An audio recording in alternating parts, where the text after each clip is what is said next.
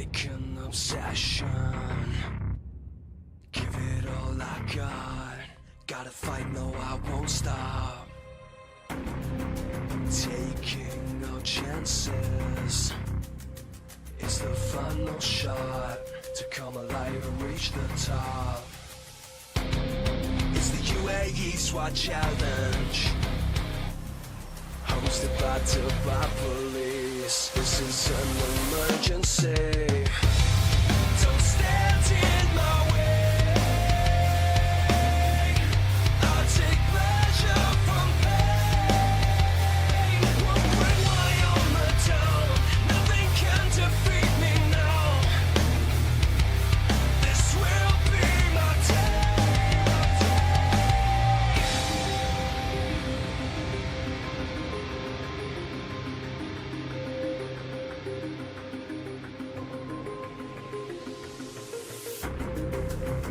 Time to stand my ground. I will never take no shame. I won't play this like a game.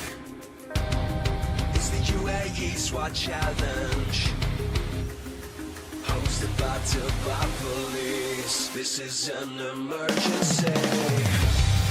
Don't stand in my way. I'll take pleasure from pain.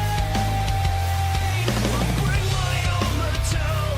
Nothing can defeat me now. Yeah, this will be my day. Together with the MOI, hosted by the police here in Dubai.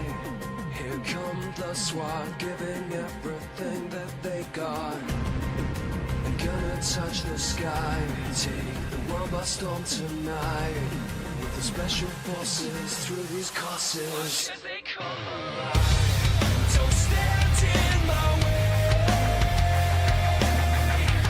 I'll take pleasure from pain. Won't bring my armor down. Nothing can defeat me now. This will be my day. Don't stand in my way. I'll take pleasure from pain. Won't bring my armor down. Nothing can defeat me now. Yeah, this will be my day.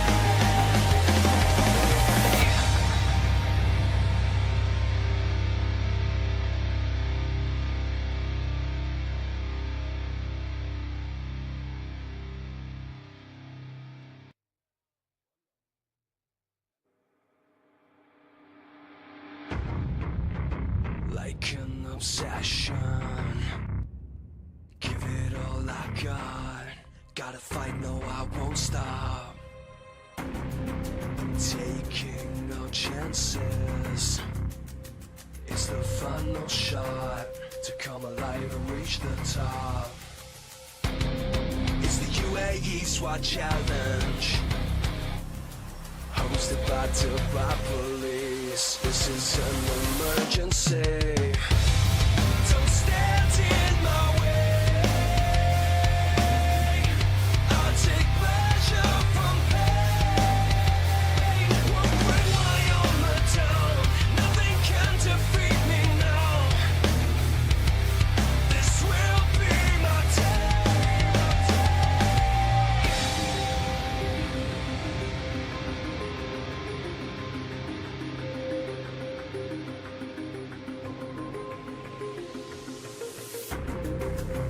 Time to stand my ground.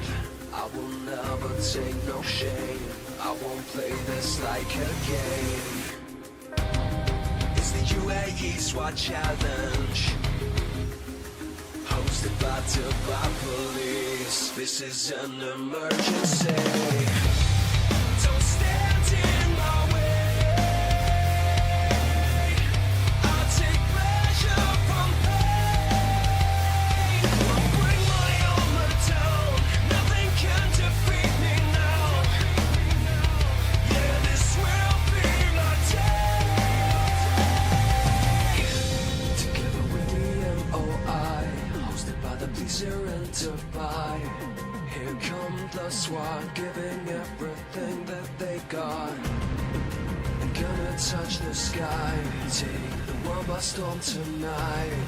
With the special forces through these courses. Watch as they come alive. Don't stand in my way. I'll take pleasure from pain. Won't bring my armor down. Nothing can defeat me now. This will be my day. Don't stand in my way. I'll take pleasure from pain. Won't bring my armor down. Nothing can defeat me now. Yeah, this will be my day.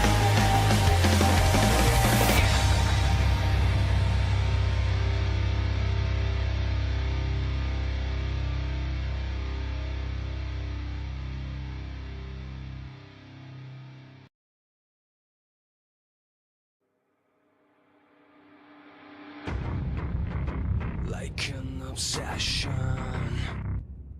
give it all I got. Gotta fight, no, I won't stop. Taking no chances. It's the final shot to come alive and reach the top.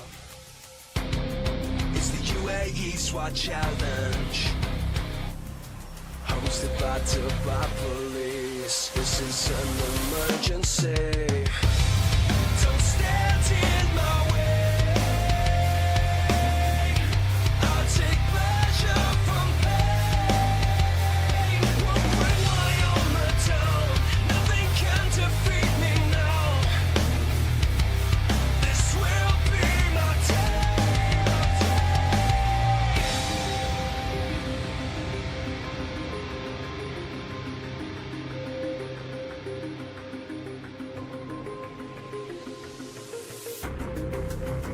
Time to stand my ground.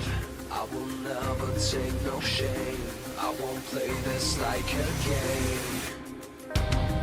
It's the Uae Swat challenge, hosted by Dubai police. This is an emergency. Don't stand in my way. I'll take pleasure from pain. Won't bring my armor down. Nothing can defeat me now. Yeah, this will be my day. Together with the MOI, hosted by the police here in Dubai. Here come the SWAT, giving everything that they got. And gonna touch the sky, take the world by storm tonight. With the special forces through these courses. Watch as they come alive. Don't stand in my way. I'll take pleasure from pain.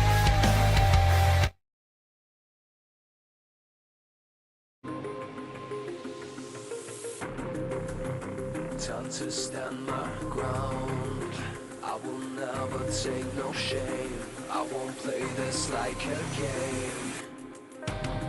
It's the Uae Swat challenge, hosted by Dubai police. This is an emergency. Don't stand in my way. I'll take pleasure from pain. Won't bring my armor down. من دبي مشاهدينا الكرام إلى العالم، أسعد الله صباحكم في هذه الأجواء الرائعة لليوم الرابع على التوالي من منافسات تحدي الامارات للفرق التكتيكية، والذي وصل إلى أمتاره الأخيرة وسط منافسة بين الفرق العالمية الحاضرة في هذا الحدث العالمي الأبرز من ناحية الفرق التكتيكية.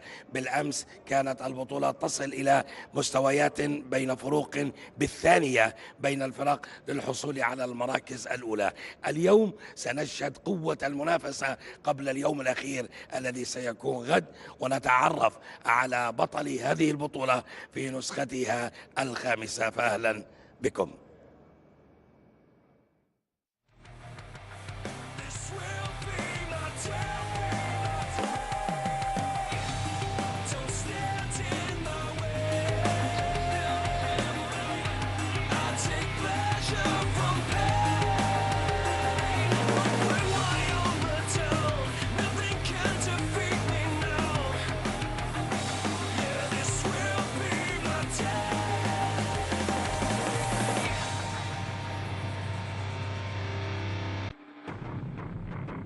like an obsession.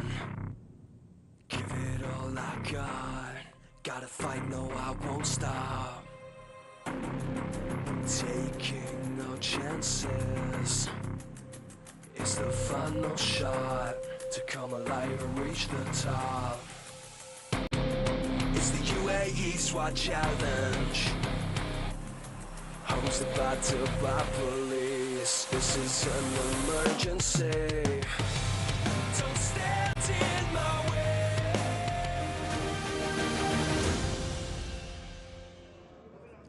ربما تابعنا مشاهدينا الكرام المنافسات على الشاشة قبل قليل، وكان فريق A و B لقزاقستان يتوج بالمركز الأول والثاني، فيما كان الفريق التركي الذي يشارك ربما من المرة الأولى في فرقة العمليات الخاصة في المركز الثالث.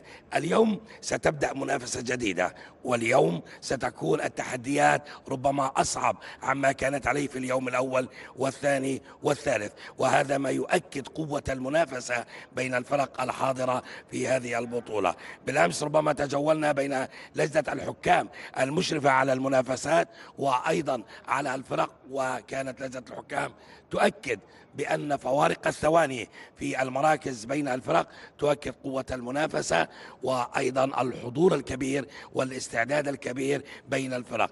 اليوم ستكون المنافسات مختلفة، سيكون التحدي ربما أصعب، ولكن بالتأكيد الفرق التي تتطلع إلى المراكز العشرة الأولى استعدت جيدا، وربما قبل أشهر من انطلاق تحدي الامارات للفرق التكتيكية. النسخة الخامسة شهدت دخول فرق جديدة، وهذا ما يؤكد بأن هذه البطولة على مدار 4 سنوات ماضية أو 4 نسخ ماضية كانت ناجحة منذ انطلاقتها هذه البطولة. وأيضا هذا يؤكد بأن القيادة العامة لشرطة دبي تعمل جاهدة بأن يكون الحدث متميزا جدا واستثنائيا بكل المقاييس. قبل أن نتحدث عن منافسات اليوم مشاهدينا الكرام، أتحدث عن هذه الدعوة للجماهير للحضور منافسات اليوم ومنافسات اليوم الختامي. هناك العديد من الفعاليات المصاحبة لهذا الحدث الكبير. كما ذكرت قبل قليل، قزاقستان توجت بالمركز الأول والثاني، وكان الفريق التركي في المركز الثالث. من سيحقق المراكز الأولى اليوم في اليوم قبل الأخير من منافسات تحدي دبي للفرق التكتيكية لا نعلم، لأن الثواني هي التي تفصل بين المركز الأول والثاني والثالث. ولكن لن نتعرف على من يتوج بلقب هذه البطولة إلا بالتأكيد في الثواني الأخيرة للبطولة، عندما تصل منافسات هذا التحدي إلى نهايته. وبالتأكيد نتطلع بأن يكون فريق شرطة دبي بالمراكز الأولى على مستوى الرجال والسيدات، وأيضا نتمنى التوفيق لكل الفرق. أعود وأذكر بأن منافسات السيدات لا تقل أهمية وتحديا عن منافسات الرجال، لأنها نفس المنافسات التي تقام يوميا.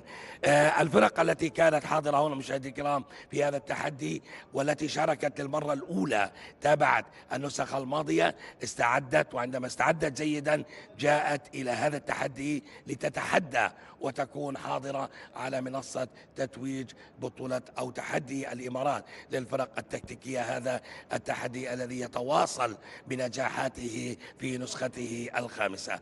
بعد لحظات سننتقل مشاهدينا الكرام لنتابع أقوى المنافسات لتحدي الإمارات للفرق التكتيكية، مع تمنياتنا لكل الفرق بأن تقدم مستوى عالي جدا. إليكم لنتابع التفاصيل.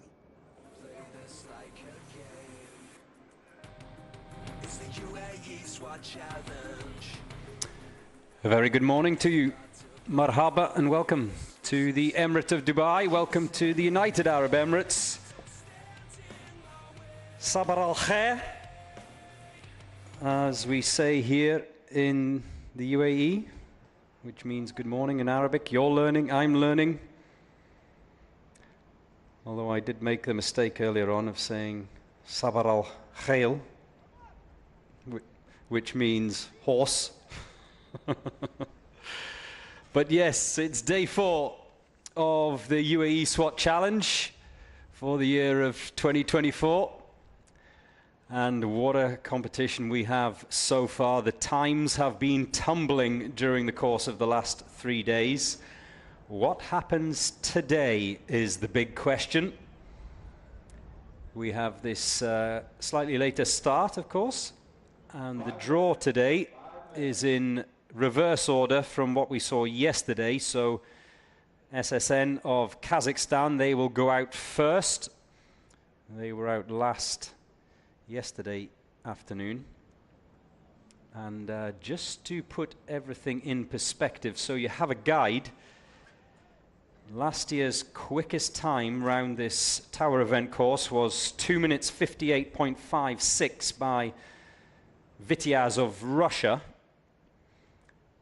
Akhmat, who are out, when are they out? Very, very late. They're very late in the draw today. They did it in 3:04. Vityaz not back this year for this event, but Akhmat do return, the current champions.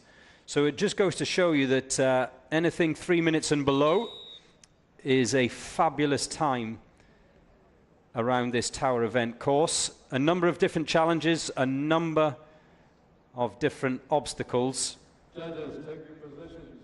Judges, take your positions. And the Kazakhstan teams, all three of them, are really strong this year. Led by Sunkar, followed by Sadar, both of those Kazakhstan teams, and SSNA.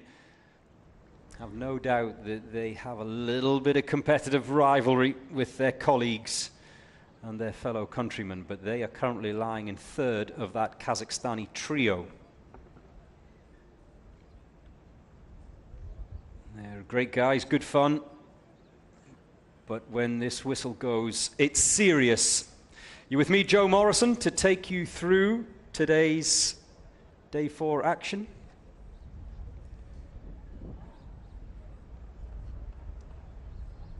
I will talk you through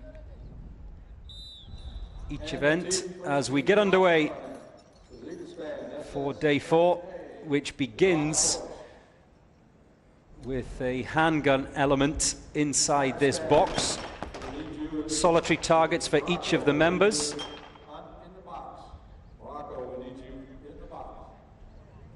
And one man left behind. So 3 assault members go up and over that truck and into the tower. It's a sprint up the stairs, and then it's a rappel down the side of that tower before they then sprint on to the pistol pen. Now, whilst they're doing that, the snipers, as you can see, have split off. They have 2 challenges today. The first is a short-range set of targets. Then they too must go up the tower and hit a set of targets that are at a much further distance. The assaulters are off and down. Remember, there is a second window there, more of that in just a second, but there is a bell inside that second window. They must enter it, ring the bell, and then continue their descent to the ground before that sprint towards the pistol pen, which you can see the first 2 assaulters already entering into now.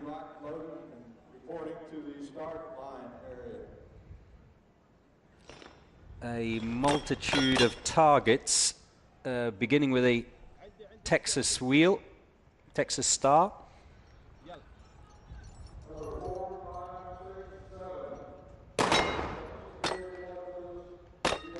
And you can see on the right-hand side of your screen that the snipers are now in position. So in total, each sniper has 5 targets.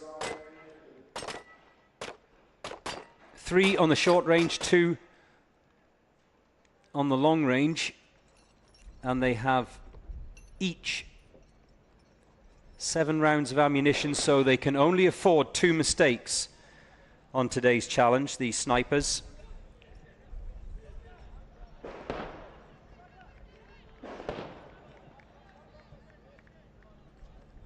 One is already done, as the assaulters are back across the finish line. Remember, the clock does not stop until the snipers are finished. speaking to a number of the top teams this morning, they said if they see any snipers coming in ahead of the assaulters, you know it is a very quick time indeed. But at the moment, we've just crossed the 3-minute mark as the snipers then have to rappel down the side of the tower. They, in comparison to the assaulters, they're not required to ring that bell. And a sprint for the finish line in 3 minutes 29.7 for SSN of Kazakhstan.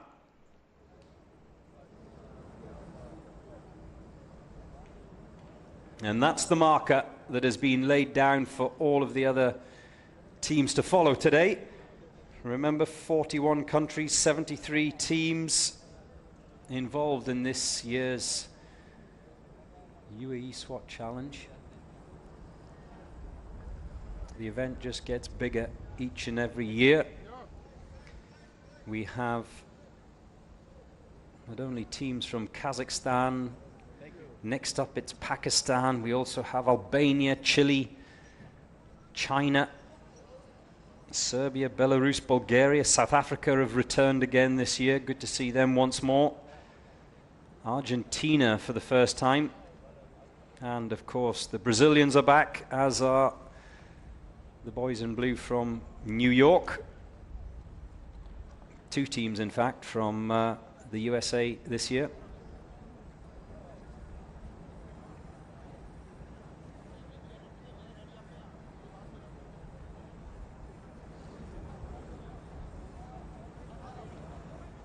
The Special Security Unit of the Pakistan Police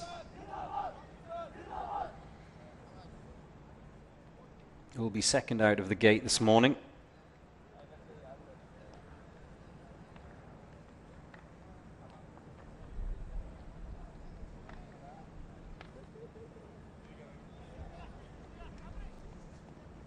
Like I said, the draw is a reverse of yesterday, so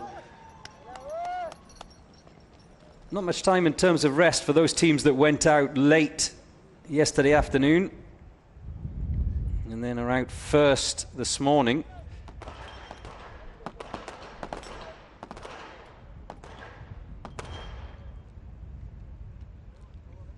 Good morning to, or good evening, depending on where you are, to all of you who are now online and joining the conversation. Remember, YouTube, it is the Dubai Police official channel, and that's probably the best place to send your comments for me or your questions or just to interact. You can watch it on Instagram, UAE SWAT Challenge, but I don't use Instagram much. I'm not big into selfies and putting my evening meal online. John Oliveira, good morning, or good evening, John, sorry. Can you move London ERU up the running order so that I can go to bed? John in Canada. John, I wish it was up to me to be in charge of the draw, but it's not. So, unfortunately, no is the answer.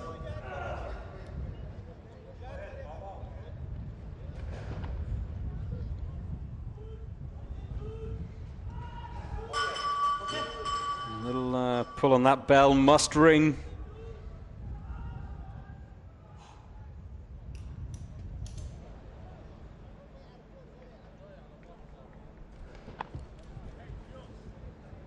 Asa is asking cuando va Argentina? When is Argentina going out? Well, they are drawn 34th today in the schedule, so a little bit later on. And just a reminder that UAESWATchallenge.com is where you can find out the results.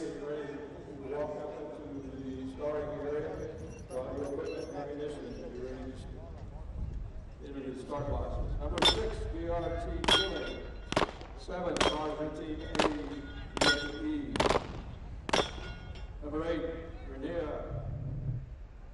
Albania. Yes. Hong Kong Tactical Police, Hong Kong, Thailand. And number 10, Uae Swat. All of you allow your equipment and ammunition to proceed to the front. Assembly will be allowed into the starting area. I will let Judge John call the teams to the holding pen. No one talks over Judge John, or talks back to Judge John, or talks with Judge John. Yes, just coming back to the website where you can keep up to date with not only today's results, but all of the results from the last 3 days of action here at the UAE SWAT Challenge. Currently, you are watching Pakistan.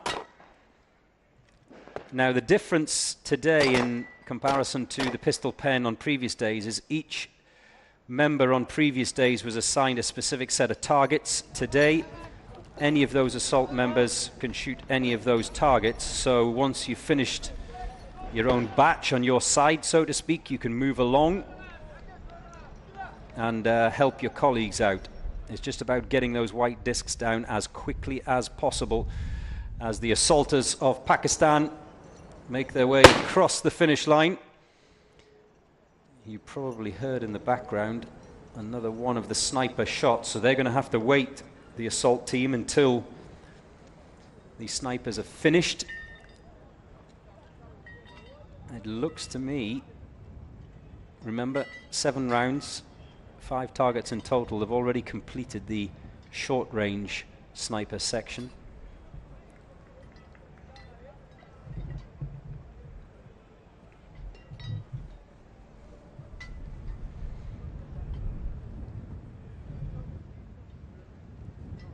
And clearly having issues chambering that round. The handguns are 9mm, the rifle rounds 7.62, and clearly a real serious issue, and he's given up on that, I think, the Pakistani sniper. So they have left targets out there. Remember, 30-second penalties for each target missed or abandoned in this case. So that's going to cost them dearly. We've already crossed the 5-minute mark for the SWAT police of Pakistan as the final team member crosses the finish line. Or have I missed one? I counted, I think, only 4 team members there. Is there another team member still to come? Yes, there is. Well, all going wrong for the Pakistani police. If he can just untangle himself from that rope and sprint towards the finish line.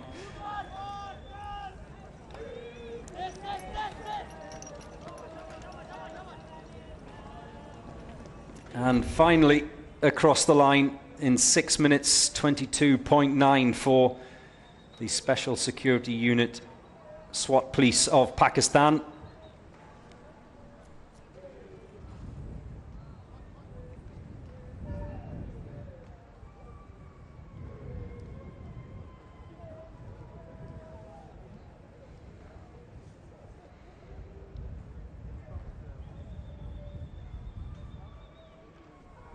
Lakshmi says a very good morning. Yes, good morning to you too, Lakshmi. What is that in the cup emoji? Is it coffee, tea, chai?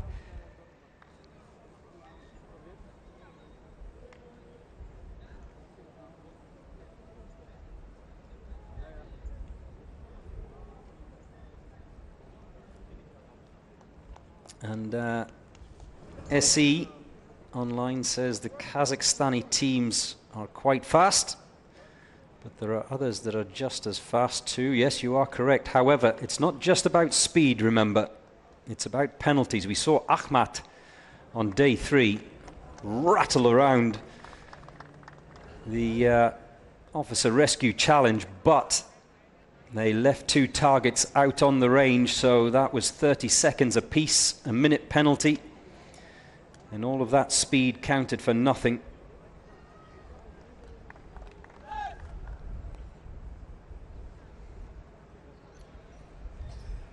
Leon Gibril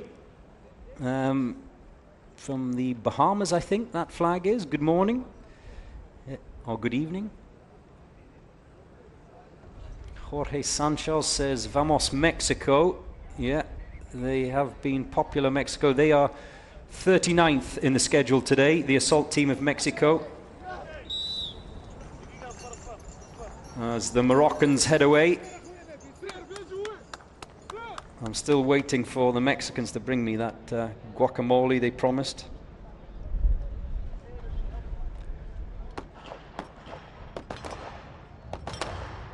Now this first challenge, the handgun box, it is designated targets. They have to hit their own target.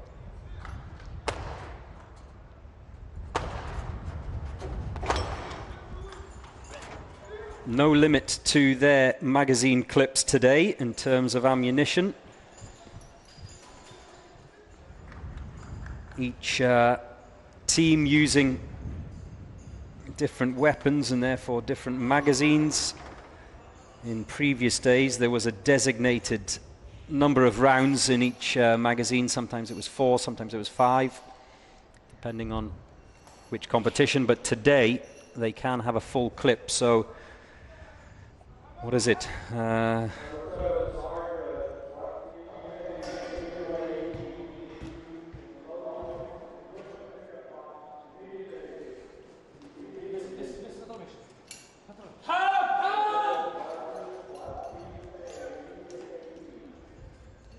Those rope bags thrown out. But yes, coming back to the clips, the magazine clips, 17 rounds. Probably on average. Some have 15, of course. Some have 19, I think. There are some handguns, if I'm not mistaken, that have 19 rounds of ammunition.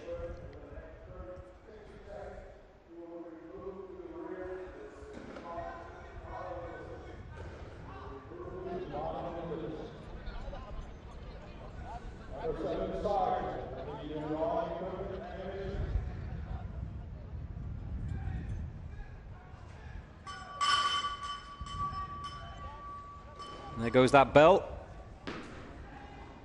The second.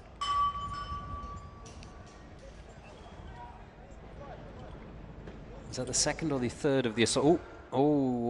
He's just landed awkwardly and hopefully hasn't hurt himself in the process. He seems to be running pretty good. So one of the Moroccan assault team members, I think it was just before he hit the ground.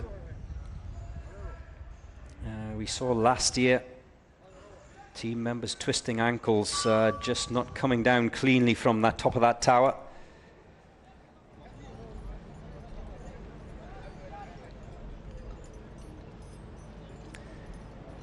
Good morning to you, Caroline. Caroline Buysen is, I hope I've pronounced your name correctly, is asking, when is South Africa's turn? It depends on which team you are referring to, Caroline. The Darkies are they are 56th in today's draw, so quite a bit later on, Caroline.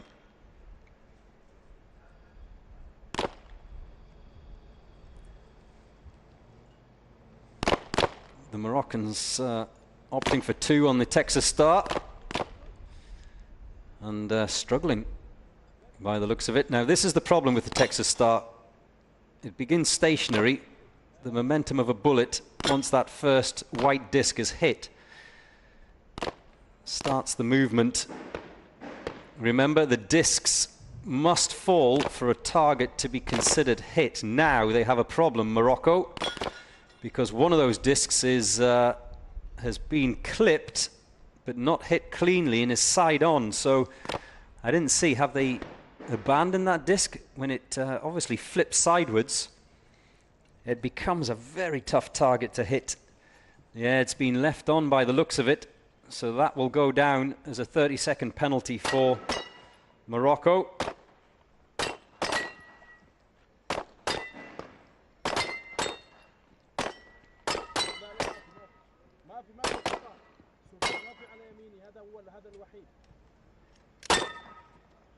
هذا هو على يمين. هذا هو لا هذا السلطان، هذا واحد على يمين. ثلاثة بس.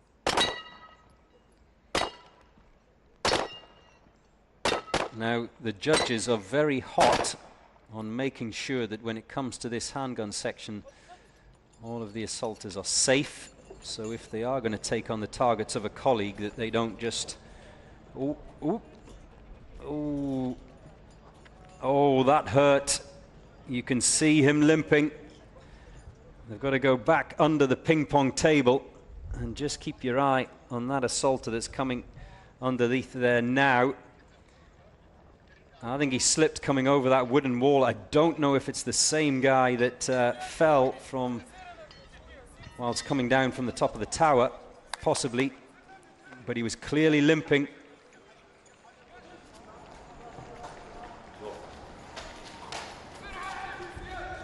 Yeah, he's going to hobble across the finish line.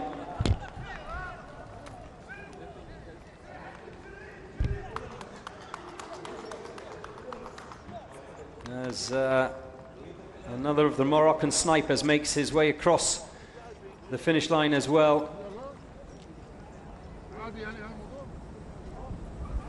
And you can see there, that hurt. He's clearly injured himself. Is it his knee he's pointing to? Now, I don't know whether that is the same assaulter that fell at the base of the tower, or whether he's picked up that knee injury just coming over the wooden wall.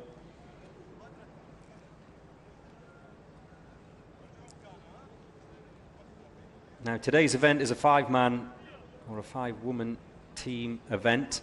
They have 8 members in each team, so they do have replacements, substitutes, as they call them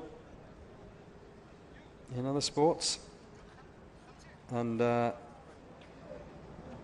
they've completed the last of what are really the technical challenges, because on day 5, it's all physical. It is the obstacle course. So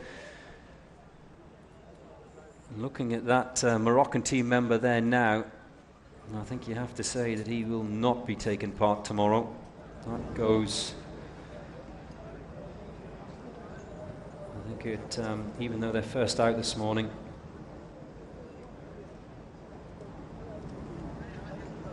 I don't see him competing tomorrow.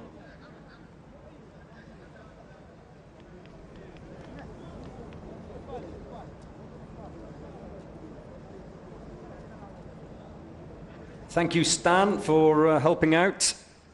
If you're online, if you're watching around the world, hit Stan up. He'll tell you exactly the running order of your particular team, your country's team.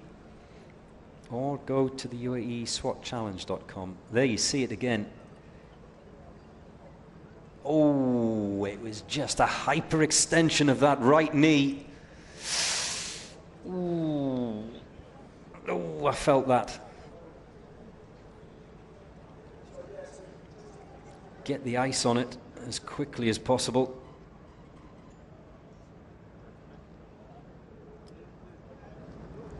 He just, his foot got caught in the gravel underneath him. And then the full body weight.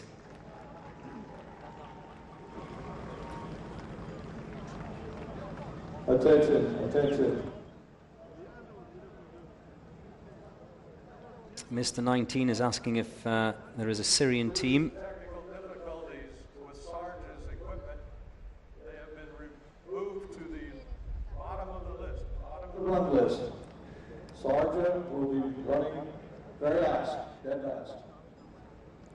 You probably heard that announcement from Judge John. I think it was Sada that he was referring to. I've got an equipment issue, so they are going to be bumped to the bottom of the draw. That was how I understood that message.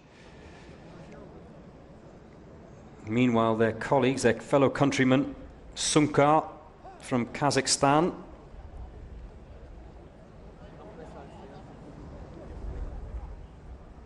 who took first prize on day 3. They are the 4th team out today in this tower challenge.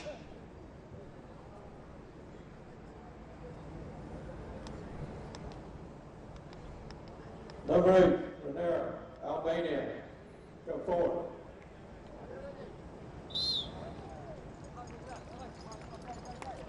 Three minutes and 29 is the benchmark that's been set today, and that's by the colleagues of Sunkar.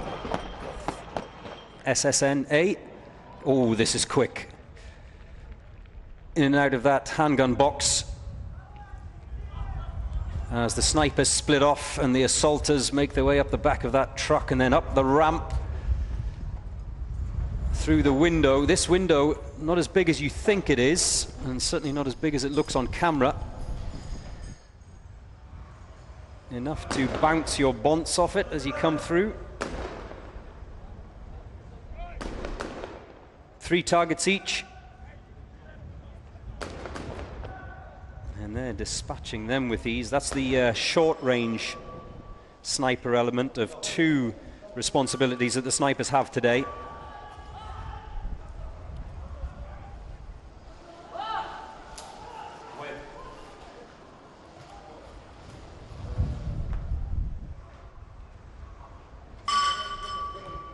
Ding-a-ling.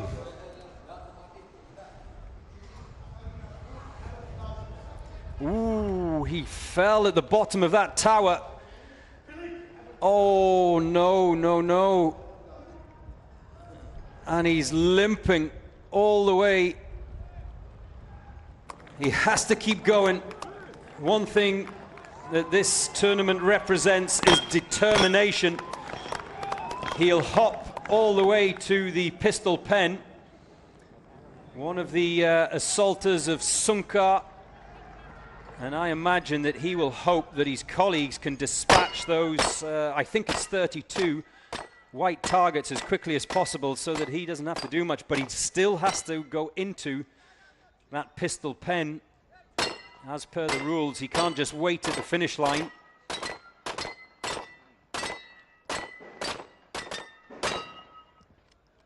The snipers are done. How is he going to... Oh, the devastation, the disappointment. He's clearly twisted an ankle. We saw it last year, we saw it this year. And being cheered on by those on that far side. And his colleagues helping him out, getting under that ping pong table.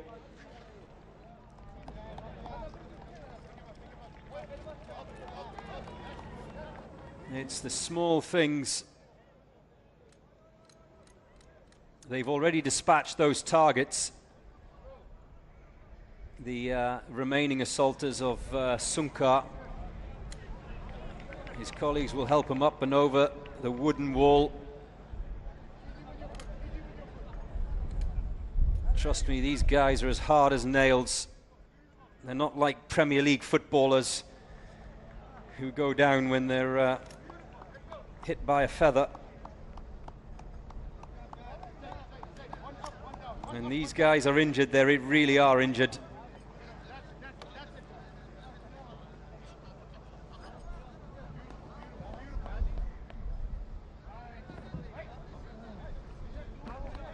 It's not only the physical suffering. There you go. He is now officially classed as being into the handgun pen, which means he can now exit.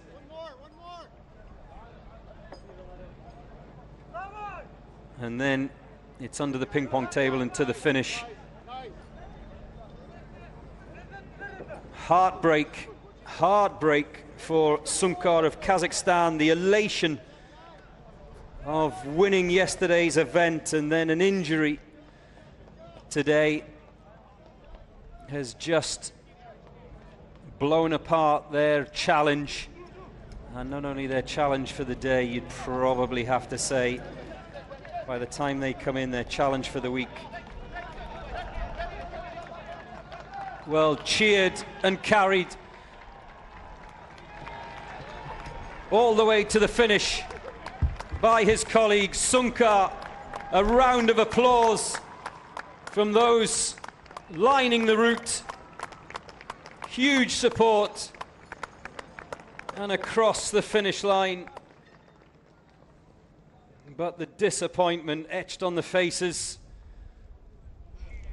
of the Sunkar team. We saw one of the Moroccan team members fall, not from a great height, but enough that it caused the delay. Thankfully for him, the injury wasn't as serious, but this is very different for that assaulter of Sunkar.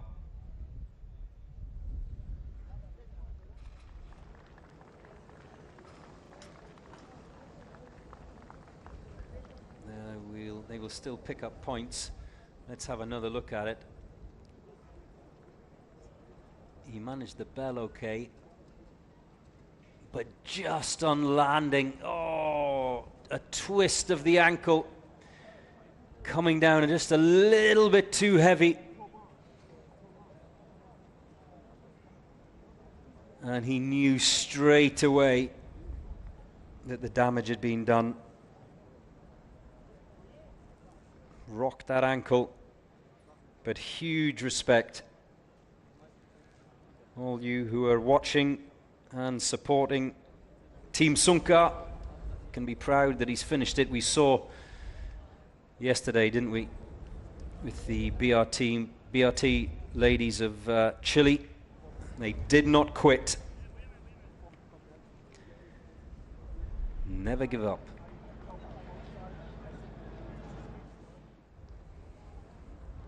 Dragged and carried to the finish.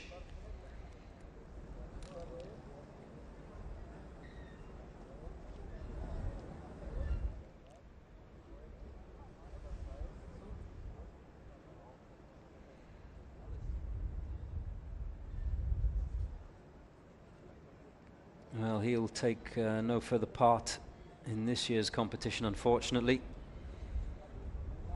Like I said, the first 4 days are physical and technical and mental. But day 5 is all physical. It is the obstacle course. Right. Now is the turn of the Special Security Forces of the United Arab Emirates. They're on home ground.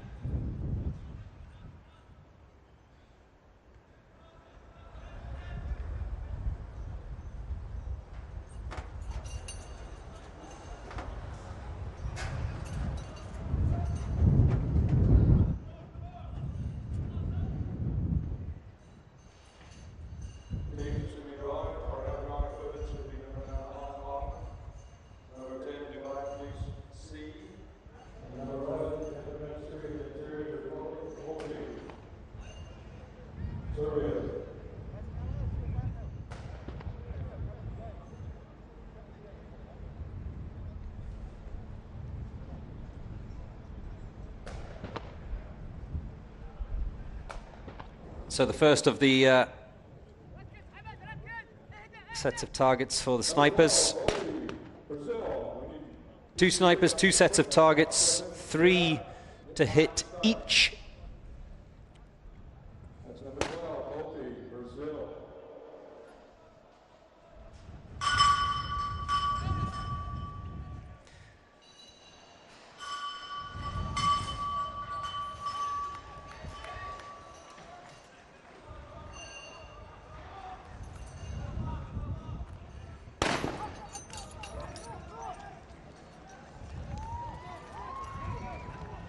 I've seen a few struggle to get those gloves on. Remember, it's personal choice what type of gloves they use. I'm sure last year we saw, who was it? There was a couple of team members that were wearing cooking gloves, or it certainly looked like oven gloves.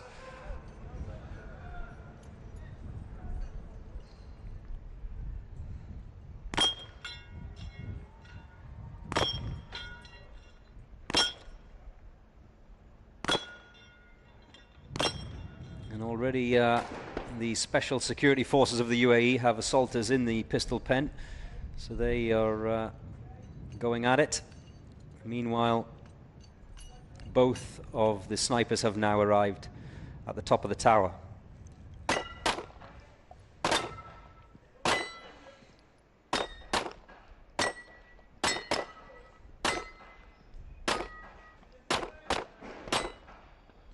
There's the first target engaged by one of the snipers. You can see the assaulters are onto the 32 white discs. We've seen most teams operate with one of the assaulters going to the far end and working from right to left, the others working from left to right. Remember, it's not specifically assigned targets like it was yesterday.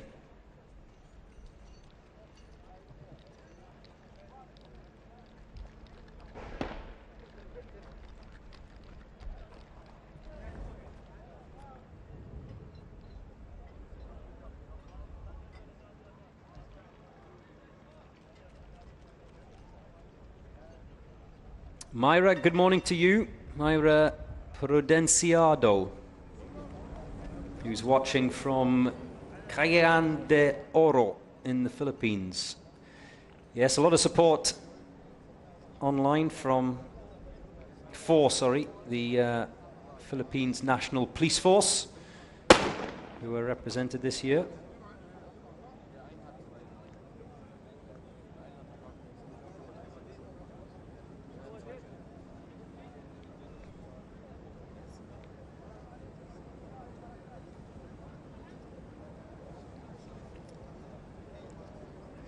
Two targets still out there.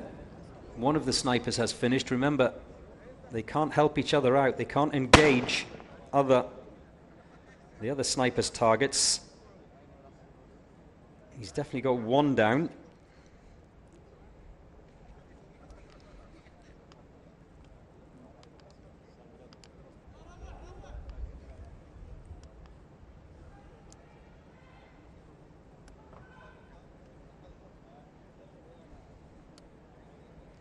The snipers are done. I think the special security forces of the UAE left the snipers left a target out there.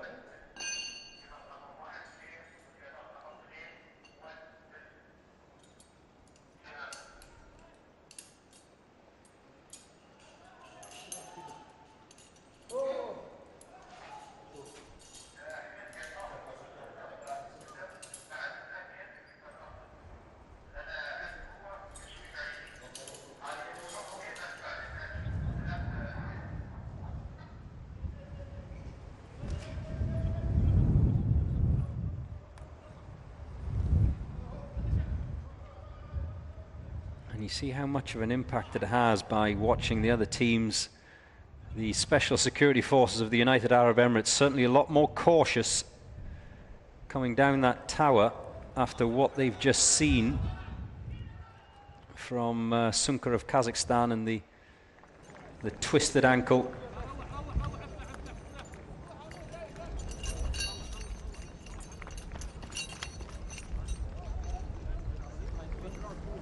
And across the finish line in a time of 6:27.3 for the Special Security Services of the United Arab Emirates.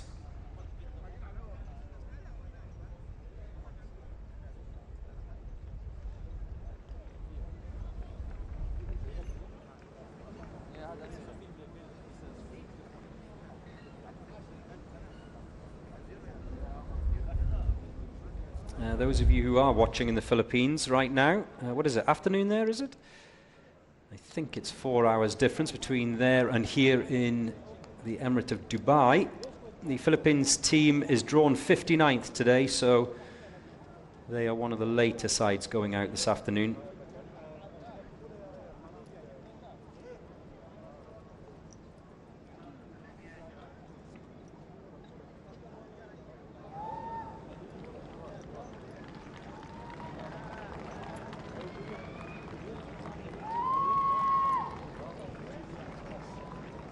And great support and appreciation for the BRT ladies of Chile. Hopefully they can put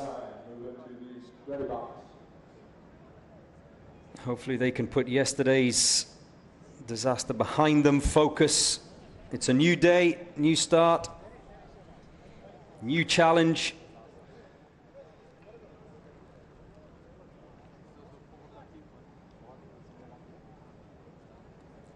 Another team that have just stunned us with their determination, especially after what happened yesterday afternoon.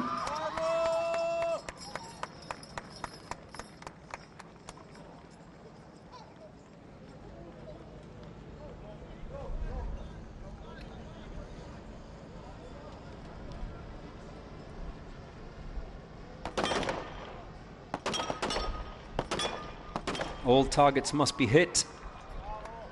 They don't have to stay in the box together. As soon as they've engaged their individual target, they can leave.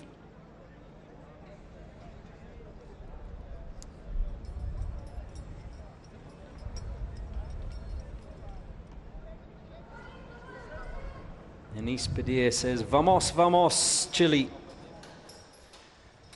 Let's go."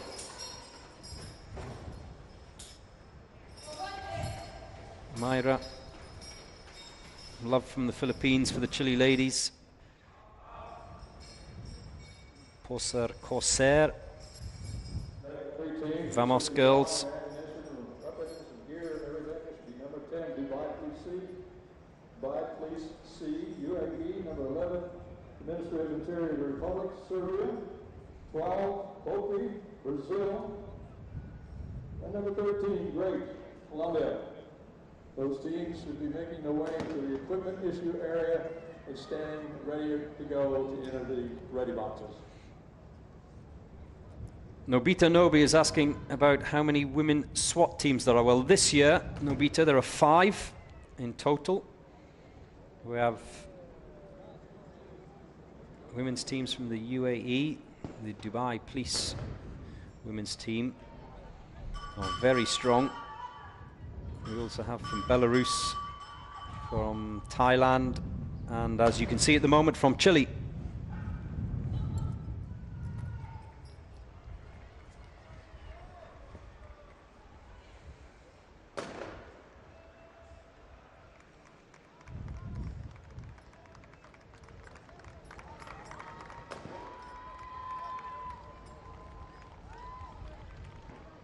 Dubai Police.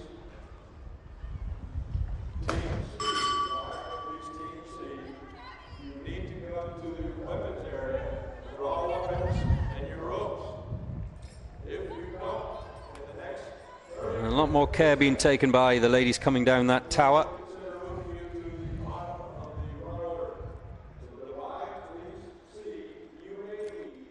You need to report to the loading area.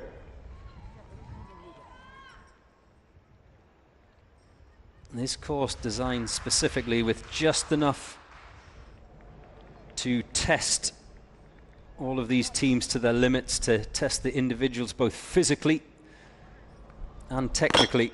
So Texas Star first up.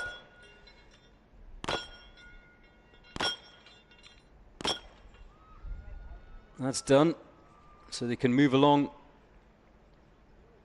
to the standing targets in the pistol pen.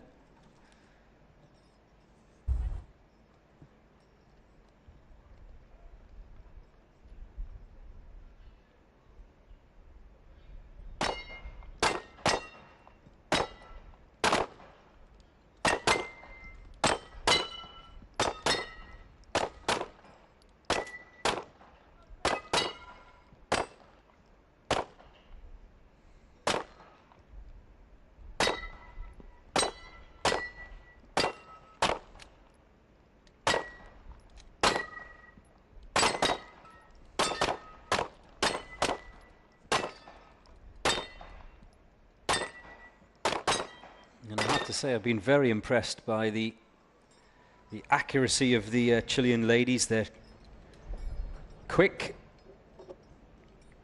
Over the last few days, we've very rarely seen them miss.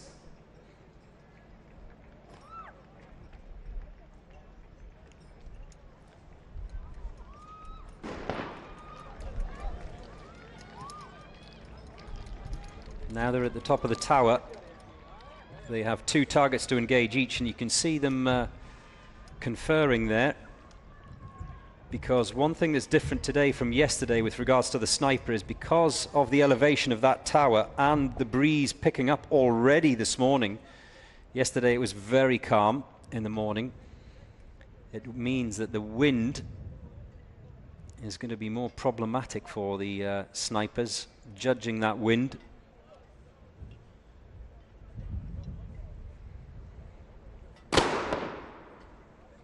It's another miss. No issues they had with the short range.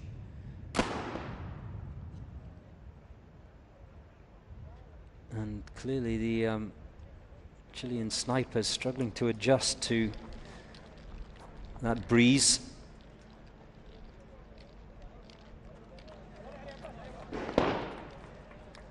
For those of you who are watching around the world, we have here in the Middle East a thing called a shamal, but that's usually in the afternoon that the shamal picks up and a stiff wind.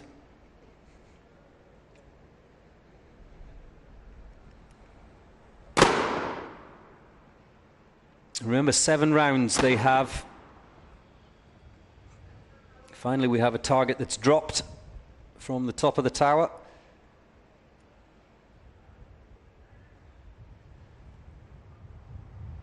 Just slight adjustments required.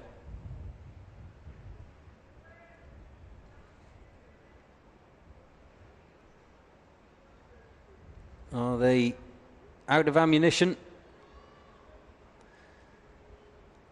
Or have they abandoned that top of the tower sniper challenge?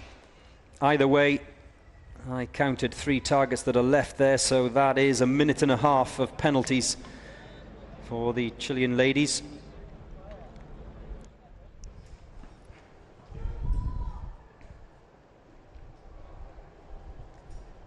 And that's always the dilemma on this day 4 of the SWAT challenge.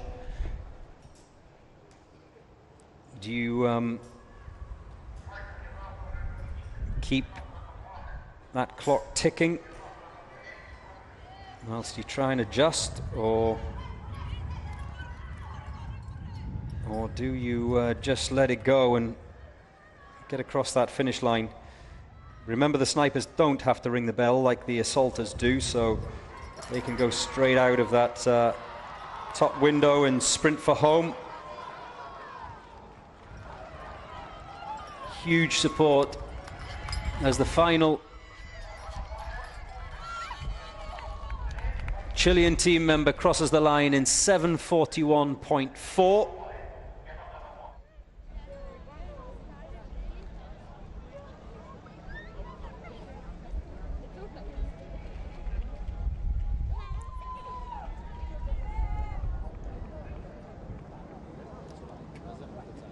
they seem happy with that. Remember, this is the first time that the Chilean ladies have attended this event.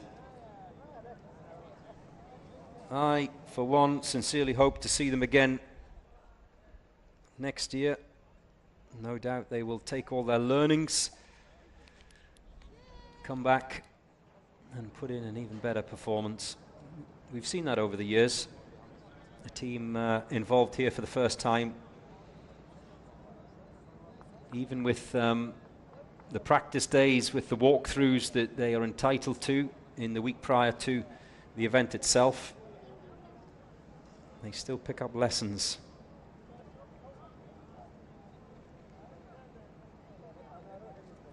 So, where are you in the world? Don't just put your flag on, tell me which city you're in.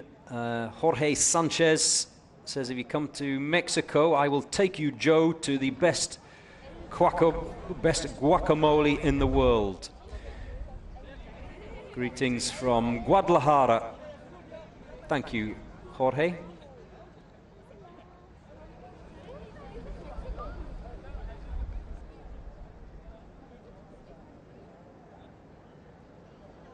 I will not be here next year commentating for you all. Instead, I will have my own little guacamole stand.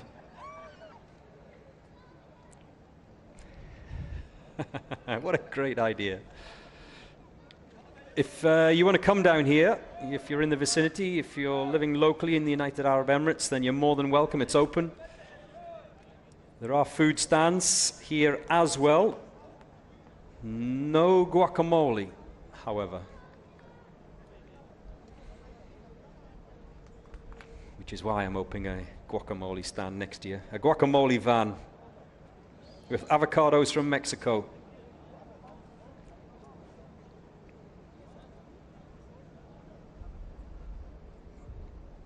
JC says he's proud of the ladies from Chile. Great mindset. Whatever happens, always finish your assignment with honor. You're absolutely right. I think that's the lesson.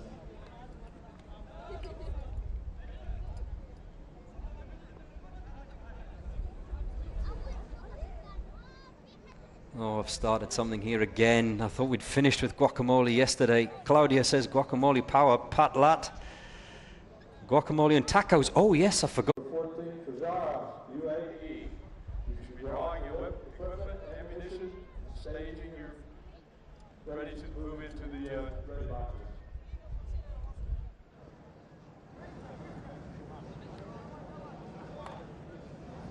Steve Wilson is in Cape Town waiting on our team. Which team is that? Which of these South African teams is it? Is it the Special Task Force, or is it the Special Operations Police of South Africa? As we see the Sharjah SWAT Team A get their challenge underway. 3:29.7, still the time to beat by SSN A of Kazakhstan.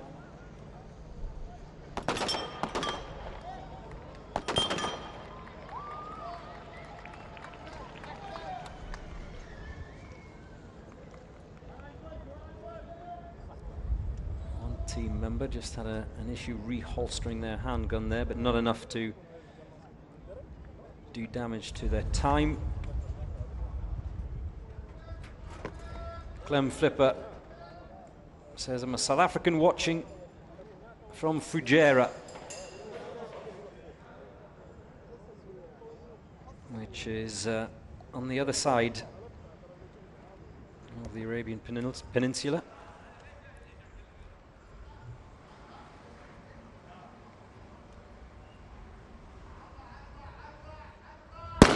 Watching from where, Clem? Are you at school? Are you in the office?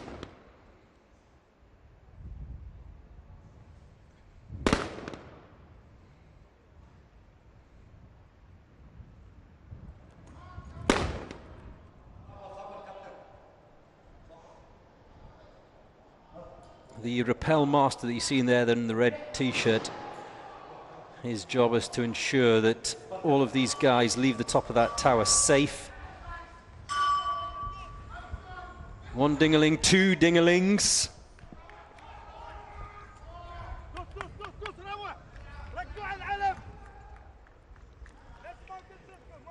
We've seen in the last few days, haven't we, on a number of obstacles and challenges, the adrenaline, the heart racing, not thinking clearly sometimes causes problems.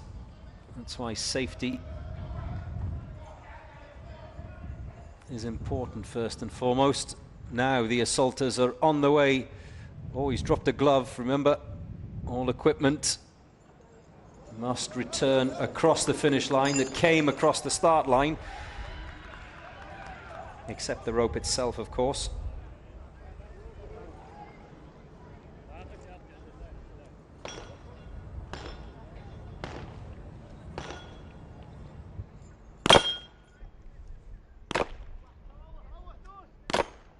One more stubborn white disc on the Texas Star. That's now done. Over the wooden wall. That's a green one, as you can see.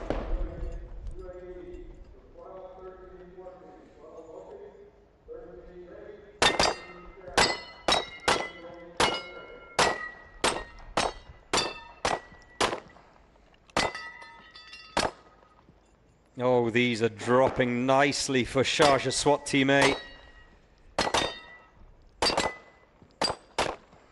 No problems whatsoever.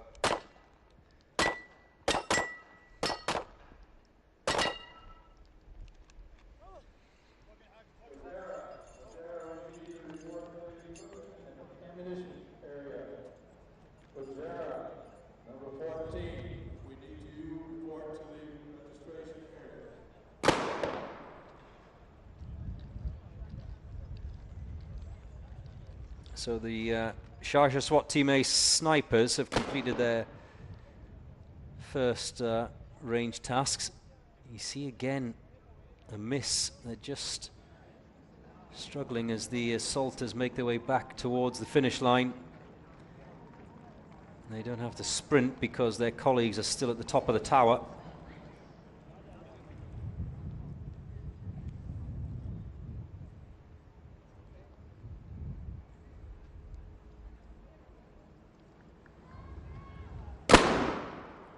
There we go. First target hit. They have 2 each. 3 to go.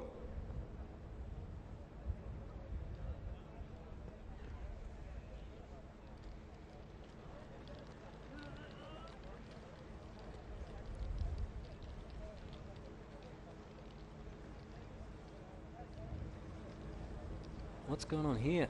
There's a big discussion between the 2 snipers. I'm guessing over the required adjustment for their scope.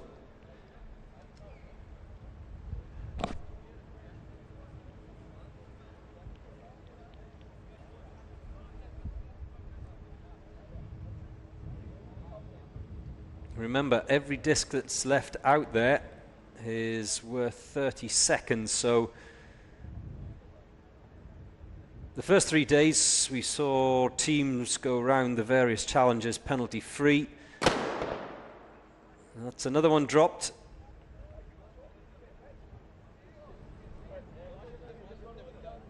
So the sniper at the far side of your screen there, he has hit his targets. Remember, they're not allowed to engage each other's.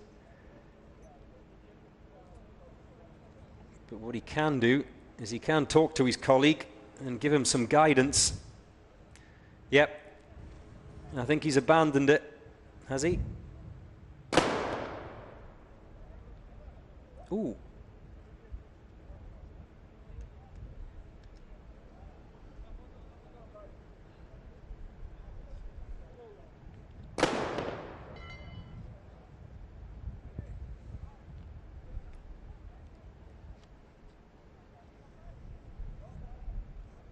Yeah, they're done.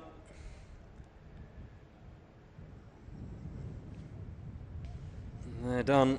Oh, the Uae Swat Team A.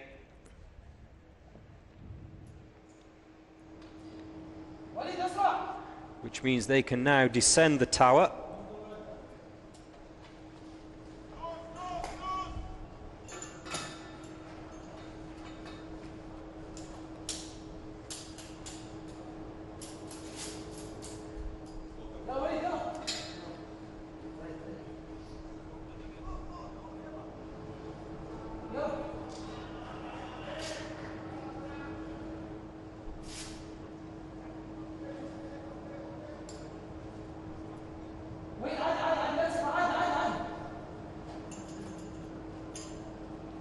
Well, it's fiddly. It's fiddly. Just got to get those gloves on.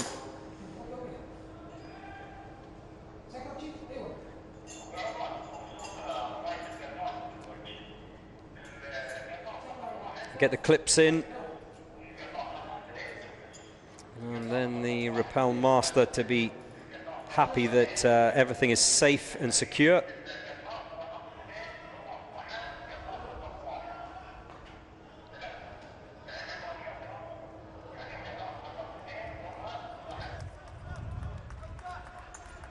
They are both down from SWAT Team A of Sharjah, and the sprint towards the finish. They won't break the 8-minute mark. 8:05.8 for Sharjah SWAT Team A. And the damage was done by those targets from the top of the tower. That's what cost them the time. Just puts into perspective how good that benchmark from SSNA of Kazakhstan was with 329.7. Octoberian Girl online is saying, I hope we have a women's team from the Philippines next year. Great idea. This is the order for this morning. The Albanians are out next. I was chatting to the Albanians earlier on this morning. Great guys. They were saying, you must promote our country. I don't know whether he was meaning in commentary or whether he was offering me a job with the Albanian Tourist Board.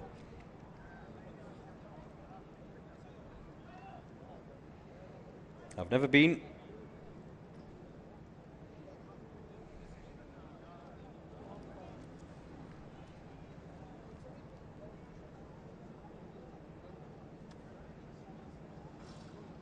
But hello to those of you watching for the Albanians. Ardian Dibra, Florida.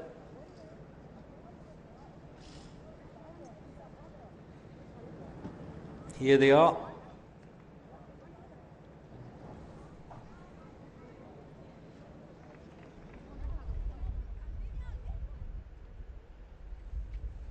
This is their third time at the Uae Swat Challenge. And I think it's worth pointing out to those of you who maybe just started following the SWAT Challenge this year that yes, teams do return, but not all team members return. So sometimes that familiarity is not there. Even though a team comes back, they might have one team member, for example, that was here last year and knows what this is all about and what the various obstacles and challenges are. But the others will be new to it, so a new experience for them.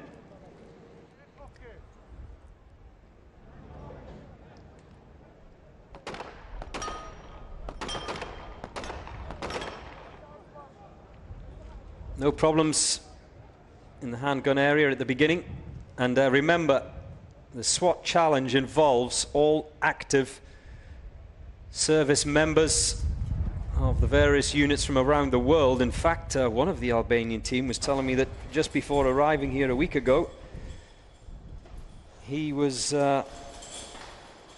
facing a criminal with an AK-47, so just goes to show you he was on active duty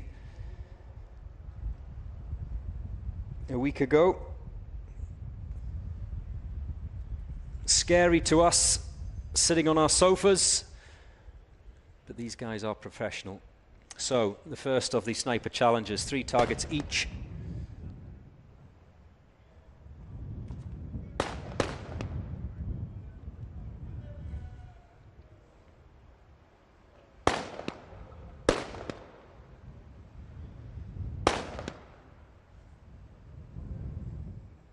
That's done. They then have to pack up and go up to the top of the tower for their second set of challenges, and the second target is a lot further away. Big secrecy about the distances for obvious reasons. You don't want to tell the snipers exactly what the range is.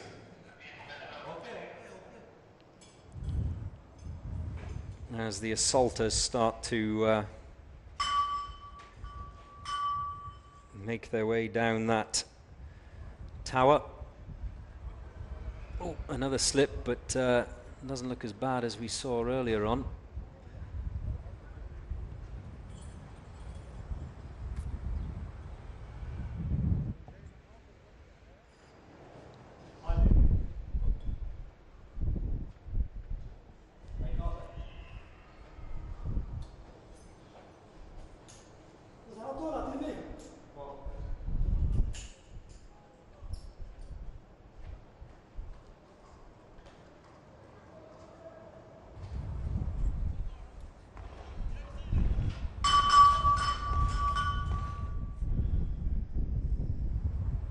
You can probably hear on the microphone the wind in the background that is swirling around here. I was chatting to a couple of snipers from different teams this morning, and they said the struggle was that 1 minute the wind is coming from one direction and then it moves from another just a few minutes later. It's not consistent.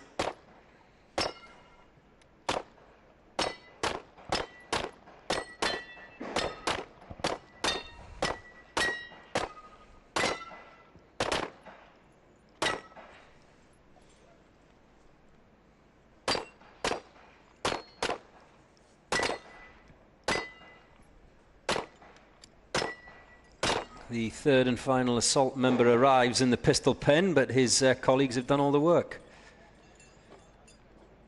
Didn't even break sweat. Now, this is the longer range effort for the snipers.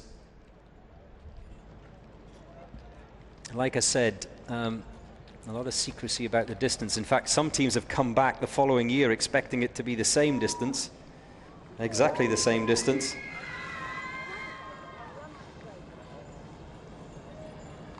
But the SWAT challenge organizers move these distances. Sometimes they don't. It's all kept top secret, but the this long one is, what is it? Anyone's guess, but somewhere in the region, somewhere in the zone of 300 meters maybe. Could be 270, 280. Could be 310, 320. I don't think the distance is the problem today, though. I think it's the wind.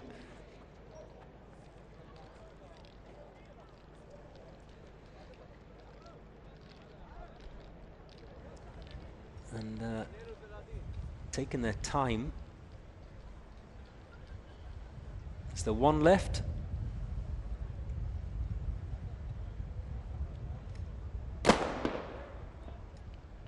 There we go.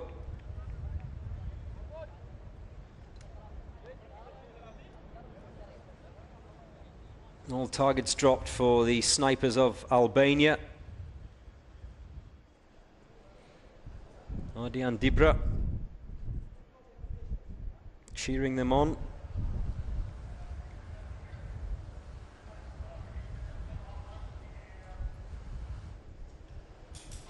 Now they can descend the tower. Remember, the snipers don't have to ring the bell, so they can go straight down, but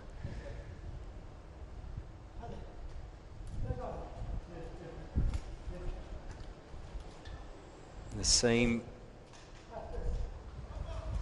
dangers apply. You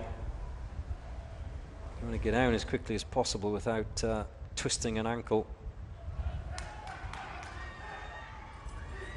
Get them untangled from those rappel ropes. And now they can sprint towards the finish line.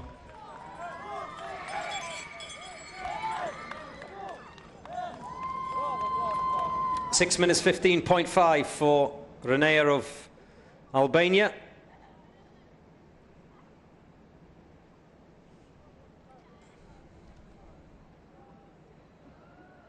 And they certainly won't have target penalties. There might be others, but they dispatch their targets. Remember, 30 seconds apiece for every target that's missed or left out there. Dashuri says, hello, Joe. What's your question, Dashuri? If you're online, if you're watching from around the world, don't just send me emojis.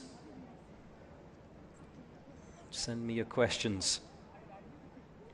Right, let's have a look at the highlights so far this morning from this day 4 of the UAE SWAT Challenge. Give it all I got. Gotta fight, no, I won't stop. Taking no chances. It's the final shot to come alive and reach the top. It's the UAE SWAT Challenge, hosted by Dubai Police. This is an emergency. Don't stand in my way. I'll take pleasure from pain. Won't bring my armor down. Nothing can defeat me now. This will be my day.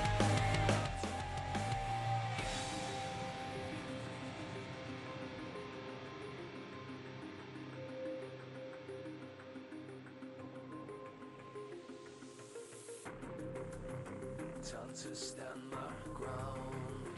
I will never take no shame. I won't play this like a game. It's the UAE SWAT Challenge, hosted by Dubai Police. This is an emergency. Don't stand in my way. I'll take pleasure from pain. Won't bring my armor down. Nothing can defeat me now.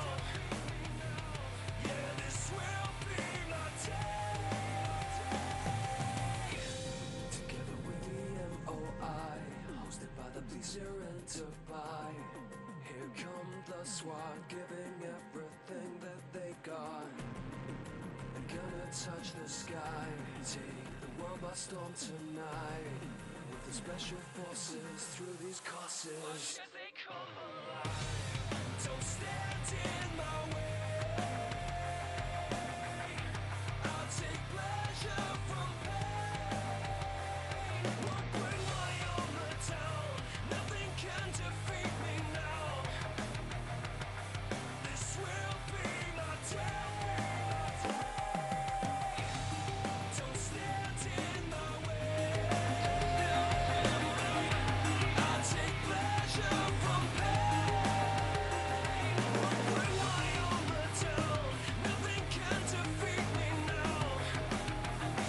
Yeah, this will be my day.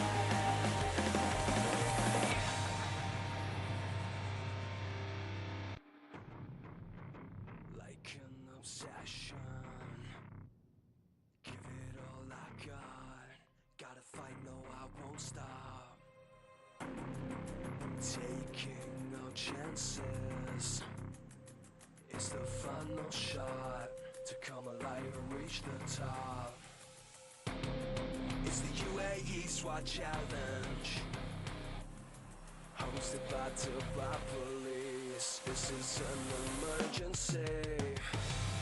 Don't stand in my way. I'll take pleasure from pain. Won't bring my armor down. Nothing can defeat me now.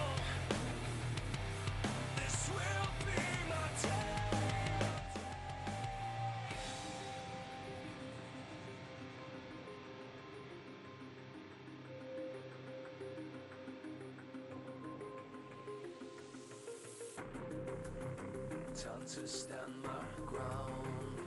I will never take no shame. I won't play this like a game. It's the Uae Swat Challenge, hosted by Dubai Police. This is an emergency. Don't stand in my way. I take pleasure from pain. I'll bring my armor down. Nothing can defeat me now. Yeah, this will be my day.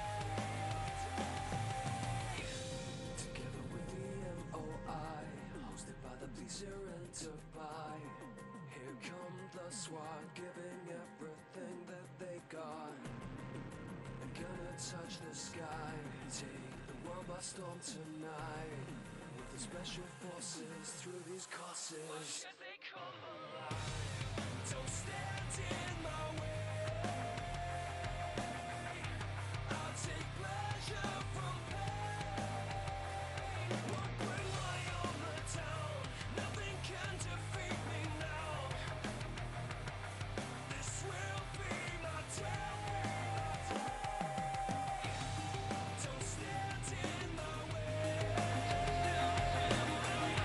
I'll take pleasure from pain. Won't bring my armor down. Nothing can defeat me now. Yeah, this will be my day.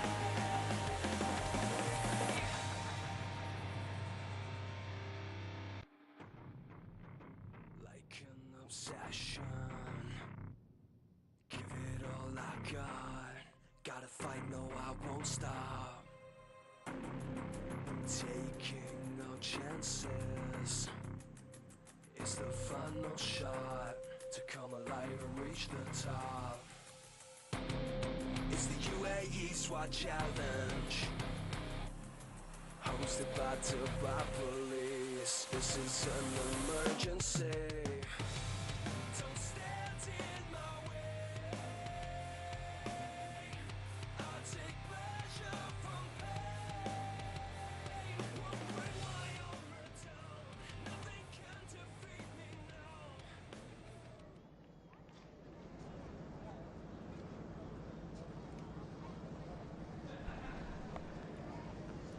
So, welcome back. What was I saying when I left you? We were talking about wind, we were talking about Albania, we were talking about guacamole. Well, now it's time to talk about the Dubai ladies team. We've had the Chilean ladies out already this morning. Remember, the draw today is a reverse of the draw for yesterday, day 3. So obviously this morning SSN of Kazakhstan went out first. They went out yesterday afternoon last.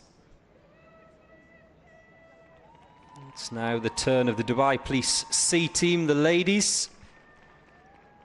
Always put in a strong showing. In fact, they put in a really good showing last year.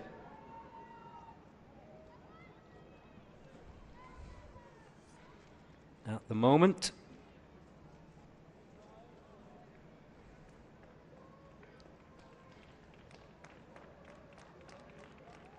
they have 137 points, the Dubai Police ladies. Only 30 seconds of penalties they've managed to rack up after 3 days.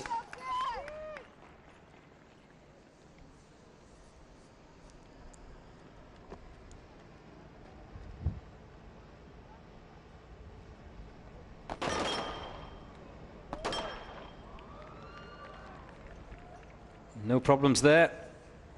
And this is when the group splits. The snipers head off round the tower to the right-hand side. The assaulters climb up the back of that truck onto the ramp.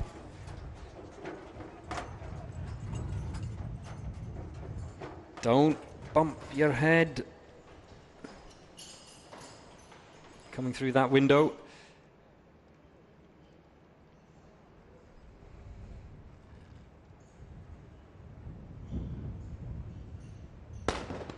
Last year, the ladies did this tower event in 4 minutes 16.2, so I imagine that's their target for this year.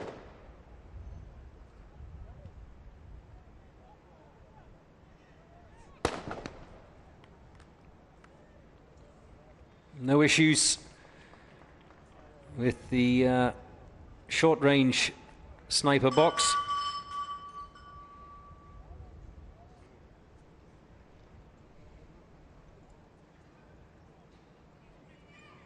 The assaulters already on their way towards the pistol pen.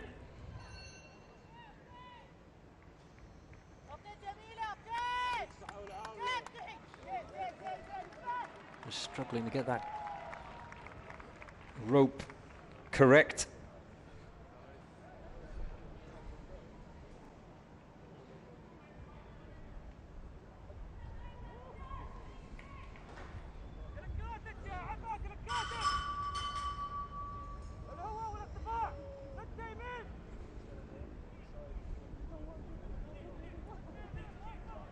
Oh, she just got her got the rope wrapped around her left ankle. Anyway, she's out now.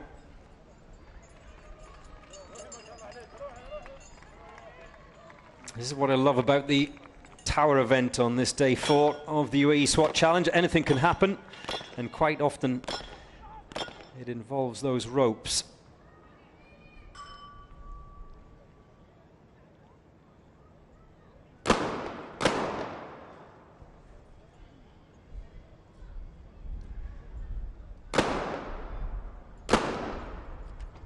Two down. 2 to go.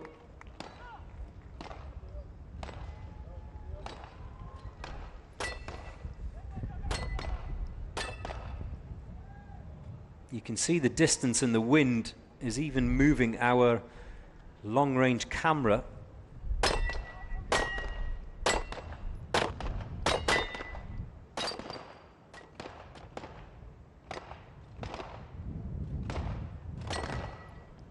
She's taken her time, and so she should as well, because remember, the snipers, if you've just switched on, have 7 rounds for 5 targets, so they can't be rash in firing off a shot if they're not absolutely sure that they've got a very good chance of hitting it. And I'll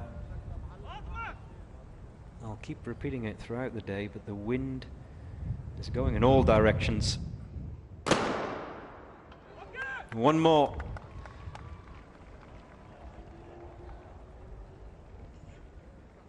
Oh, she left that target out there, going for time, maybe accepting there will be a penalty. 4:16. It doesn't look like they're going to beat that time from last year, the Dubai Police ladies. That was their time, 4:16.2. We've already crossed that mark.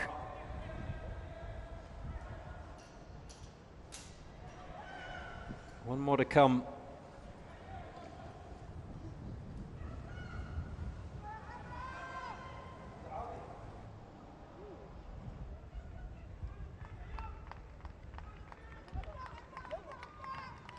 A sprint towards the finish as they come home together, the snipers of the Dubai Police ladies team, and across the finish line in 4:58.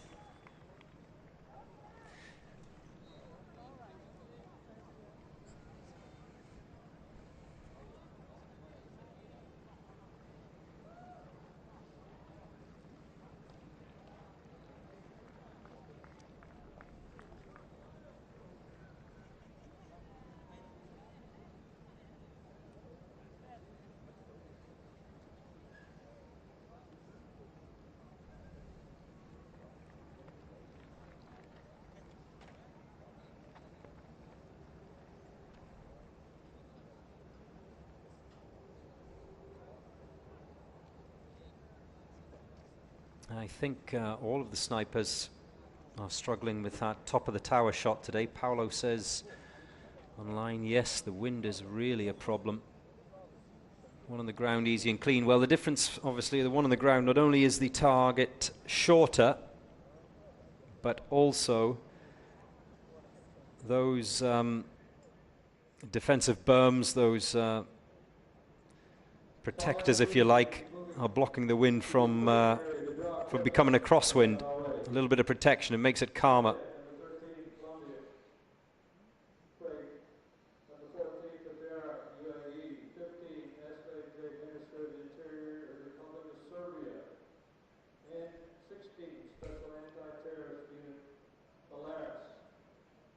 Colombia, UAE for Jared, Polaris, moving to golf equipment and gear up.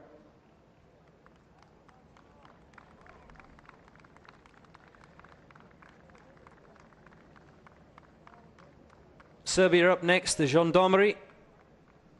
They have had a reasonably strong showing so far this week.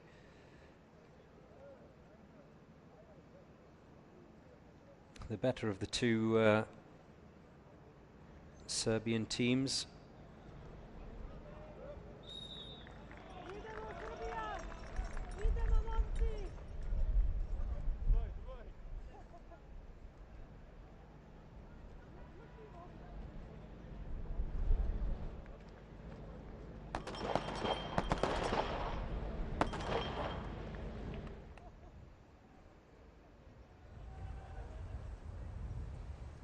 No penalties so far this week for the Gendarmerie of Serbia. 192 points they've got at the moment as they begin their challenge on day 4.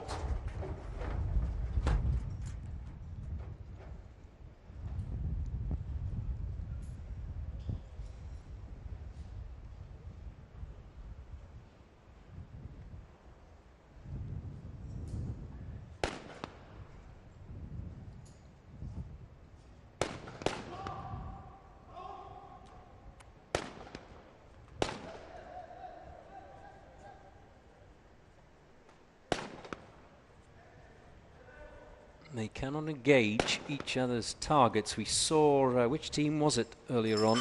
I can't recall. One of the snipers at the top of the tower.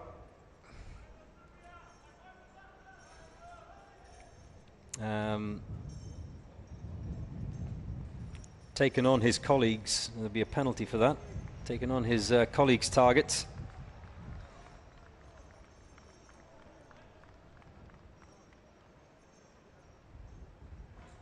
They can talk to each other, give encouragement, discuss the range, the wind. Can't swap ammunition though. Under the ping pong table. Up and over. And the wooden wall to begin the targets in the pistol pen. Texas Star is first. Oh, they make that look easy. And then over the green wooden wall, which I think looks like a doghouse, one of those outside dog houses. That's where I often am, in the doghouse.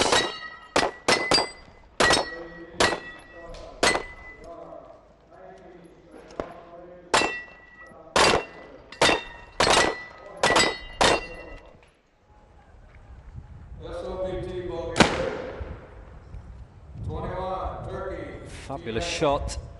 22, counter-terrorist PTJ Montenegro. We all need you to start making your way to the ammunition area. The assaulters already making their way back towards that finish line from the Gendarmerie of Serbia. 16, Belarus, 17, Vietnam, 18, Sadar. Snipers still out there, and in comparison to last year, they are having a lot more problems at judging not just the range, but more importantly the wind. In fact, one of the snipers is done. He's left 2 targets out there. They've decided to go for time. So there will be penalties. 30 seconds, remember, apiece for a missed target.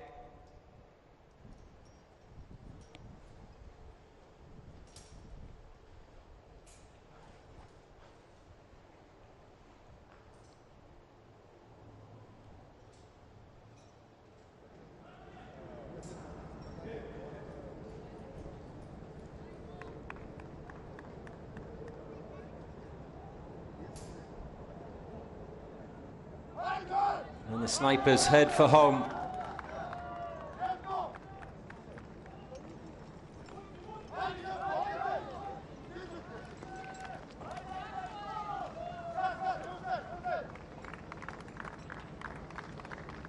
Across the finish line in 4:30.8.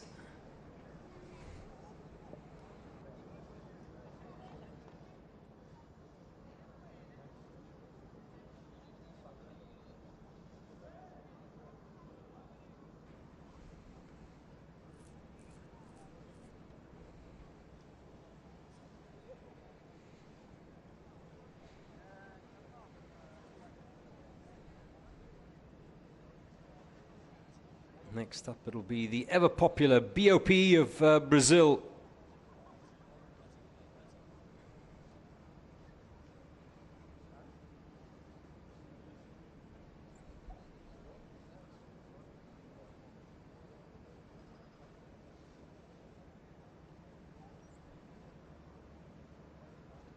AD is asking when is Canada on, as we see the boys from Brazil getting ready. They are in the holding pen. Go online to uaeswatchallenge.com and you can see the entire draw for today. Hope that helps, AD.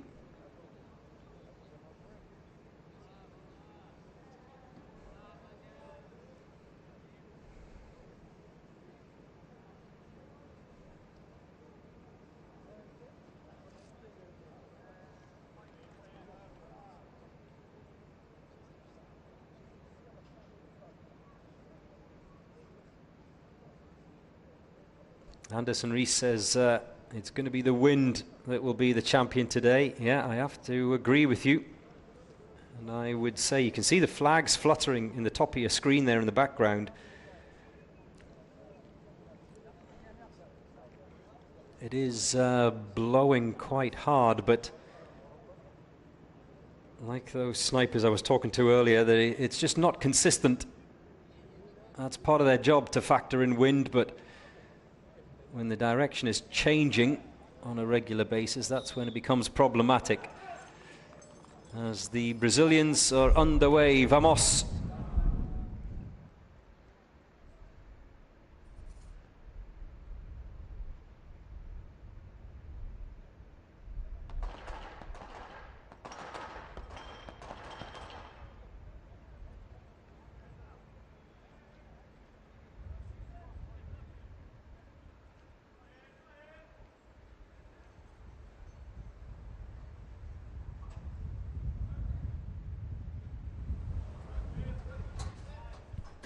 John BDR says, vamos, Bopi.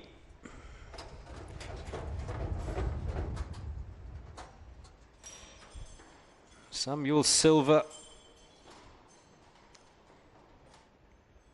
up late to watch Bopi from Brazil, as is Tana L and Yoko, all staying up tonight, and Jay Trinidad.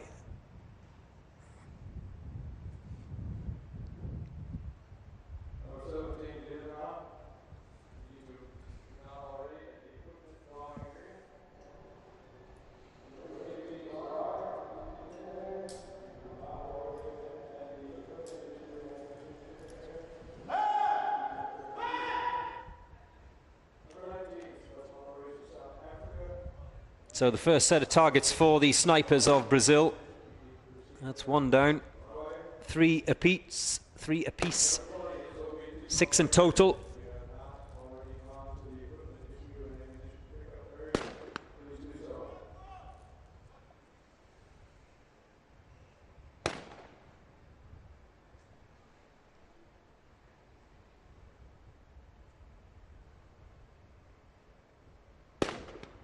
That's 3 down. One of the snipers is done. The assaulters just getting those gloves on.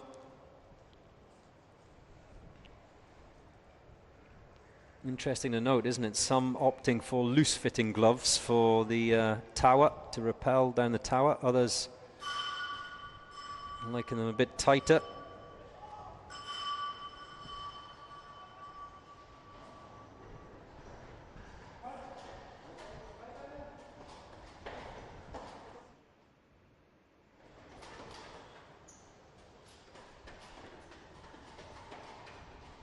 Yoko online in Brazil says it's Ronaldo and Neymar. No, Yoko, that's the FIFA World Cup. This is the SWAT World Cup.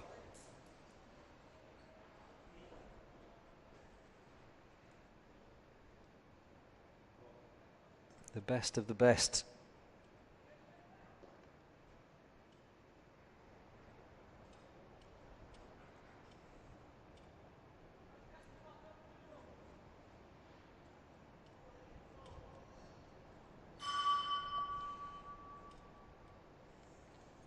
I believe, is that the last of the assaulters for Brazil?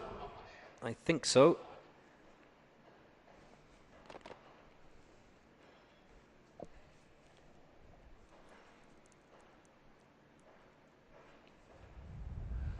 Right.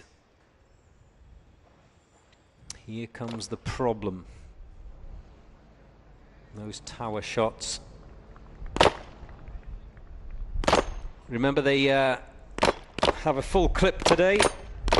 As many rounds as they can fit in their pistols, depending on what they use, of course. I've seen a lot of Glocks around the course over the last couple of days.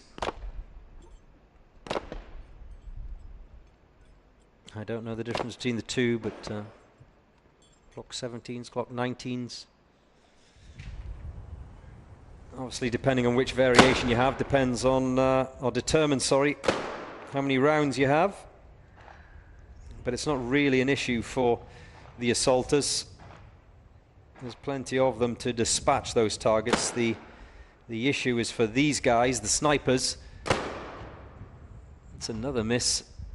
Yeah, they've given it up. As we've seen already with a few of the snipers this morning, deciding not to waste any more time, just take the penalties and go.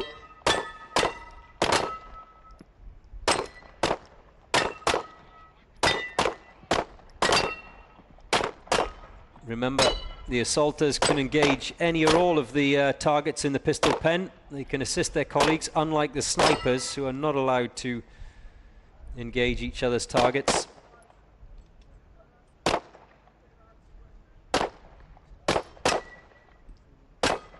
As you can see them doing there.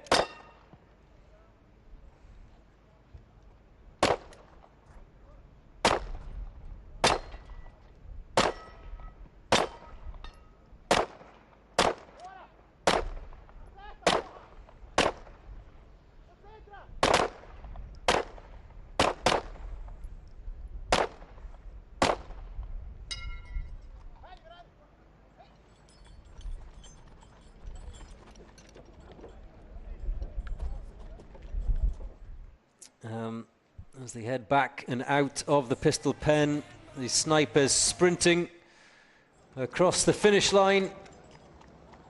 Here come the assaulters. The following teams to start walking towards the equipment issue area and unloading and unloading area. Number 21, Team A. One more still to come. 22, Counter-Terrorist Unit PTJ Montenegro. 632.3 for the Brazilians. 24, Administrative Internal Affairs Female Team Belarus. 25, Sarja Team B, UAE. 26, Turk Team Saudi Arabia.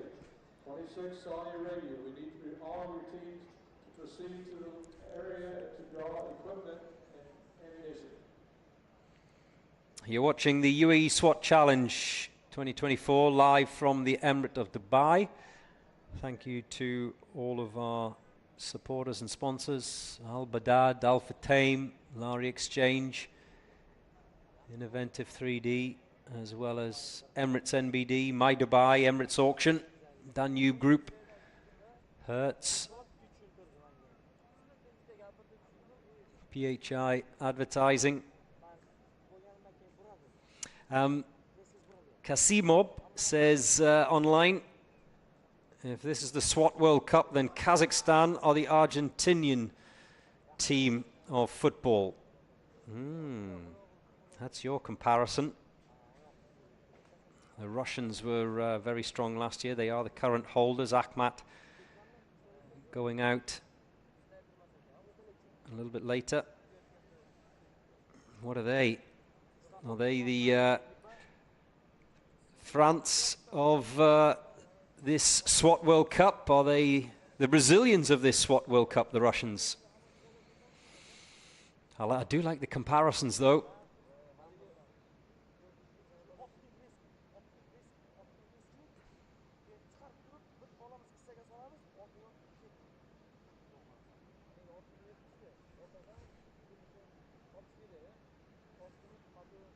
Haiknar says, greetings from Mexico City.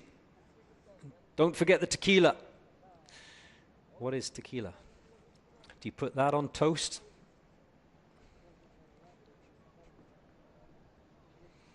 Don't know what you're talking about, Haiknar. Haram.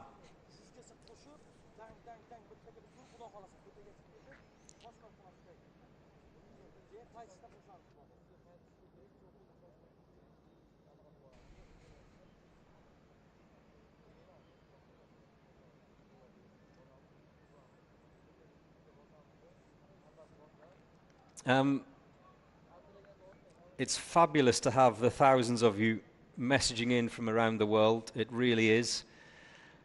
Be a bit clearer on your comments and questions, because I don't understand two-word statements. I can't read your mind. Say hello for Argentina. Hola. And hola to those of you watching right now in Colombia for the Grate team. El Grupo Antiterrorista.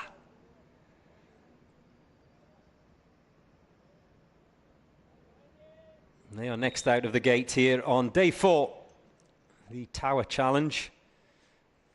If you've just joined us, marhaba.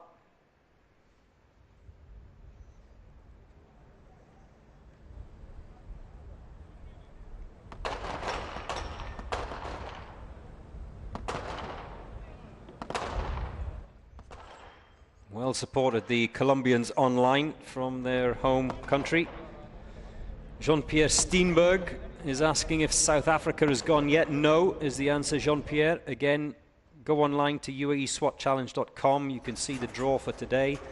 The Special Operations team of South Africa are first of the 2 South African teams to go and take on this challenge.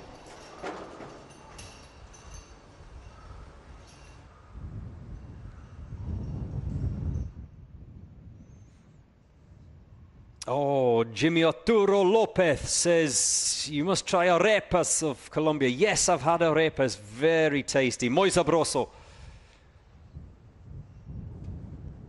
Love them.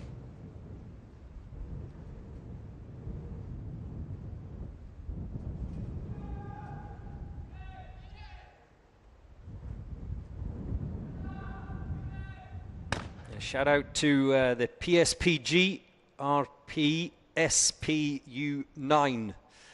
You're trying to catch me out with that mouthful, aren't you? Who are all watching right now from Baxdax. Are you testing me, Baxdax?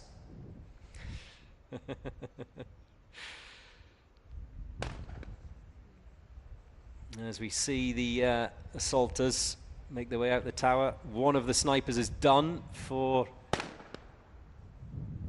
Colombia.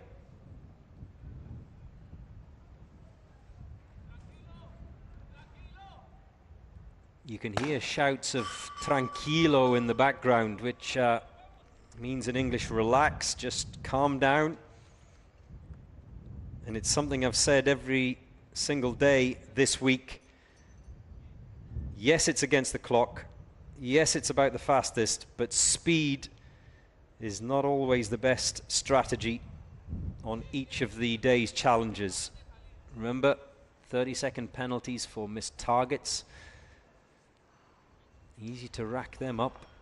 Procedural penalties are minor indiscretions are only 10 seconds, but major violations and safety violations, 2.5 minutes can be whacked on to your time, and that's what can do the damage.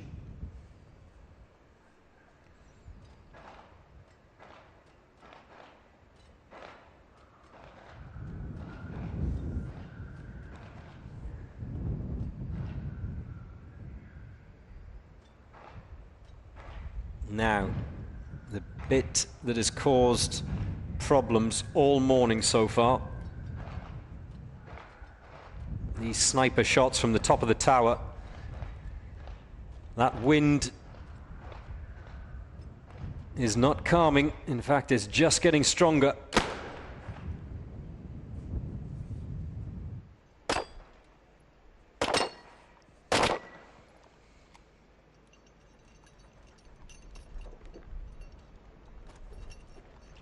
We haven't seen any real issues in the pistol pen this morning, but this is where we have seen issues. Remember, the snipers from all the teams, they're not told exactly what the distance is. They have to use their experience and their skill. As you see, the wind speed there, 34 kilometers an hour. Now, to put that in perspective, yesterday, which was nice and calm, it was 11 kilometers an hour. So no wonder they're struggling out there, and I think it'll only get stronger as the afternoon goes on. That afternoon shamal picks up.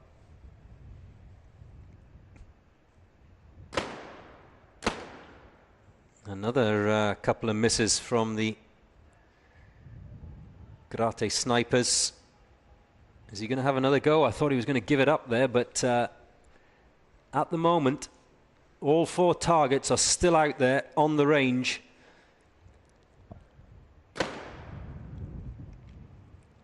That surely must be it.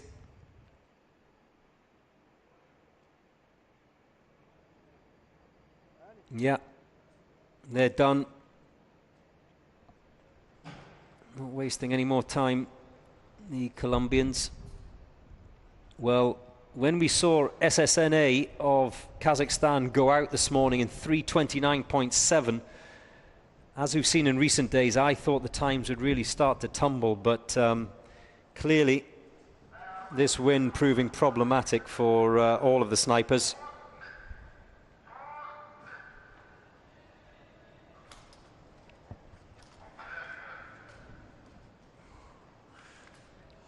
Sultan Al Khayal on online is asking the targets which are missed, how many seconds will be added on? Well, the answer to that question, Sultan, is 30 seconds per missed target as the snipers sprint towards the finish. Are they going to break the 6-minute mark? No is the answer. 6:03.2 for Grupo Antiterrorista of Colombia.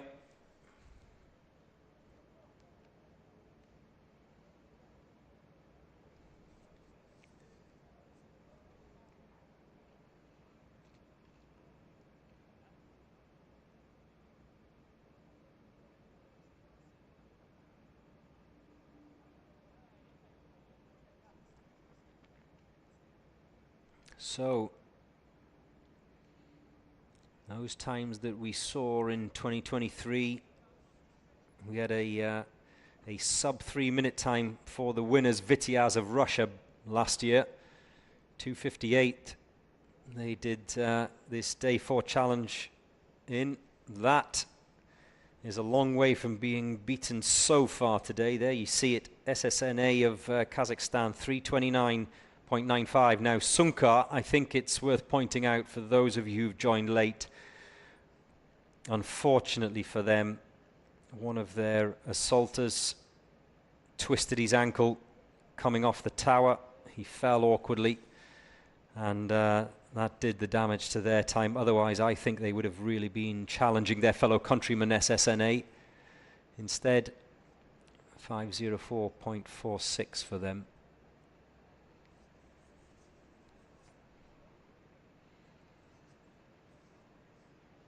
But yeah, just to put it in perspective, coming back to last year's times for the Tower Challenge of Day 4, not only the winners, Vityaz of Russia, that I pointed out earlier, coming in under 3 minutes, but Akhmat, SOBR, Dubai Police B Team, SOBT, Kalkan, and Royal Thai Police. The top 7 teams in this event last year all came in under the 3:30 mark, all came in under the time, the benchmark that has been set by SSNA and hasn't been bettered so far.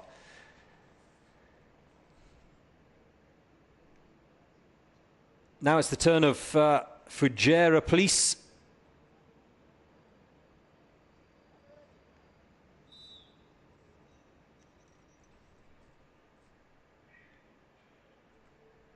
Made the journey from the other side of the Arabian Peninsula.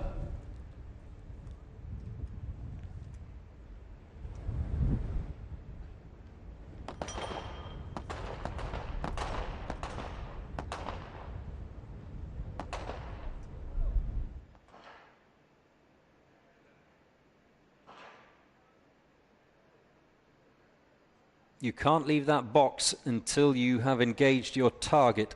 So that's why one of those assaulters has been left behind. Missed it the first time.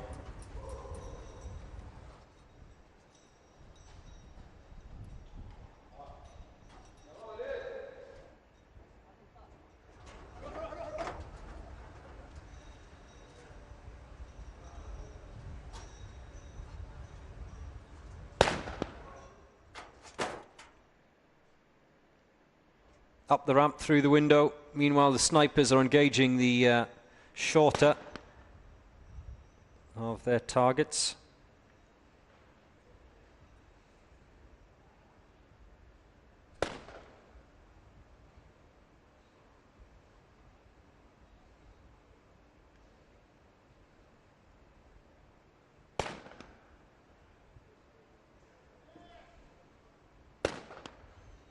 This is the easy bit, so to speak.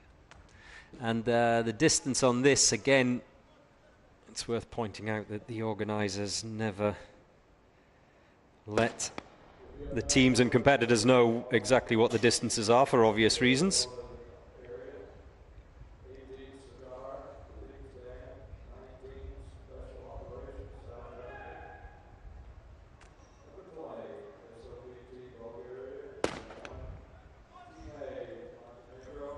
That looked like a miss.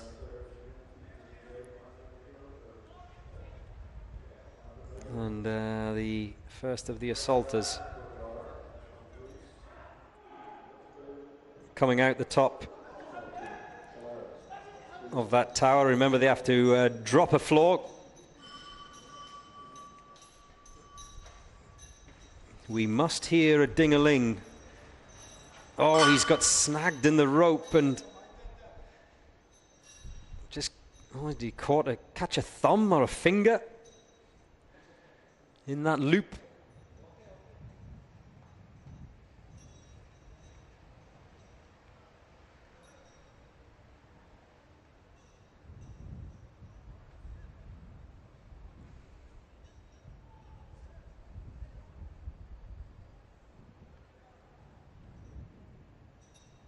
Here we go. How will Fujairah Police fare?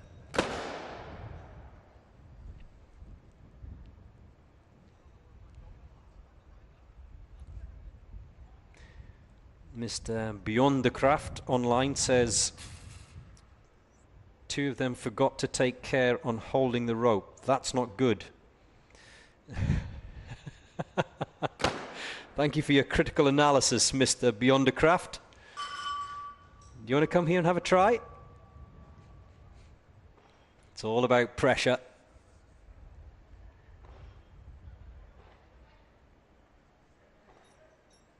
So, how are Fujairah Police snipers doing?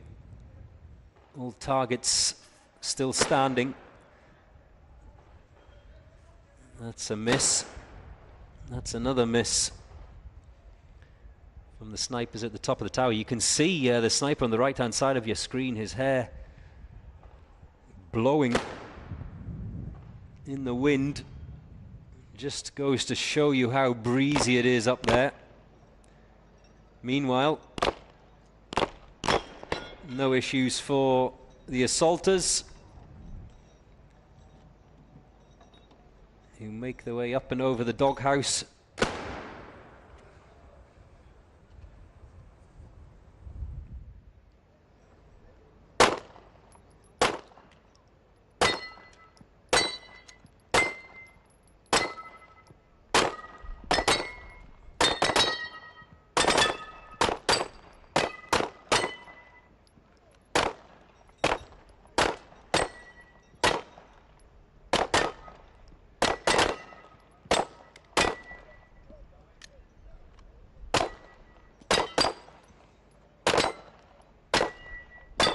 Dropping those discs nicely. The assaulters in that pistol pen. And so far this morning we've not seen any issues there. And the issues are at the top of that tower that you can see in the middle of your screen. The Fujairah Police snipers are done. Did they decide it wasn't worth the wait? And this is making today's event fascinating, because I think teams that are going out later may have a look at this and try and weigh up either going for the clock and leaving those targets out there and going for speed and getting across the line, rather than the hassle of waiting around. As Fujairah Police come across the line in 5:54.8.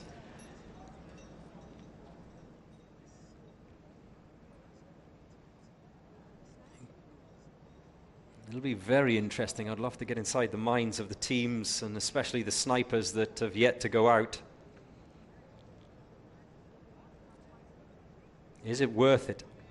Is it worth taking that time to try and engage those, well, I was going to say 2 targets, but 4 in total for the 2 snipers, 2 targets each. Do they go up there, have a crack? If it doesn't come off,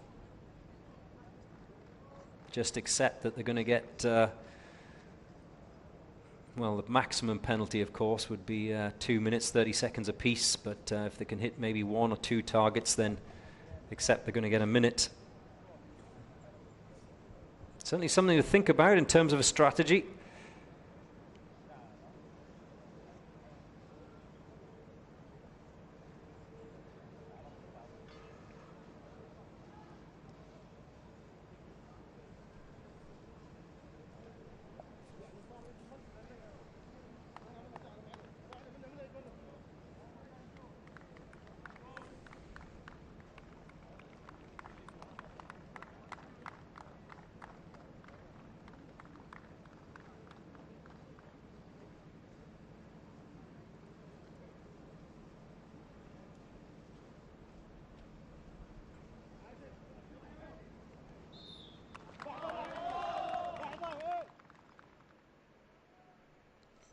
And SAJ of Serbia are underway.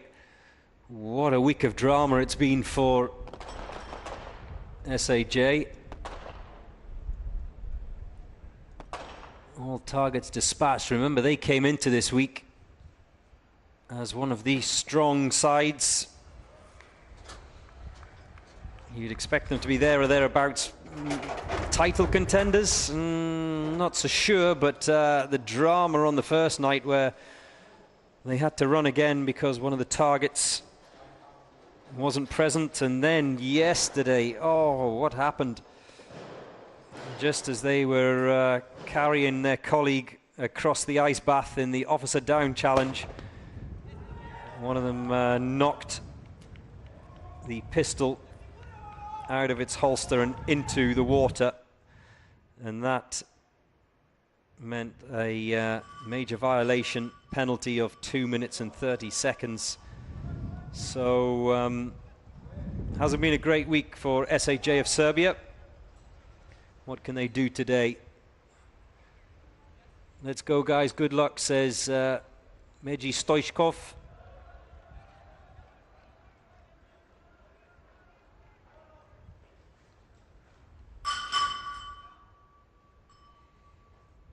Looking pretty good so far.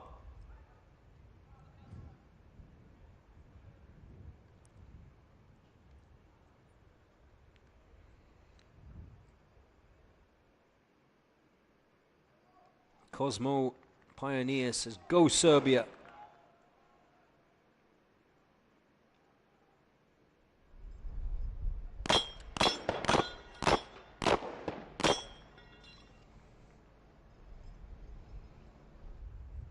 JC is asking if the Philippines is done because I woke up late.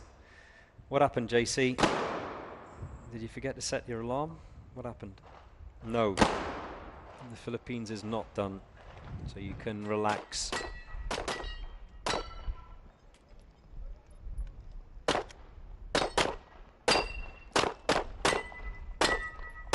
Let's have a look.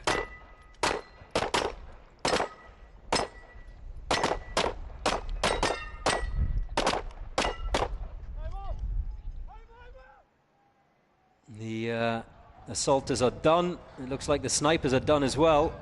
This will be a very good time from SAJ of Serbia. Is it going to be the first sub 3 minute time of the day as they sprint towards the finish line? They might not break 3 minutes, but it looks like it's going to be the quickest time today as they cross the finish line in 3:07.8 for SAJ of Serbia, a new quickest time of the morning.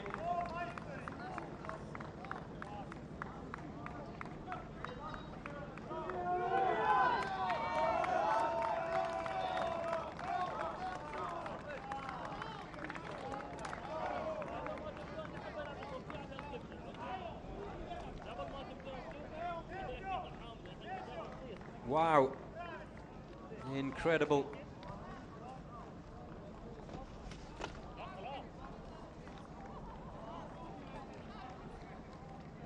What a performance from SAJ of Serbia to put all of their disappointment behind them from yesterday. That's what this competition is about. Forgetting where it went wrong and just tackling the next day's challenge with gusto.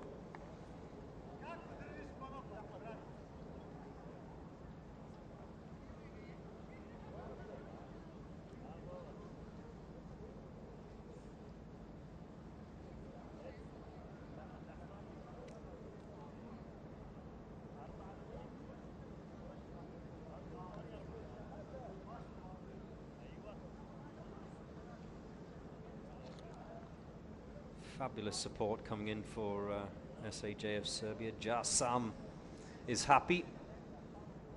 I'm glad you're happy, Jasam.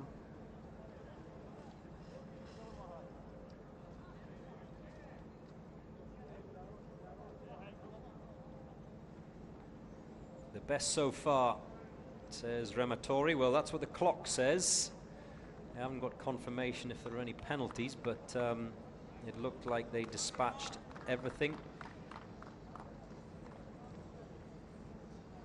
Branislav Popovic says, good job, SAJ.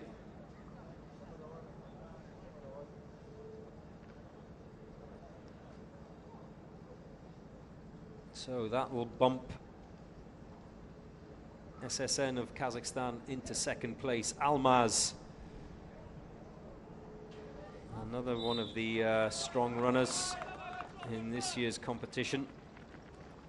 They've only picked up 1 minute of time penalties over the course of the first 3 days. They're on 160 points.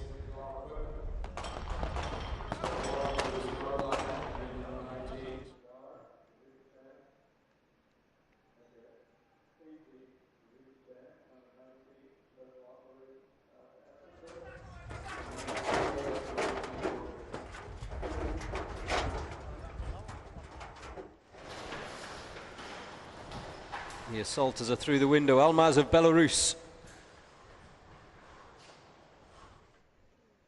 Currently lying 11th at the start of day 4's competition.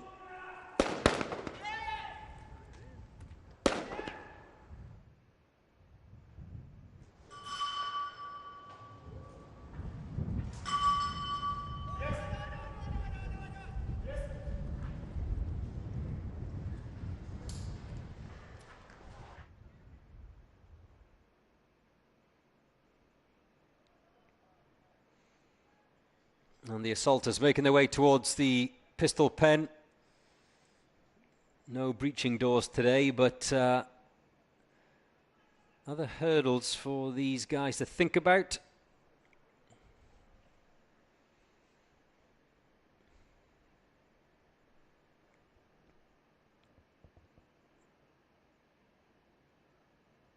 They've gone under the ping pong table, up and over the wooden wall. Now it's the Texas Star. Opting to go for a two-man operation. I don't think I don't think the second of those assaulters has even got his gun out of his holster before his colleague had finished the Texas Star.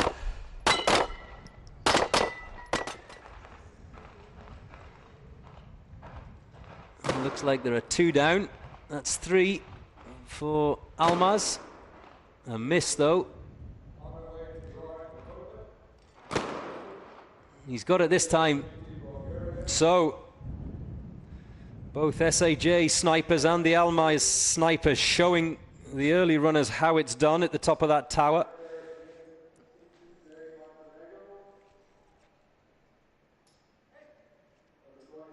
The assaulters are finished in the pistol pen, so it's only a sprint towards the line for them and for the snipers to rappel down that tower. Davai. Here come the snipers. Oh, this is going to be good! It's the first sub 3 minutes of the day. 2:58.8 for Almaz of Belarus. Oh, they're happy with that.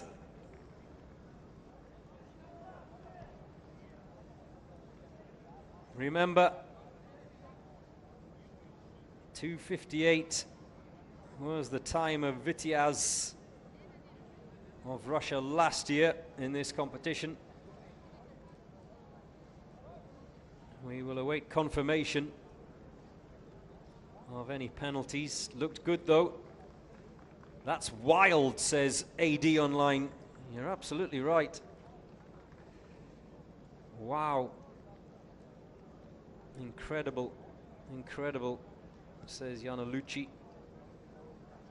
The first sub 3 minutes.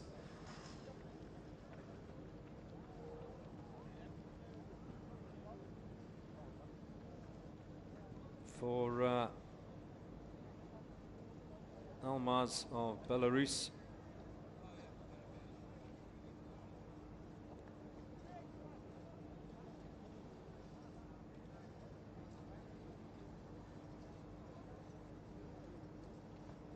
Next up, it's the Vietnamese police. Those of you who are watching right now in South Africa, you don't have to wait long because the SOPS, the Special Operations of South Africa, are up next but one. We have Sardar first of Kazakhstan.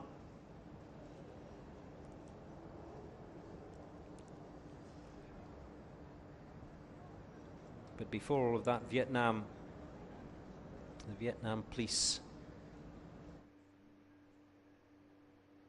It's their opportunity.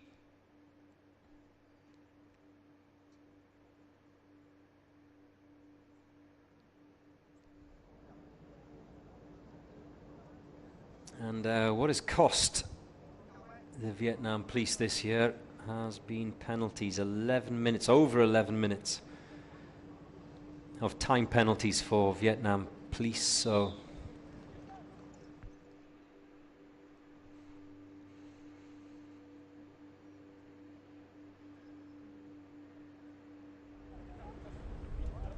they need a clean round if they want to rise rapidly up those timing tables.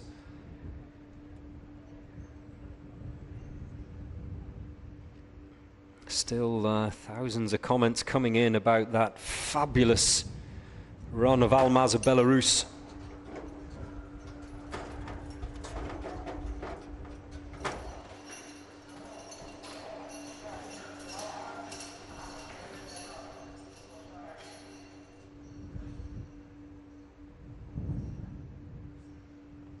Isar Al-Razi is asking about the results. You can see them online, Isa. UaeSwatChallenge.com is the website. You can see today's standings as they come in, and also yesterday's and overall standings as well, of course.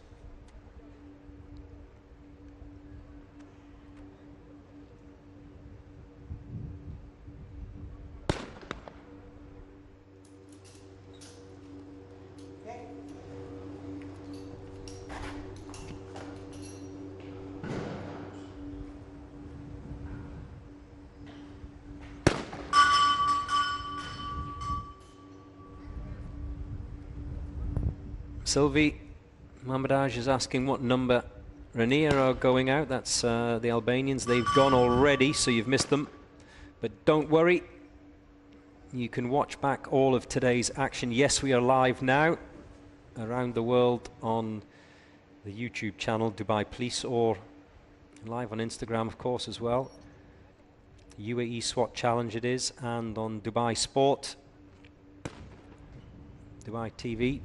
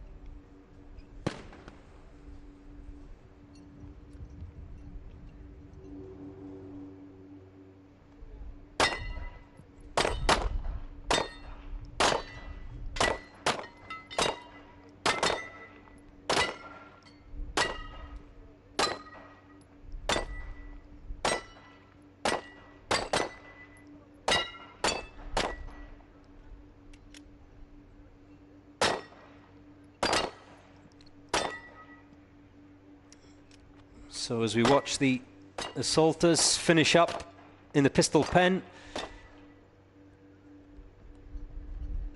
they've just got to go back over that wooden wall and then round and under the ping pong table.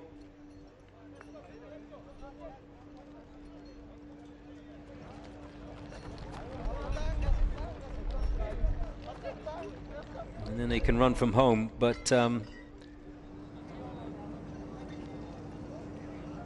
there's not that many today have run for home. Most of them have just jogged. The reason being that the snipers have had to take their time at the top of that tower to get their sights adjusted. The assaulters are done. They're finished. They can grab a breather whilst we wait for the snipers to finish off.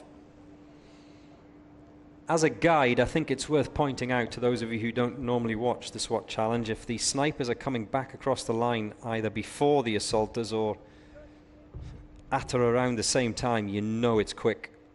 There's that wind speed in the bottom left corner of your screen, 34 kilometers an hour. So just as strong as it was at the beginning of this day 4 challenge.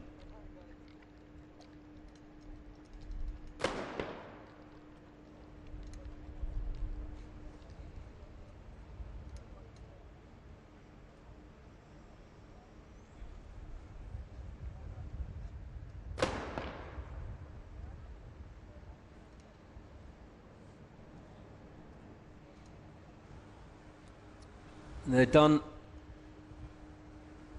The Vietnamese snipers giving it up. Penalties will be given. Gaydon Bias is asking if Guyana has gone out yet. No, they haven't. The Duchess. Are you a Duchess? Online is saying so far Belarus have got the best time. Yes, correct. Almaz of Belarus are the quickest round the course so far. We did earlier on witness what started off as a great run by Sunkar of Kazakhstan, but then that injury when one of the team members fell at the bottom of the tower and twisted his ankle, ruined their round, unfortunately. Terrible bad luck.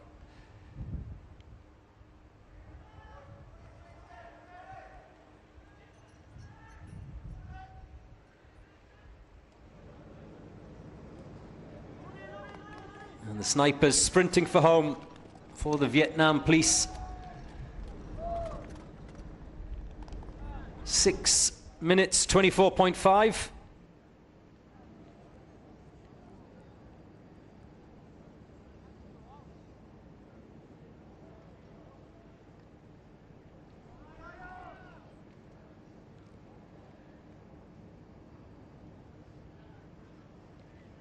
Kazakhstan's up next, and then it's the turn of Special Operations of South Africa. I know there's a few of you clearly not working because you're watching this, but you're obviously in the office. Elrons Heck says, I love that South Africa has decorated their prep area. Every team has an area where they can get ready with flags of support. We here at home in South Africa are rooting for you.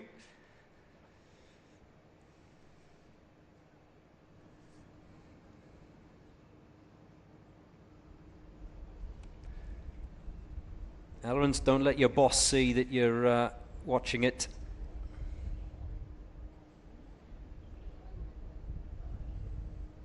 And if you're at school watching this, you should be studying. Now it's the turn of Sardar, one of 4 Kazakhstan teams involved this year. They'll have just seen what happened to their colleagues, Sunkar. Does that add pressure to Sardar of Kazakhstan? Remember, SSNA, another of the Kazakhstani sides, went out in 3:29.7 first off this morning.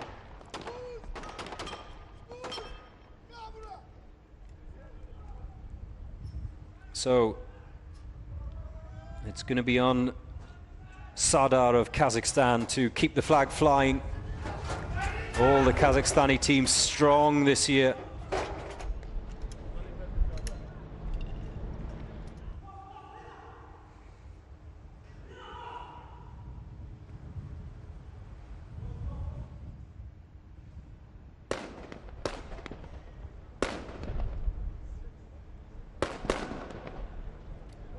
No problems for the snipers in the short-range effort, but that hasn't really been the cause of the problem so far today.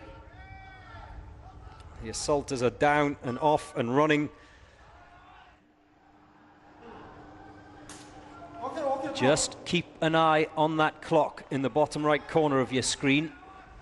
They've crossed the 1 minute mark. 2:58 is the time to beat for Sardar. That was set by Almaz of Belarus a short while ago. The last of the assaulters sprinting towards the pistol pen under the ping pong table, up and over the wooden wall. Remember, the Texas Star is the first target they have to take on. Oh, easy, easy.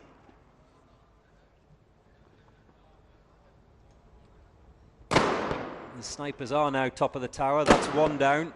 2, 3. This is going to be good. This is going to be very good.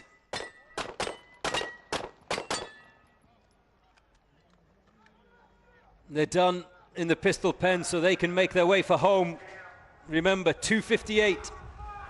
Here's the time as the snipers come down the tower. And they can now sprint for home. Sardar of Kazakhstan.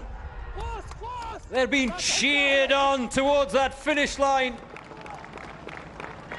The snipers are across first. The assaulters come over second in a time of 2:47.1 for Sardar of Kazakhstan. They smash Almaz of Belarus's time by over 10 seconds. Wow. Wow. And again, just to remind you, the winners last year in this event, Vityaz of Russia did it in 2:58, so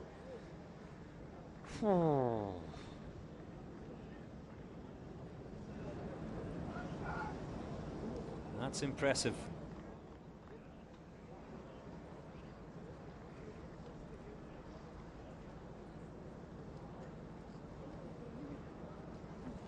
Very impressive.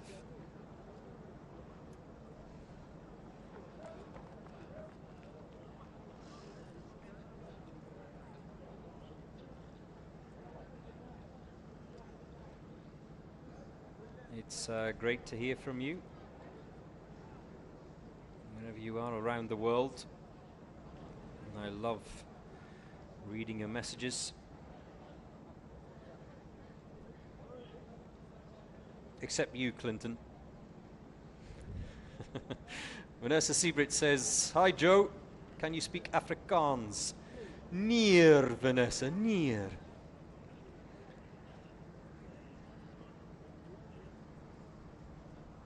Clayton Isaac says, come to South Africa.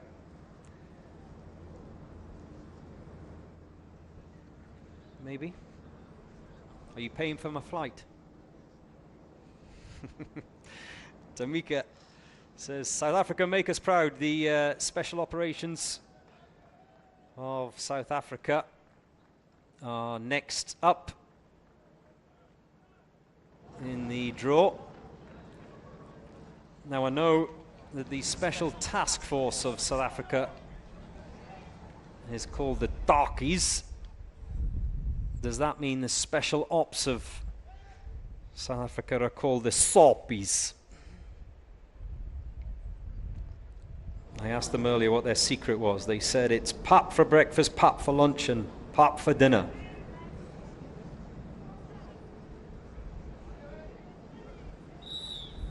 The whistle blows.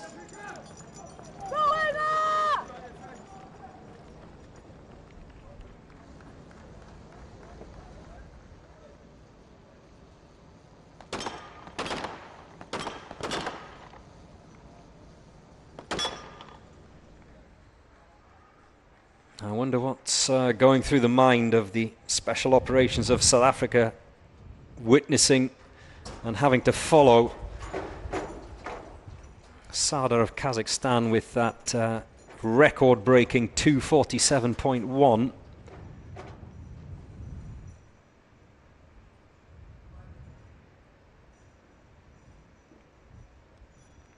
Kotti van Rensburg says, my boss is at the SWAT challenge in Dubai and I'm watching in the office.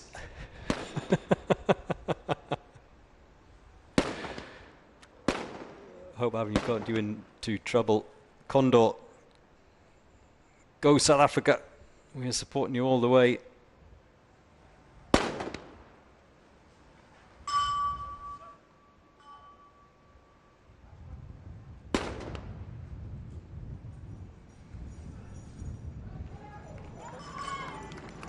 Senzo says, let's get it, guys. The assaulters are on their way towards the pistol pen. The Marbella 951 online says, I should be going to sleep, but here I am.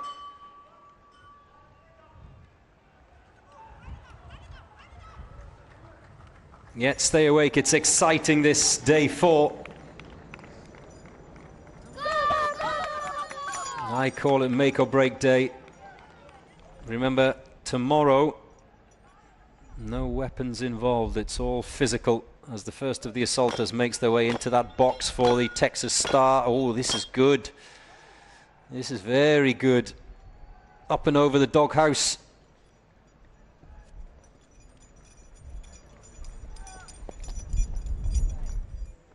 And running to the far end to begin dropping those white discs, those white metal discs.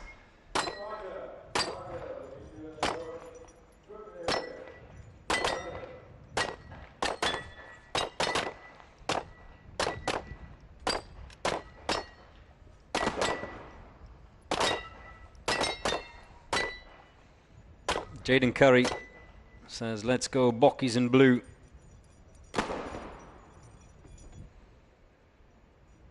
Ellie Osp says, all the way, South Africa, all the way. Right, here's the bit that's caused the problems. The top of the tower.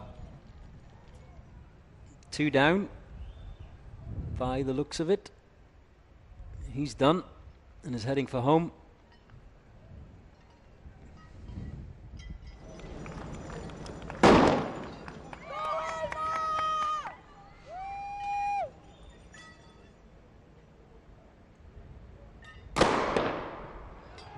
Yes. Oh, he's happy with that. A little slap of the ground. Kerwin February says, my boss is watching with me. Who do you work for? I want to work in your company. If the boss has got everyone around the TV watching the UAE SWAT challenge, the snipers, or the first of the snipers, heading across the finish line right now.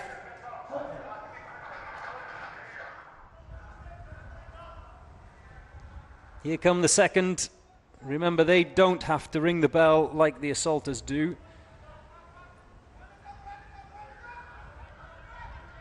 He's down safely. Can he untangle himself from that rope? And a sprint towards the finish. We've crossed the 4-minute mark for the Special Operations of South Africa. 4:27.4.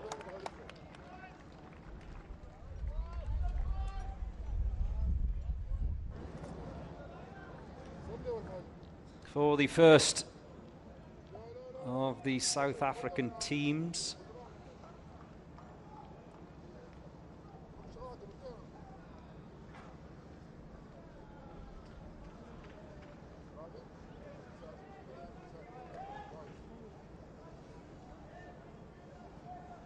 But the time to beat is still Sada of Kazakhstan. Don't think that has been updated as yet, but that table showing SSNA, who were one of the first ones out this morning and set the benchmark of 3:29. Like I said, if you've just switched on, terrible luck for Sunka. Now it's the turn of the Bulgarians. SOBT.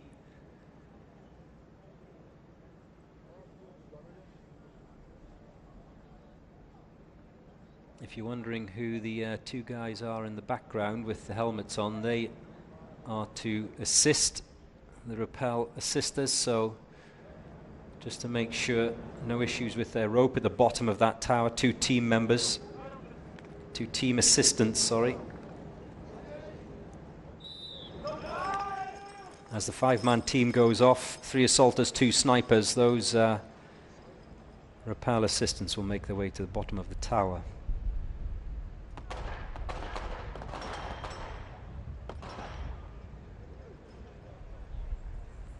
No problem there.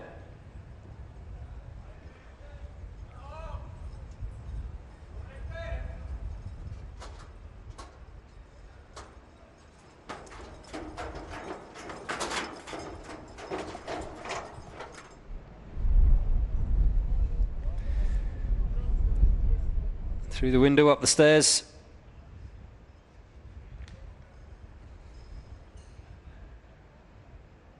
And the snipers in position for the first of their responsibilities.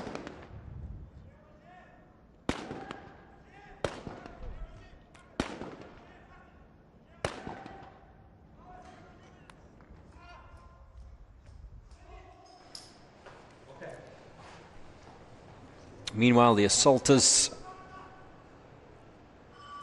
you remember, we must hear 3 ding-a-lings.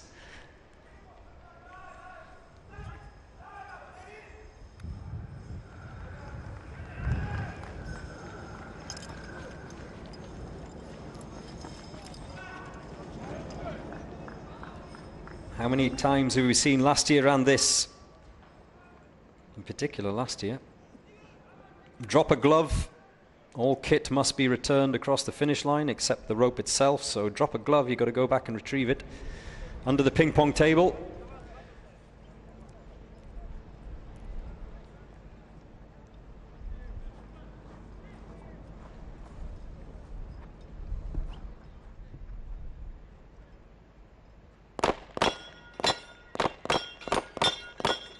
No problems with the Texas start. Both snipers are now in place at the top of the tower for SOBT of Bulgaria.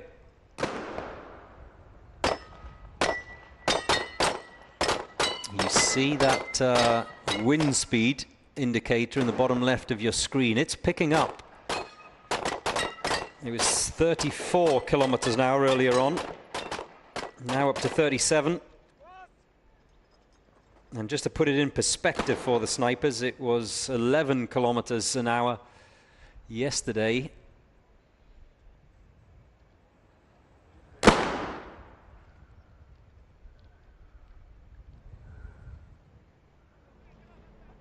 They're done as the assaulters head home. This is going to be another strong time. It won't be the record,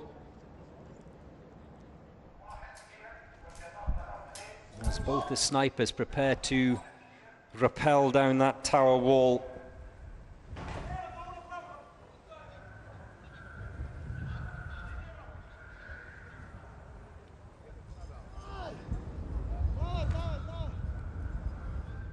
Here comes the second. Oh, he's got snagged in his rope. Oh, there's problems here for the second of the snipers. Now he's untangled himself and can sprint for home.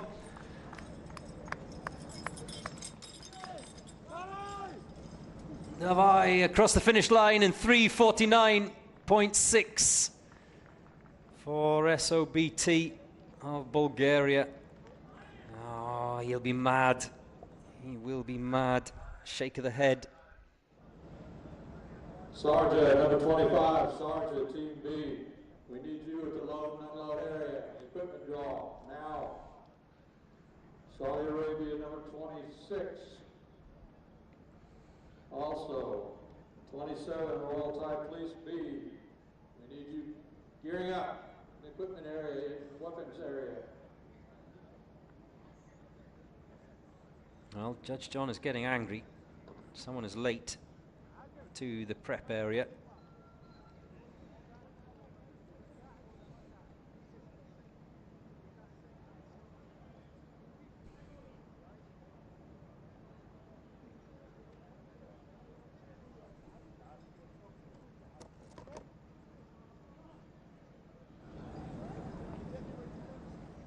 It's a beautiful day here today. The weather may not be kind for snipers, but it is for those who've come to watch. And the internet, or my internet, is melting right now because we have on the start line the Harekat team of Turkey, the Turkish police, who have had a lot of support online over the course of the last few days.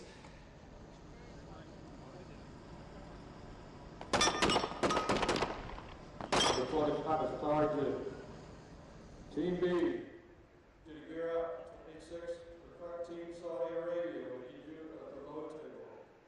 Without time, Team B, Thailand, we need you all four to proceed to the low table.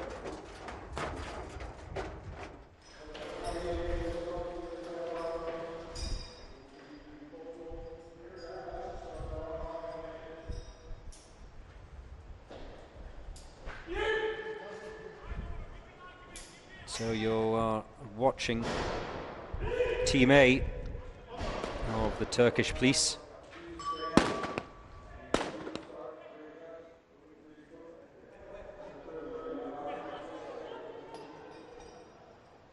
They've grabbed 154 points so far. Have Team A, they're leading their colleagues, Team B of the Turkish police. They have 145 points from the 3 days of action. The assaulters are out and are sprinting. It's a lot further than it looks on camera. Making it towards that pistol pen. Got to make sure they're inside the box. That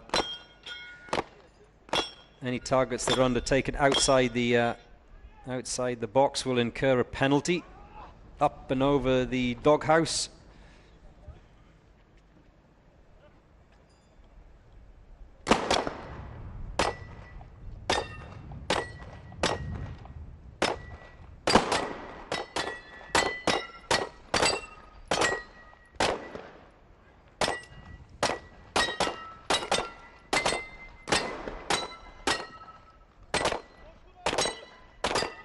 Halil, Yunus,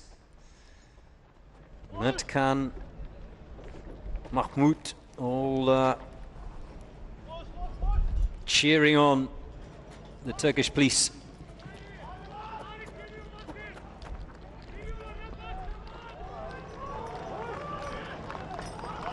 Here we go. Good support for the Turkish police as both the snipers and assaulters cross the finish line at the same time, almost. And the clock stops on 2:48.7 for the Turkish police A team.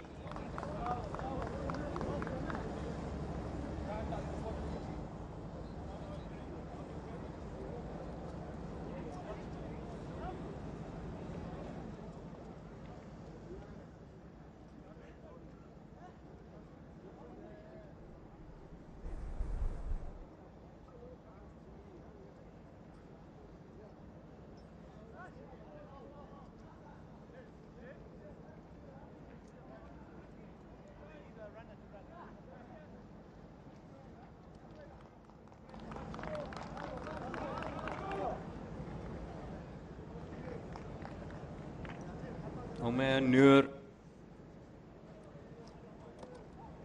Mimar, all congratulating the Turkish police A team. Next out, the Turkish police A team are not going again, by the way.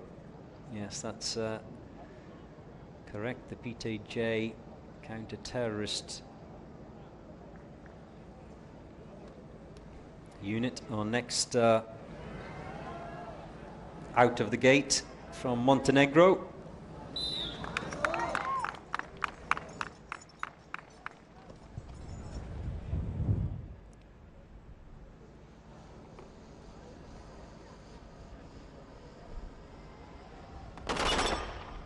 Oh, synchronized from PTJ.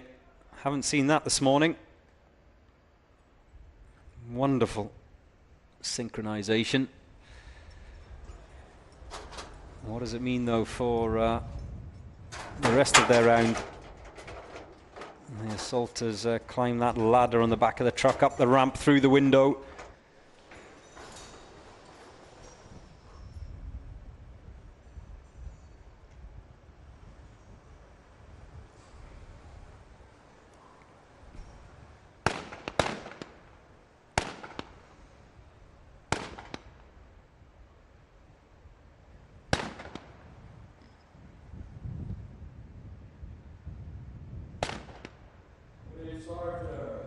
Doesn't seem to be any problems with the snipers on the shorter of the two ranges.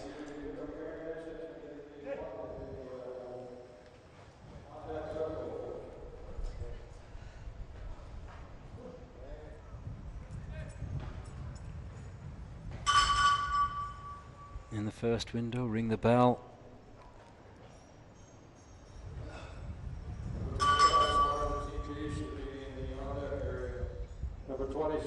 And this is the bit that always worries me. It's that last 15 feet or so, last 20 feet. Number 27, roll time, please. You all should be drawing your gear, ammunition, and moving to the on-deck area.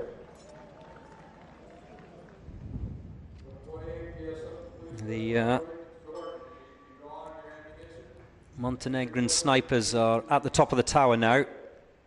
Remember, I said that the wind had increased to 37 kilometers an hour, a crosswind.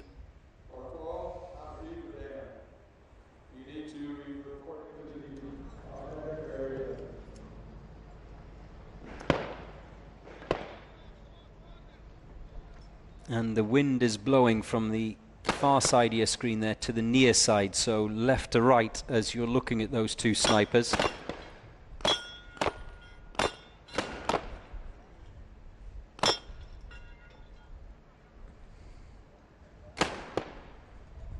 And from what I can see, the targets are still out there, all four of them, two apiece.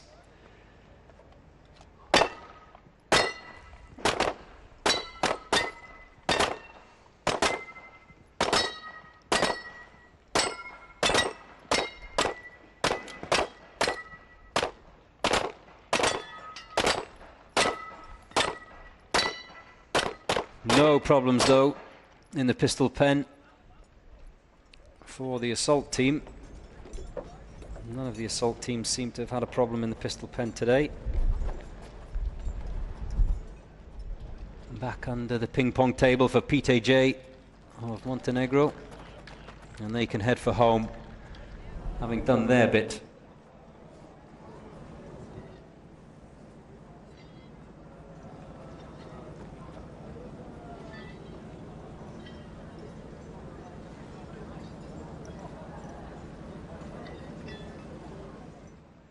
Whilst they wait for their colleagues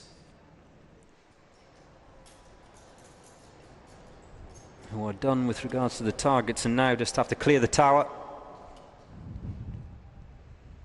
Oh, he's dropped his rifle. Well,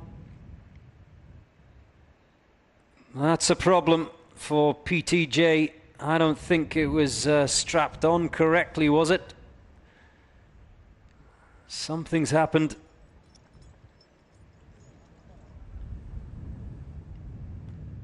That weapon must be left there, and that will incur a penalty. That's why the judge is there. Just as he set off down the tower,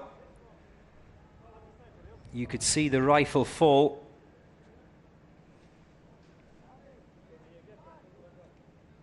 And that is a safety violation for PTJ of Montenegro.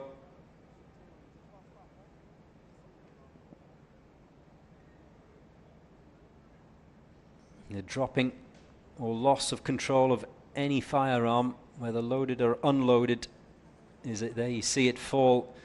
Is a 2.5 minute penalty. He saw him turn around and have a look of despair as that rifle That sniper's rifle fell to the ground.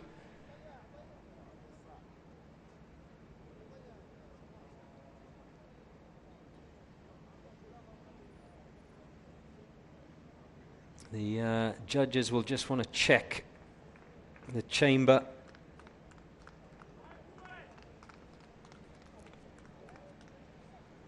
Check the rifle itself just in case.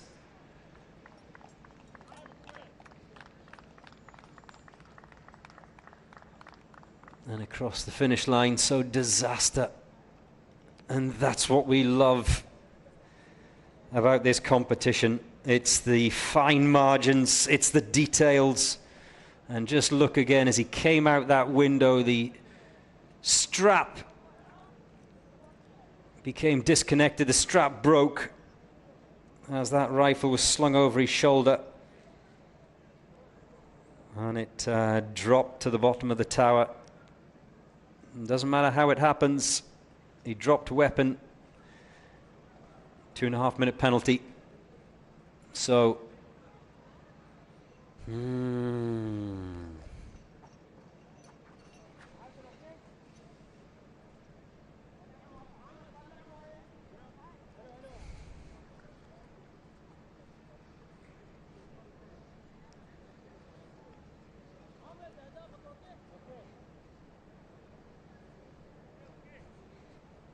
so the turn of Ecuador. Their police force, GIR. The whistle goes and they're underway.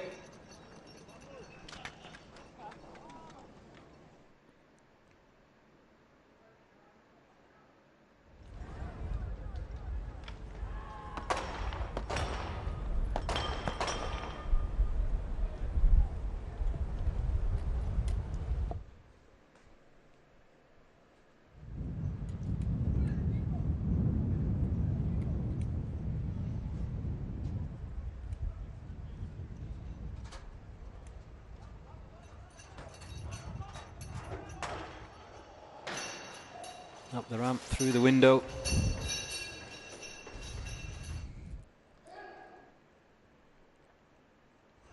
Up to the top of those two openings that you can see.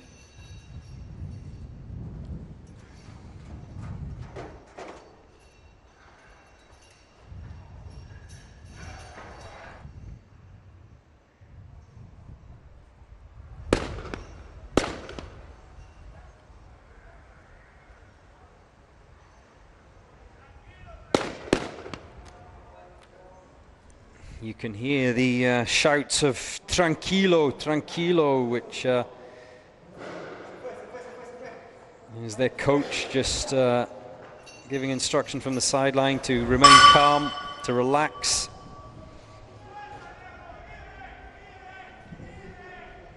Tranquilo.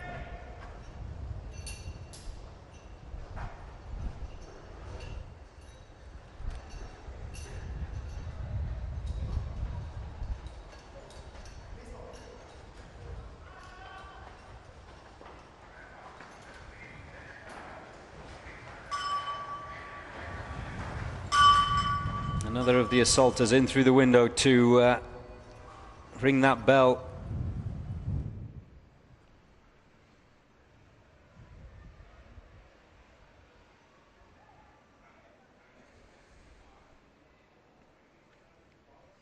Up and over the wood wall, ready for the Texas start.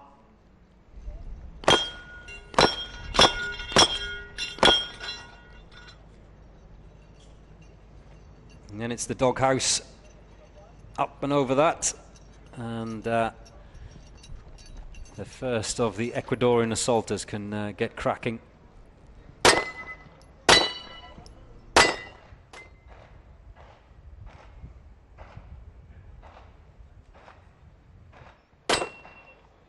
And he's now being joined by his two colleagues. Things will go quicker.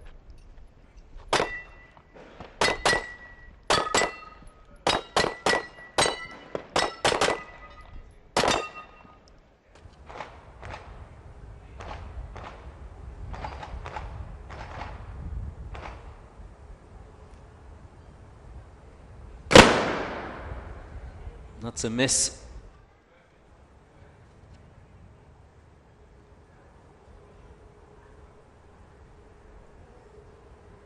This is the challenge, the biggest challenge of this day 4.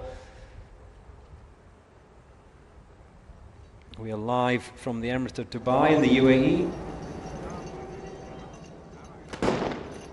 As the assaulters make their way across the finish line, but they're going to have to wait. The snipers are still at the top of the tower. Have they given it up? They've left targets out there, so there will be penalties. Remember, 30 seconds apiece.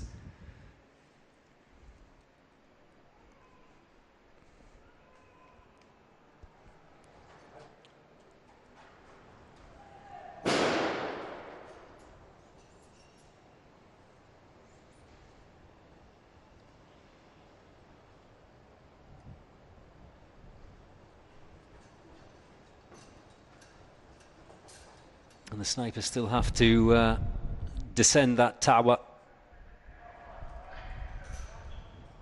The clock does not stop until all team members are across that finish line. So far, the assaulters are done. They are waiting.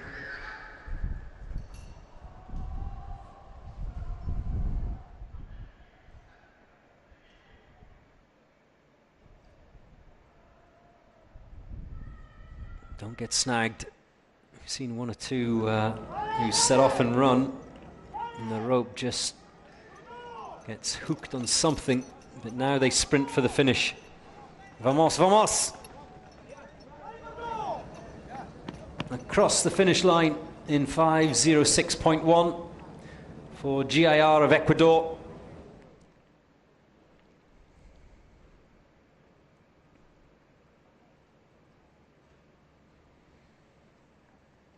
Day 4, the Tower Challenge of this year's edition. The ties are out next. Actually, no, according to my schedule, the female team of Belarus are out next. I'll confirm that in just a second. Great to have you. If you've just switched on, tell me exactly where you are around the world.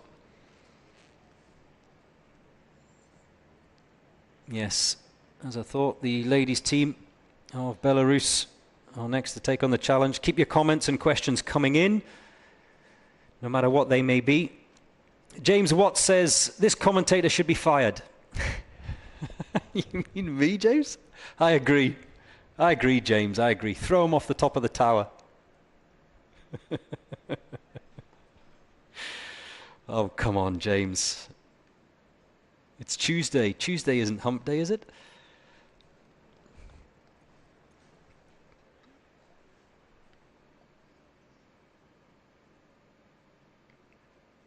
So, the ladies dispatch those individual targets in the handgun area with ease. 5 ladies teams here this year. The number of female teams competing just grows each year. Ladies teams not only from Belarus, as you can see at the moment, but also from Chile. They were out earlier on, the BRT team of Chile, as well as Thailand, and of course the ladies teams from here in the UAE, the Dubai Police C team.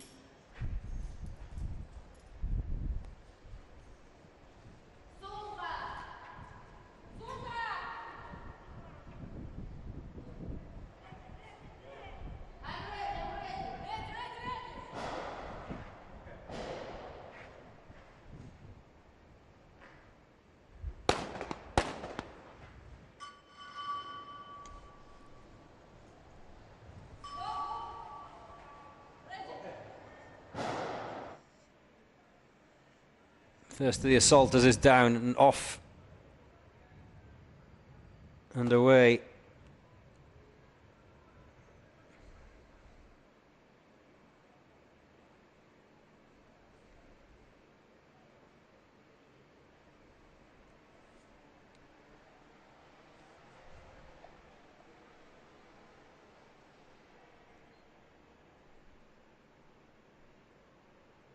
under the ping pong table into the pistol pen.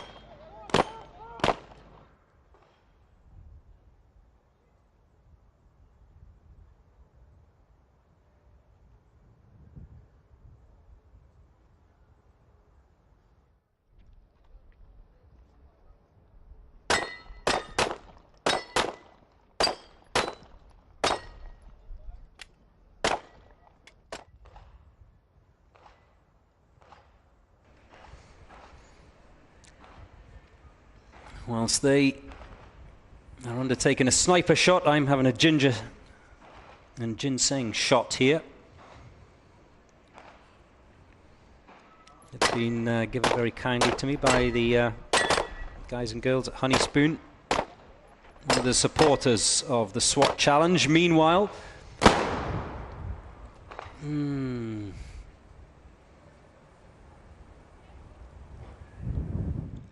again, no issues in the pistol pen. The issues are top of that table. Top of that tower, I beg your pardon.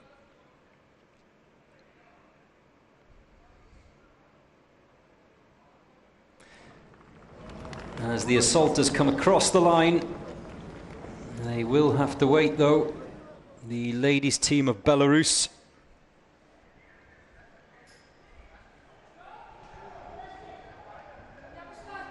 Now the snipers can descend that tower. They do not have to ring the bell.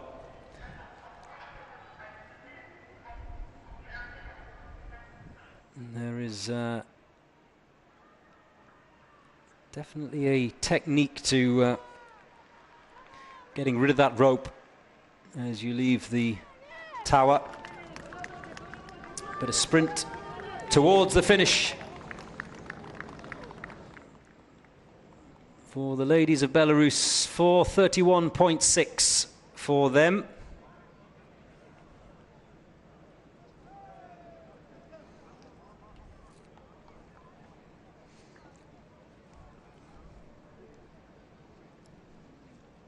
Jamal Brown, yes, I like your idea.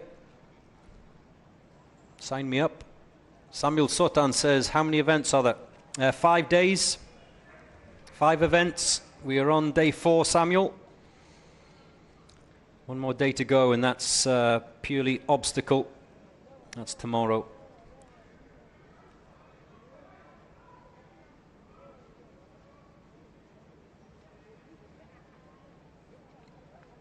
Oh, there you see just that rope not going through properly, and then she fell. That was the delay at the beginning, but anyway, they still had to wait for the snipers, so it didn't cost them, really.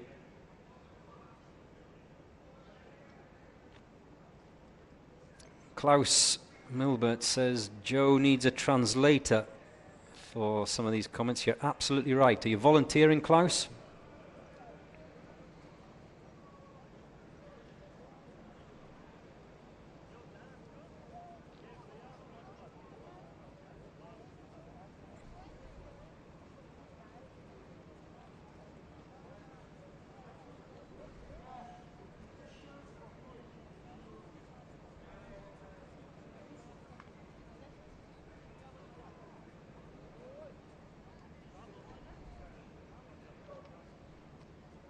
Sharjah SWAT Team B are up next.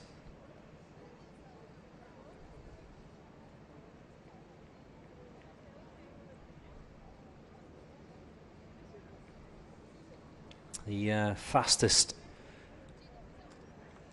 some of the judges and organisers. of this UAE SWAT challenge. Return of Team B. Team B last year in this tower challenge did it in 4:22. So that no doubt will be their target to improve on that this year. Looks good so far.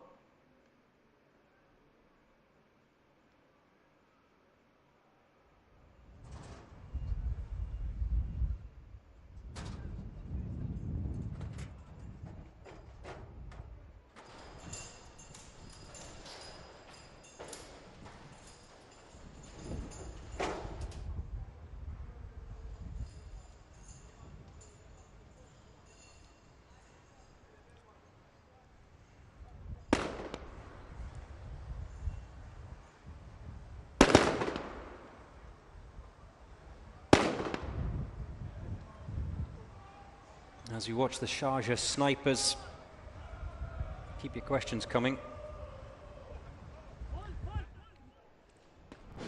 Segun David is asking if South Africa are the only African team. No, there are a number of entries from Africa. Rwanda, Morocco, to name just two. Last year we had Kenya, the police from Kenya.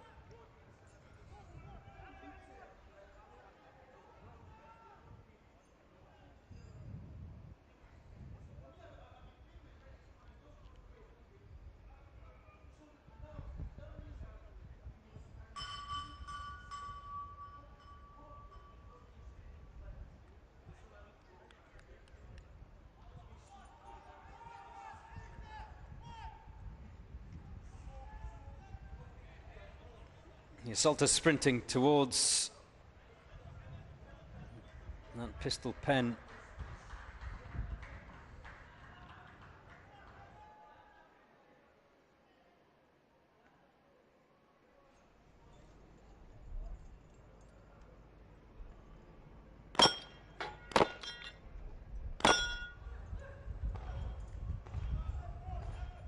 We have 3 teams this year entered from Sharjah, the Amiri Guard, of course, as well as Sharjah Police SWAT Team A and SWAT Team B.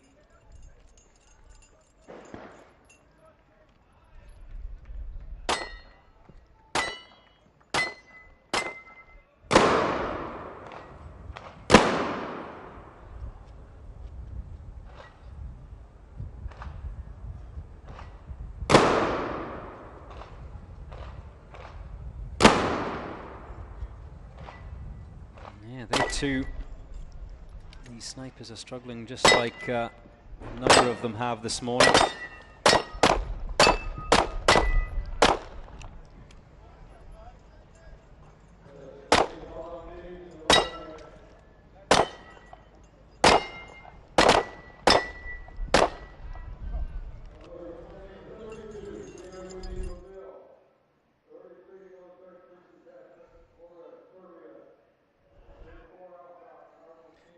Sharjah SWAT Team A went out earlier on this morning.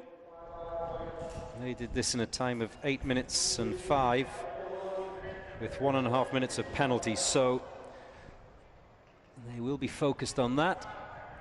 At the moment it's looking pretty good for the B team.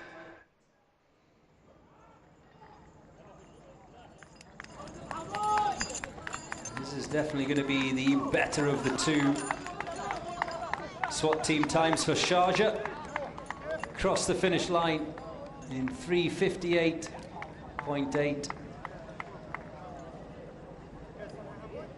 Well, certainly a much quicker run than the A team who went earlier today.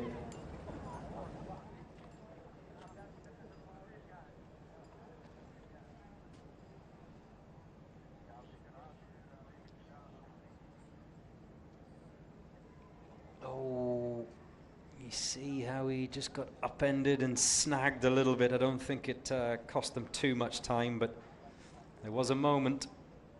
There was a moment there where you had to hold your breath.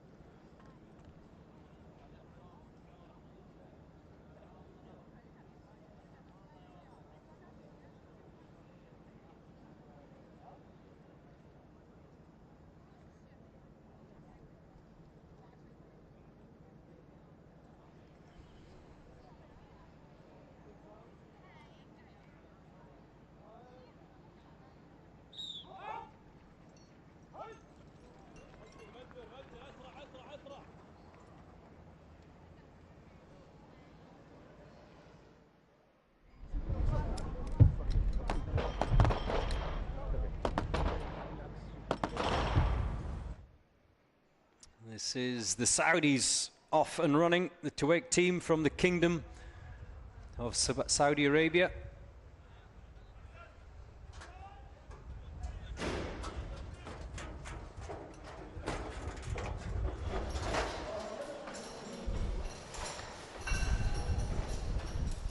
The assaulters, as soon as they get through that window, taking the opportunity as they go up the stairs to get those gloves on.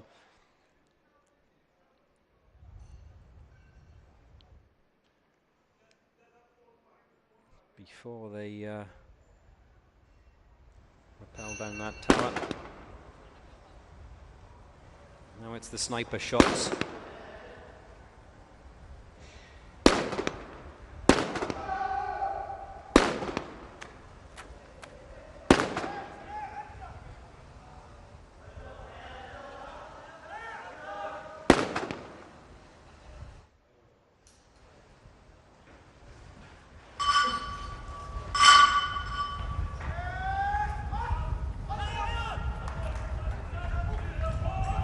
No issues there, they're done. The third and final of the assaulters. Oh, does he have an issue? No. ما في مشكلة.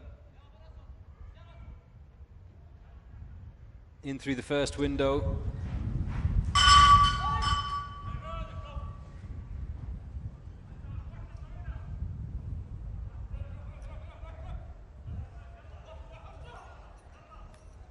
Final of the assaulters off and running. Already we have one of the Saudi assaulters in the pistol pen. He'll begin taking on the Texas Star.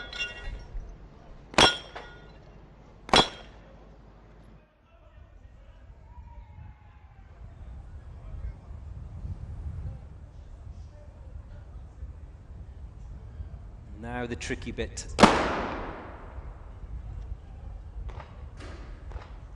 One down, 3 to go.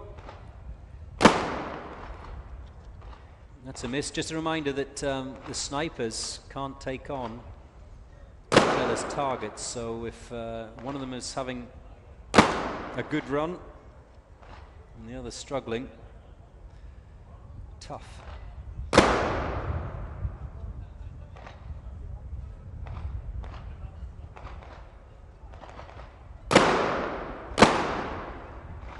That's them all down, so no penalties left out there for the Uae team of the Kingdom of Saudi Arabia.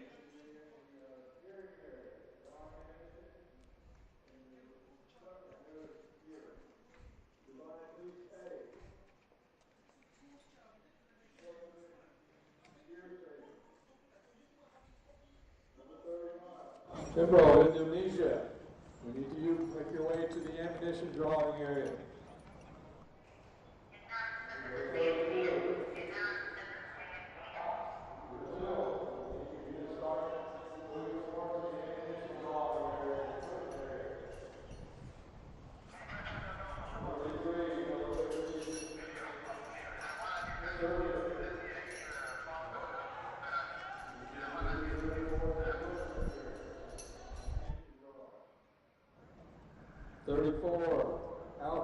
Argentina. We need you to start walking or gearing up, drawing your equipment, and getting in line to draw your ammunition. And China, SWAT Team B, same for you. You need to come to the area to draw your equipment and ammunition.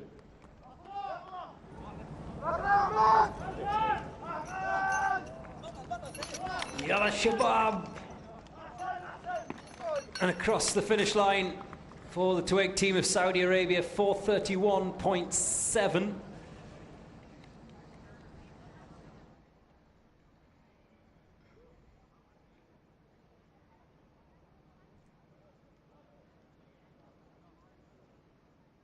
If you've just woken up in your part of the world, you're watching the UAE SWAT Challenge, day 4.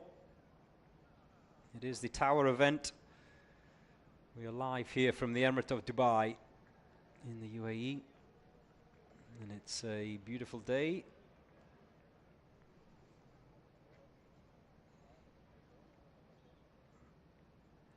Very pleasant for all who are here at Al Rawaya watching. 22 degrees centigrade. And remember to keep putting exactly where you are in the world on your messages.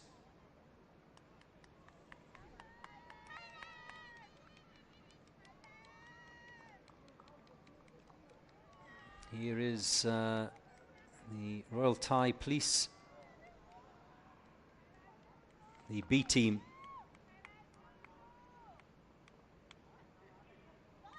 A lot of you watching in Thailand right now.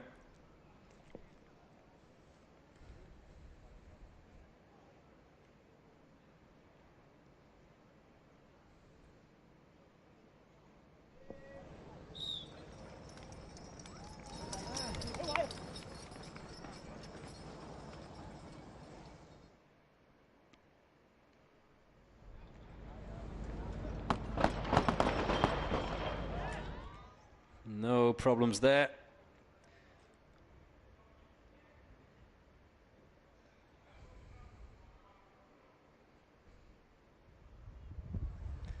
The Royal Thai Police B team,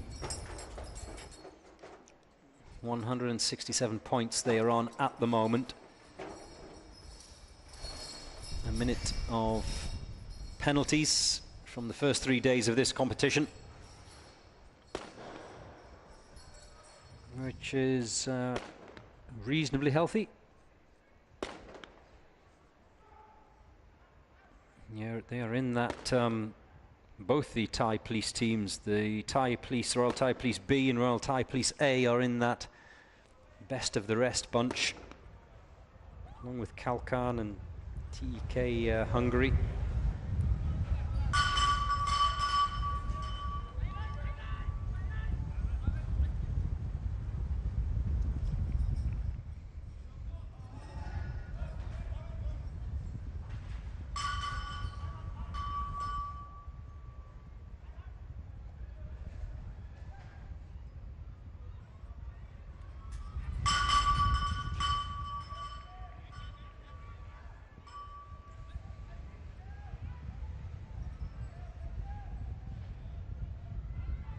The assaulters are on their way.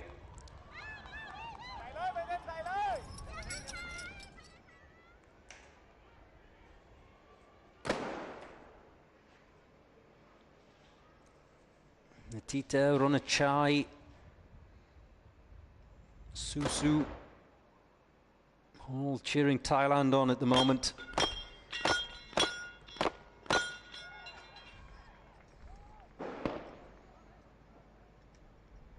Over the doghouse.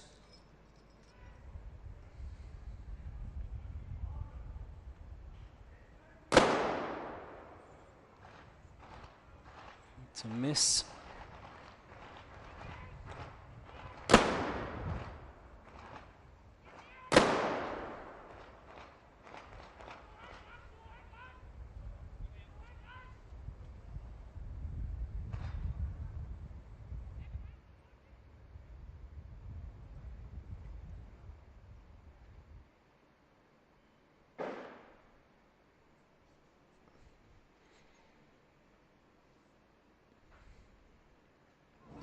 And the assaulters make their way towards the finish line.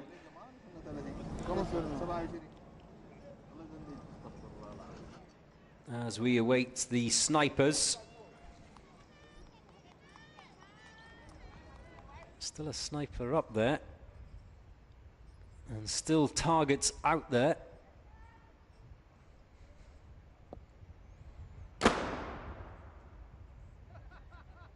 Another miss. I think now he'll give it up.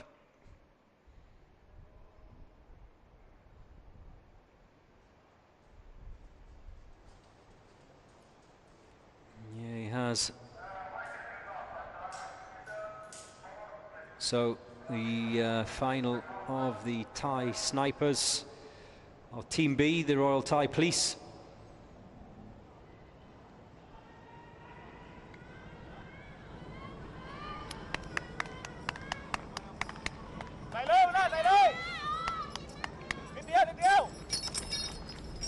Sprints towards the finish line in 4:06.9 for the Royal Thai Police B team.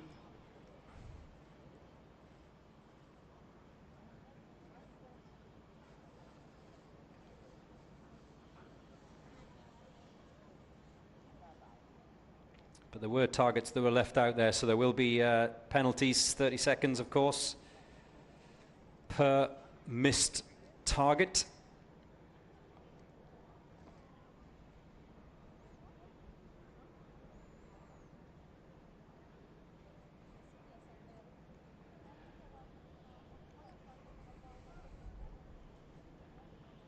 Well, it's nice to see members of the public that have come here to Al Rawaya on their day off. I'm assuming it's their day off. Maybe they're supposed to be working. And they've just decided to come here anyway. And why not? It's a beautiful day with a lovely breeze here in Al Rawaya. If you haven't been before and you don't know where it is, it's very near to the Dubai Outlet Mall.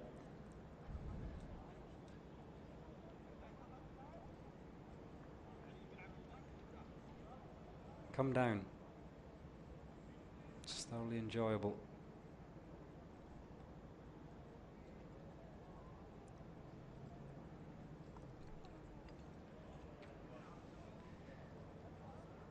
Now it's the Jordanians' turn.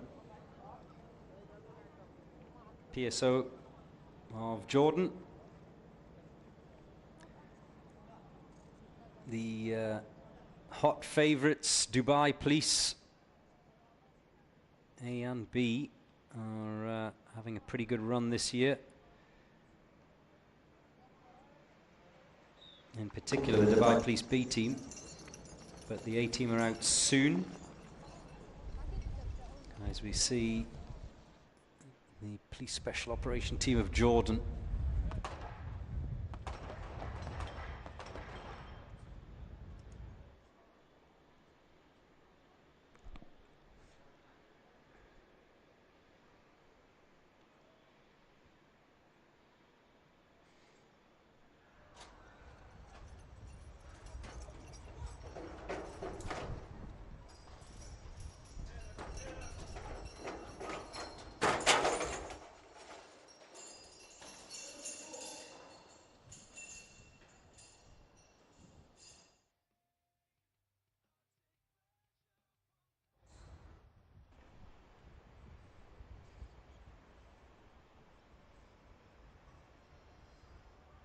Right, here we go, the tricky bit.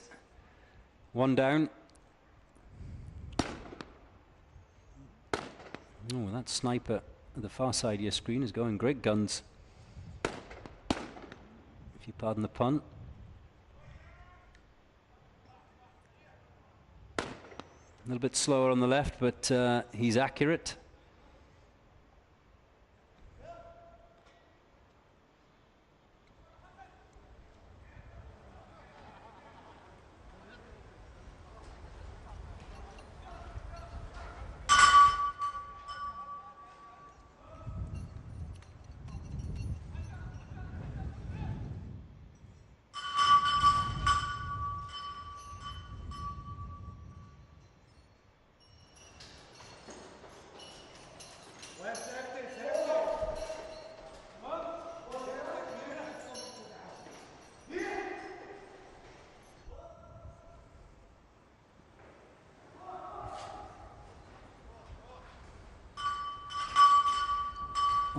Almost forgot to ring that bell.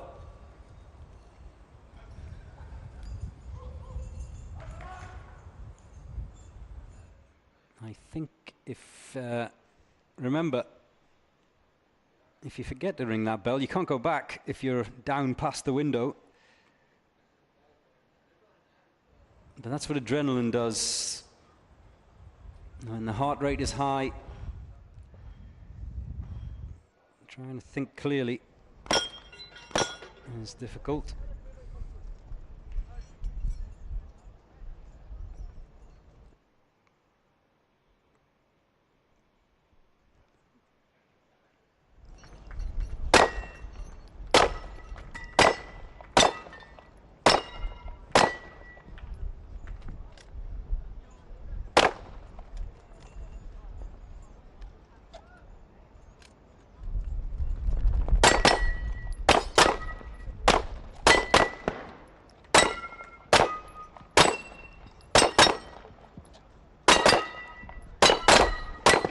32 targets. No limit on ammunition today. For the assaulters, that is, but there is a limit on ammunition for the snipers.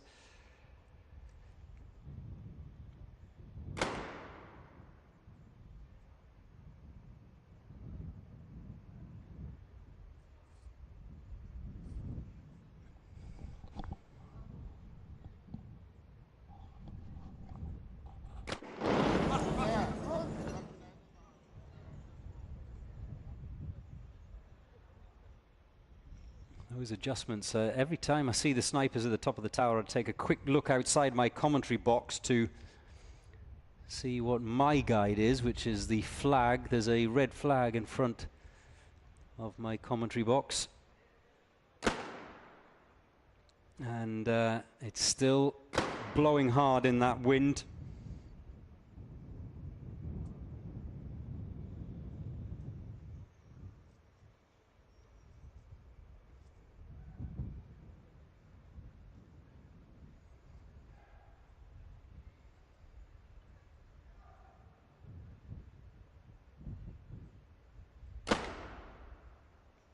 And there you see how tricky it is.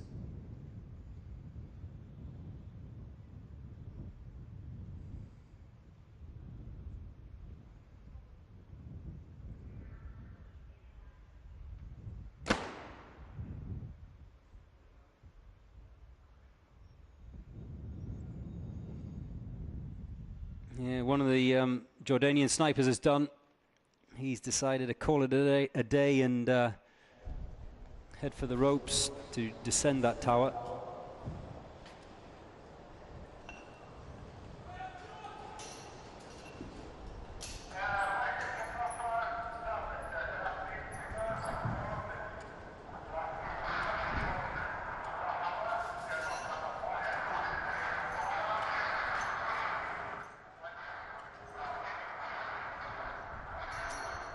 The snipers don't have to ring the bell.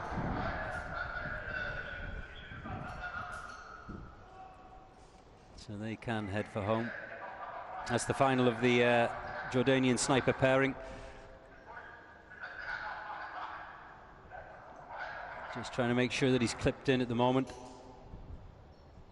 under the watchful eye of those safety masters. They may be in a rush to beat the clock, but the safety masters won't let them go if they're not happy that they are strapped in correctly.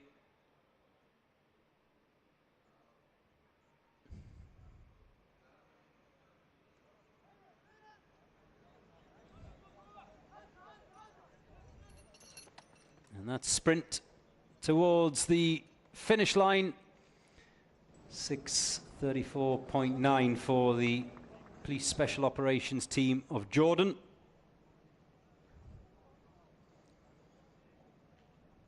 We need the following teams to go to the loading area.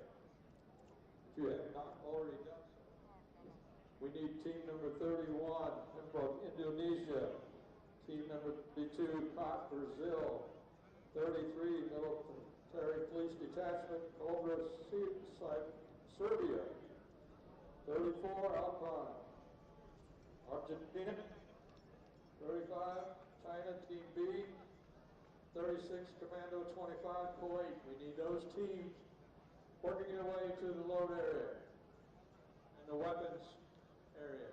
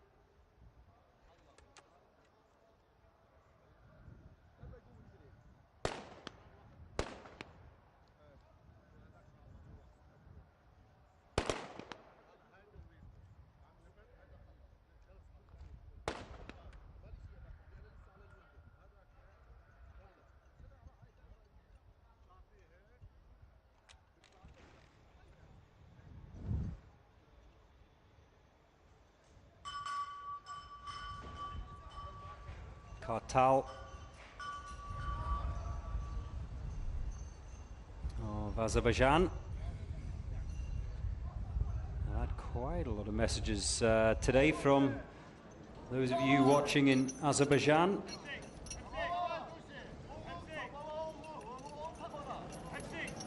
Eric,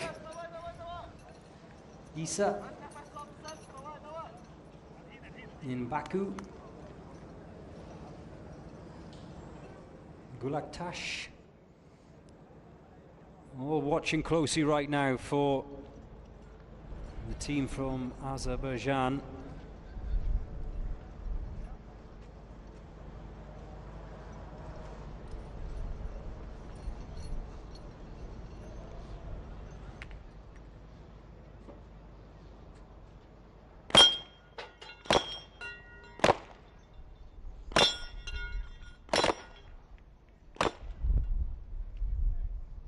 Texas Star is done.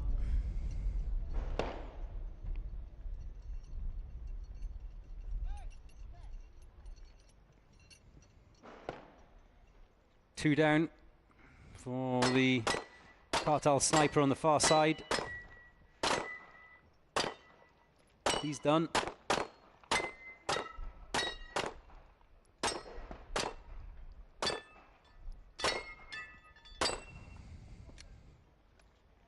They're both done, so this looks like it's going to be a strong time for Kartal of Azerbaijan. It won't be the quickest time today. That was set by Sardar of Kazakhstan.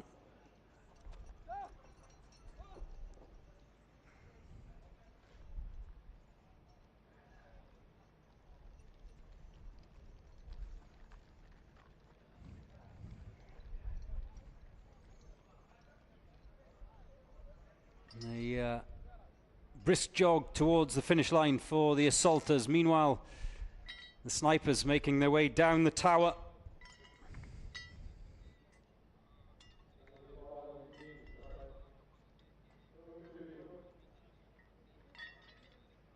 Oh, he's having problems just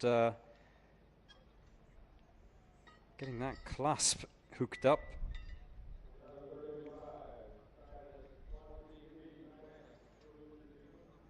Remember, they're wearing gloves as well, which makes it a little bit more fiddly.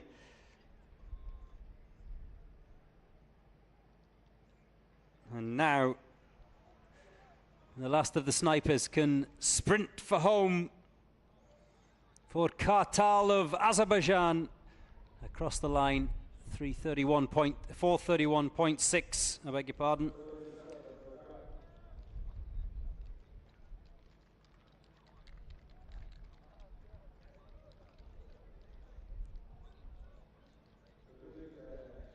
And here you see the quickest times out today. Sardar 2:57.81 for them. That's quick. That's quick. Breaks last year's record by Yilmaz of Russia, followed by Almaz, of course, of SAJ of Serbia. They had a good showing today. We need for you to all make your way towards the equipment drawing area so we can get you bound and quick, get it up as soon as possible. So Kazakhstan, Belarus, Serbia, Turkey, and the second of those four Kazakhstani teams make up the top five Pick up your equipment and start moving towards the loading area. as it stands.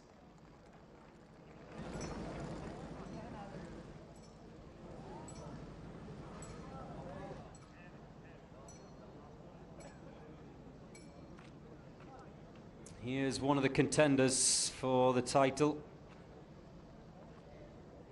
Dubai Police A and Dubai Police B. Very quick this week. And Mohammed Al Suwaidi says, go Dubai Police. Now, Mohammed, are you rooting for the Dubai Police A team or the B team? I need to know, Mohammed. I need to know.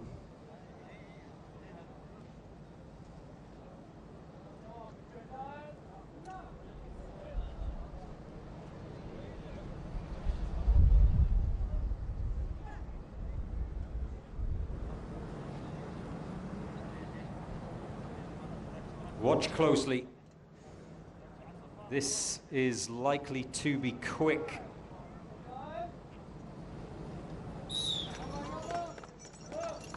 So Dubai Police A team are off and running. Dubai Police A currently lying in 4th position so far this year.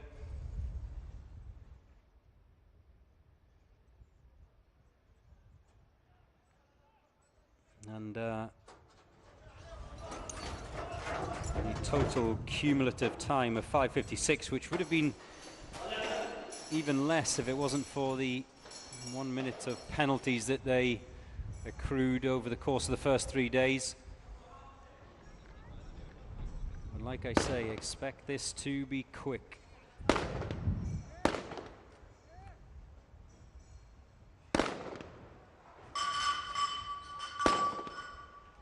No problems with the first of the 2 sniper challenges for Dubai Police A. And by the way, Dubai Police B are watching on closely, and no doubt they'll be looking at that clock once they cross the finish line.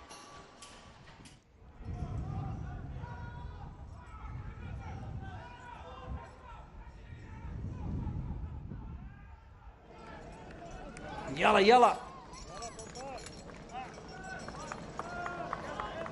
Sprinting towards the pistol pen, remember the assaulters, 3 assaulters.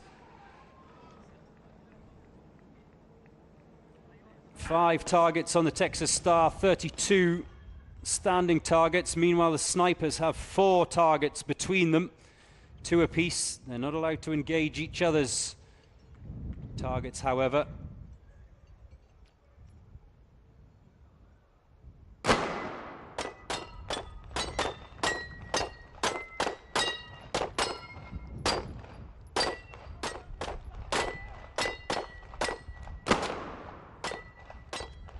Well, misses so far. Remember, the snipers only have 7 rounds each. So the conditions causing problems as well for Dubai Police A snipers. That's 1 down.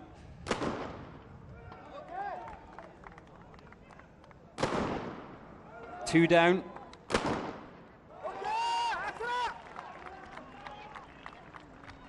They're good to go.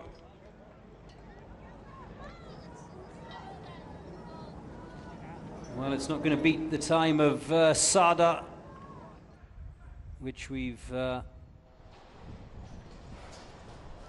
which has set the benchmark today so far. But it looks pretty clean at the moment. Sada had a procedural penalty of 10 seconds. Oh, he's got snagged a little bit, but makes it eventually. Yalla, yalla, yalla! Yalla! Yalla, and across the line in 3:22.2 for Dubai Police A team.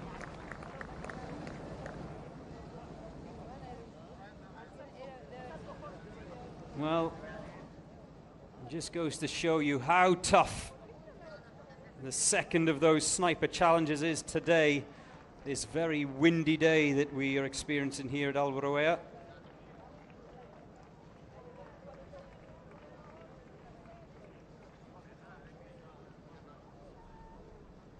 I'm absolutely fascinated, as many of you are online as well, as what Dubai Police B team are going to do. All eyes will be on them. I don't see any change in the wind coming in the next couple of hours, but who knows? Sada, their 10-second time penalty bumped them up to 2:57, but still sub 3 minutes, as were Almaz of Belarus. Only 2 teams to come in under the 3-minute mark, including penalties, of course, so far today.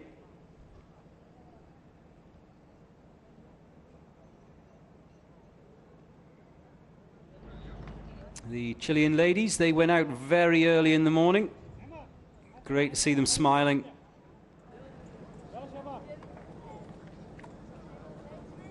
It was great to see their positivity when I arrived here first thing this morning after what happened yesterday afternoon. Now it's the turn of the Indonesians.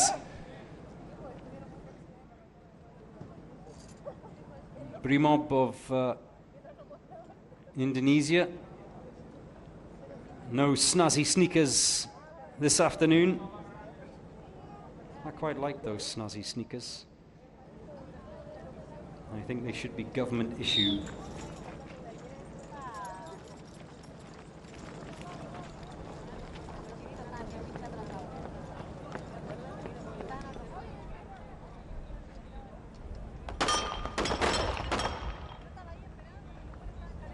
Technical and physical on this day 4 of the Uae Swat Challenge.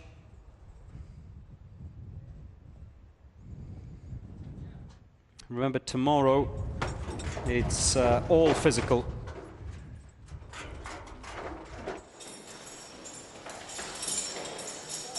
No weapons tomorrow. It is the obstacle course tomorrow.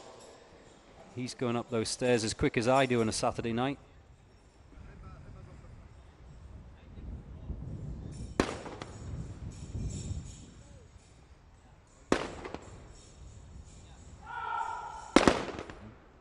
Brimob of Indonesia.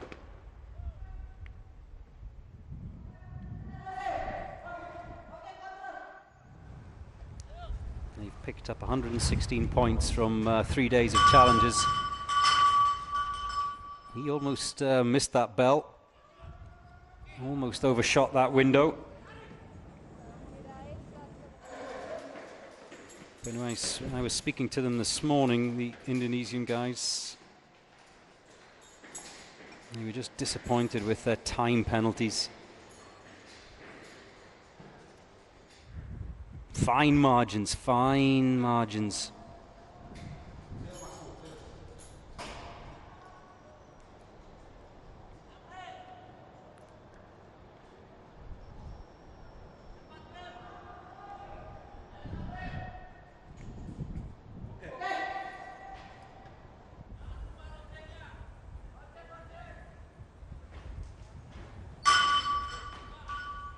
Third of the assaulters is off the tower.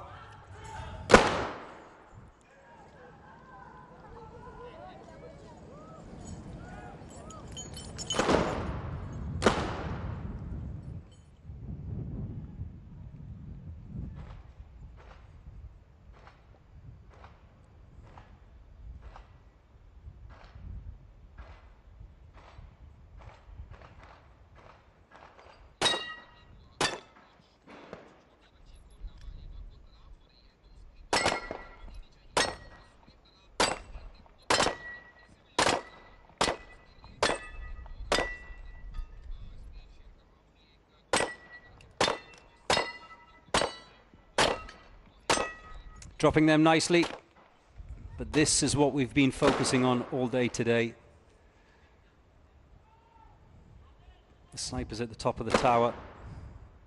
It's a miss.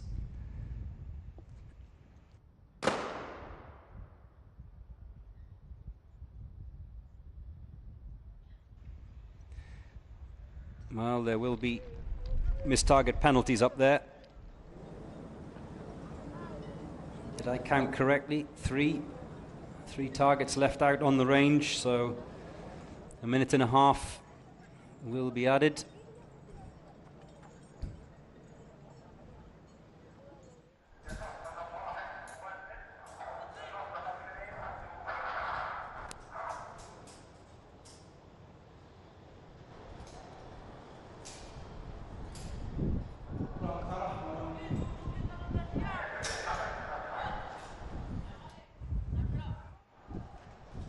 Plenty of partisan support for the different countries, both expats who live here and some who I found out yesterday who've actually made the journey and made a holiday of it to watch their team.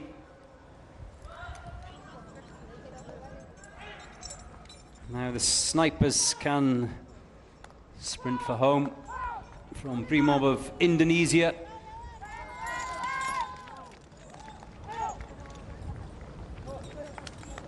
for 30.4 for the Indonesian boys.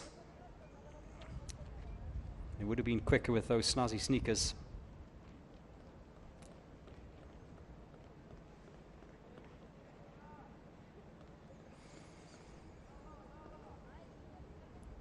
They could have easily knocked a minute off that time. But there will be penalties, of course, to be added onto that. So online, uaeswatchallenge.com. If you want to keep up with the results and the standings, not only of today, but the first 3 days as well.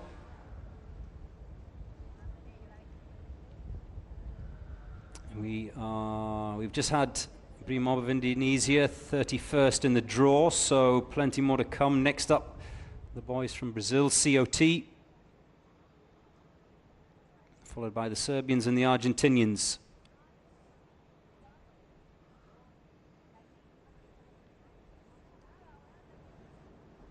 So plenty more teams yet to go out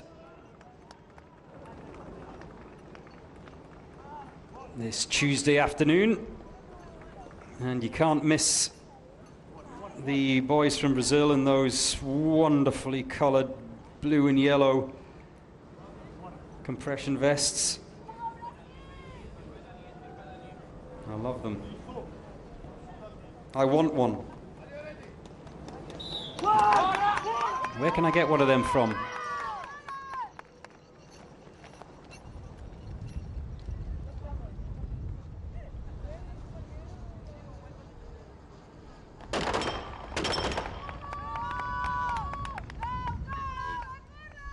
Oh, two of them just struggling to get their pistols safely holstered. Remember, safety is everything. They can pick up penalties if a weapon drops.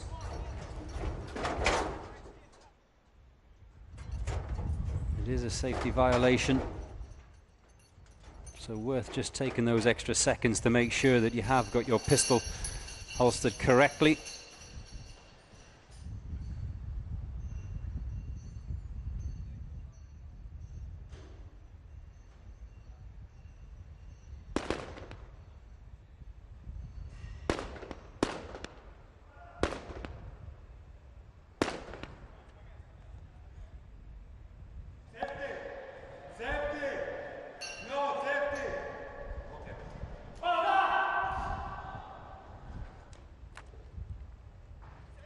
Now they can go.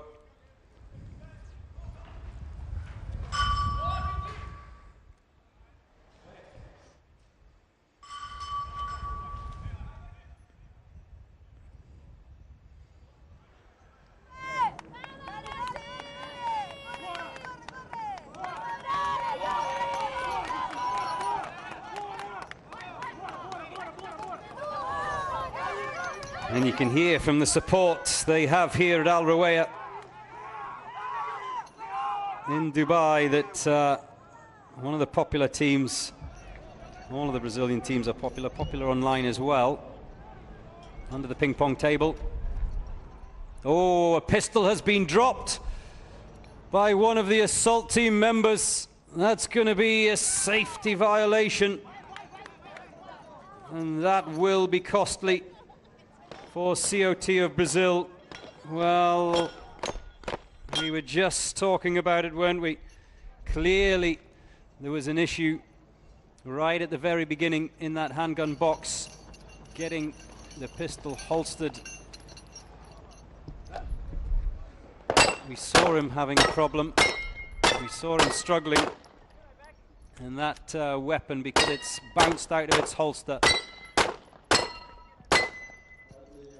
will result in a penalty.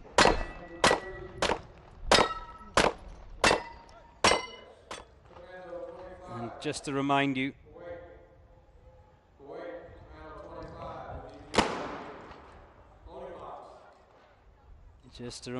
that a major safety violation, which includes the dropping of a weapon, is 2 minutes 30 seconds of time penalty to be added.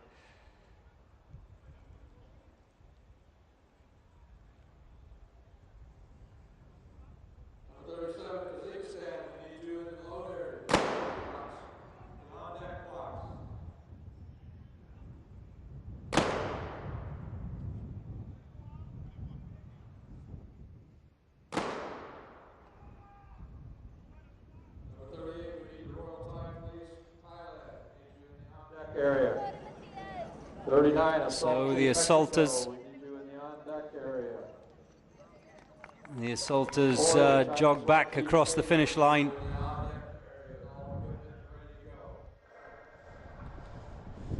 As the snipers make their way down that tower. Well, whatever the time is, they've got a fat penalty to go on the top of it for the dropping of that handgun.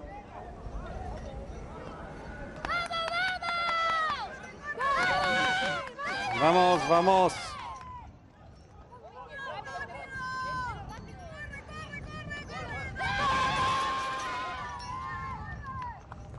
Well, irrespective, plenty of support as they cross the finish line in 5:35.6.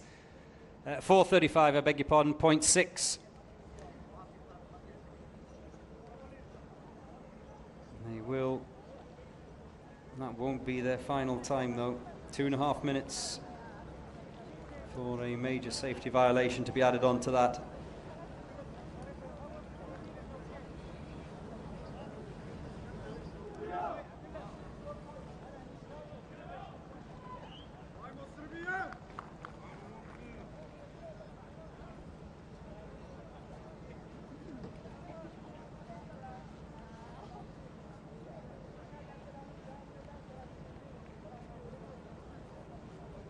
Get it on the gram. Get it on Instagram, yes. If you love your Instagram, Uae Swat Challenge. You can come down here, take your pictures with these buff boys and girls, and then get it on your gram.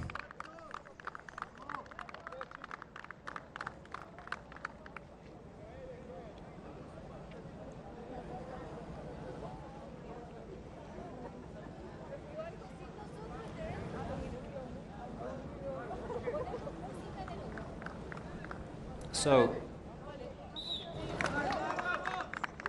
next up it's the Serbians, the Cobre team of the Military Police Detachment for Special Purposes.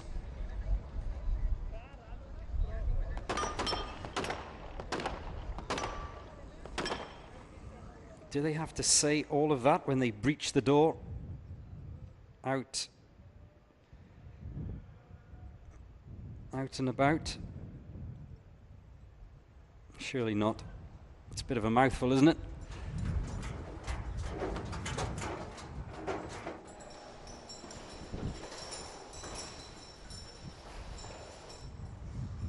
As they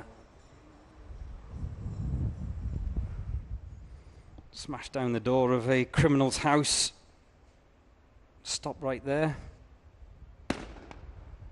Military Police Detachment for Special Purposes, Cobre.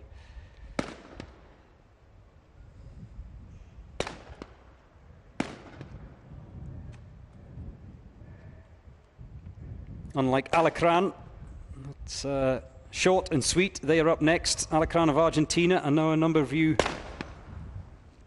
have been waiting patiently. Remember, the draw today is the opposite of what it was yesterday. So whoever went out first yesterday, which is the team from Kyrgyzstan, is out last today.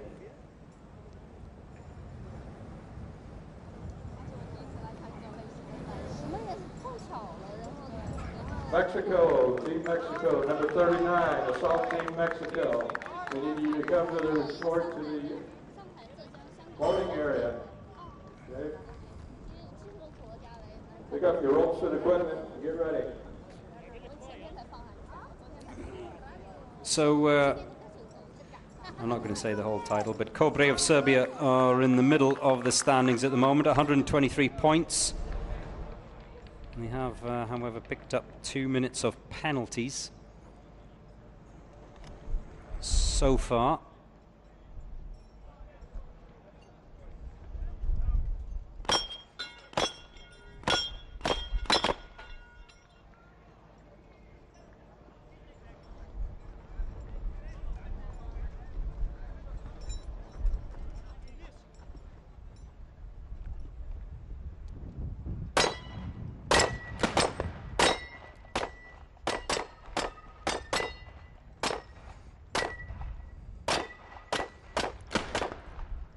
Well, the Cobre snipers dealing with that wind.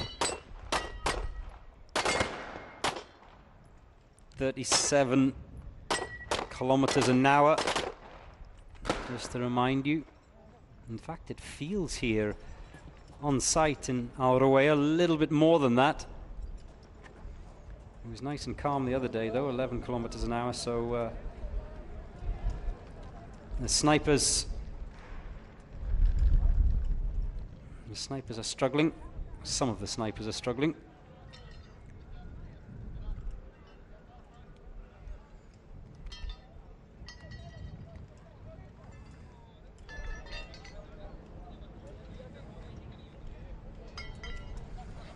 Here they come. Struggling more with getting that clasp on the rope than they were with the targets on the range.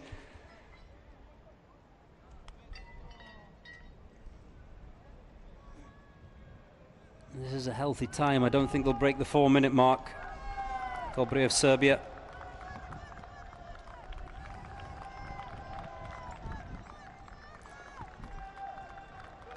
Sprint across the line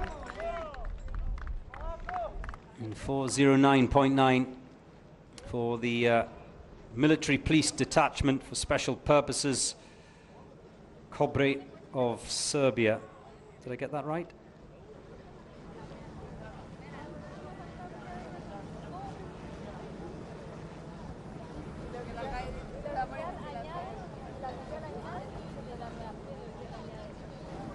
Imagine if I was paid by the word. I'll say it again. The military police detachment for special purposes, Cobre of Serbia.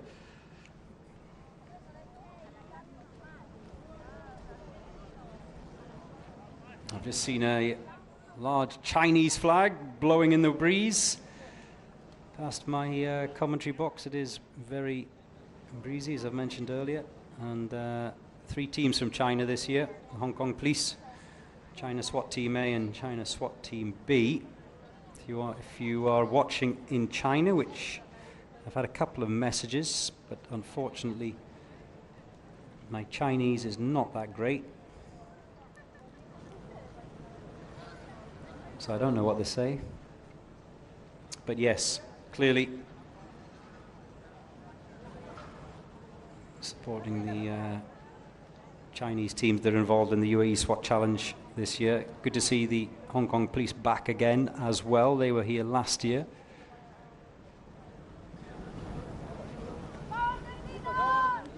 Here we go. The Argentinian team, just look at the trousers as they are on that start line, flapping in the wind, and the flags behind them in the background, just a clear visual demonstration of the conditions here at Uae. The whistle goes and they're off.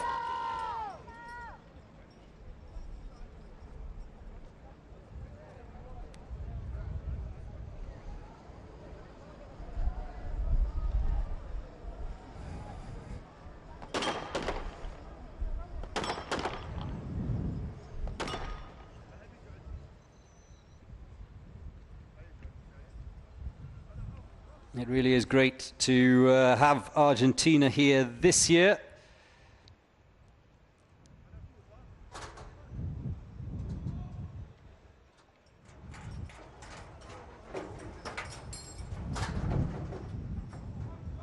Alacran have only picked up 41 points though, and their Achilles heel, like those others that are down the bottom of the current standings so far this week, has been time penalties for violations, missed targets.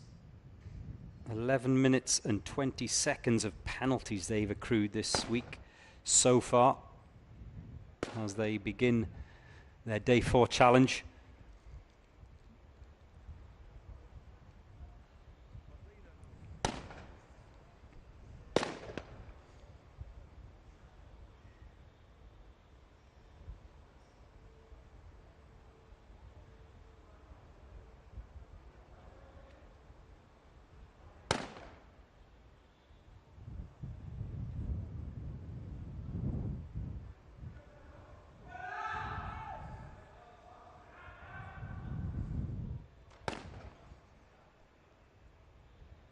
Snipers taken their time on the first of those two challenges.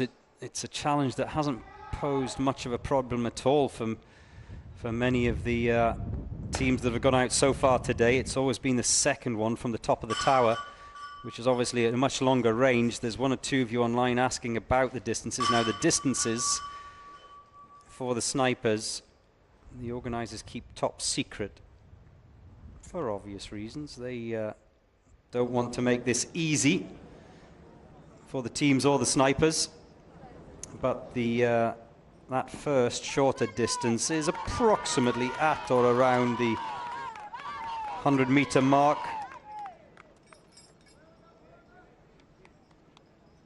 And it's up to the snipers themselves to judge exactly what that distance is. I was told it could be anything from 70 meters up to 130 meters.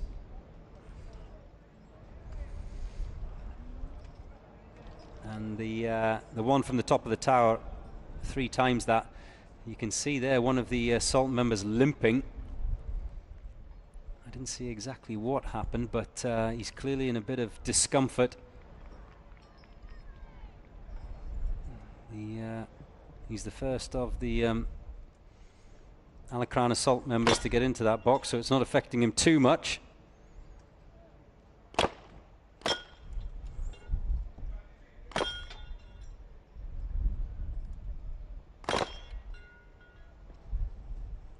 All of the targets are done for the Texas start.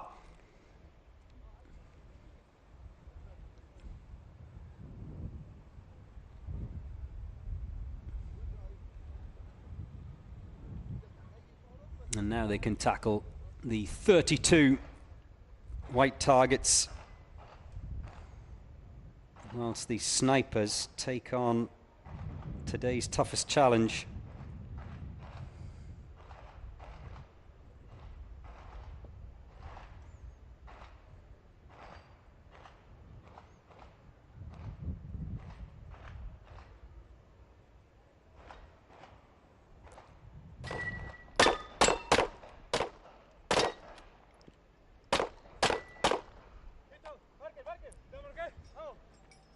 They're all done.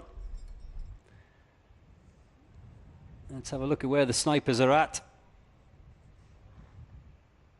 Still 2 targets on the right, still 2 targets on the left. They are asking questions of the judge. This is the one that I said was round about the distance of 300 meters. Obviously, as the assaulters come across the finish line, but the snipers are a long way from being finished right now. They can converse, they can compare, they can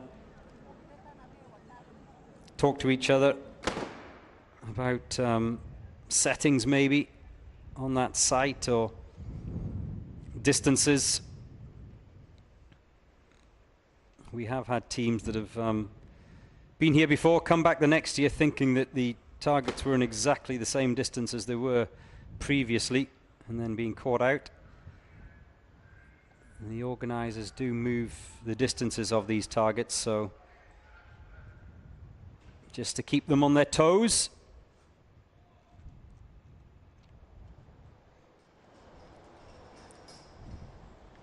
Well, they've decided that's it. The Alakran snipers.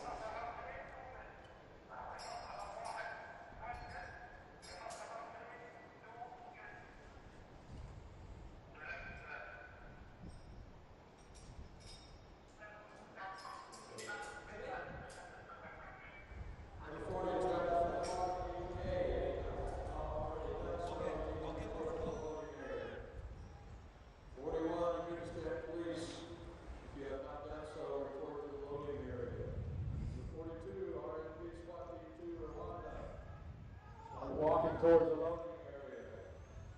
43 NYPD.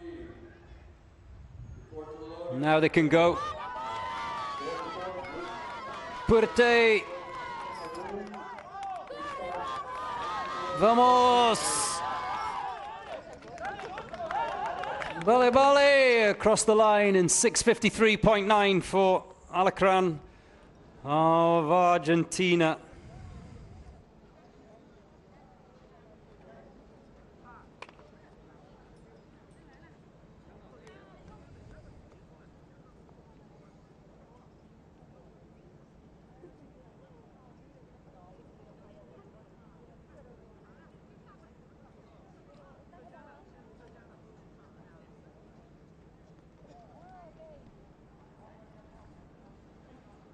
Still plenty of teams to come.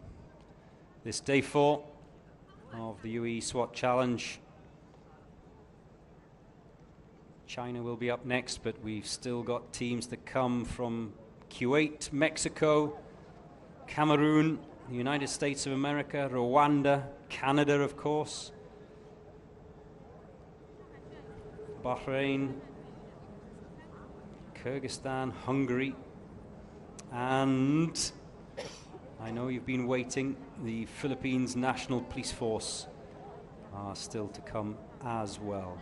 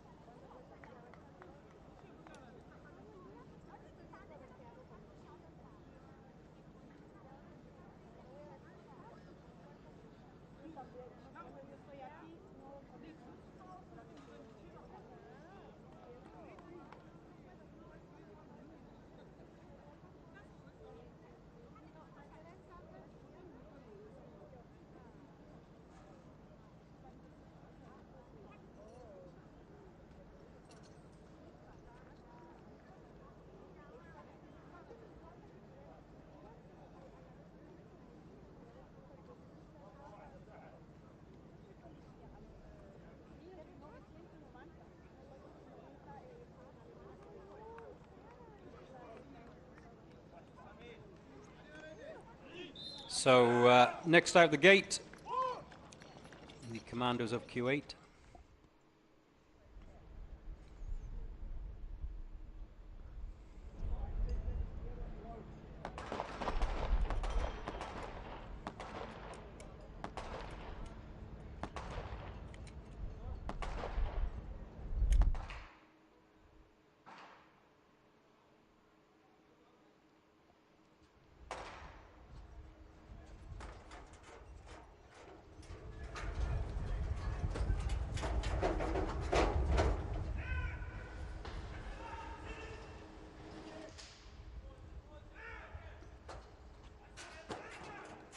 The assaulters tackle that tower first. Snipers separate off from them and go around the base of the tower to the first of the two ranges.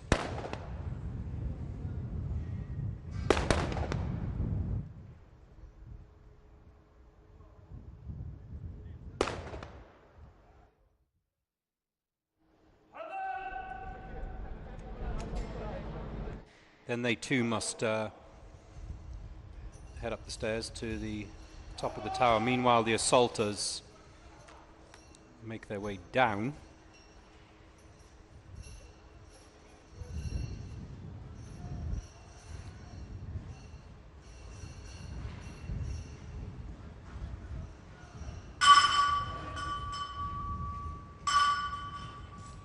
All of them have to ring that bell, except the snipers, of course. But all of the assaulters have to ring that bell.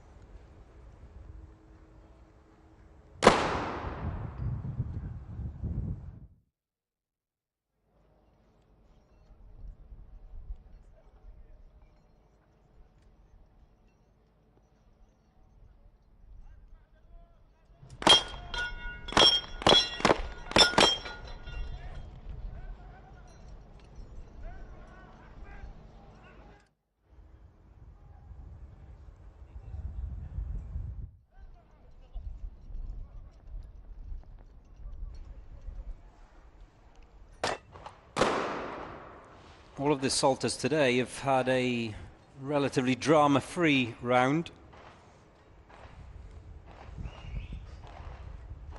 It's been up here on the tower where the issues have arisen,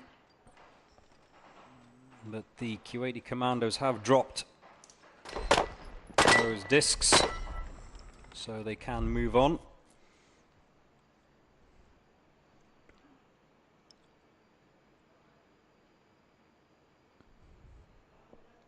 In terms of the clock, remember today's fastest time was Sardar of Kazakhstan.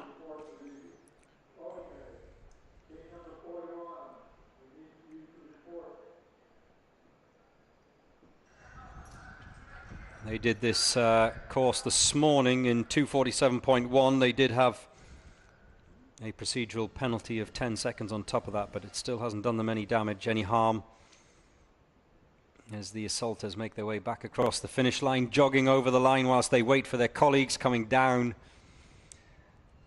that tower off the rappel rope.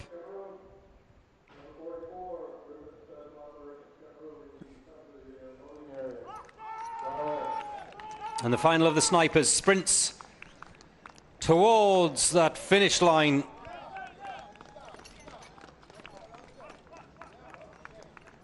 And they cross it in 4:32.1, the commandos from Kuwait.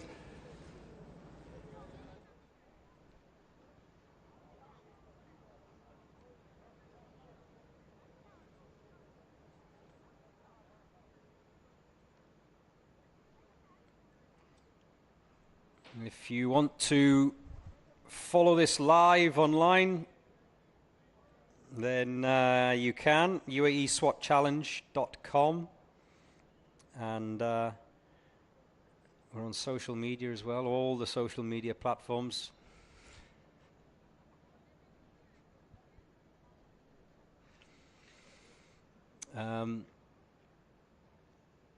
TikTok. 46, London ERU, Canada. And 47, police in Colombia. Canada and Colombia, we need you to come to the staging area to gather your equipment, weapons, ammunition. I wonder how many SWAT team members are on TikTok. Surely not. Or Instagram, for that matter. Anyway, you can watch this live, UAE SWAT Challenge, on Instagram, live on YouTube, Dubai Police YouTube channel.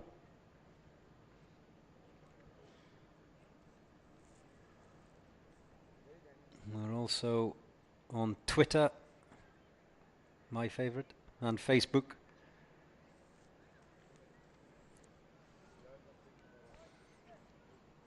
I beg your pardon to those of you who are watching around the world and sending me messages at the moment. I have a little issue with my online feed coming in with your comments and questions.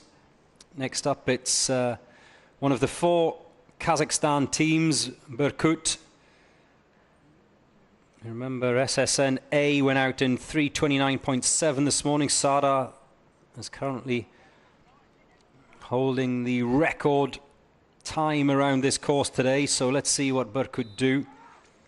Sunka, well, they would have had a quick time, but those of you who were watching this morning, as one of their assault members fell off the tower and twisted his ankle, it stalled their round, unfortunately for them. Bad luck.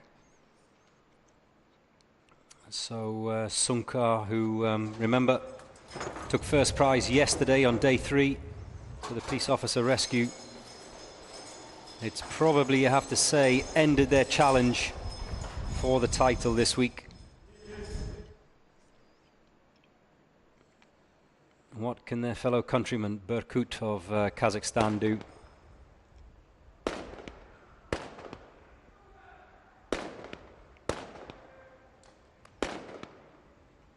All good so far.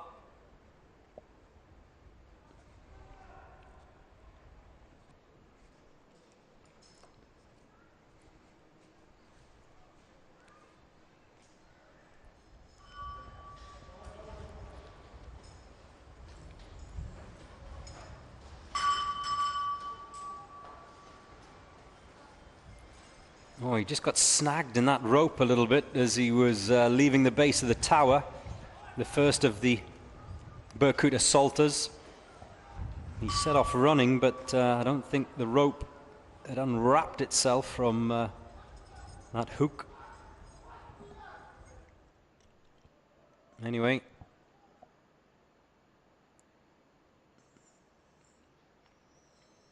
Didn't hurt too much in terms of time.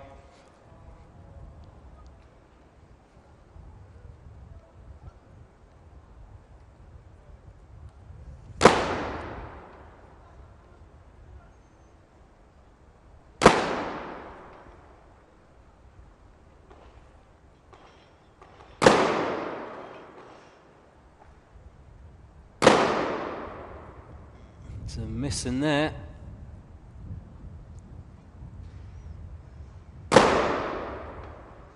And finally they finish it off.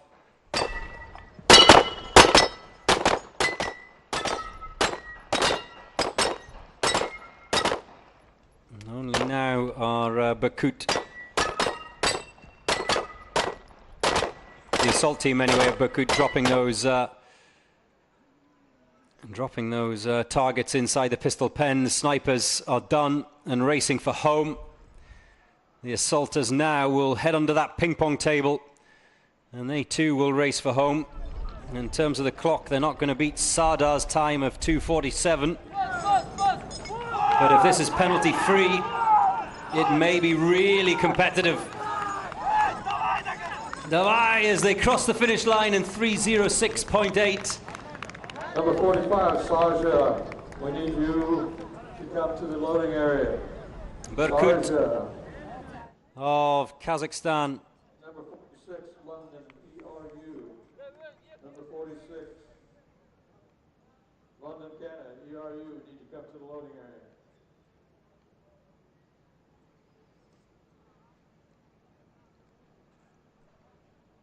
They are Number 44, groups, special still to operations, go. Cameroon. We need you at the loading area. The right away. Mexicans are due out. They are 39th in the draw. Next up is the Royal Thai Police C team, the ladies team. And they will be followed by the Mexicans, the assault team of Mexico.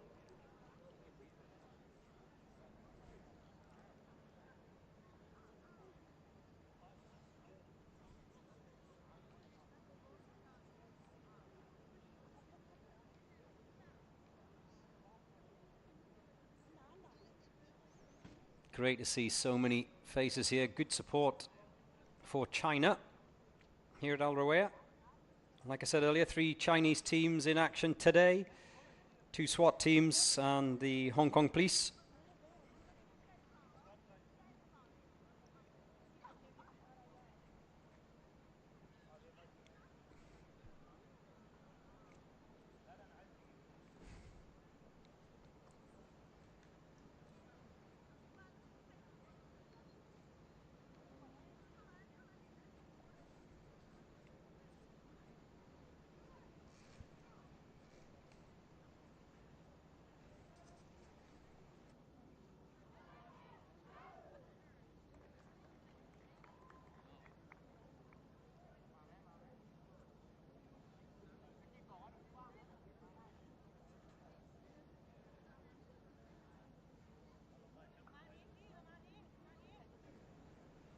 It's fiercely competitive, this tournament, both between various police departments, between various emirates and between various countries as well. That's what makes this event so exciting. There's always plenty of drama as well.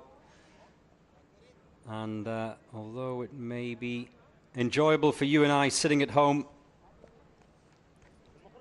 we do hope that anyone who does get injured is okay, especially that team member from Sumkar. As the Royal Thai Police ladies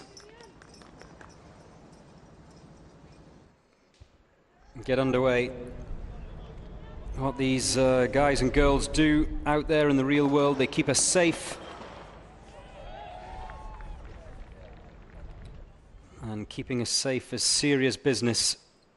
This week may be all about fun for us here, but there is a serious side to all this. Remember, all of the team members are active service personnel with various police departments and units around the world.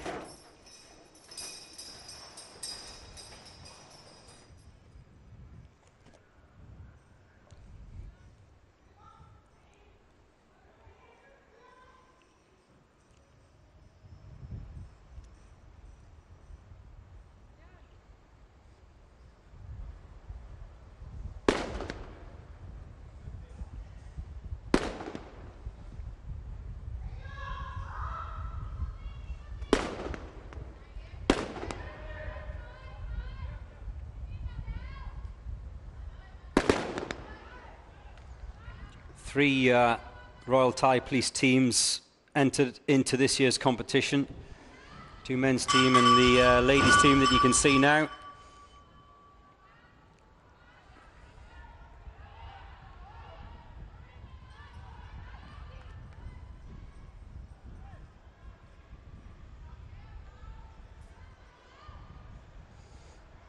Now the oh, I love the hair. I absolutely love the hair.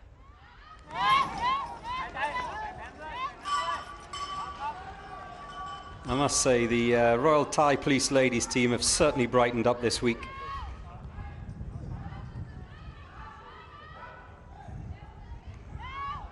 Who says all the kit and clothing and equipment has to be dull grey or black or brown? It's the little touches, isn't it, ladies? The pinkier tape. Oh, how good was that on the Texas Star?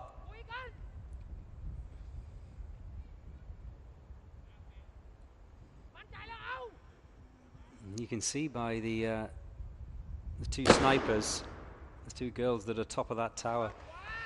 Again, their hair blowing in the wind. It just shows you how strong the wind is up there and how difficult it is to hit those targets today.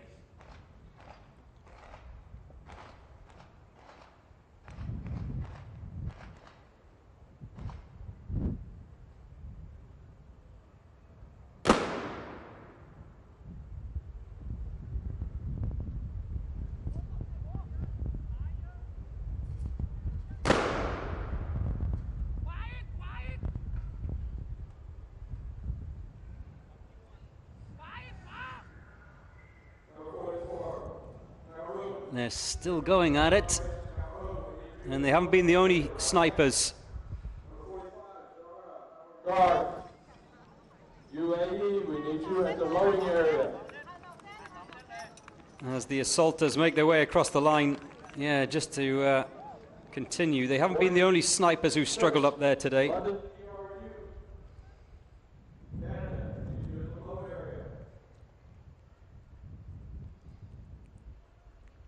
They're taking their time on this one, though. And here's the dilemma as they cross the 4-minute mark. At what point do you give it up? We've had a lot of snipers calculate in their minds today. Look,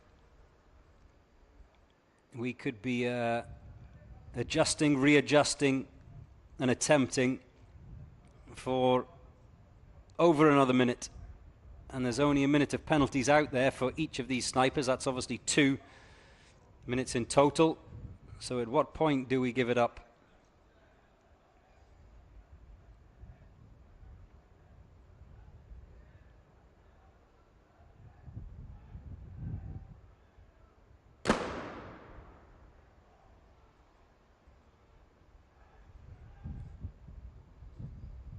Well, the Royal Thai Police ladies are not giving it up. They do have a limitation, of course, 7 rounds each for the 3 targets at ground level, and these two targets from the top of the tower. Now they're done. And they've left out all 4 targets on the range from the top of the tower, so that will be 2 minutes of penalties.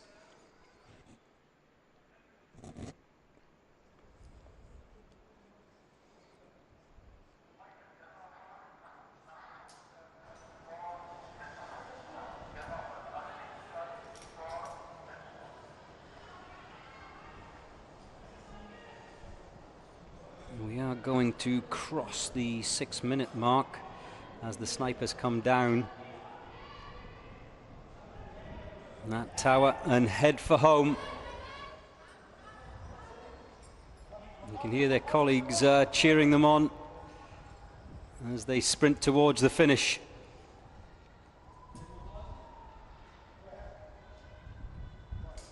And across the line in 6:16.7.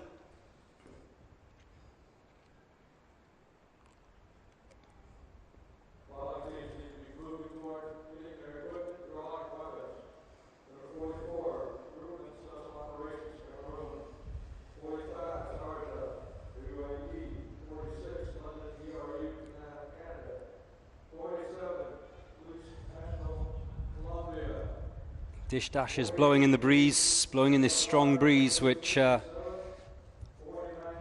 makes being here as a visitor very comfortable.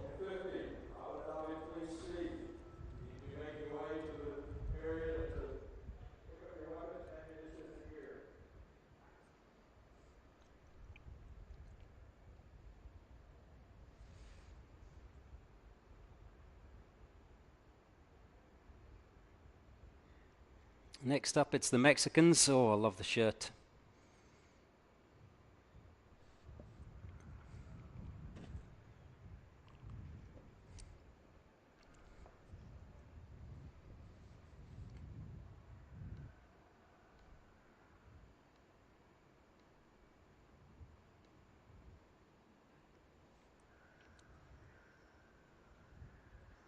If you are sending comments and questions, please forgive me. I'm not ignoring you. Just my comment section isn't working at the moment. As soon as it's back up and running, I will be engaging with you once again. Meanwhile,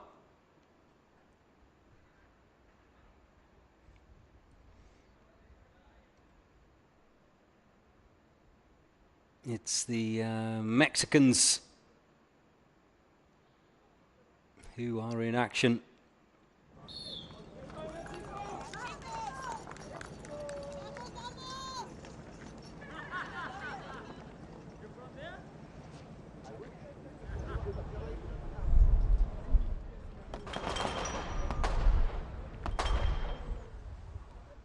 All good so far.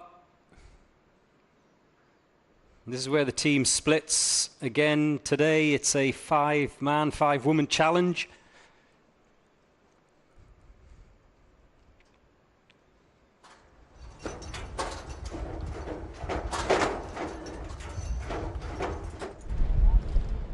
Through the window, up the stairs. And then the assaulters begin their descent.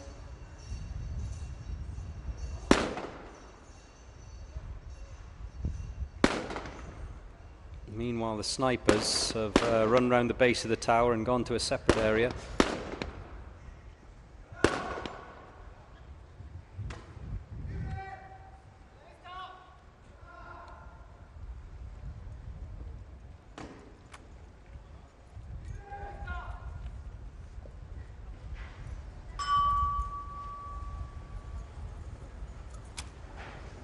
There goes the first. Now the second of the assault team, and that 3-man team will then head to the pistol pen where they've got their own set of targets to engage.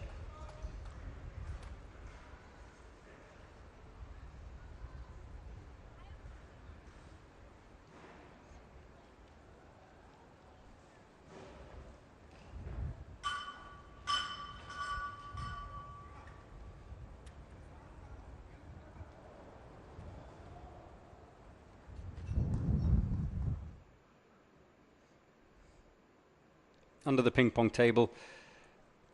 Remember, they all have to go into and through that box. So even once they're over this wooden wall and then the Texas Star, there is a large red roped box on the ground. They have to go through that, all three assault members, even if all three of them are not engaging the Texas Star. Same with the second of those boxes in the pistol pen.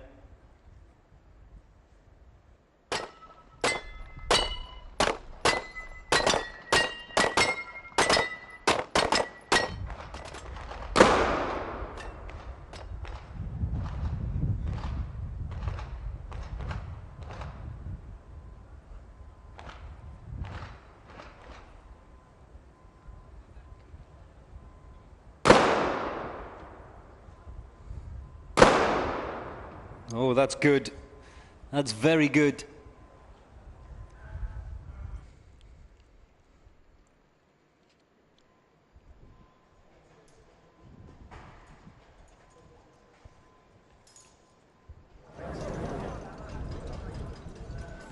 As the assaulters jog across the finish line from Team Mexico, we just have to wait now for the snipers.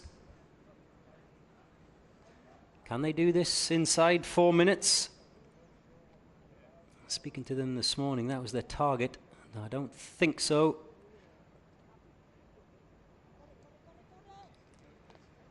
Vamos, vamos! Apúrate, apúrate, apúrate! Being urged across the line! 4:06.0 for Team Mexico.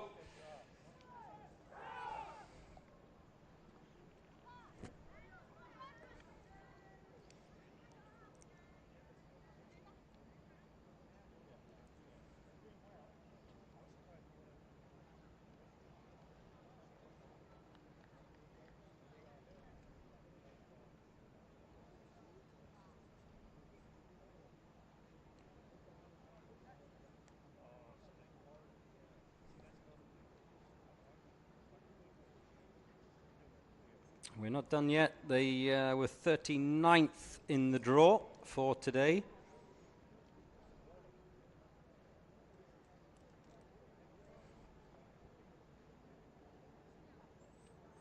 Next up it'll be China, SWAT Team A. Still to come, Rwanda, USA, Cameroon, Canada,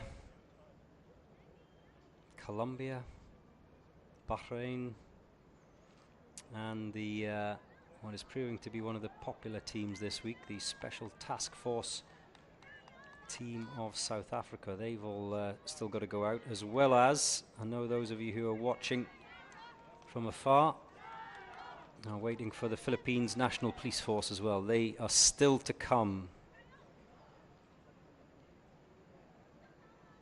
Cameroon, please report to the weapons drawing and ammunition and get ready.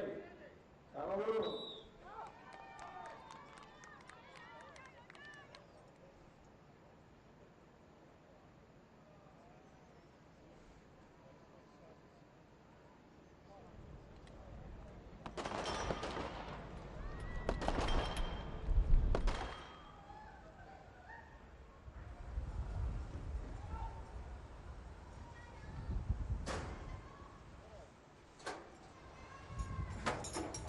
All of the Chinese teams well supported over the course of this week.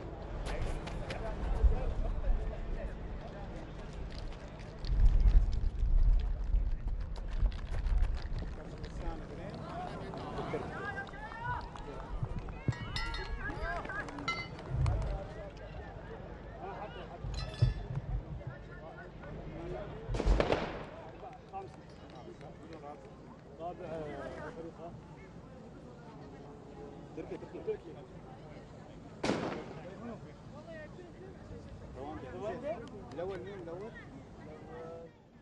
حبيبي والله صدر الاول كم بس دقيقتين تعال كم نقاط انت الحين؟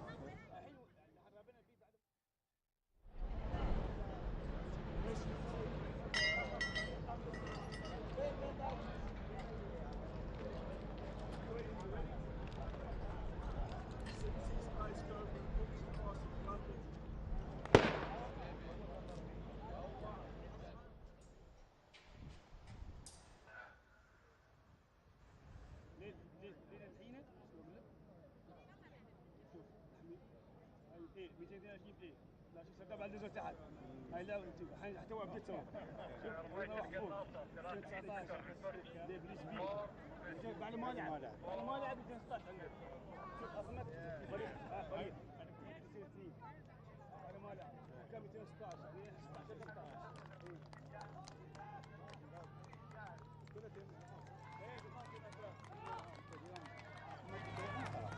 انت بس انت تمشي جنب صح يعني على الاقل تتخيل خذ ثلاث دقائق ما بس تلعب تعادل شلون ما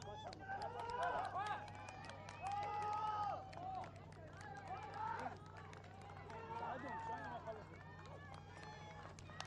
تعادل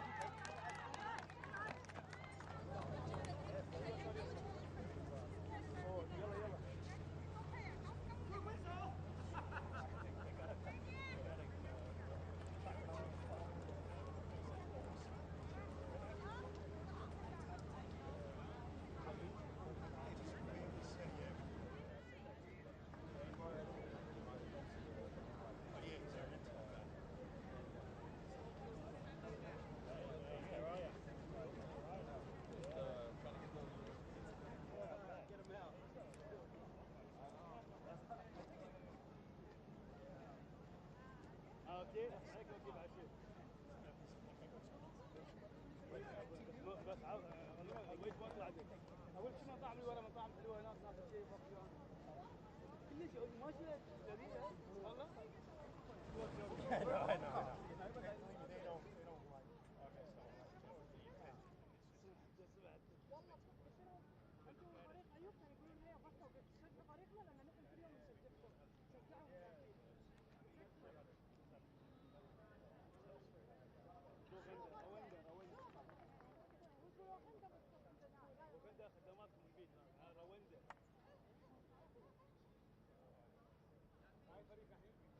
هاي الأوزة هاي مسؤول لا هني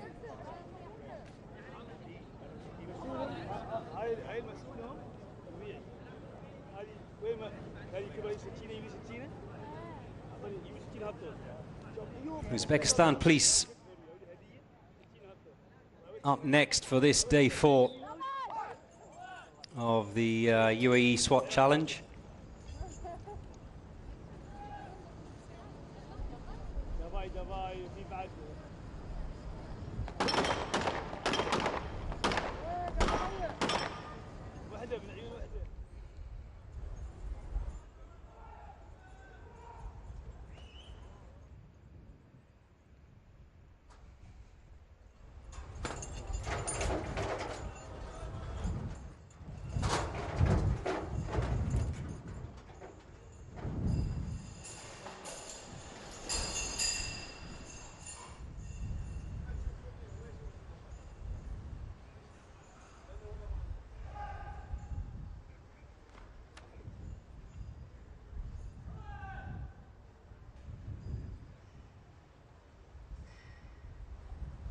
The Uzbekistani snipers on the first of their two tasks, the easier of their two tasks.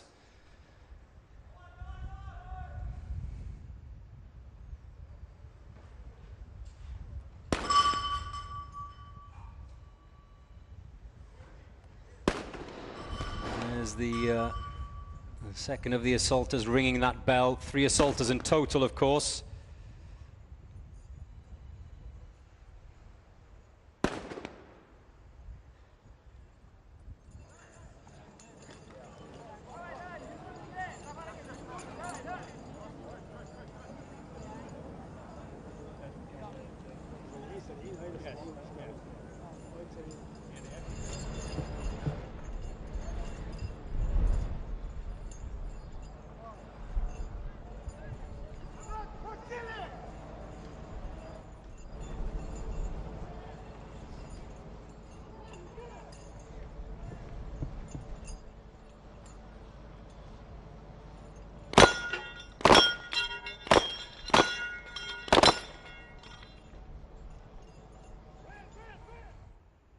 Now, this is the issue. Top of the tower. This longer range effort in the afternoon breeze.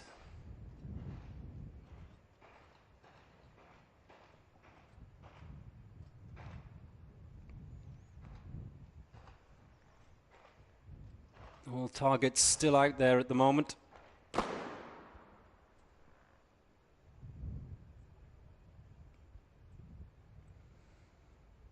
"30 seconds per miss."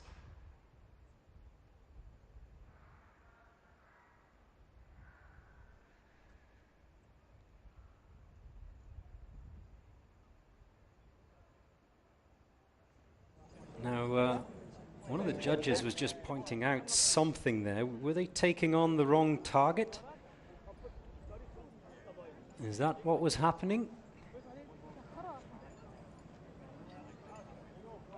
I think maybe. Well, just keep an eye on the right of your screen there. Was the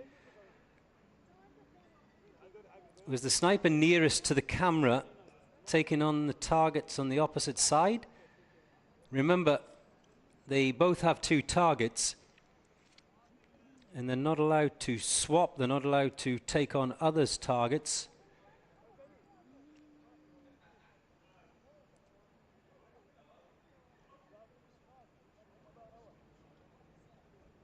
Yeah, I think that is that what's happened? Well, yeah, there you see the wind speed.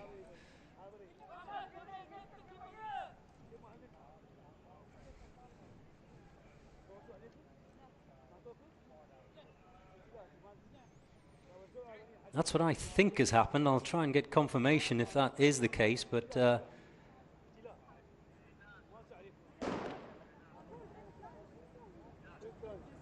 not allowed to share, of course. They can share information of distance, wind, etc., but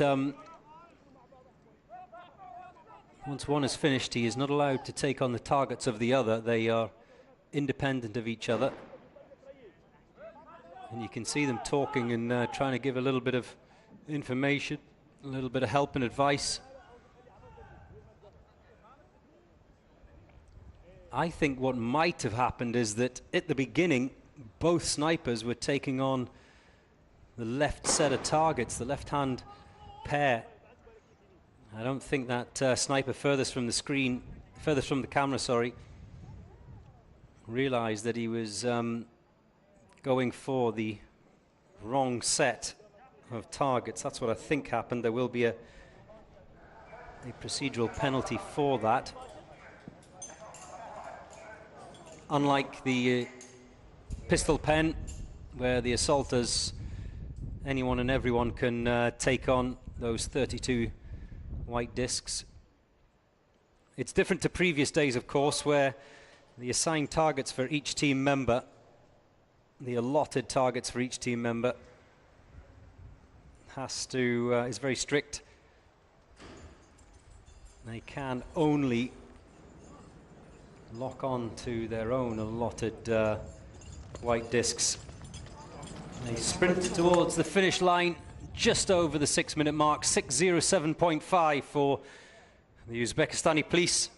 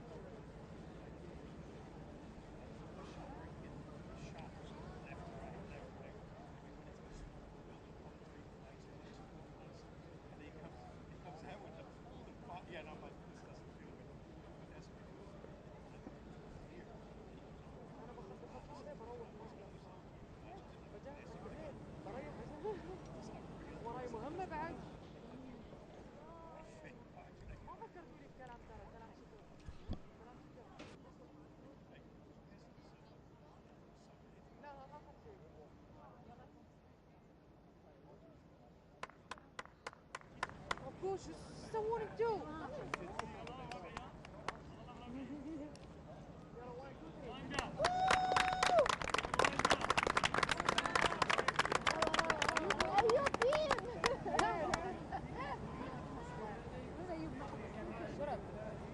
قال بس البداية بشجعهم ونحجزوا مكاني.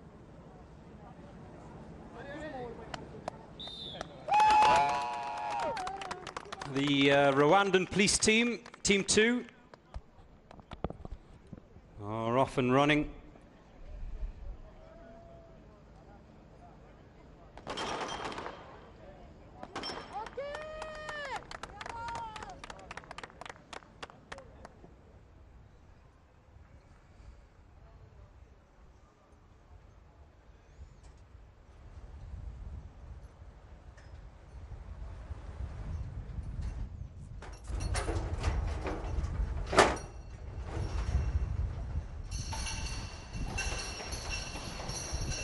Through the window, up the stairs for the assaulters.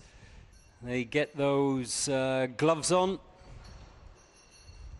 to then begin their descent back down again and head towards the pistol pen as the snipers are underway with their first set of targets. 3 each on this occasion for the ground level ones. And then they will head up to the top of that tower to take on what has been the most challenging aspect of today's Day 4 tower event.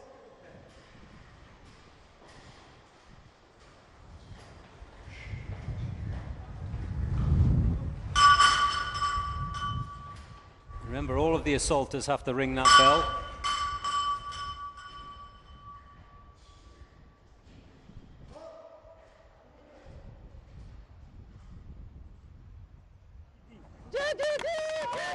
And gloves off.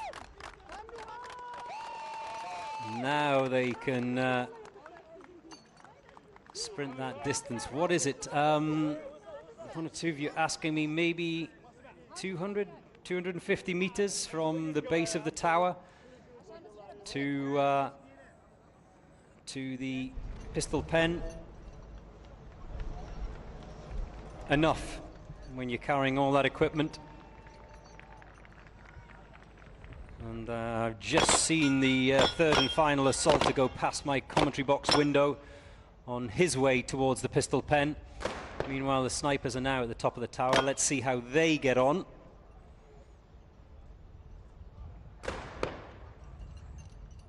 Two minutes of penalties sitting out there if you miss these white discs.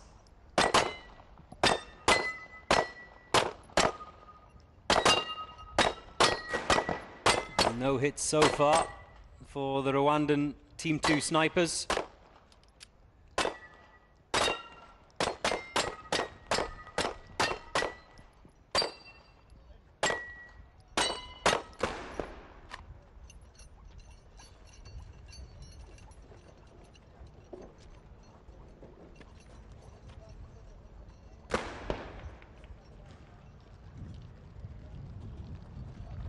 Yeah. They've left it all out there, so 2 minutes of penalties to be added on for the Rwandan Team 2 snipers.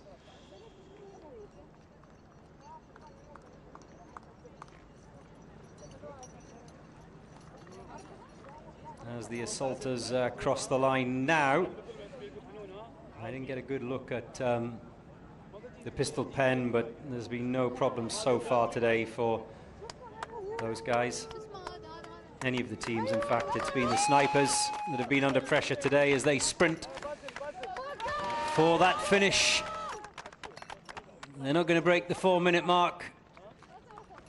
4:03.5 for the SWAT team of Rwanda, the Rwandan police.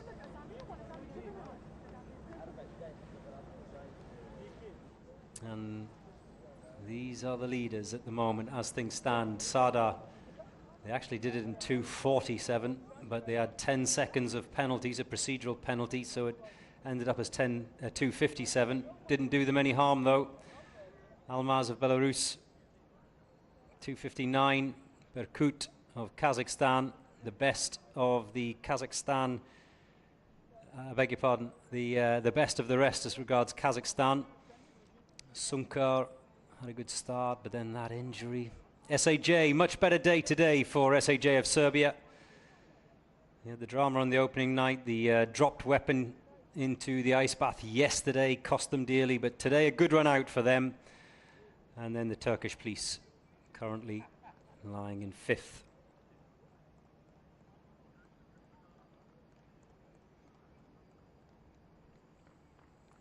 Everyone's out and enjoying the afternoon sunshine.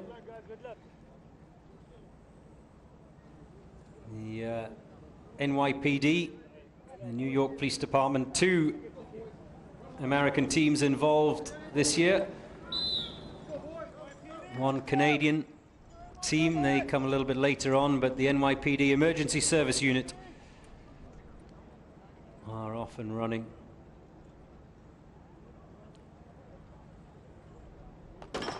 Just a reminder for those of you who are watching at home that all of the team members must enter that box before they can fire. They can leave the box once they're done at any point, but they've all got to be in that box together.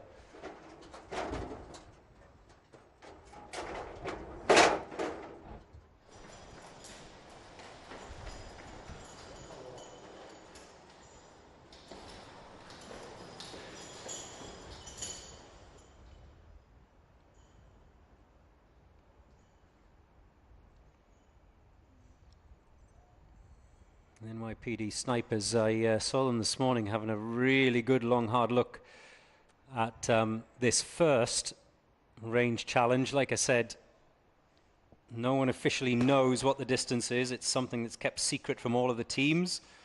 It's up to them to use their skill and judgment and experience to work it out, but it's approximately 100 meters. I don't know, I had a look, I couldn't gauge it. And anyway, when you play golf, you work in yards, not meters. So, put it this way, it was an 8-iron, in my opinion.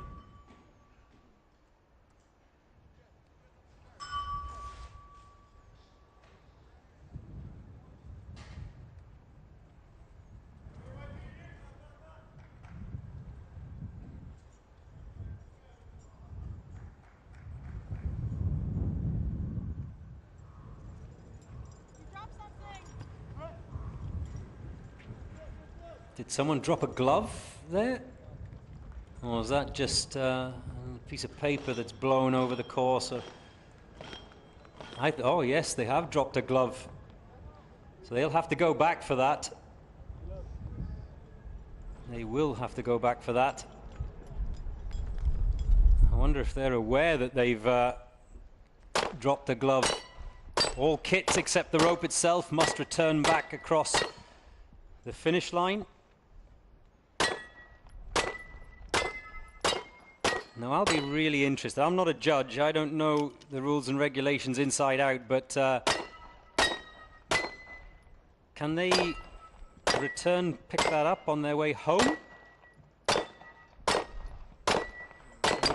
This is a strange day because it is what's called a crisscross finish, where the 2 snipers, of course, come from one direction across the finish line and the assaulters come from the other direction across the finish line. So I'm not sure.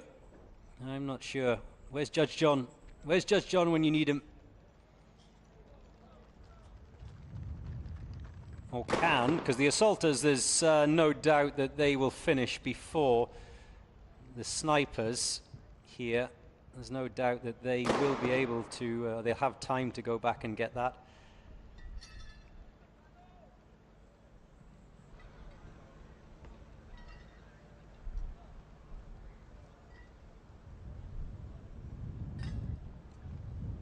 It would only result in a procedural penalty, which is leaving behind a piece of kit such as a gloves, and that's only a 10-second penalty. Again, the NYPD snipers at the top of that tower taking their time. That's another miss.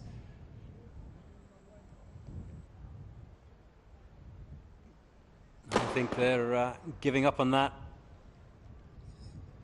Are they going for the clock instead, or no, they're going to have another go. Remember, 7 rounds in total they are allowed, which they have 5 targets, so they can afford a couple of misses, even if they can trim 30 seconds off those penalties.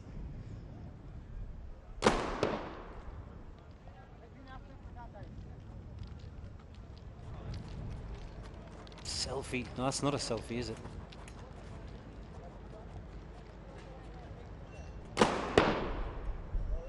No, still can't calibrate that wind.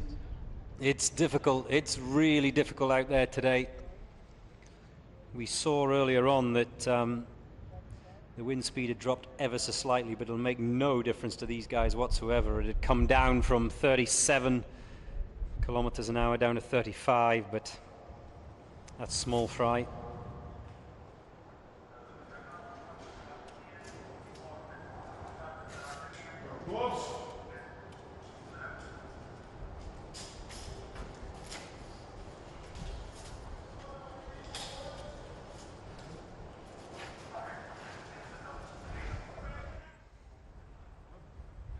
Fresh out of school today.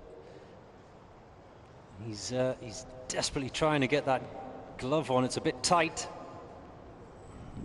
He's having an O.J. Simpson moment.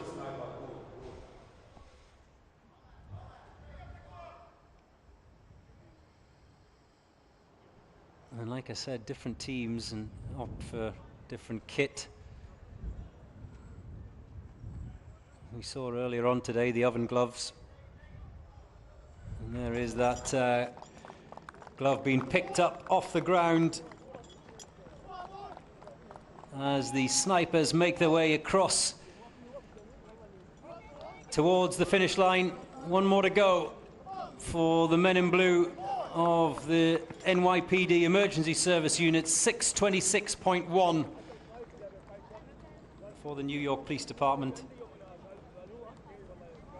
There'll be 2 minutes of penalties for missed targets, plus what else? That drop glove will be only 10 seconds, so not as much damage as far as their standing is concerned with regards to that.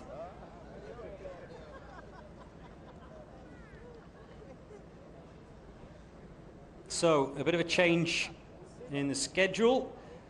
Cameroon, the Special Operations Group of Cameroon, was supposed to go out next. They haven't turned up, no one can find them. I understand they were last seen in Dubai Mall.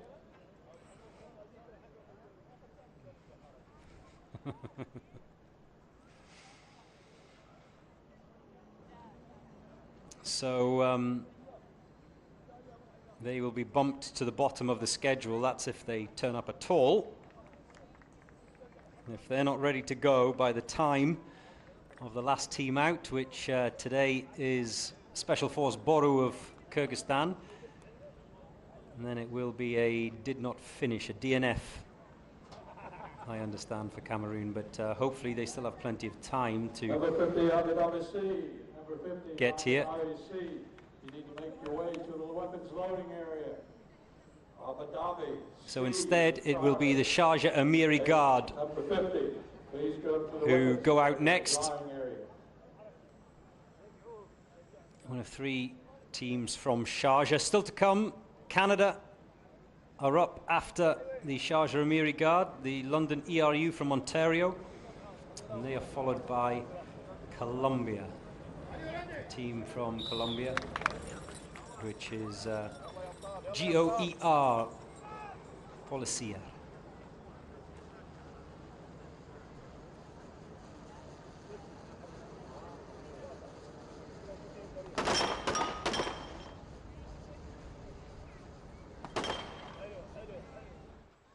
So the best of the Sharjah team times today has been Sharjah SWAT Team B, 358.66, so that's the focal point for the Amiri guard.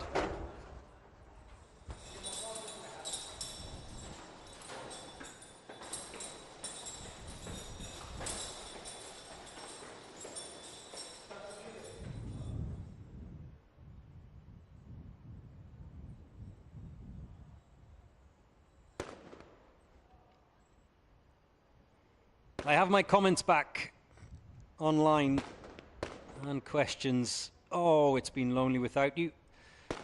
Welcome back.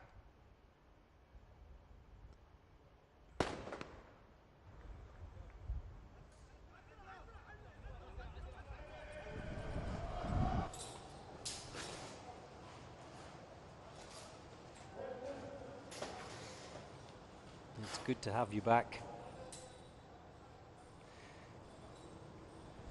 All of you, including you, Clinton.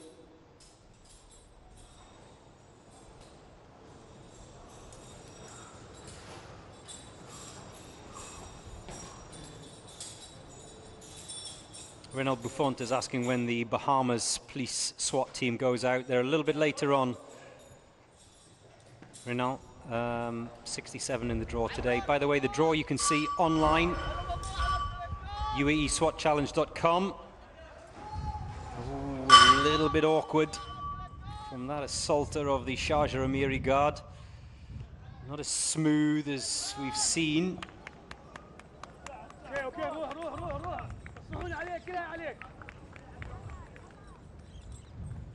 Anyway, you have to say that because of the challenging conditions at the top of that tower, that none of the assaulters have really been the issue today.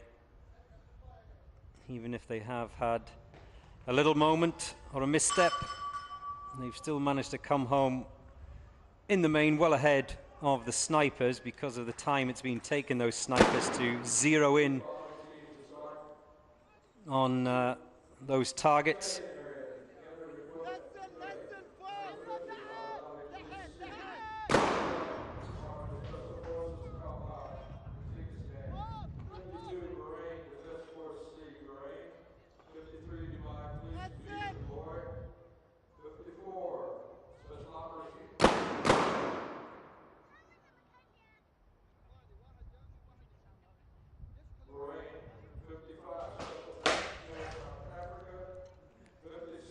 So, how are they doing, the Sharjah Amiri guards? Still all 4 targets out there on the range.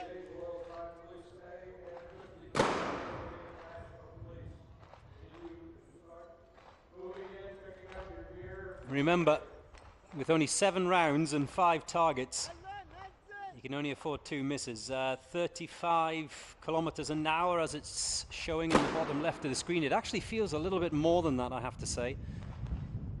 But I'm not a meteorologist, so I'll go with it.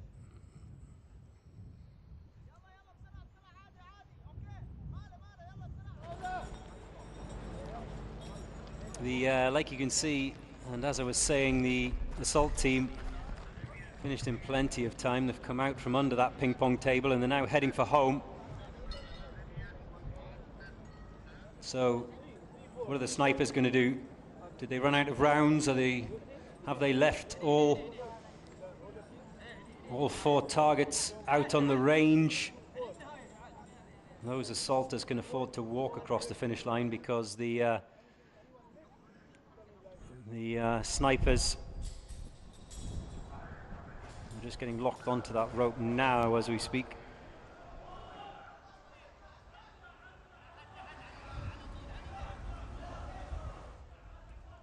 Oh, one of them's gone through that second window and they're struggling a little bit. Remember, they don't need to ring the bell, the snipers.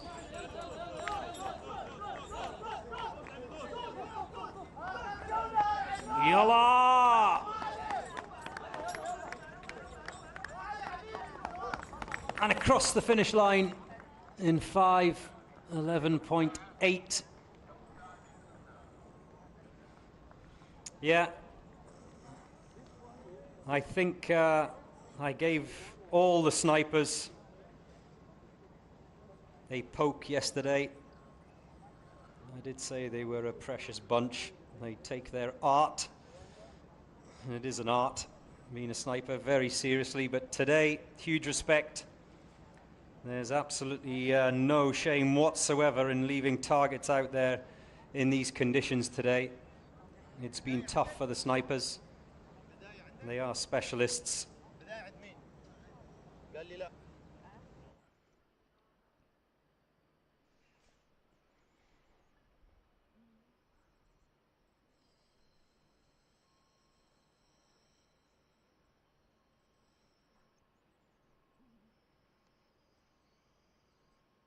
Right, where was I? Liam Finn says, what is the penalty for the missed targets? If I didn't mention it before, 30 seconds, Liam.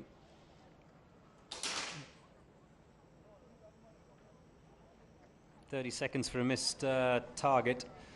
That's not the heftiest penalty. The judges will apply 2 minutes and 30 seconds for major safety violations, and that includes dropping a weapon. There's been 1 or 2 safety violations today. Remember, we saw the rifle falling off the shoulder of a sniper from the top of the tower. Now it's the turn of the Canadians from London, Ontario, the ERU team. They are 46th in the draw today.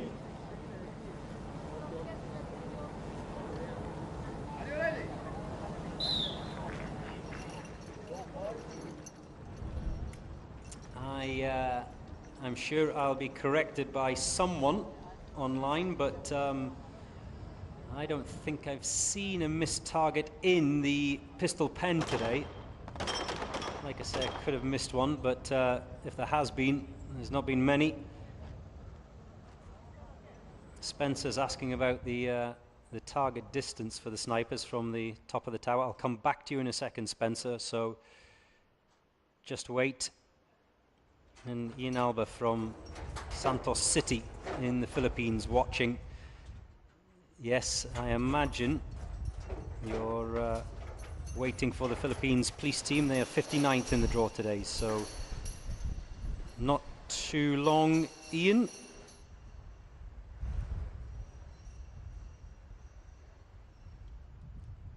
Yeah, so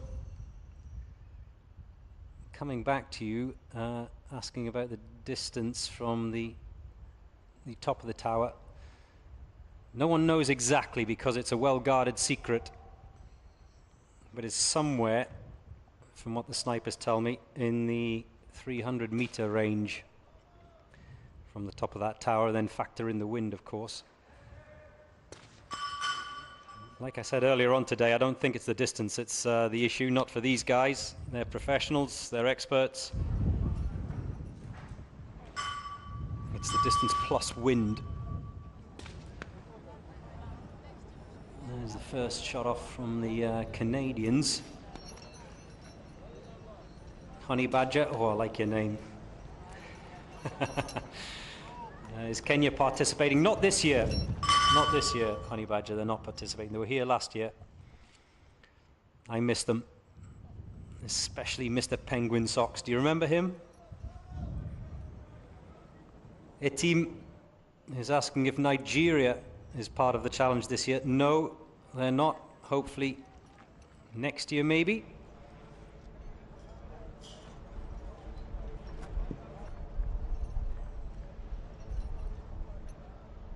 Up and over the wood wall for the first of the assaulters. Texas Star is their first target to engage, and remember, anyone can take on any target, as long as it's safe, of course, in the pistol pen today in comparison to previous days.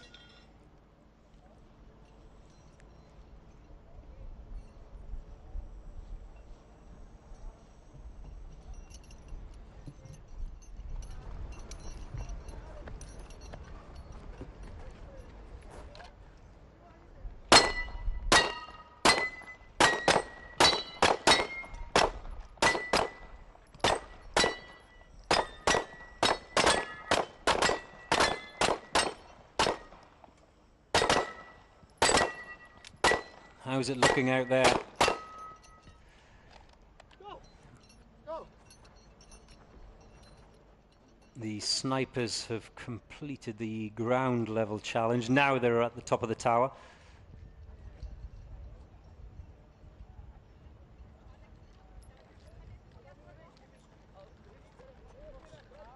We've seen a number of the sniper pairings just discussing with each other what they think the settings are for those scopes to try and measure that distance.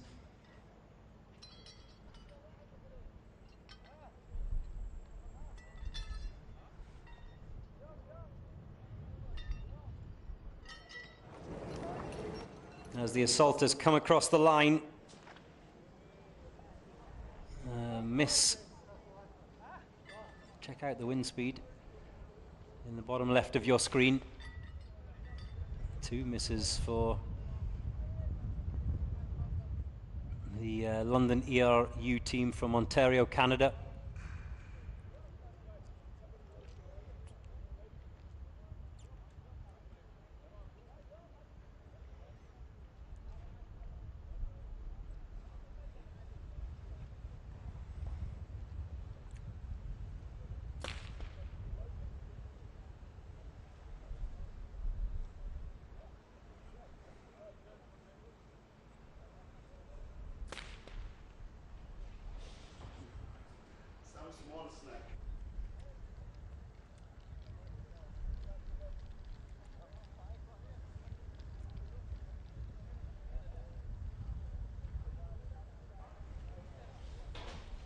The targets are still out there,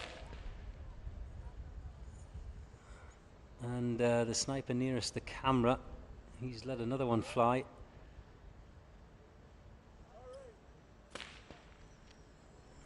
Has he used all of his rounds? The Canadian boys operating with silencers, that's why you can't hear that loud crack that we've heard throughout the course of the day.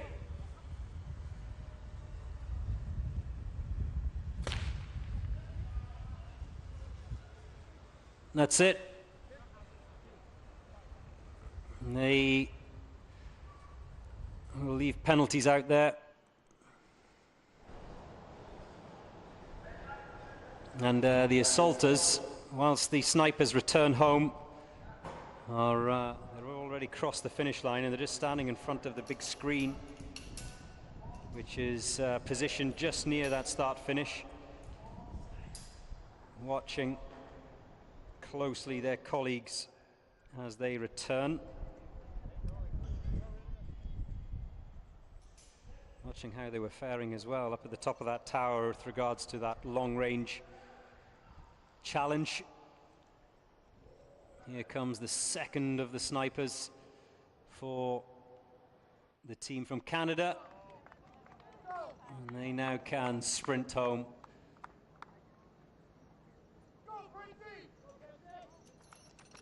They will surely come inside the 7-minute mark. 6:48.9 for London ERU of Ontario. There will be, of course, penalties to be added to that.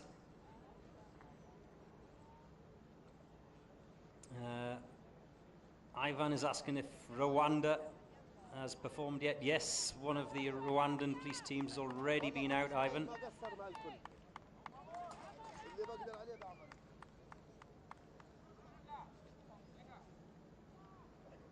I know a number of you currently coming online. Lizzie, good evening from the Philippines. Looking forward to the PNP, which is the Philippines Police Force. Charish is asking about Ethiopia. No entry from Ethiopia, I'm afraid, this year, Charish, but hopefully there will be in the future.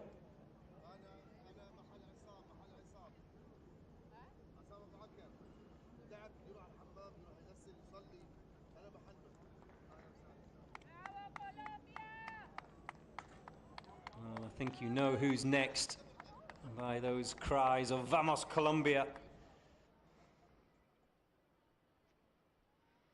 Look at the support. They've made that long journey. It's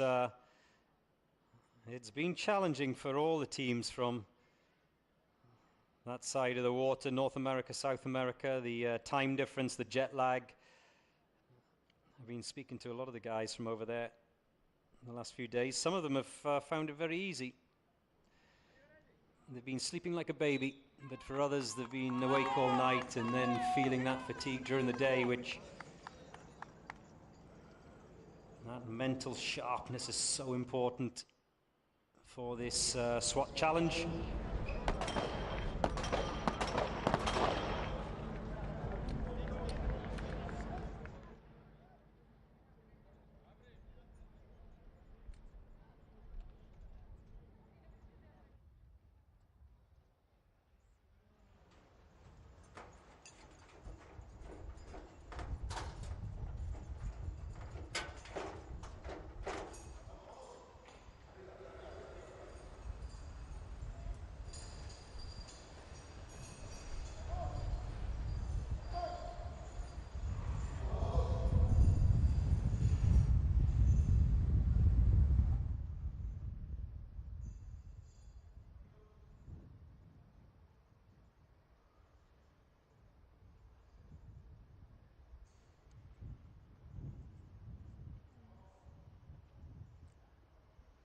Thank you very much, by the way. Gracias. How do you say? Obrigado. In Portuguese, to the COT team from Brazil, who've just dropped off in my commentary box one of those wonderfully coloured compression vests with the Brazilian flag on it. Very kind of you guys.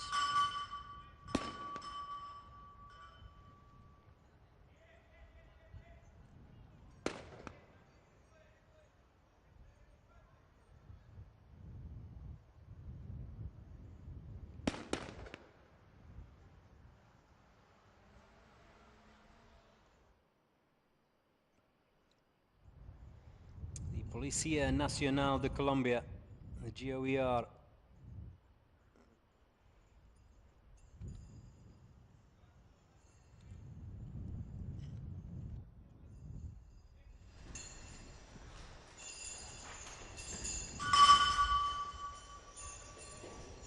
The assaulters are away.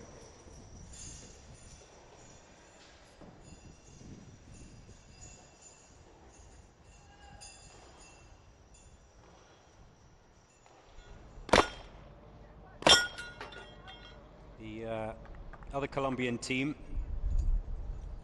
Grupo Antiterrorista, the Grate team,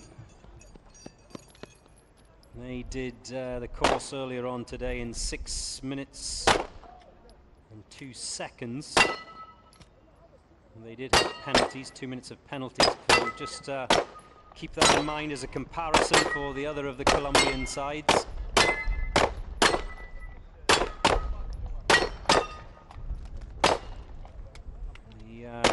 GOER. Like I said, all of these teams have come from the far corners of the globe to compete with their counterparts from other parts of the globe, but there is national rivalry as well, as there is here in the Emirates, of course, and there's also inter-department rivalry.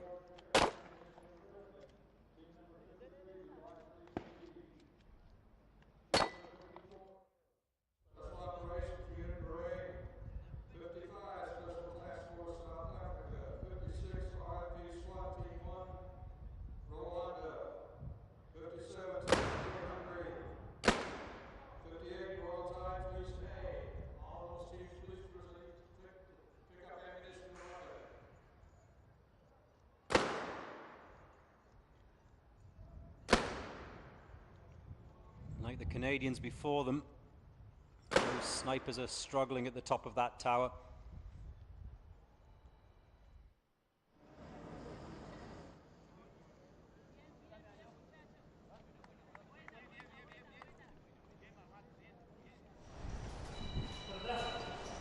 He's just getting his O.J. Simpson gloves on.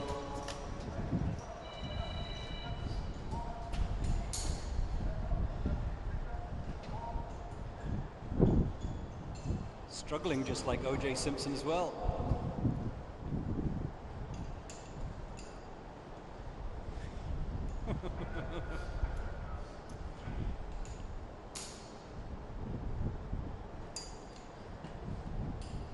remember the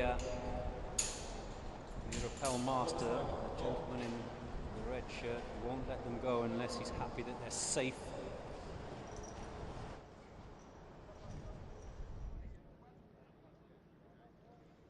I know they're in a rush, and I know that speed is of the essence, but safety comes first.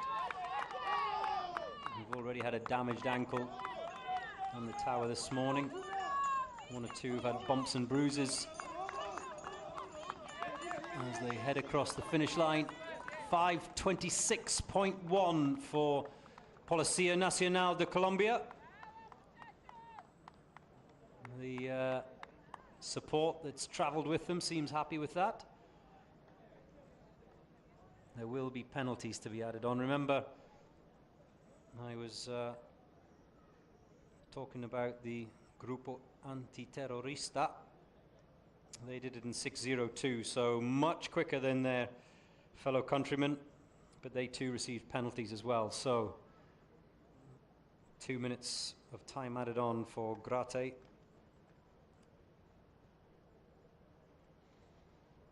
Let's see how much is added on for GOER.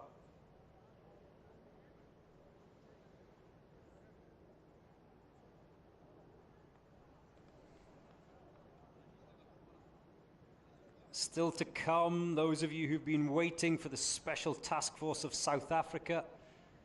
They are 56 in the draw, so you don't have to wait long. 8 more teams. This is the SOB 67 SWAT team of Kuwait.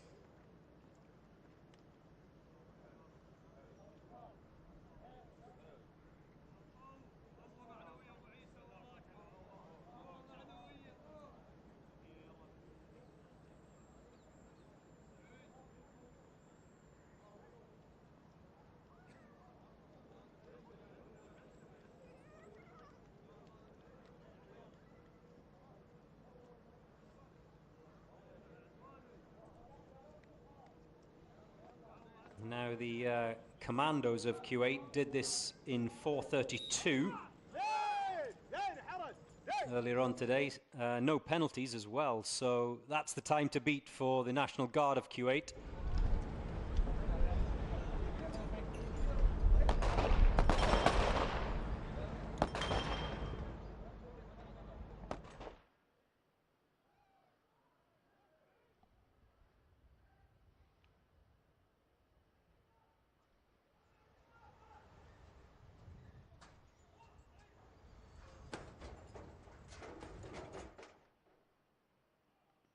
Snipers come round the bottom of that tower towards the first of their challenges. 2/3 of the teams, as a few of you have been asking the question over the last few days and today as well, 2/3 of the teams have brought their own weapons. Another third have been using weapons provided by the UAE and by Dubai Police.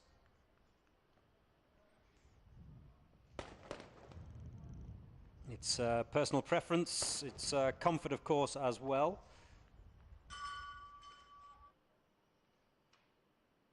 Many of the forces tend to use similar equipment. We've seen a lot of Heckler & Koch MP5s and Glocks, Glock pistols out there on the course today. Seems to be the go-to. Reliable, well used, mass produced. What would you call them? The Toyota Camry of handguns? Would that be a good comparison?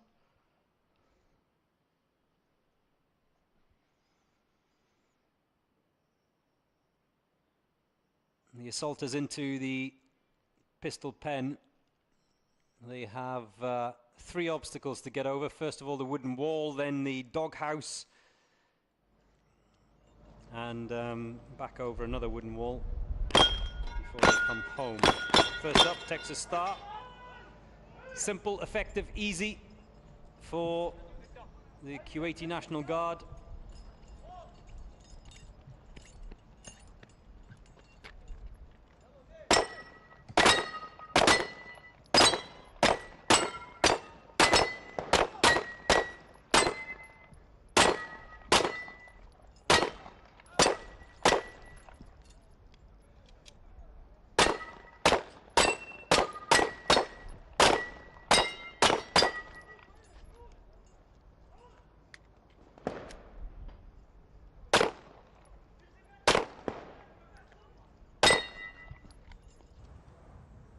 They're done.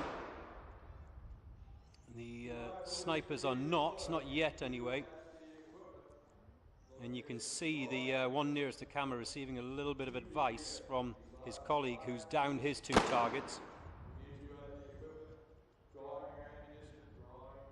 It's such fine adjustments on those sights and those weapons, those snipers' rifles. It makes such a difference at distance. We've heard another crack go off, so another attempt, but from what I can see, there's still 2 targets out there for the sniper nearest the camera as the one furthest away packs up. He's staying to assist his colleague. Remember, many snipers have spotters. That's quite often commonplace, but it's now abandoned, so they've left a minute of penalties out there on the range. The Kuwaiti National Guard.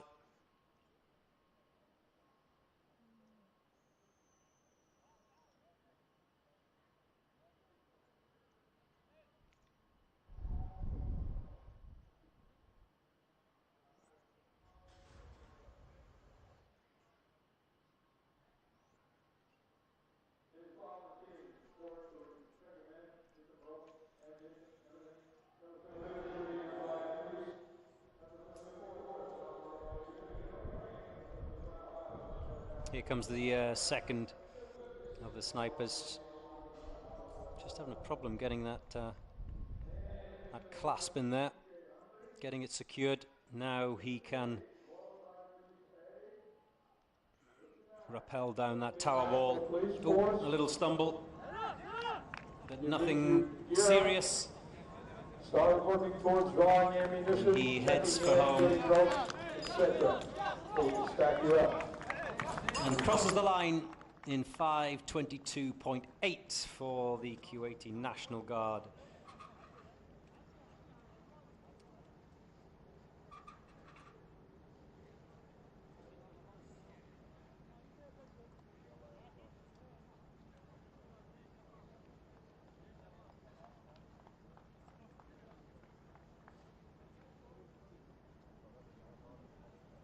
So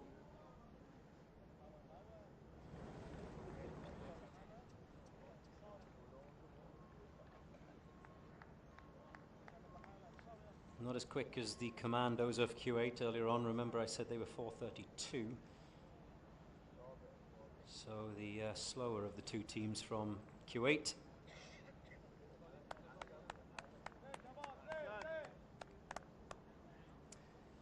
Liam is saying we can only see 2 sniper targets each from the tower. Is that all they have? Yes.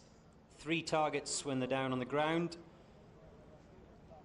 2 from the top of the tower, so 4 in total.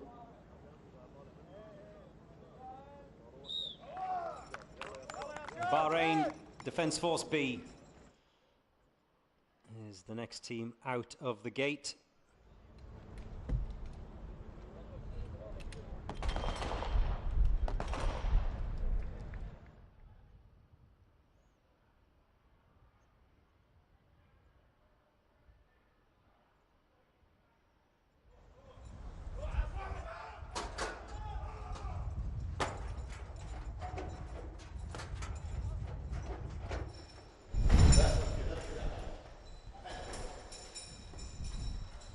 Up the stairs for the assaulters.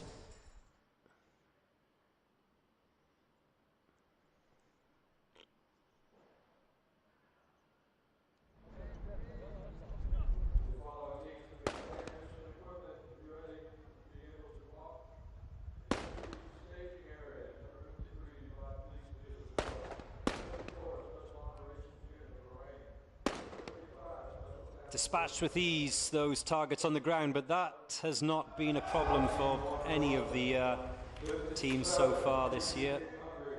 Today, sorry.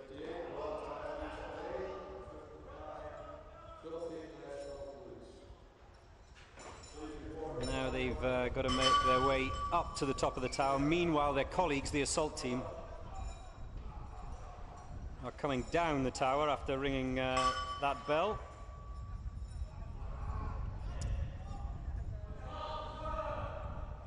Adila Angamia says online, Joe, are you ignoring me?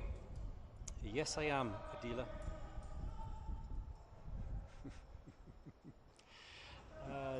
GLHF is asking if this is the first year this tournament has happened. GLHF says it's better than the Olympics. I totally agree, and no, it's not the first year that it's happened. It's the 5th edition of the UAE SWAT Challenge. I'm glad you're enjoying it. It began in 2019. We obviously lost a year because of COVID. Came back stronger than ever.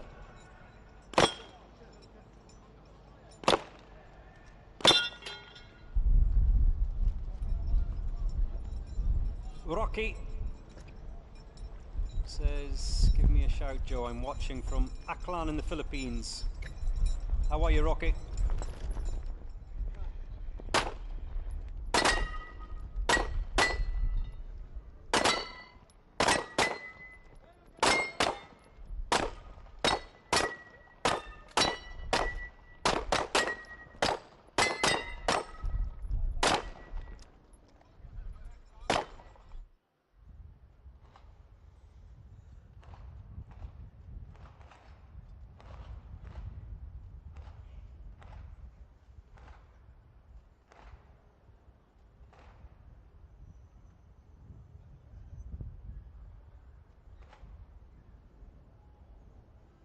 So, the Bahrain Defence Force B snipers are facing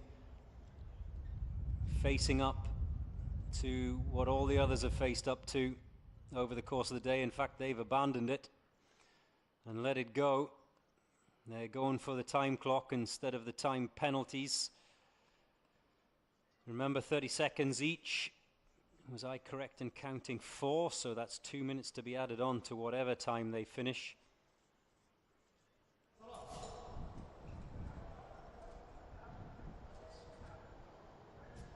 The Bahrain Defence Force B. As the snipers make their way out of that tower, Lexi is asking, Joe, every team has 2 extra members waiting at the bottom of the tower. What's their job? Well, they are there just to make sure there's no issues with the rope and that the 2 team members come down safely as they cross the finish line in 4 minutes 30.5 for the Bahrain Defence Force B. They are rappel assisters, Lexi. I hope that answers your question.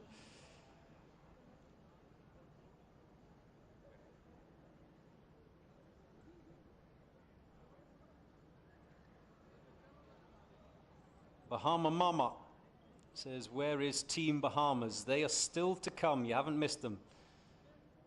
Just relax, Mama.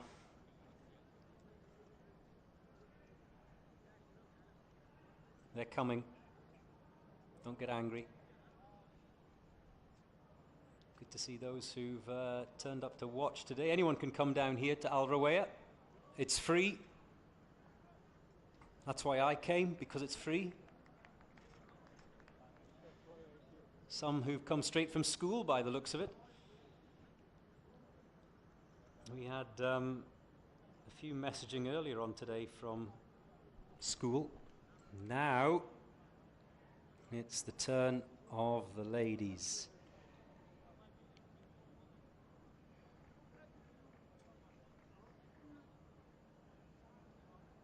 The Defence Force, I beg your pardon, the Abu Dhabi C team We've just had the Defence Force B team of Bahrain, Abu Dhabi Police C team, the Abu Dhabi ladies. They are out next. 5 women's teams this year, female teams. Abu Dhabi, Dubai, Thailand, Chile and Belarus. The number of female teams just grows by the year.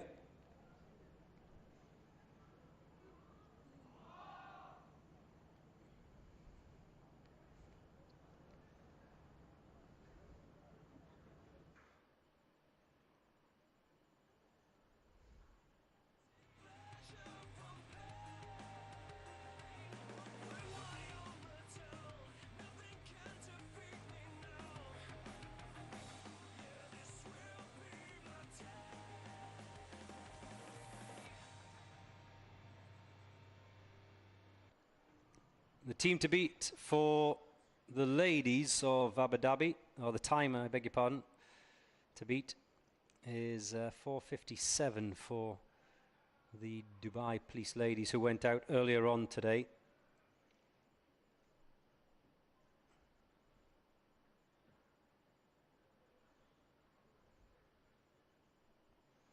That's a good strong time. They only picked up 30 seconds of penalties as well, the Dubai Police ladies, so it's now the turn of the Abu Dhabi Police ladies.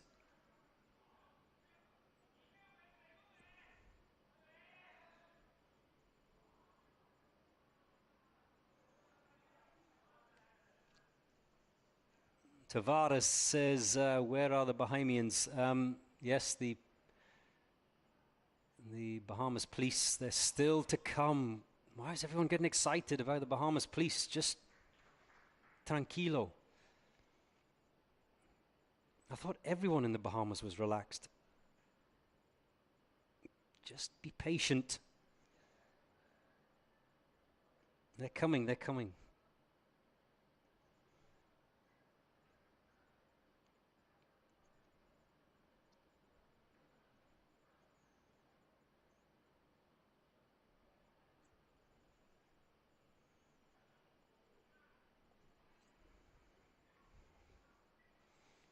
The Abu Dhabi Police ladies, all smiles at the moment. I haven't seen the smile on the faces of any of the team members when they cross the finish line. They're so exhausted. Smiling is the last thing I imagine they think of doing after they've been round this course. It's the intensity of it, the physical challenge, the mental challenge, the technical challenge.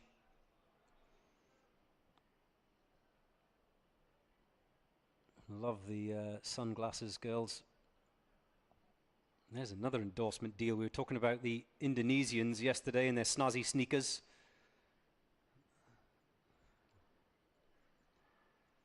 An endorsement deal in that. Surely someone is going to sponsor the Abu Dhabi ladies for those sunglasses, those sunnies, as they say in Australia. Now, there you see the flags and see how windy it is here at Al Ruae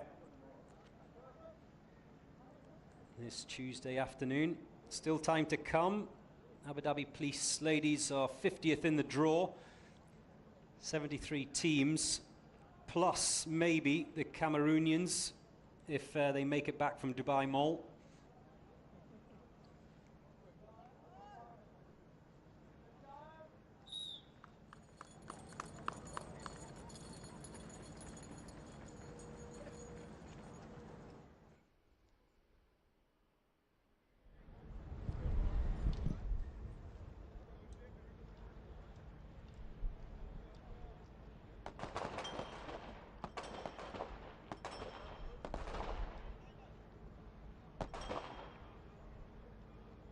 One target each. This is the part of today's challenge for the assault members that they cannot share. When they get to the pistol pen, of course, they can. They can share targets, but not this first bit.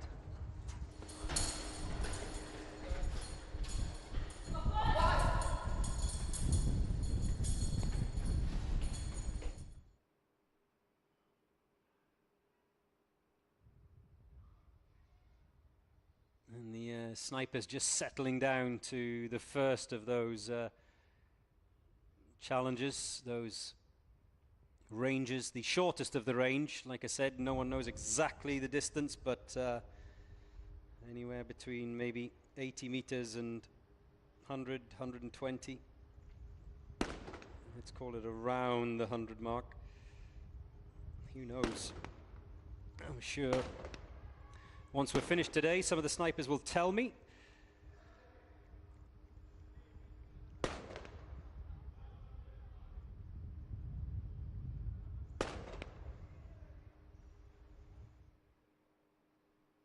One of them's done. Both are done.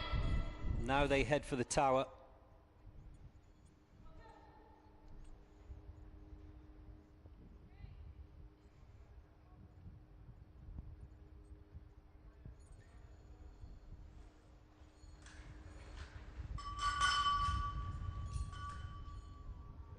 As the assaulters make their way down, the snipers make their way up.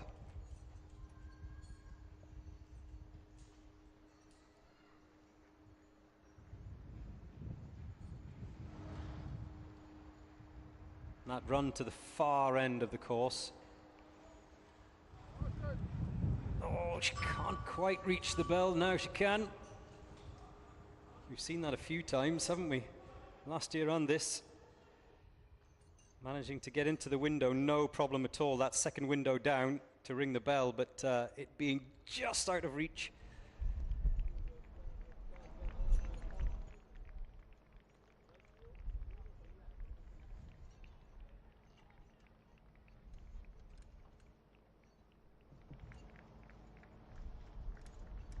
And first up, the Texas Star.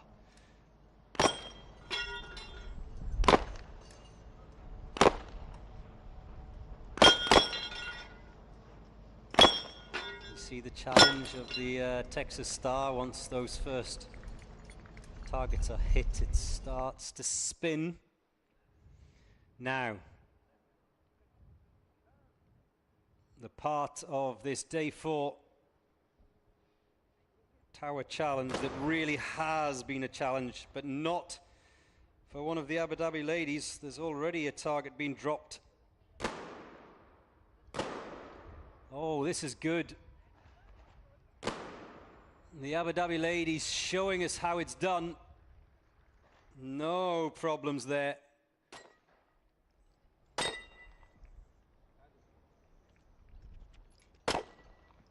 The wind looks like it may have dropped a little bit, but certainly not enough to make it any easier for the Abu Dhabi ladies snipers.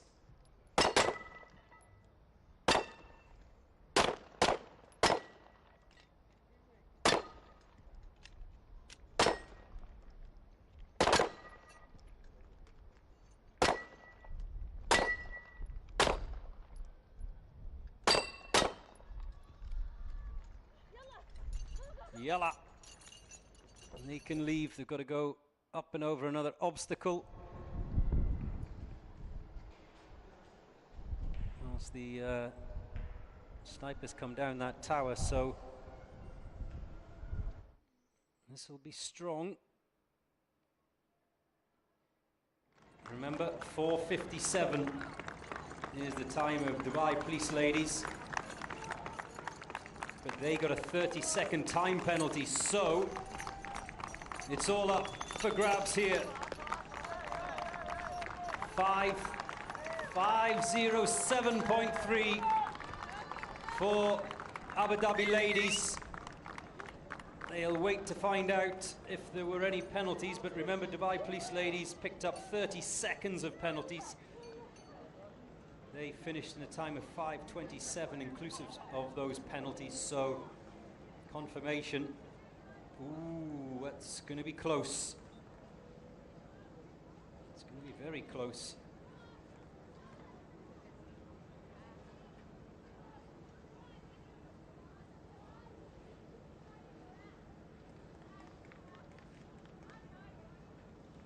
If you want to know when Bahamas is out on the course, then go online, uaeswatchallenge.com. Javado says, good morning, it's 6:45 a.m. in the Bahamas. I'm a fellow officer of the Royal Bahamas Police Force. What number are we in the draw?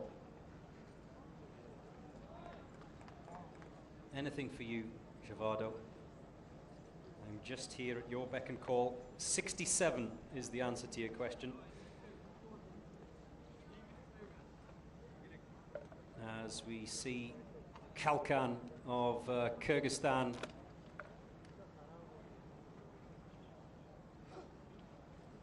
on the start line.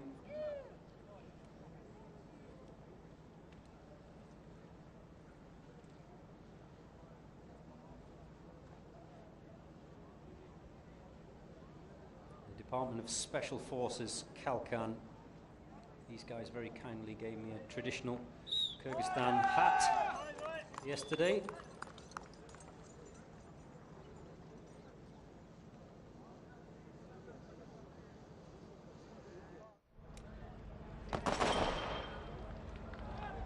Oh, quick and easy.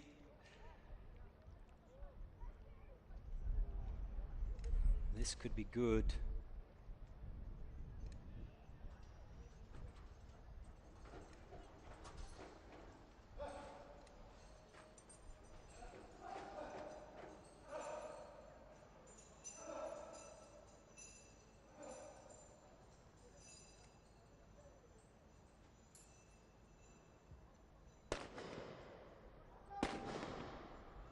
.177 points they've picked up so far this week.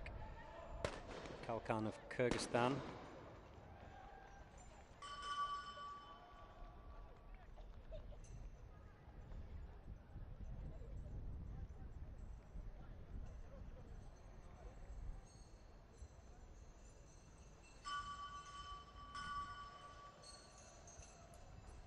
They finished runners-up, finished second on day 2, the assault event. So expect them to be strong again today. The boys from Kyrgyzstan.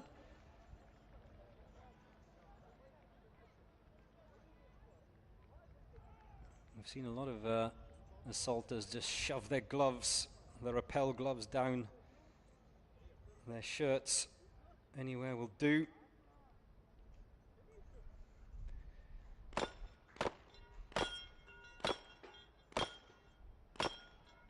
Quick and easy.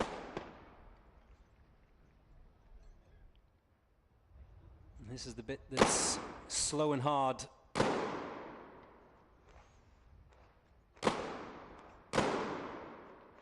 Three down. All 4 targets have been hit by the snipers of Kalkan, so watch out. This could be good. Oh, this is looking very good. Up and over the wooden wall. They've got to get under that ping pong table and then the sprint for home. Remember, the fastest course time without penalties was Sardar in 2:47 earlier on today. It's going to be close.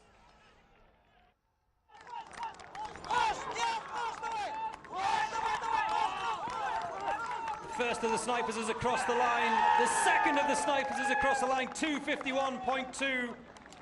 They're just outside the course time of Sardar in 2:47, but Sardar picked up 10 seconds of penalty, so they'll await to find out if it was a clean round. If it was, they will go to the top of today's standings. Confirmation of that from the judges to come. They dropped all their targets, did the boys from Kyrgyzstan. It was a procedural penalty, remember, of 10 seconds that was added to Sardar of Kazakhstan. Like I said, they finished earlier on today in 2:47.1.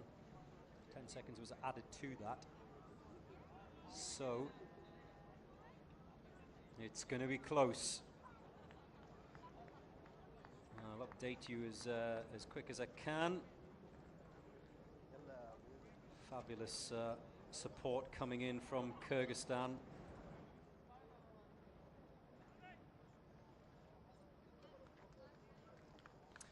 And Reda, thank you for being honest. There's not enough of you in the comment section being honest when you are giving your critical analysis of all of the teams going out. Reda says, the SWAT team's in action versus me, champion of the couch potato sprint. You're absolutely right, Reda. It's easy to analyze from the safety of your sofa. These guys and girls have to get out there and do it.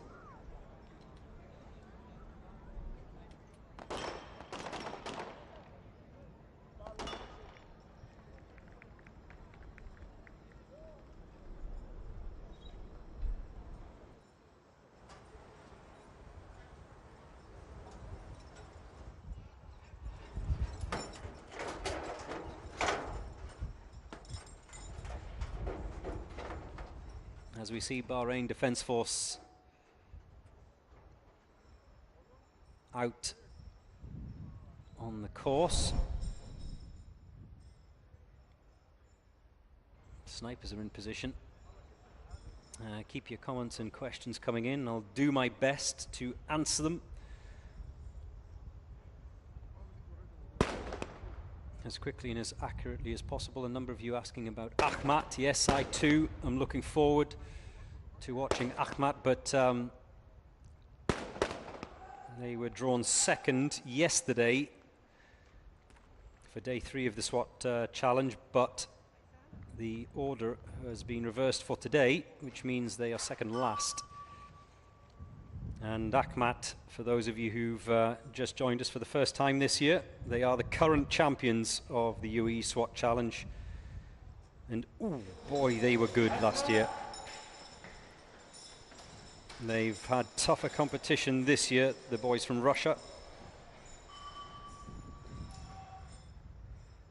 Hasn't been quite as easy for them.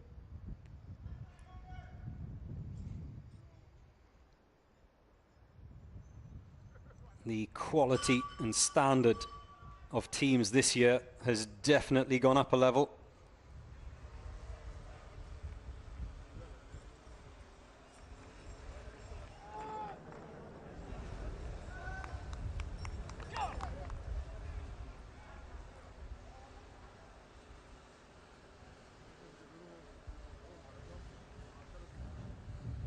Now, snipers are in position at the top of the tower as that clock ticks towards the 2.5 minute mark.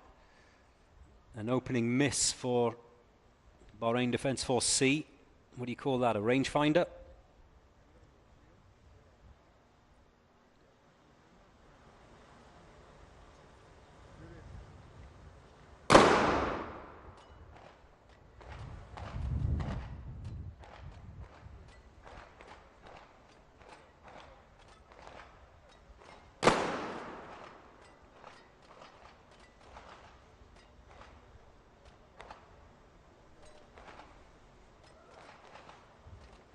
No targets hit so far by the snipers of the Bahrain Defence Force C. As the assaulters crack on in the pistol pen, that's another miss.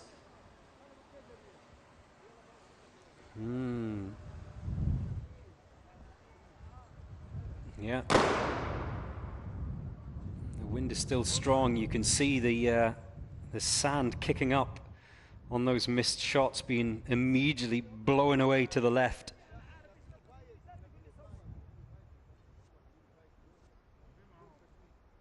As the assaulters jog back across the finish line, but as soon as they are over that line, they'll immediately look up at the giant screen. Now they've dropped one of those white discs, so 3 remaining for the snipers, while their colleagues stand and watch on. That's 2 down, 3 down. So as it stands, 30 seconds, only 1 30-second penalty for that remaining fourth target left out there. And now these snipers can head back.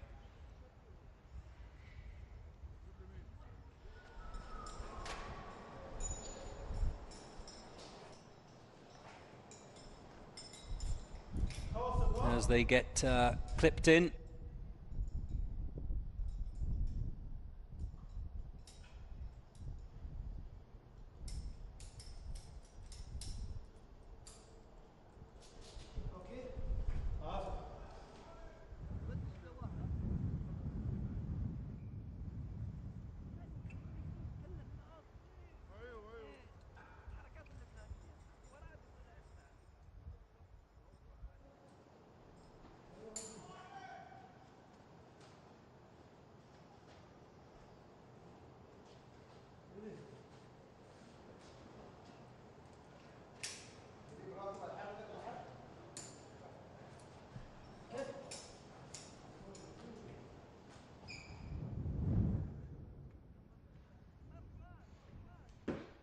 The snipers are down.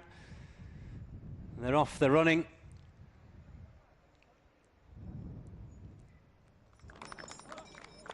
And a round of applause as the Bahrain Defence Force C heads over the finish line. 5:46.7 for the third of the Bahraini teams.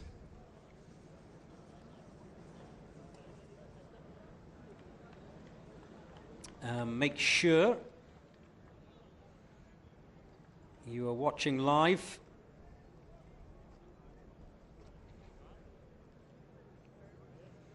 The Dubai Police YouTube channel is the place to see this, and it's where I engage with your comments and questions. Make sure you subscribe to it as well.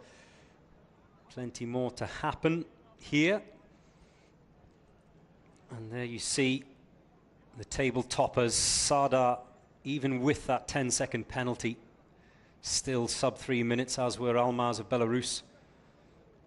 Berkut, another of the Kazakhstan teams, they went over the 3-minute mark, as did SAJ of Serbia, who have had a much better day today than they did yesterday, after dropping that pistol into the ice bath.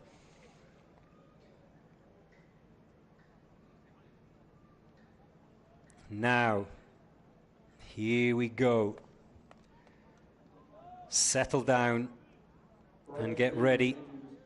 Come to the weapons drop. Rain B, you need to pick up your weapons. For one of the fastest teams around the course this week. The whistle goes on Dubai Police B team. They are the ones to watch. They are the favourites this year to take the crown from Akhmat of Russia, the current champions. Speed, accuracy, no mistakes.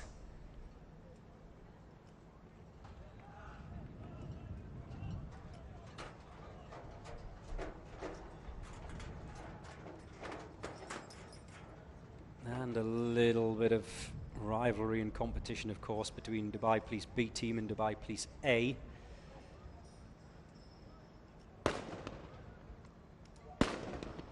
Dubai Police A went round earlier on today in 3:22.9, so that's the target.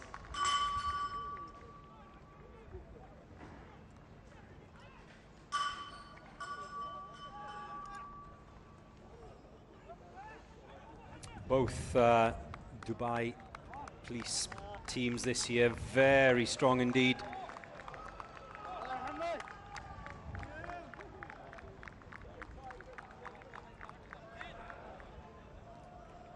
Well, that third assault had just been held back for safety, of course, just to make sure everything's okay. Oh, that's quick. Oh, he's just got wrapped up a little bit, though, in the rope. That won't be too much of a problem.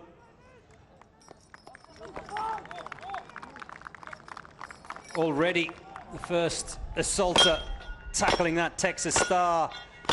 Quick as you like. Now, the bit that's caused problems, The wind speed you can see in the bottom left has dropped ever so slightly to 31 kilometers an hour. 1 down, 3 to go. 2 down, 2 to go, 3 down, 1 to go, 4 down. This is quick. The snipers can now pack up and head for the finish line. The assaulters still in the pistol pen.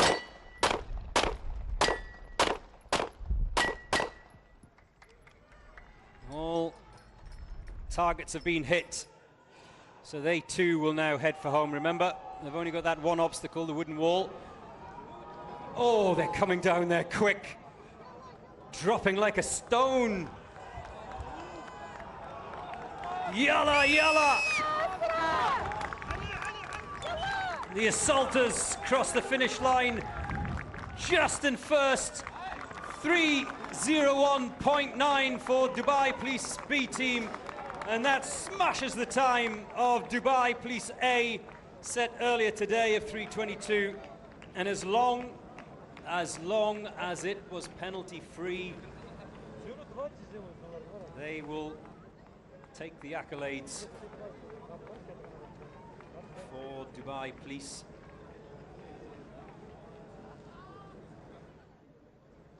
Not as fast as Sardar of Kazakhstan, but not far away.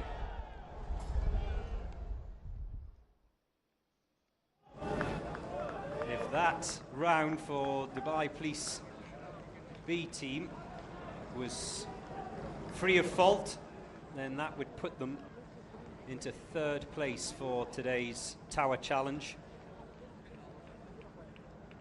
Just ahead of Berkut, who did it in 3:07, but without penalty. So, oh, it's going to be tight at the top.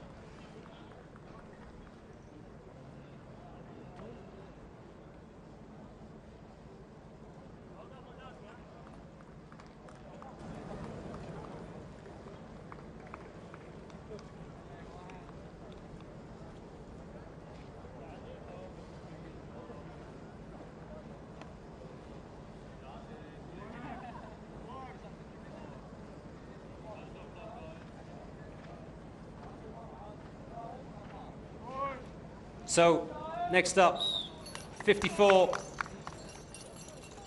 team out of the gate, the Special Operation Unit of Bahrain.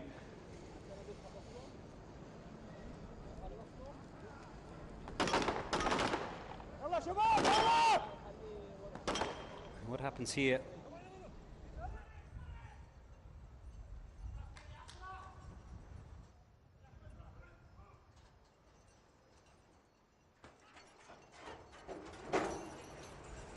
Snipers peel off. They head for their own targets, the first of which is that short range. Yalla Shabab as they sprint up those stairs.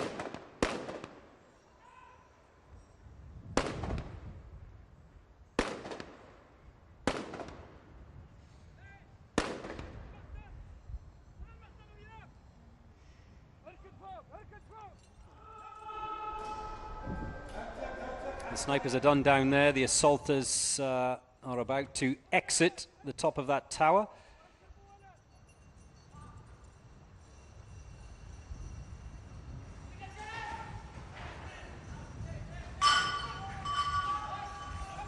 Ding-a-ling.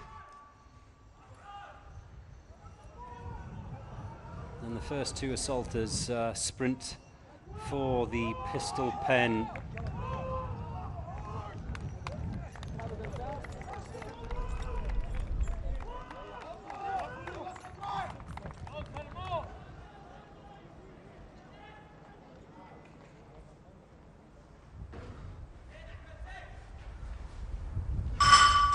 There's a 3rd assaulter who will follow them.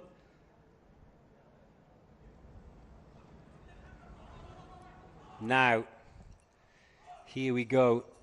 Well, that wind speed shows that it's picked up somewhat from earlier on.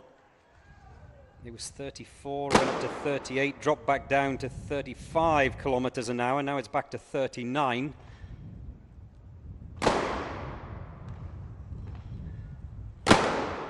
Like I said to those watching earlier, the biggest complaint has been from the snipers that the wind is inconsistent. It's not just in one direction, it's swirling around and changing direction at various points.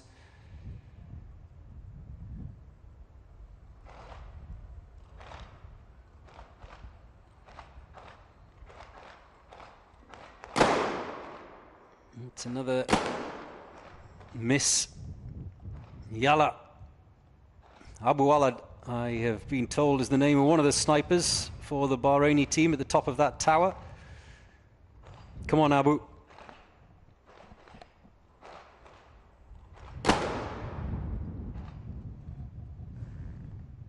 Well, that helped.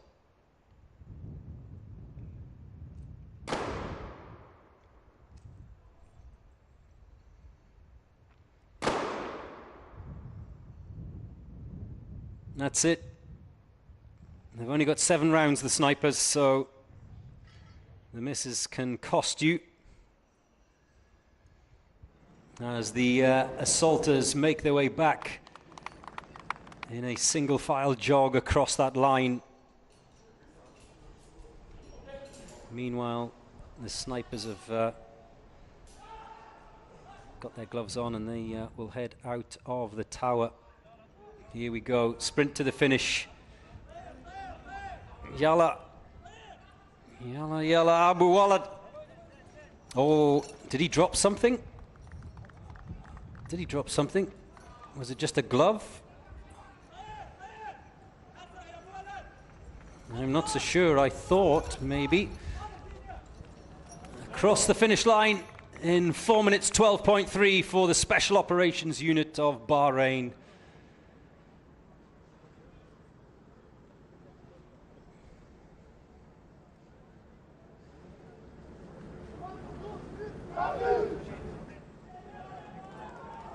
That's the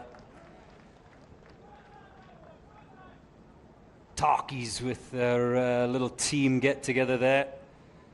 They are out after Rwanda, who are next, the SWAT Team 1 of Rwanda.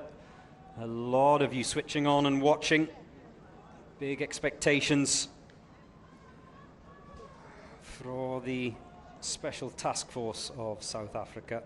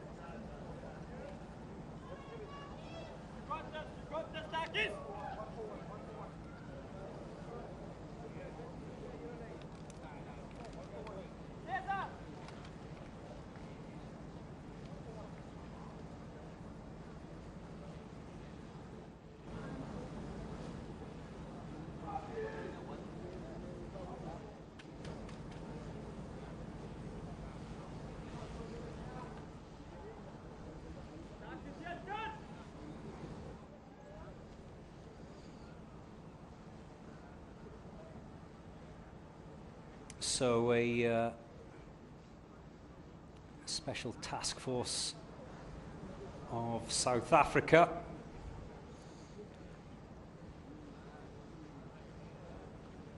There's been a change to the order. Special Task Force of South Africa will be going next. The Turkeys are off and running.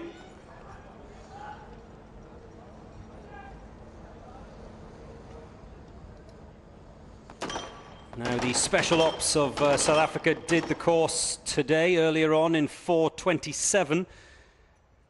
They had 30 seconds of time penalties though. Big expectations for the Special Task Force of South Africa.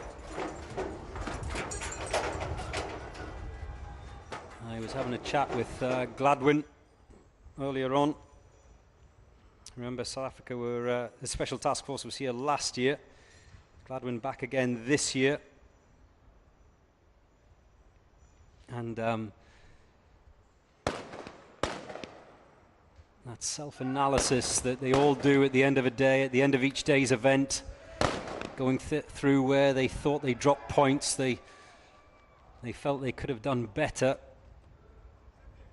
on day one, which was hostage rescue. Anyway,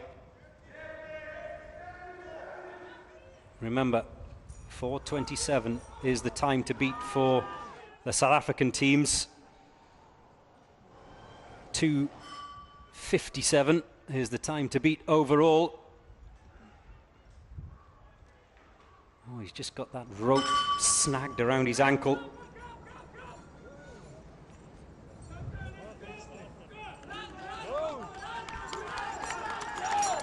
Now they make the run towards that pistol pen.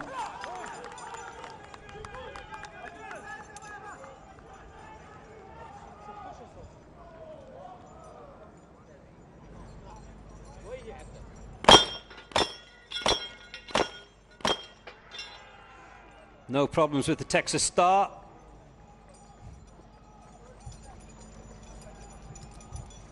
The Special Task Force of South Africa currently with 148 points, and that 1 minute of penalties that Gladwin was talking to me about, the regret picking up those penalties earlier on this week. He feels has cost them dearly. Anyway, one down.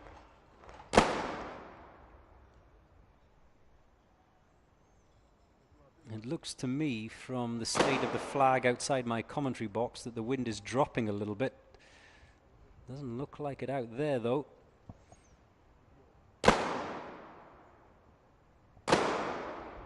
Two down. They're done. The snipers are done. The assaulters are making their way home. For the Special Task Force of South Africa. They have crossed the line. They must wait for their colleagues though, who are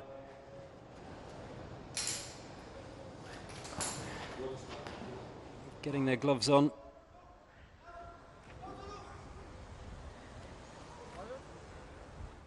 Oh, no issues there. Straight off the ropes and heading for home. This is a good strong time from the Talkies.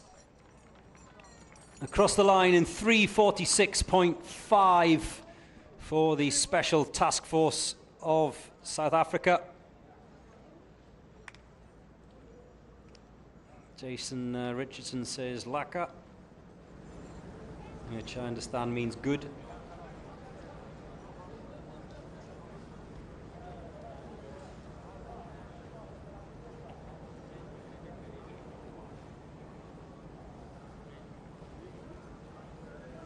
Raylene Peterson, full of support for the Darkies. The Darkies are tops. Well, they're not top, but I know what you mean, Instructor G. Top is currently the top spot, currently occupied by Sada of Kazakhstan.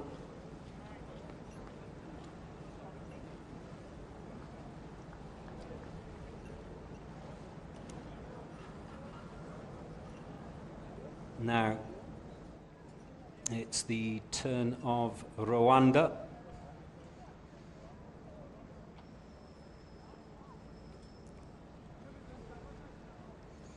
They swap in the order. Thank you, Roger Wellman. Go Darkies, that's the only bit I understand. The rest of it in Afrikaans, I just...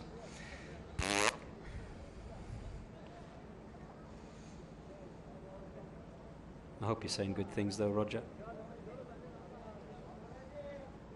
Roger's written it in English now, which is, if the Takis win this, South Africa will get a public holiday.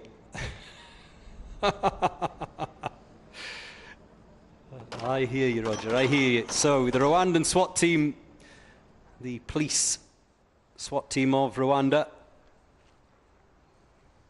Now I understand why everyone in South Africa wants the Special Task Force to win.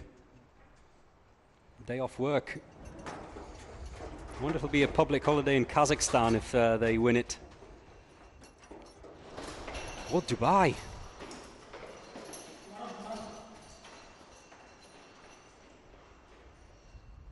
There's an idea for His Highness Sheikh Mohammed bin Rashid Al Maktoum. If the Dubai police win this tournament, public holiday.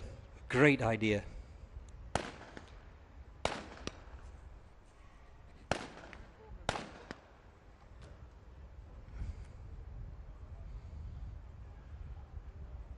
It is the World Cup of SWAT teams, that's for sure.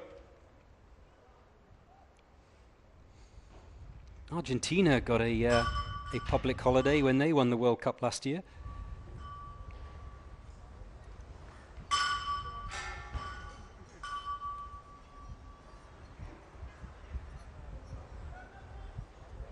GLF says the UK doesn't even have a team in, so no public holiday for us. I feel your pain now. The last of the assaulters on their way down. You just saw in the background there the snipers on their way up that tower. Under the ping pong table.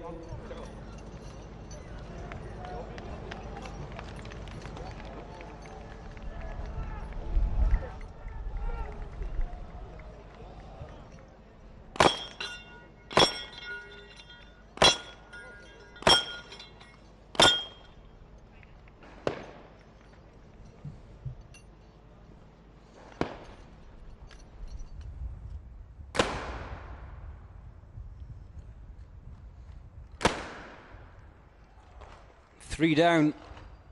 This is good from the Rwandan snipers. Well, they haven't had the problems that many of the other sniper teams have had during the course of today, so this could be a time to be reckoned with for the Rwandan Police SWAT Team 1. If the assaulters can finish up here and get headed for home, they've got a real chance. Will they top the timing tables? No, probably not, but they'll certainly upset some of what are considered the top teams and the title contenders today. This is good. As the assaulters sprint across the finish line, the snipers are already over the finish line. 3 minutes 19.8 for Rwanda. I didn't see them leave any targets out there, so it will only be procedural penalties or possibly safety violations, but on first glance I didn't see any of them either. 63 Abu Police A, 64 Star Unit, 65 Kalkan, it was a clean round. It was a clean round from Kalkan. The judges confirm penalty free. So they go to the top of the timing tables, the team from Kyrgyzstan. They were runners up 2 days ago. Will that time be beaten? Remember, the current champions have still to go out. Akhmat of Russia, their turn is yet to come. They will be a force to be reckoned with. Sada of Kazakhstan bumped into second, 2:57. They actually got a quicker time, did Sada, 2:47, but they had a 10-second procedural penalty added on, so the team from Kazakhstan are currently runners-up for this Power Challenge event.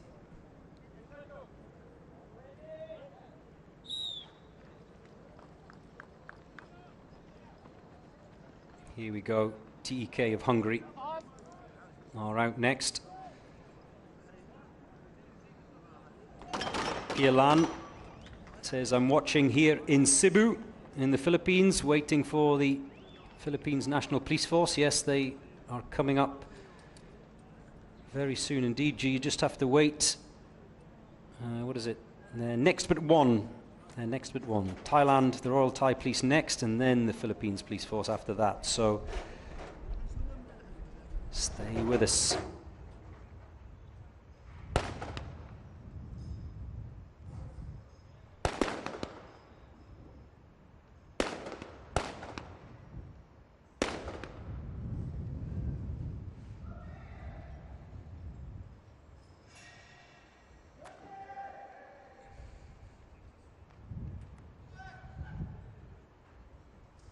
If you want to keep up to date with everything going on with this year's Global SWAT Challenge, here live from the Emirate of Dubai, and then uaeswatchallenge.com is the website.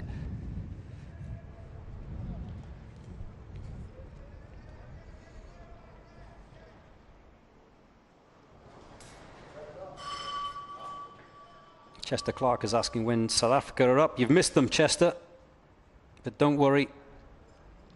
All of the action from today will stay here on the YouTube channel of Dubai Police, so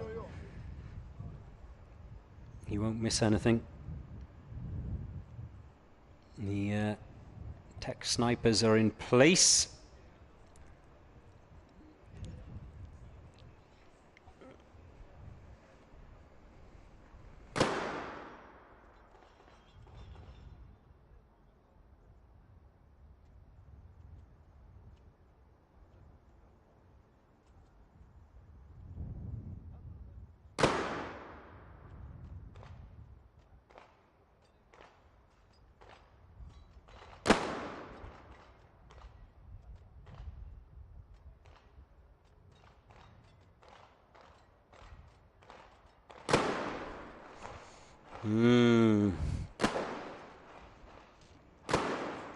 It's not going well at the top of that tower.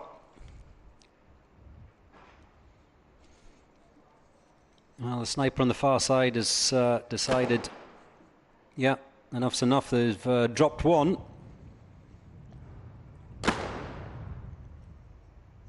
No, that's it. 3 targets left out there on the long range, so that'll be a penalty of 1.5 minutes as the assaulters come back across the finish line for TEK of Hungary.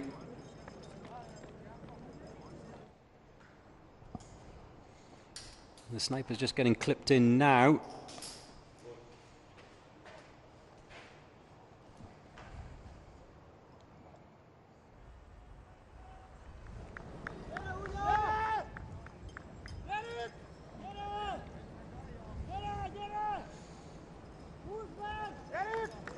Here we go.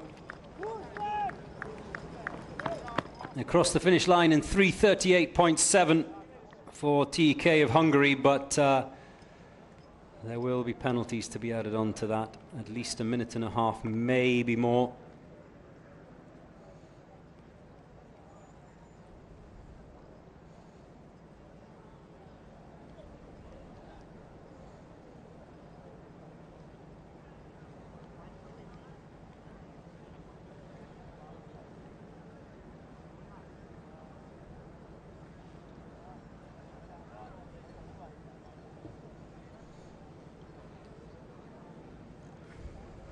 Joel Thompson says, Joe, blink if you need rescued.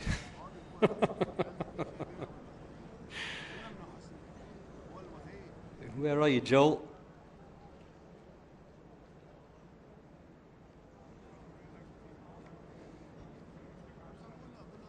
Eldrin says, I'm watching in Samar for the Philippines National Police.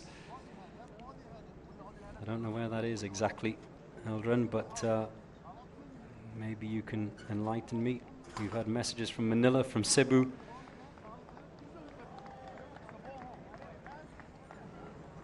Zev says, go Philippines. You're just going to have to wait a little bit longer. There's been a slight change in the order. You probably saw a little bit earlier on the Bahrain Defence Force B team. They've run the course already, but the snipers at the top of the tower, I don't know if you remember, there was a conversation going on between those two snipers and the judges. Well, what happened was, in the distance, there was something the judges deemed was unsafe. It was no fault of the snipers or of the Bahrain Defence Force, but the judges, remember, they're there for safety first and foremost, and they stopped them from firing because of that. So they've given them the opportunity to run again.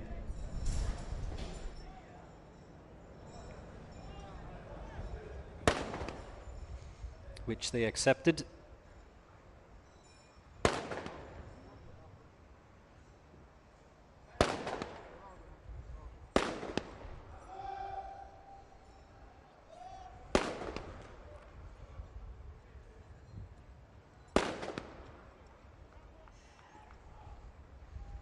So, those of you who are messaging in from the Philippines and from Thailand, just wait a moment. Once the Bahrain Defence Force B team is done.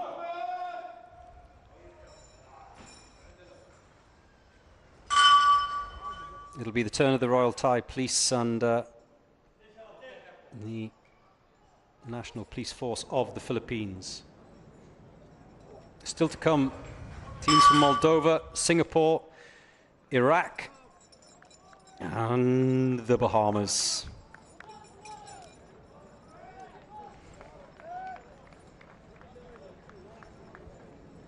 As well as the second of the teams from the USA, the San Antonio rock band.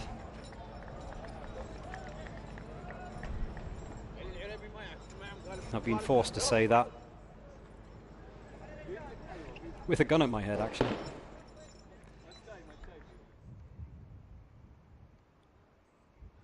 Funnily enough.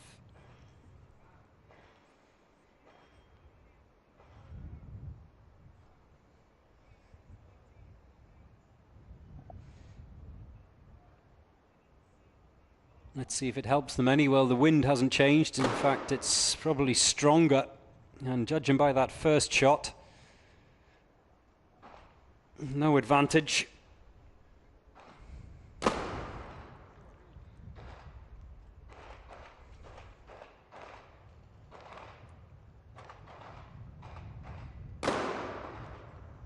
Two down. 2 to go.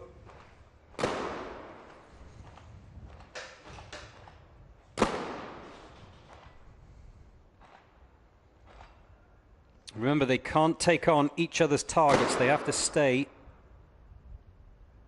on their own side, so they're leaving one target out there. 3 down. That'll be a 30-second penalty.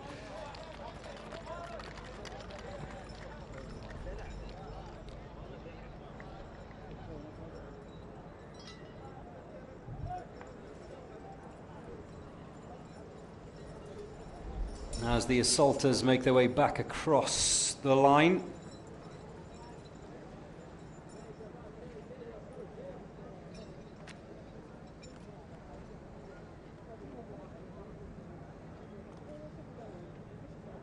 And the snipers head for home.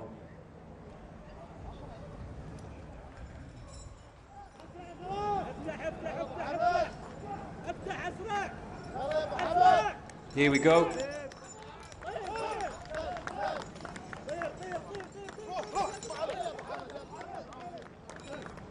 Across the line. He's hurt himself, but he hobbles over the finish in 4:19.1. For the second of those snipers. I'm not sure exactly what he did, but he was clearly limping as he crossed the finish. Meanwhile, if you've just switched on, you're watching the UAE SWAT Challenge 2024.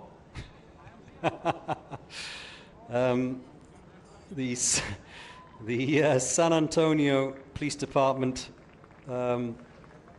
really are threatening me now. I still think you're a boy band.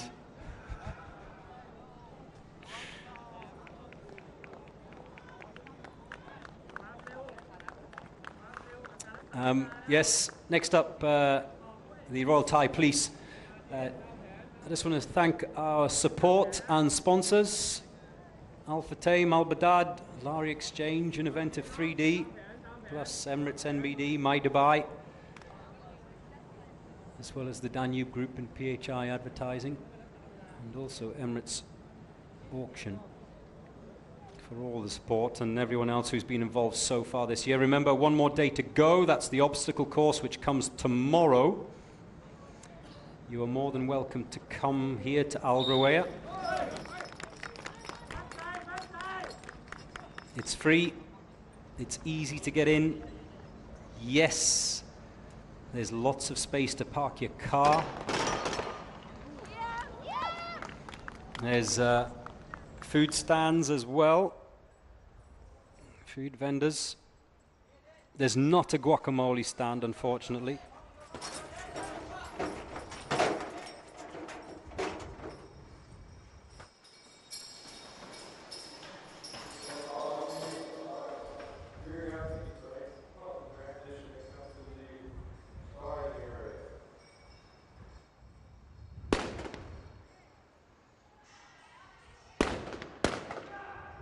Pumara Biz says, go Thailand.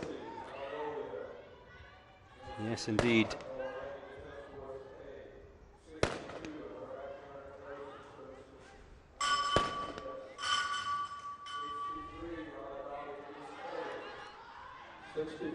Starting in Singapore.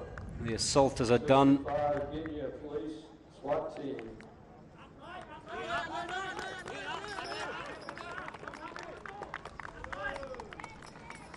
66 Special Operations Group, Jordan. 67.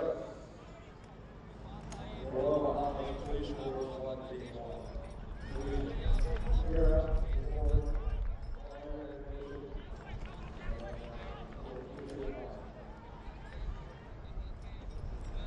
Assaulters are into the pistol pen. They can now begin. Remember, they have to enter that first box. Oh, how quick was that on the Texas Star? I think there should be timers on some of, certainly on a Texas Star anyway, on some of these individual elements. 2 down, 3 down for the snipers at the top of that tower. 4 down for the Royal Thai Police A team. And already the assaulters are heading for home. Oh, this could be good if it's fault-free under the ping pong table. The assaulters will probably cross the finish line before the snipers, but this could be close. Remember, the fastest clock time today was Sardar of Kazakhstan in 2:47.1. The snipers are off the tower. Can they beat 2:47.1, 2:44, 2:45, 2:46, 2:47, and across the line in 2:50.5? Oh my word! Wow! Wow, wow, wowzers! Well, they did not beat the clock time of Sardar, but remember, they got a penalty. And remember, the boys from Kyrgyzstan came in penalty-free. That's what put them top of the table. Well, if that was penalty-free from the Royal Thai Police A team, then we could be seeing a new leader, possibly. It depends. It depends. 2:51.14 was the time of the boys from Kyrgyzstan, Kalkan.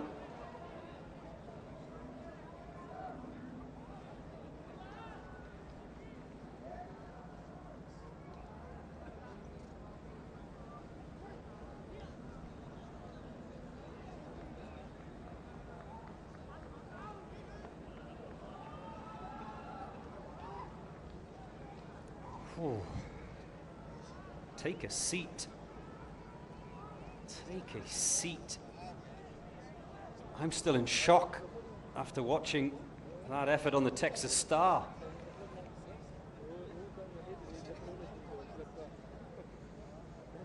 There's silence here. I think there's a lot of people in shock at that effort from the Royal Thai Police A team.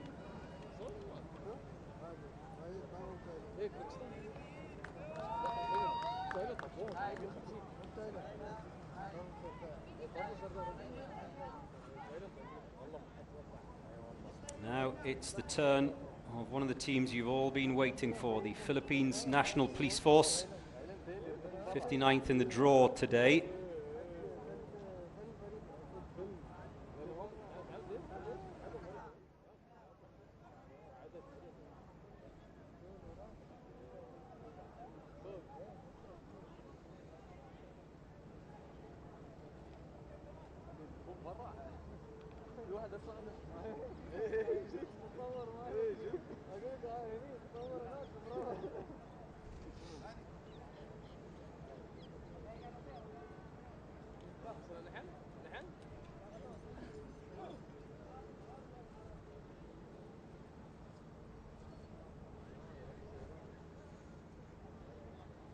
So, I wonder what's running through the minds of the PNP.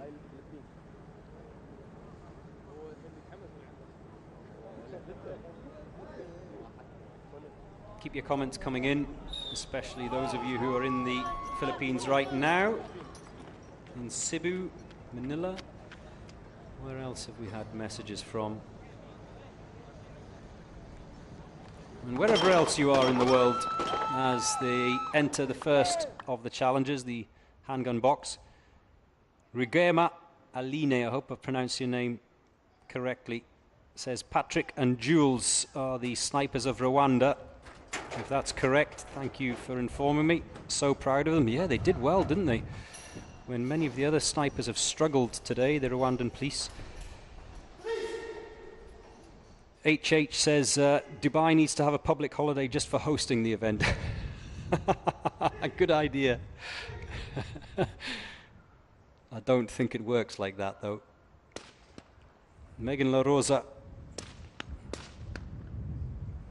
is currently watching the Philippine National Police, the PNP, from Las Piñas in the Philippines. Mayra is watching from Cagayan de Oro. I hope I've pronounced that correctly. Place I've never been to.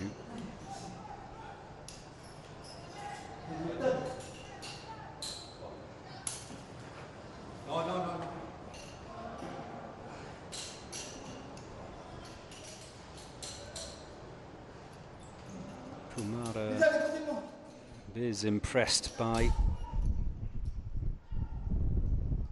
what she's just witnessed of Thailand. There we go. The assaulters on their way down as the snipers will make their way up that tower.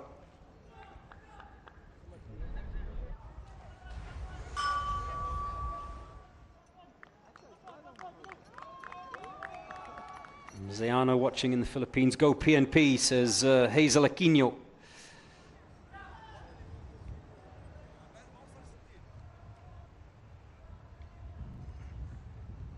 Here we go.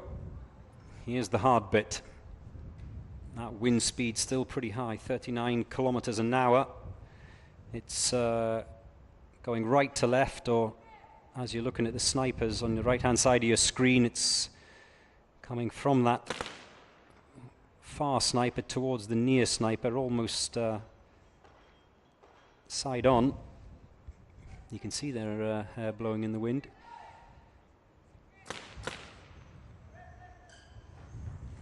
Bagiton says, shout out from Mabolo Police Station in the Philippines. A lot of colleagues watching this event this week. So one sniper is done. Remember, they can't assist with each other's targets. So he can, other than a bit of verbal assistance, which he's now giving, he's just giving get a bit of guidance, maybe on the settings One down, one to go.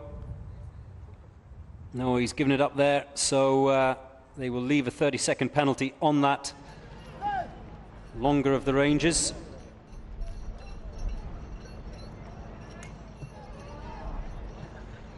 Meanwhile, the assaulters are heading for home.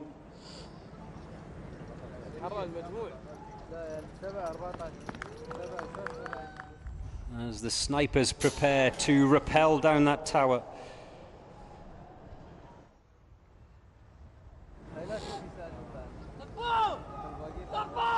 One's off. We're just waiting for the second. He's struggling with his O.J. Simpson gloves.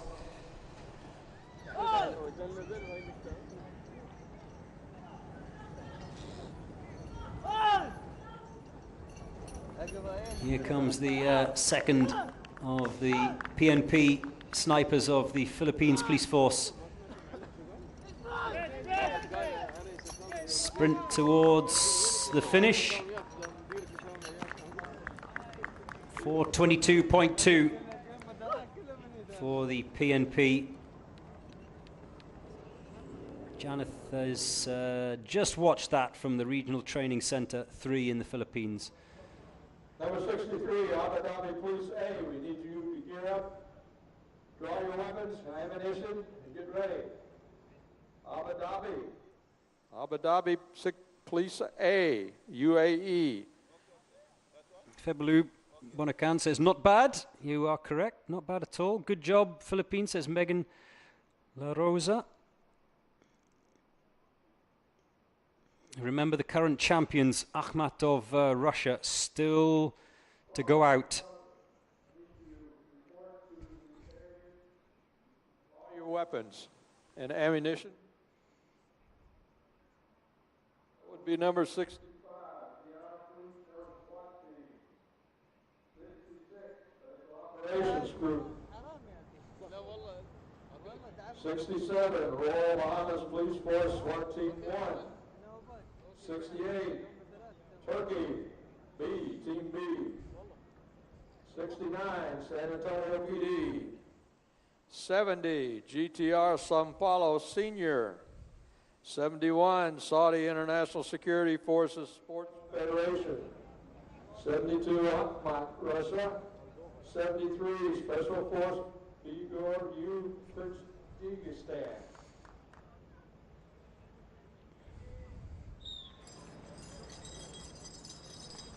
So teams 61 through 73, you need to report, pick up your weapons and ammunition, and gear up. Teams 61 through 73. Next, in and out of the handgun box is the State Protection and Guard Service of Moldova.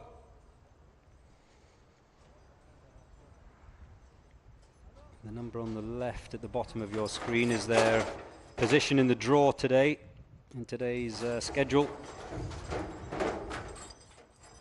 73 teams in total.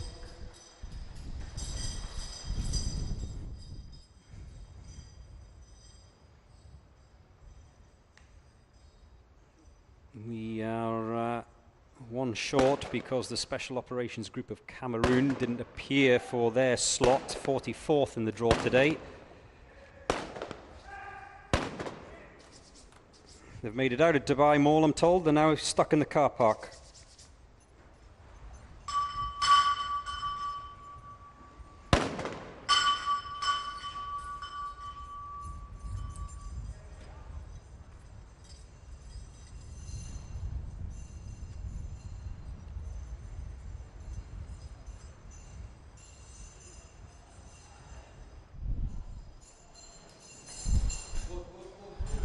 Keep your comments coming in.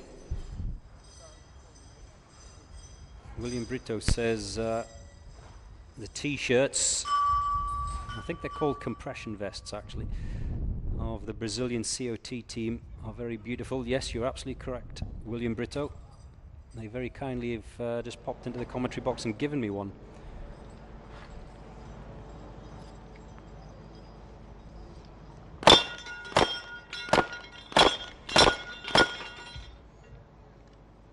No issues with the Texas Star, not as quick as what we saw from the Royal Thai Police A team.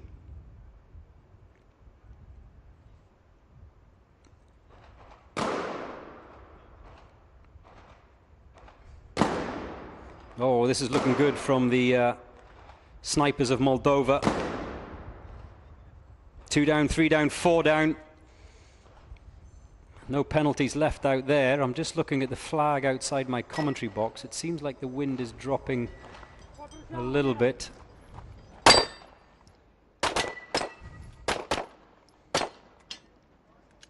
Remember, no limitation on the rounds for the assaulters today. There is a limitation on the snipers, though. They're now done, so they can head back. Meanwhile, you see the snipers coming down that tower. This is going to be a very respectable time from the Moldovans. Sprint for the finish for the first of the snipers. Still want to rappel down that tower.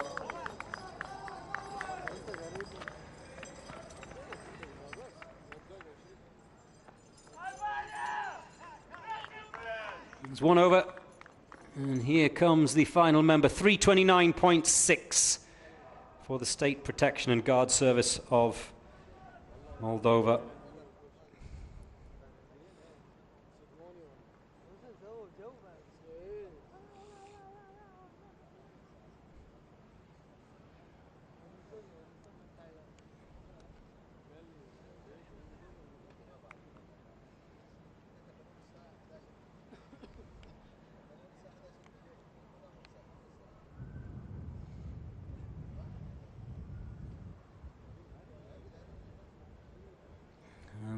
Angelica Vayal says, I'm currently watching from Coronadal City, South Cotabato. Did I pronounce that correctly, Angelica? I hope so. Many people watching from all around the world, including from here. There is the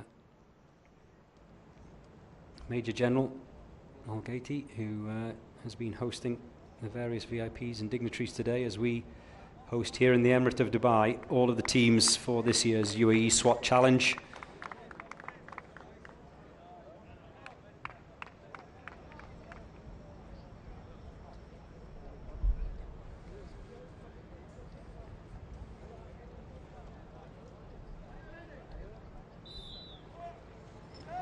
Bahrain Defence Force A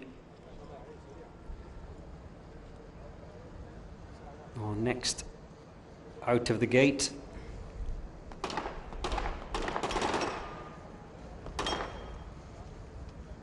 They start this day 4 of the UAE SWAT Challenge, the Tower Challenge it is today, with 142 points.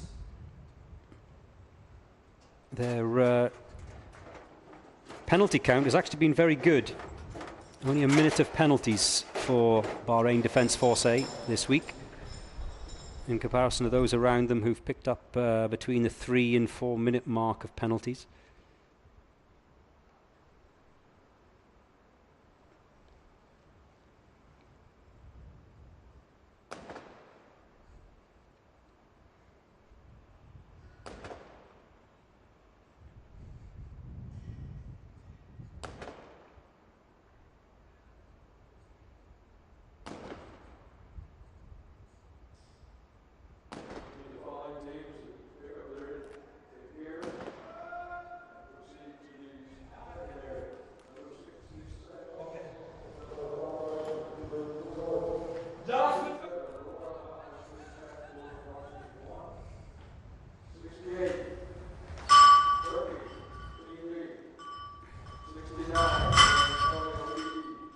Two of the assaulters have rung that bell. 71, Saudi International Security Force Federation, Saudi Arabia. 72, Ahmad, Russia. And 73, Special Forces, World, Tajikistan. Draw your ammunition and your weapons.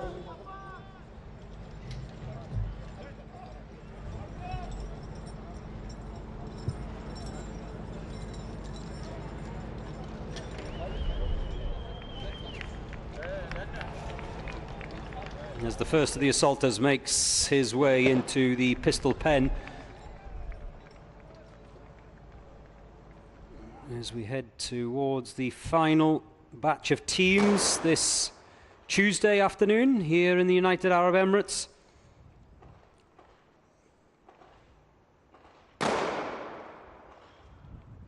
Oh, that's looking good.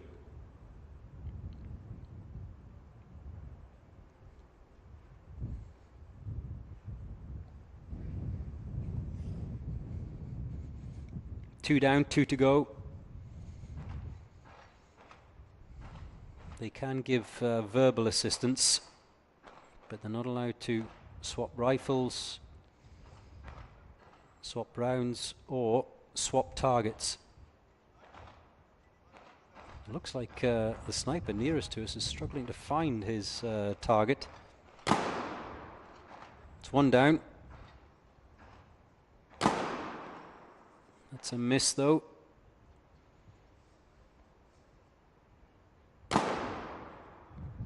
All down for the snipers of the Bahrain Defence Force A as the assaulters make their way back underneath that ping pong table.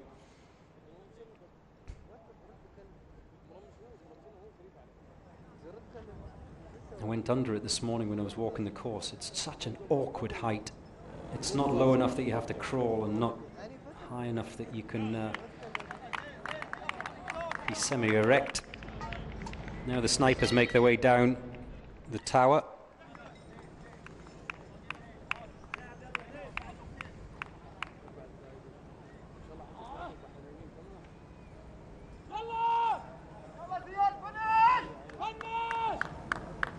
Cries of Yalla as they sprint towards the finish. The Bahrain Defence Force A. One more sniper to come across the line in 4:20.5.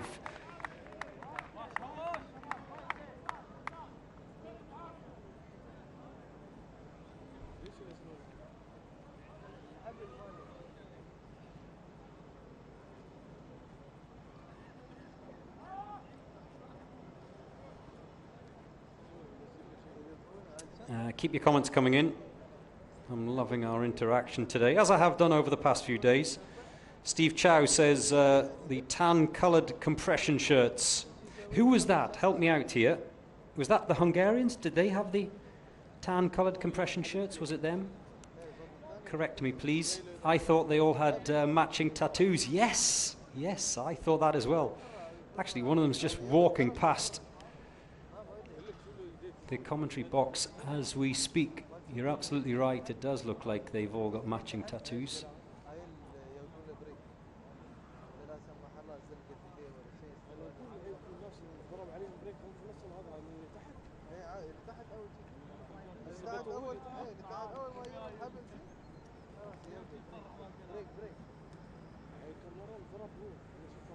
Next out on this day for the tower event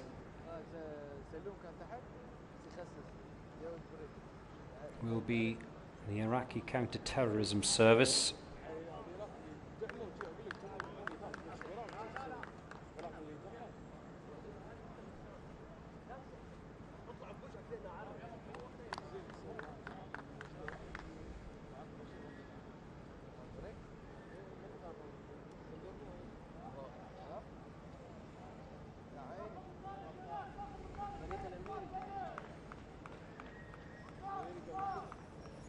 Here you go, the Iraqis. Team 62 in today's draw.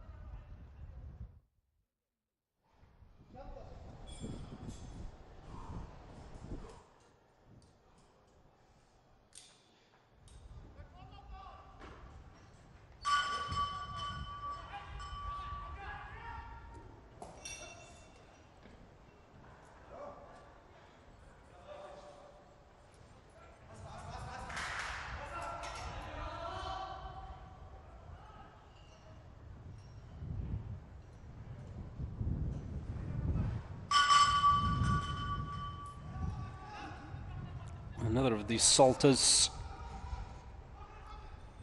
rings that bell.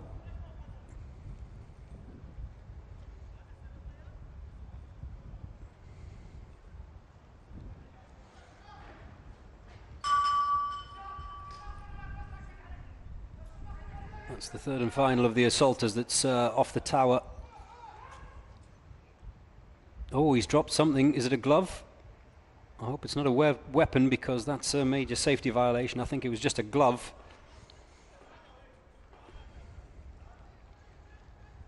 That's minor.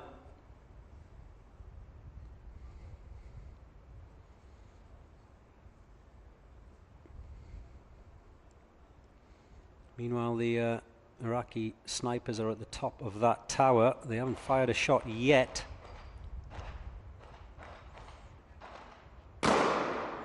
There goes the first, and a good one it is. A hit straight out of the barrel. A miss with the second one, though. What's the wind doing now? 39 kilometers an hour still. Side on. It's 2 down for the Iraqi snipers. 2 to go. 3 down. He's done.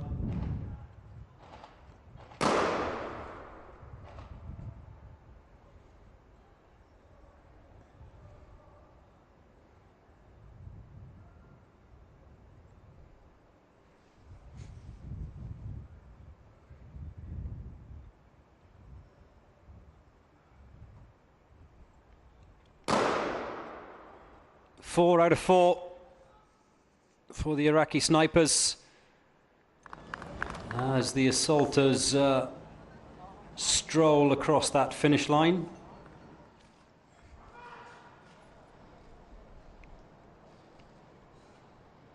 And they can take their time, because the one of these snipers is really having an O.J. Simpson moment, isn't he? Finally got that glove on, finally clipped in, and he can go.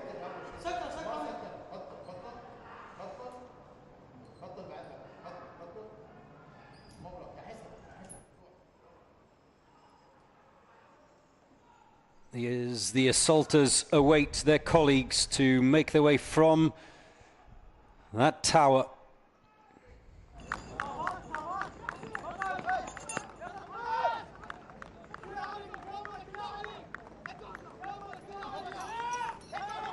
Sprinting towards the finish line, tongue out, and across it in 4:46.5 for the Iraqi counter-terrorism service team.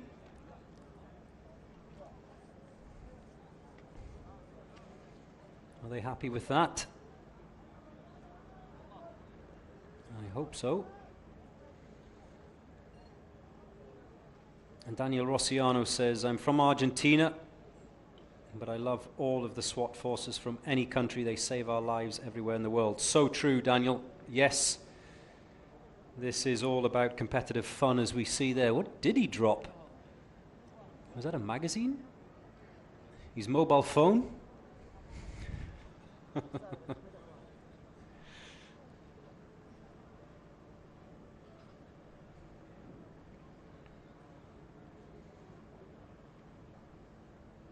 It didn't look like a glove, not from what I could see anyway.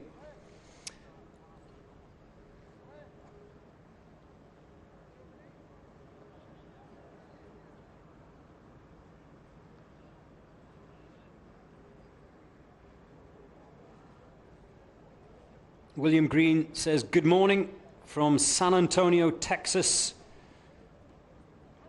I'm ready to watch our boys compete.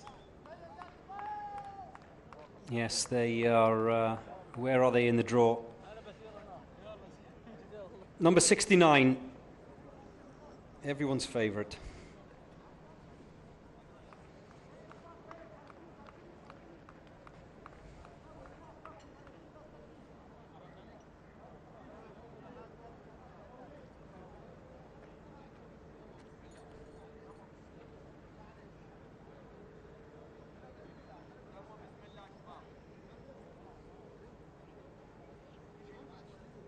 Next up, the Abu Dhabi Police A team.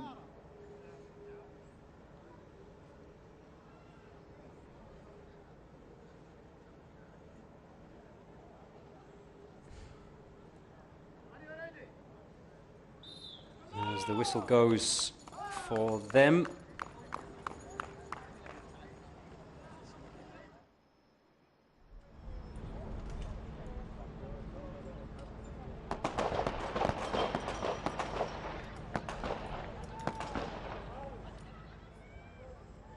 Will this be a strong showing by the Abu Dhabi Police A team?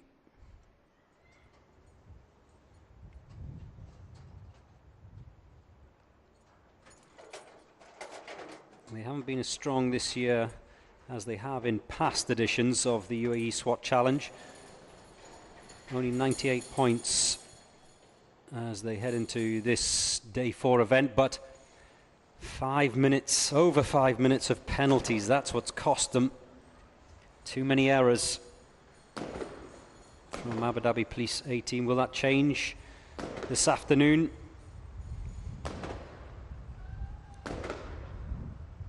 As the sun heads towards the horizon.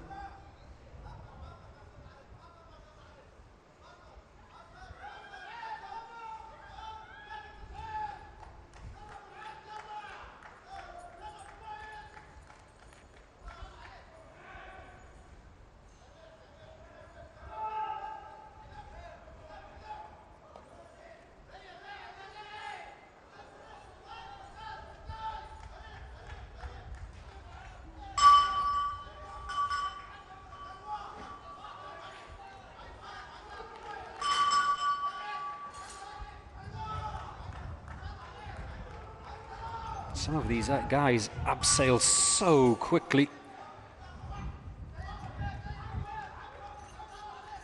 I almost have a fear that they won't be able to slow themselves down before they hit the ground. I think all of you watching at home probably feel the same. There's a moment of tension, isn't there? You just sit back in your chair and go, ooh, and then they stop just in time.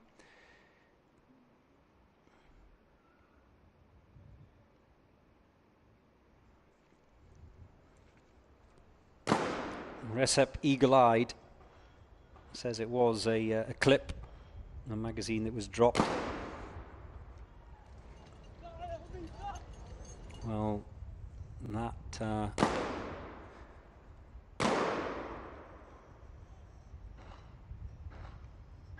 will probably incur a hefty penalty.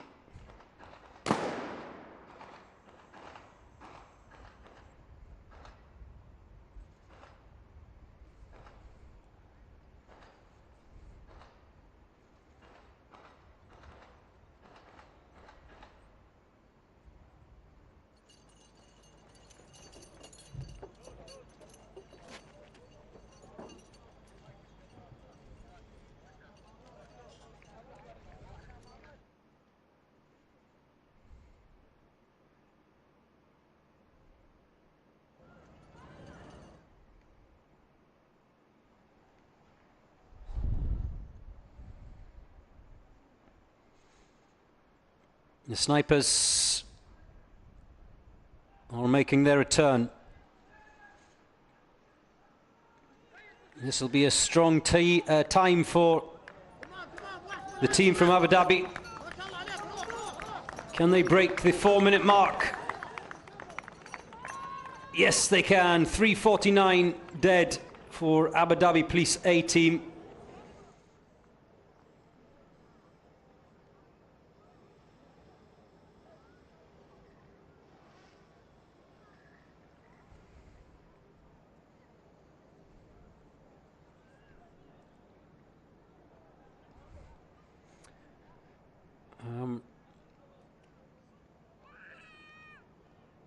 A raft of comments coming in right now and questions. I'll try and get through as many as I possibly can. Elvis? I thought Elvis was dead. Elvis says, big up all my brothers from Guyana. Yes, hello to all of you watching from Guyana. They are still to go. They are number 65 in the draw. So they'll be coming up next but one after the star unit of Singapore. Hello! There you go, SWAT team members in the making. Got the outfit and everything.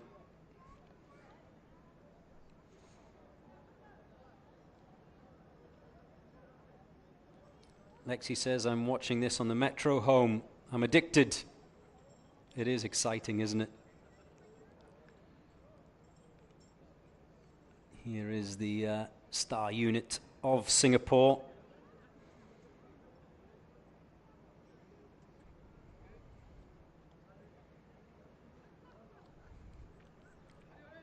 Drawn 64th. Remember, today's draw, a reverse of yesterday's event.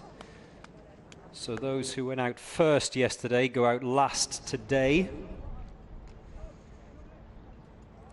Those who went out last have already gone.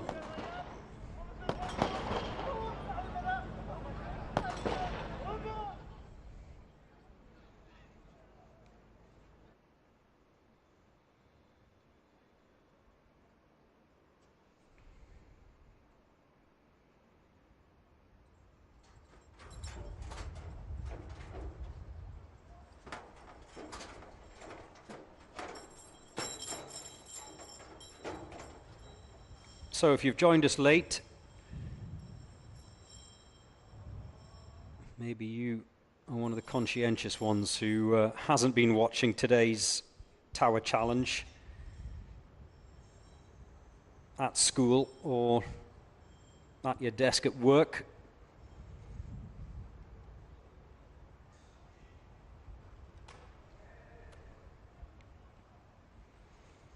Then marhaba and welcome.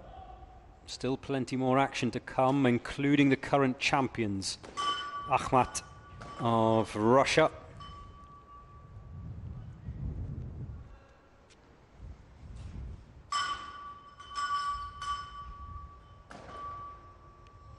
Also still to come,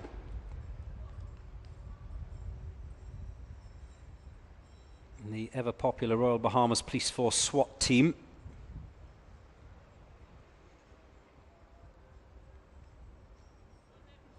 Kimberly Greenslade says, I'm waiting for Team Bahamas. Yes, you and many others. Kimberly?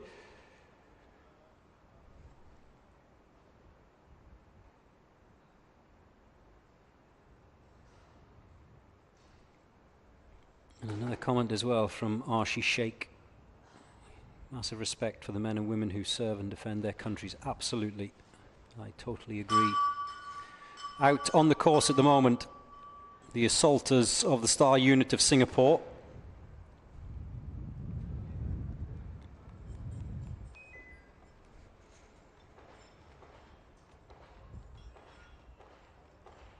And they now head towards, I beg your pardon, the final assaulter now heads towards the pistol pen. His two colleagues are well ahead of him.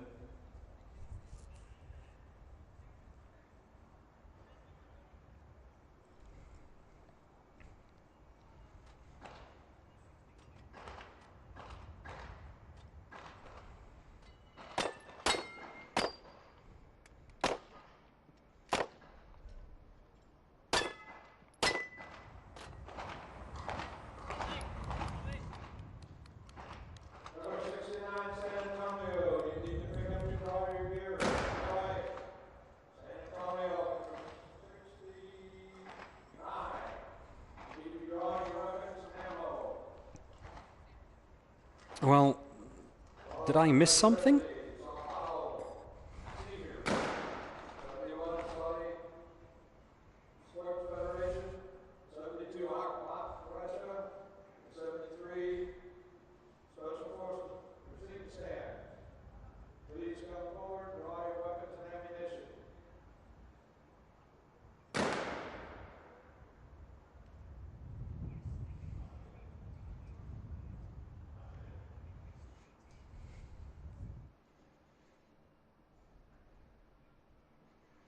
As the assaulters for the star unit of Singapore make their way back towards the finish line now, the second of the Singaporean snipers has arrived.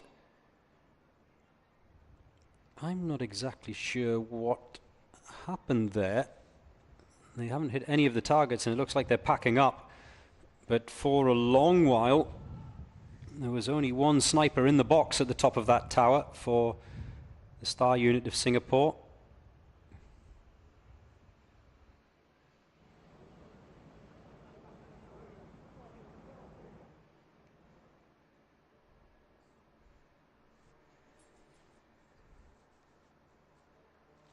Let me try and find out.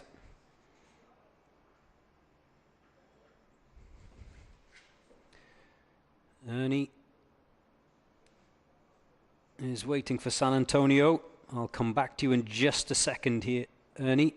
Bear with me as we see the star unit snipers making their way down that tower, rappelling to the bottom.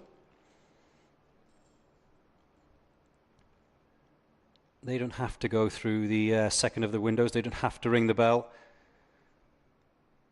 But they do have to cross the finish line.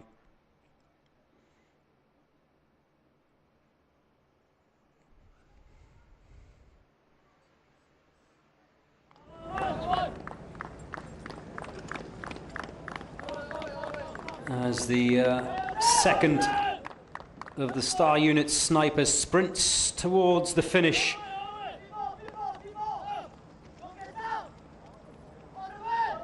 And across the line in a time of 5:56.3. The issue was the first of the sniper challenges.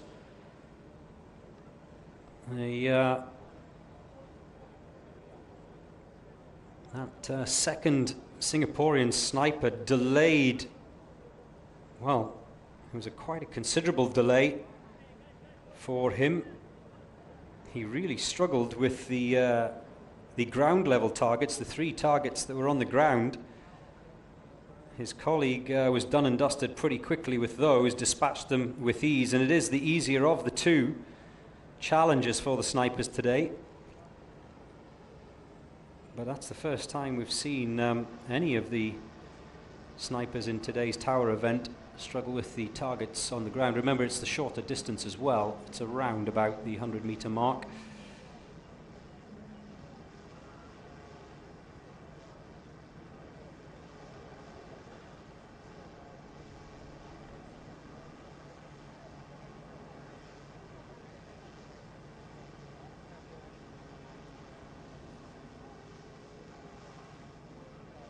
Kay Martin says, I'm just here for the Bahamas. You're not the only one, Kay Martin.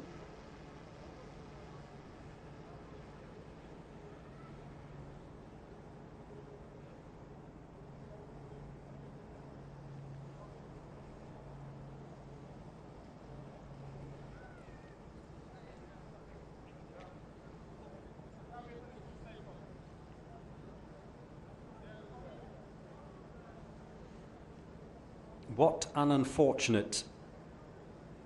I'm not joking, that's his actual name online. It says, am I still in time for Ahmat? Yes, you are. Ahmat are the penultimate team to go out today.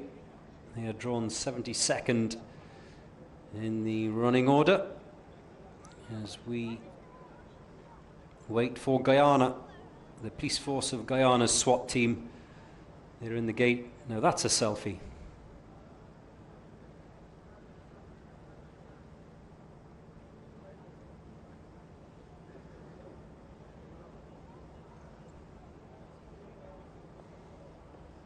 Javado Musgrove says Nassau is the capital of the Bahamas. There you go.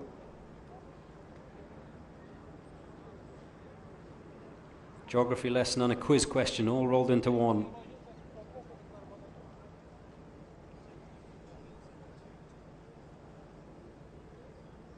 Murrell Dufford is also waiting for the team from the Bahamas.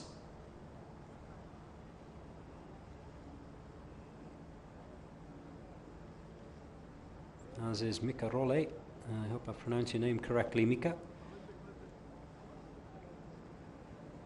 And Neilwyn also,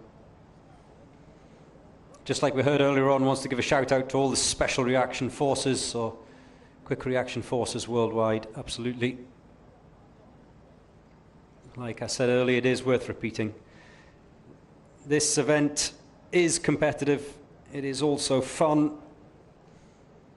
But once it's over, these guys and girls will have to return to the front line and face the serious day-to-day nature of keeping us all safe. There's the Sao Paulo seniors. Another popular team. They already went out this morning. I beg your pardon, they haven't already gone out. It was the COT team of Brazil that went out earlier.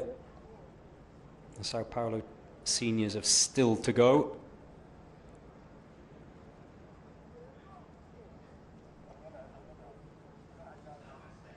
Now it's the turn of the Police Force SWAT team of Guyana.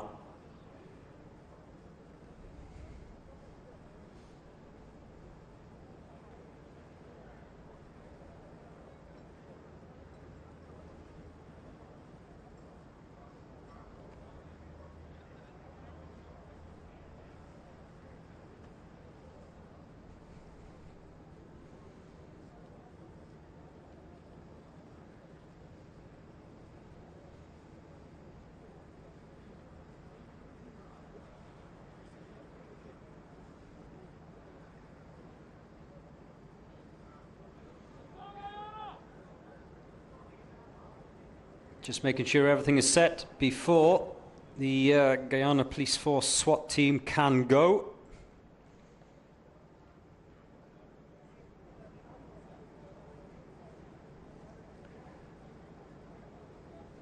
As the sun starts to drop in the distance over the sky of the United Arab Emirates. It's been a wonderful day of action. We're not done quite yet. A few more teams yet to go out.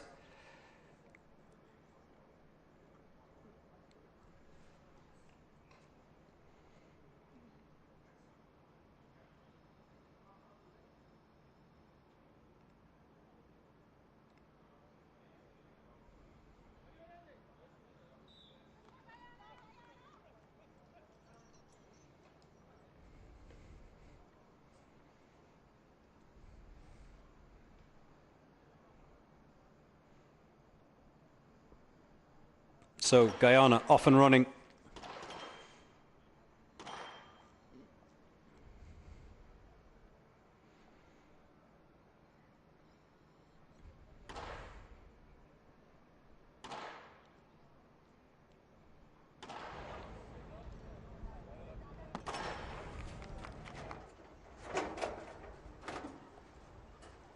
Currently last in the competition are Guyana.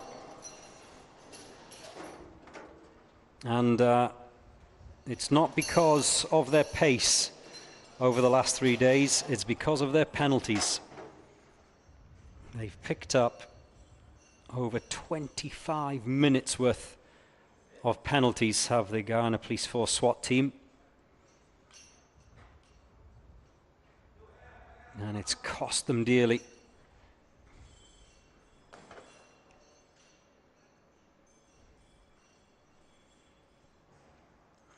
It's not just about speed.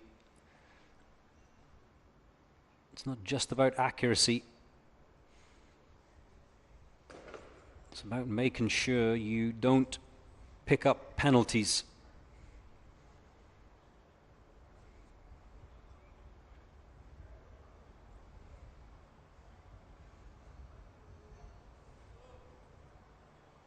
While the Guyana snipers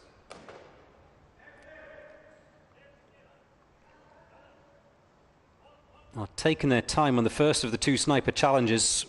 Like I said a little bit earlier, it's the easier of the two challenges. Once they get to the top of that tower, that crosswind comes into play, that rather stiff breeze, which it has been today.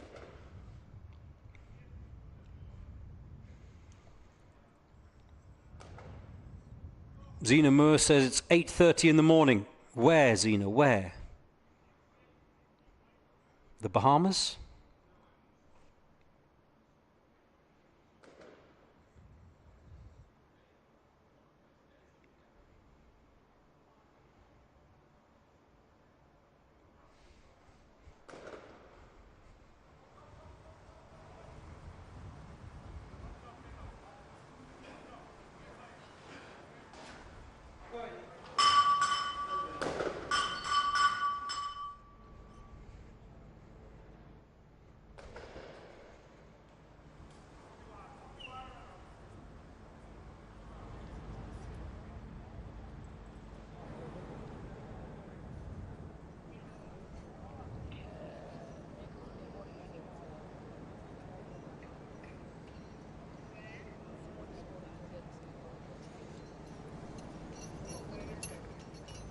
Guyana seems like a nice place for a holiday, says What an Unfortunate online.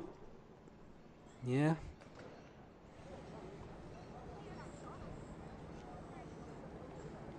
Life is slow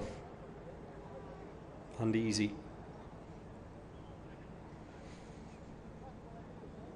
The Guyana Police Force snipers are still on that first challenge.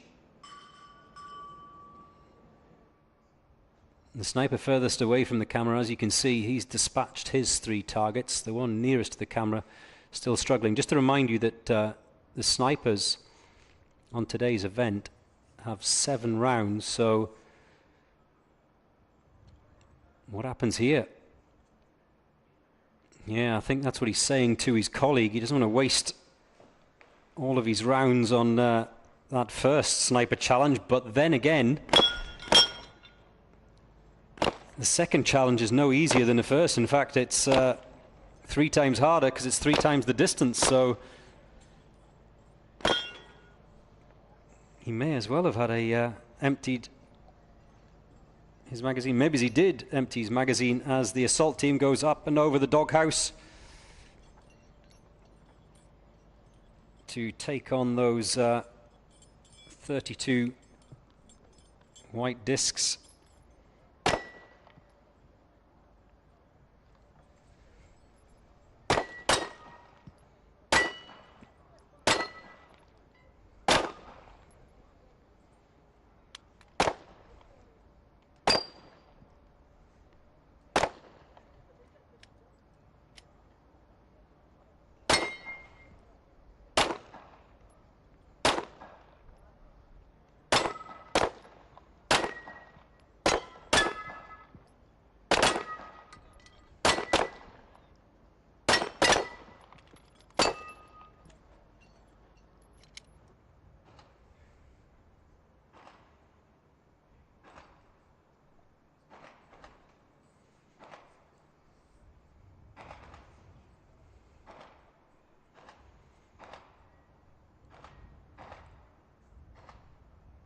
What do they do at the top of the tower that they couldn't do at the bottom of the tower? Well, we're about to cross the 6-minute mark. It looks like the assaulters are done. It looks like the snipers are done as well. So 3 targets left out there from the ground level range, 4 targets left out there from the top of the tower, the long distance range. So the penalties racking up for Guyana.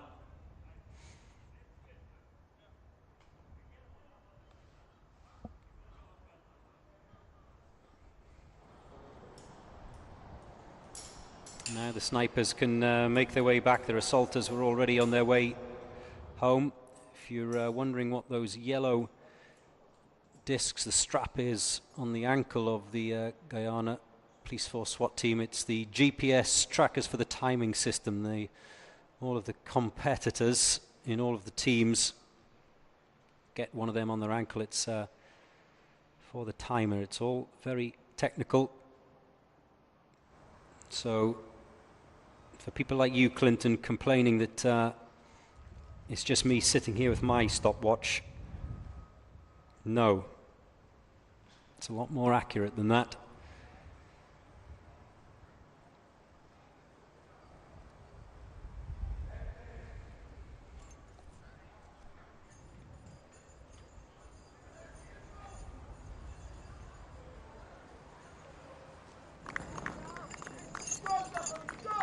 And a sprint towards the finish for the police force SWAT team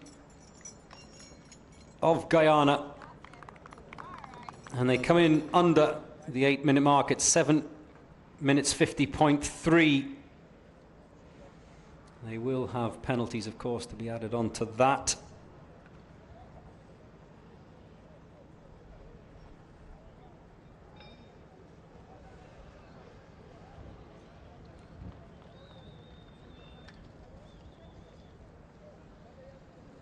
Let's see how things stand. Has that been updated? The Royal Thai Police, or did they incur a number of penalties, the Royal Thai Police A team, because they were round very quick indeed? And like I said earlier, I don't know, I'll try and find out for you, I'll try and confirm that, but you can see there, these are the leaders so far for this day 4 of the UAE SWAT Challenge.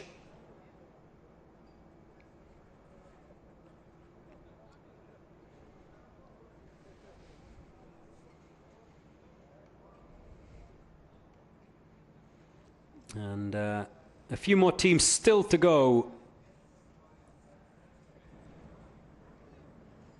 We're getting close towards the end. The Special Operations Group of Jordan is next out. Then one of the teams you've all been waiting for, the Royal Bahamas Police Force SWAT team. They are up after that, so you don't have to wait long. They go out after the Jordanians, who are lining up on the start as I speak. Then a little bit later, the San Antonio Police Department, which there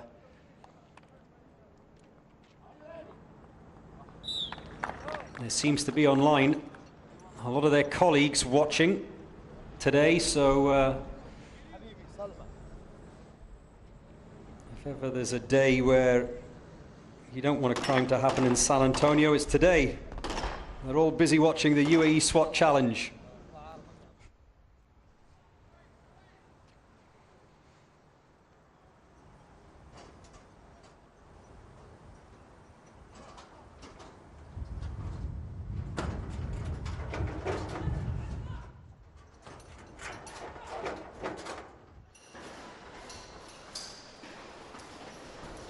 Now, I've been informed that the Royal Thai Police A team,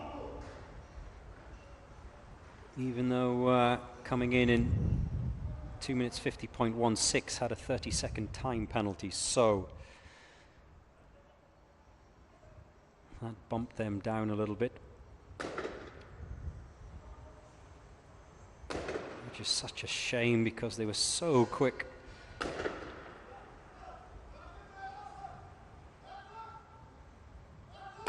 Second quickest team of the day, the Royal Thai Police A, after Sada, but they too picked up a penalty, only a procedural penalty, which is 10 seconds.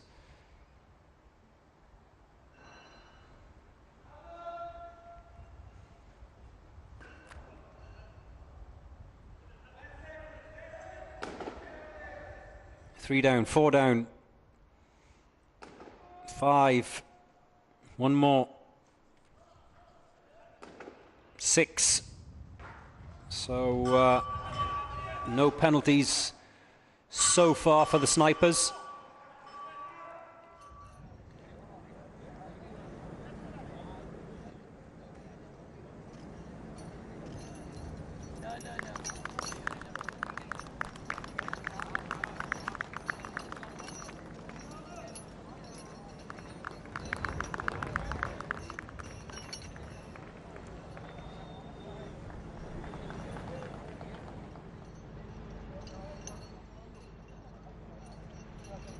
as the assaulters go under the ping pong table into the pistol pen.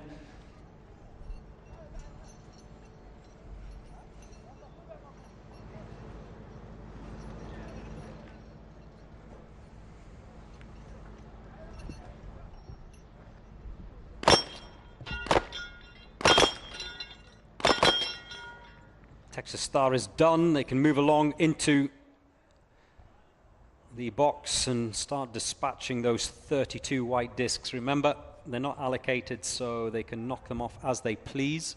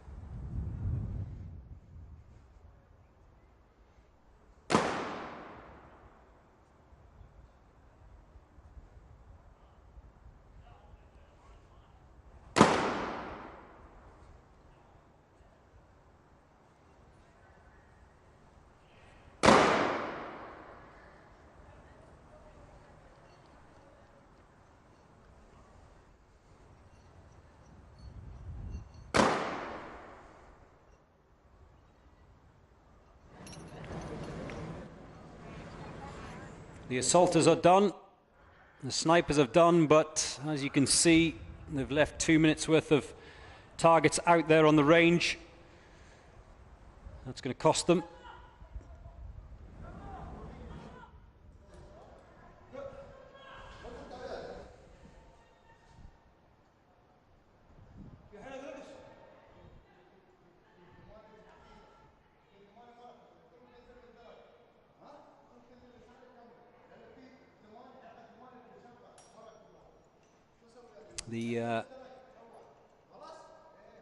The master, the rappel master, just making sure it's safe whilst he gets his OJ gloves on.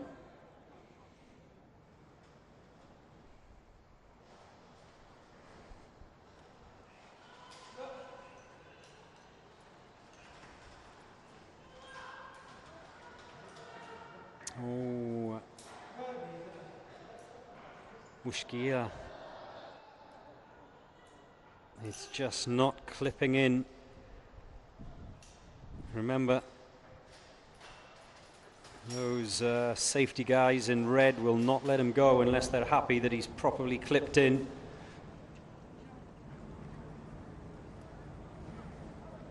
Now they can run for home.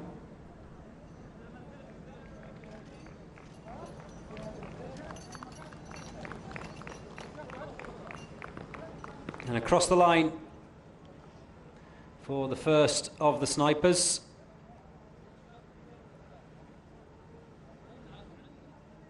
Where is the second sniper? He too having issues getting locked in. Now he's down. The Special Operations Group of Jordan. Finish. He too sprints for the line, and they cross in 6:18.5. The Special Operations Group of Jordan. Well, there seems to be a little bit of disappointment etched on the faces of that Jordanian team.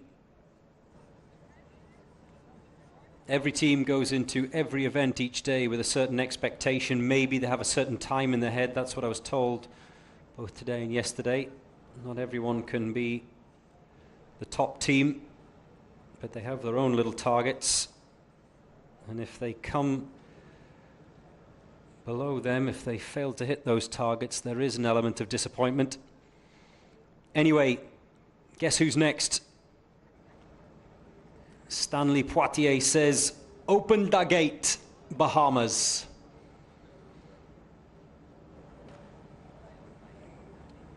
Thomas Thurston says, move out the way, The Bahamas are coming. I understand it's first thing in the morning. Are people already phoning in sick for work to stay home and watch this? Or they're just going to work and watching it?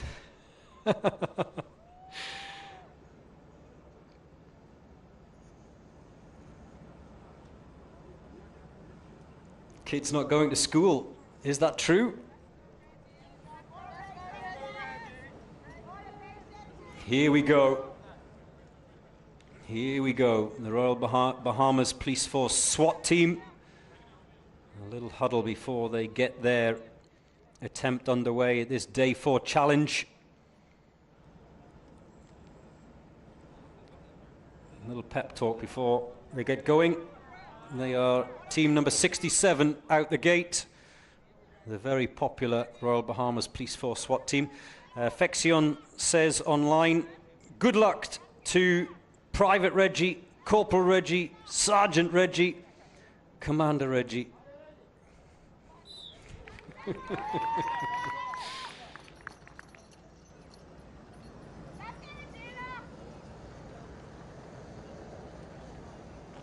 Jackaria Evans.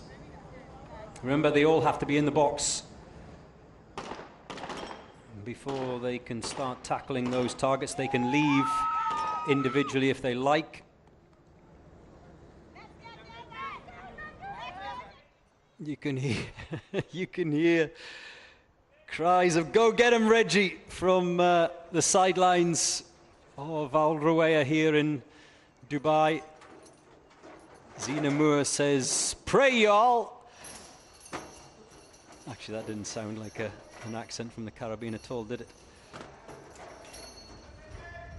I think there's a lot praying as they watch on, whilst having breakfast.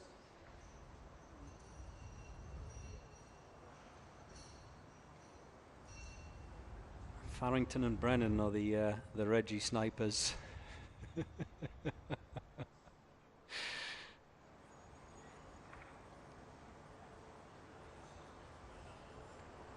So the first challenge, the easier of the two sniper challenges, shorter range.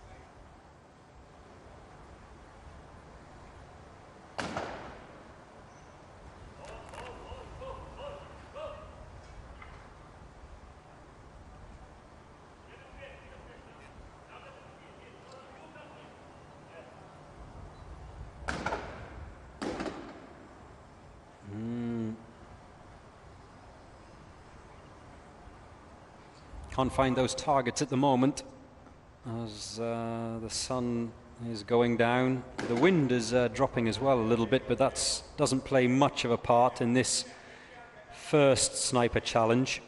Not as much as the top of the tower, of course. As we hear the assaulters making their way and rappelling down the side of that tower.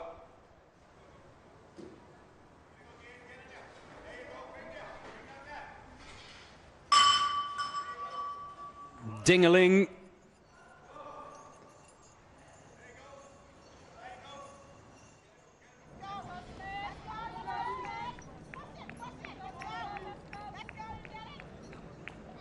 Deandra Forbes says, "Big boys up, Bahamas."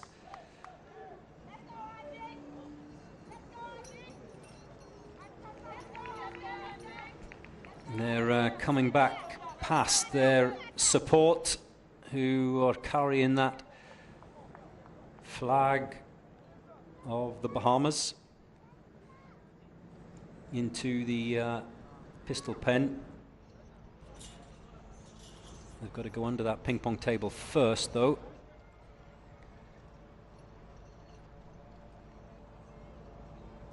Up and over the wooden wall.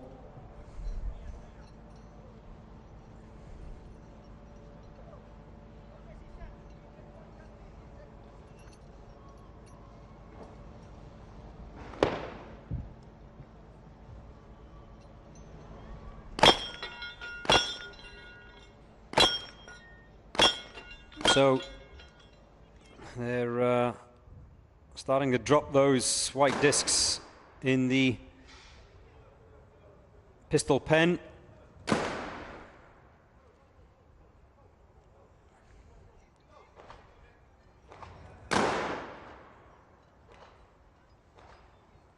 Adjustment required at the top of that tower.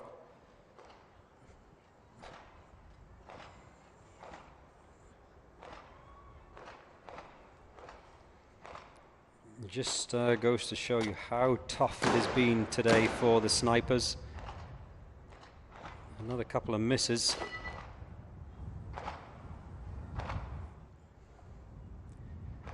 They're in deep discussion at the moment, the two snipers from the Bahamas. Remember, they are allowed to assist each other verbally. They can compare notes on settings, those sight settings, but they're not allowed to take on each other's targets or swap weapons or ammunition. The distance on this second sniper challenge, like I said, all the distances are secret from the organizers. They require the skill and judgment of the snipers themselves to decide that. But I'm told it's somewhere around the 300-meter mark. So it looks like the snipers have left all targets out there on the range. So 30 seconds penalty for each target missed as the assaulters head back across the finish line as we see the sun setting in the distance here over the Emirate of Dubai.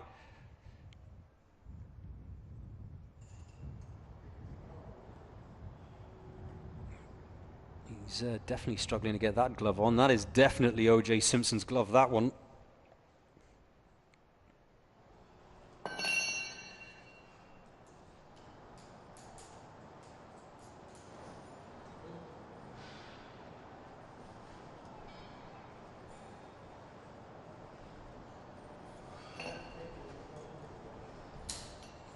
Remember, they've got to get hooked in and hooked on, and the master of safety, those guys in the red shirts, have to be happy that they're hooked on correctly before they will let them go and rappel down that tower.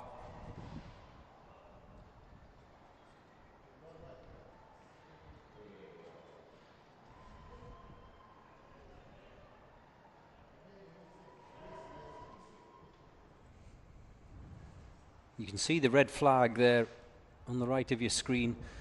You see how strongly that wind is blowing still at this late stage of the day. It's heading towards 6 p.m. in the evening here in the Emirate of Dubai.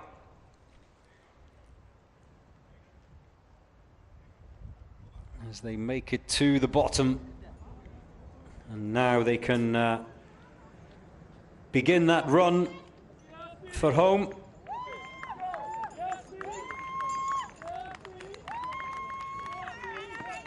And the popular Royal Bahamas Police Force SWAT team being cheered across that finish line. 7:46.9 is the time as the Royal Bahamas Police Force cross that finish line. There will be, of course, missed target penalties to be added onto that. It has been challenging. It hasn't only been the Bahamas team that has struggled, in particular from the top of that tower today. In fact, I would have to say the majority of the snipers have struggled to hit the target, the long-range target, throughout the course of the day. It has been tricky with the windy conditions. You can see the flags at the top of your screen blowing in the distance.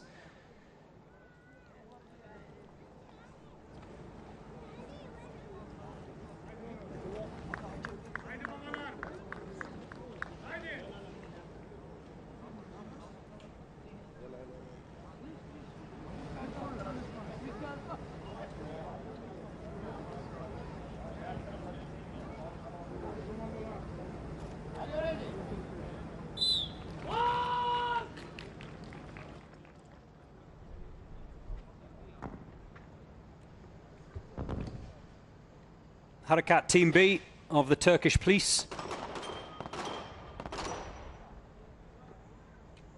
No problems first off.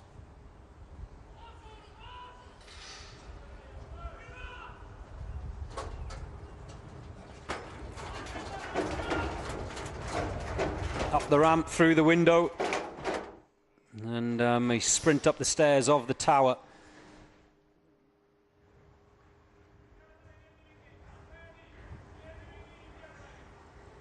Harakat Team A and B have had a strong showing this week.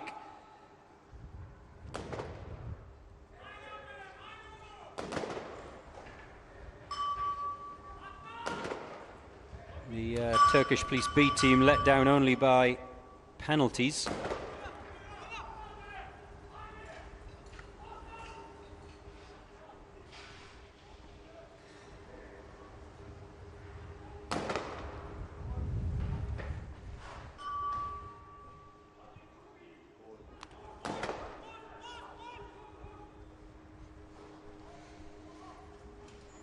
The snipers are done. No issues with those 6 targets. No penalties left out there. Now they will head up the tower. The assaulters are already out of the tower and into the pistol pen.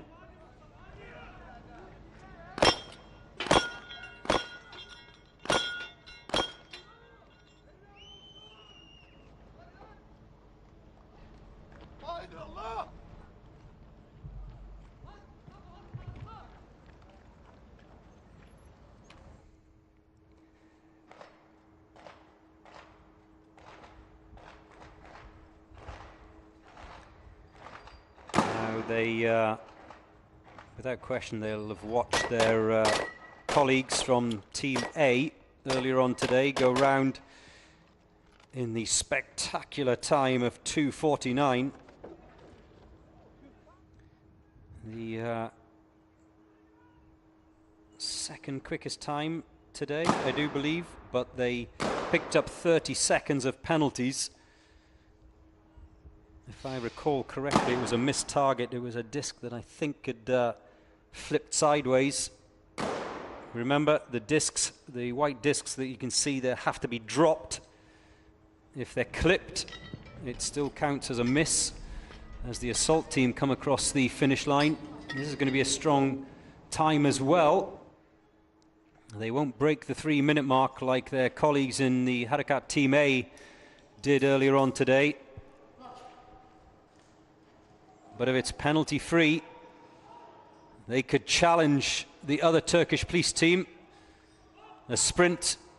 Oh, he's just got snagged in the rope. Oh no. Now he's free and can sprint for the finish line. Oh, has that cost them? Has that cost them? As they cross the finish line in 3:36.9, the Turkish Police B team.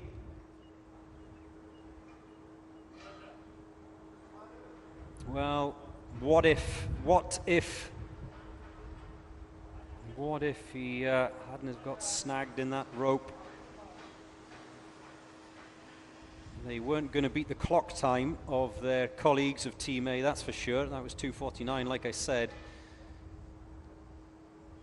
But if they'd done a quick round without fault, then it still would have been pretty good.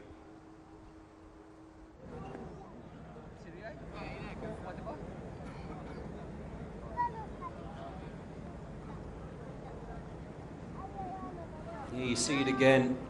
Oh, just got snagged, didn't it? Just twisted enough that it wouldn't slide out. So here's the boys from San Antonio Police Department.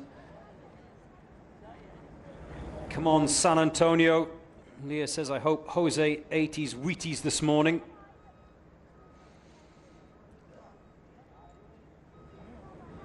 Well, you're going to find out soon.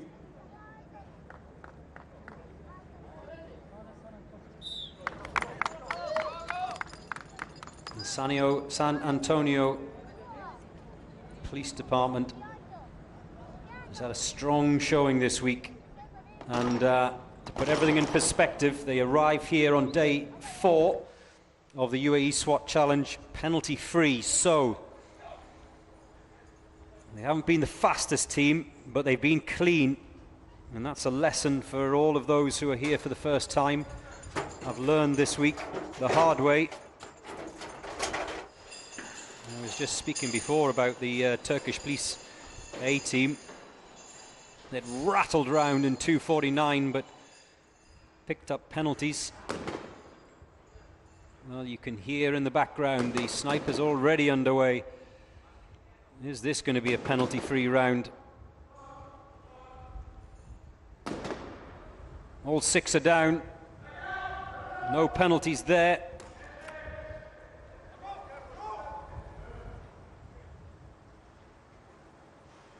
Steve Chow says, sub 3 minutes, boys. That's easier said than done. But yes, any sub 3 minute time today is really impressive.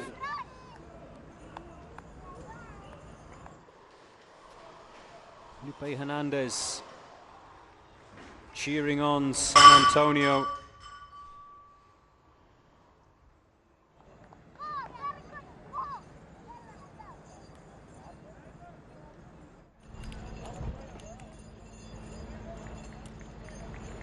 As is William Green.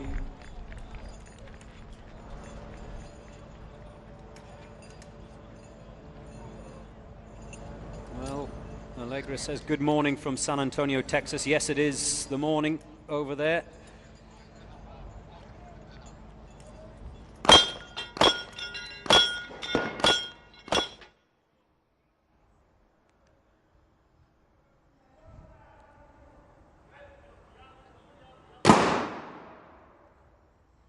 This is the one that's challenged all of the snipers today. The wind speed is dropping, 31 kilometers an hour. It says in the bottom left of your screen there. That's one dropped. Another miss. That's 2 down.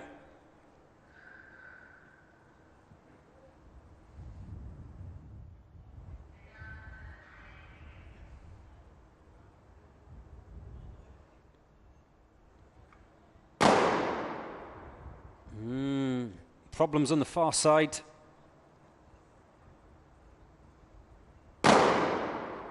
That's 1 down of the 2, but he's used up his 7 allotted rounds, so they'll leave 1 disc out there on the range. That's a 30-second penalty as the assaulters come back across the line. We didn't see exactly what they did, but we haven't seen any of the teams have problems so far in the pistol pen. One of the snipers is down. Waiting for the second.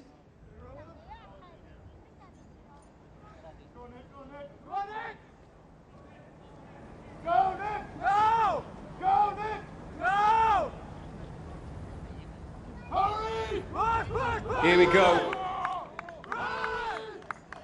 Can they make the sprint for the finish?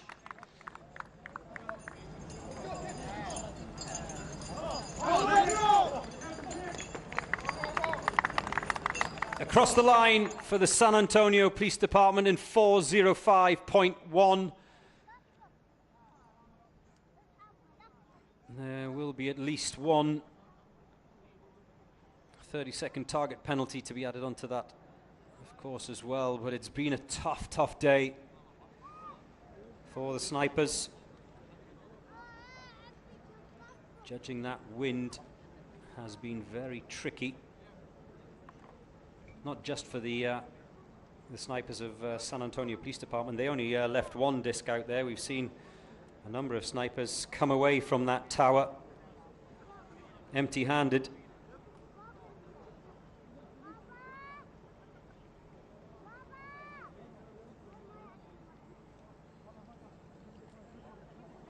all about expectation. Like I said earlier, every team goes into this event with maybe a time in their mind, or for some it's not about the time, it's just getting around penalty free.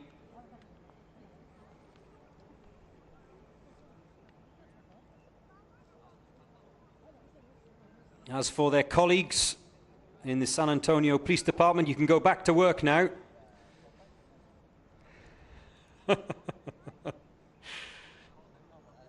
They're done for the day, of course. Obstacle course tomorrow.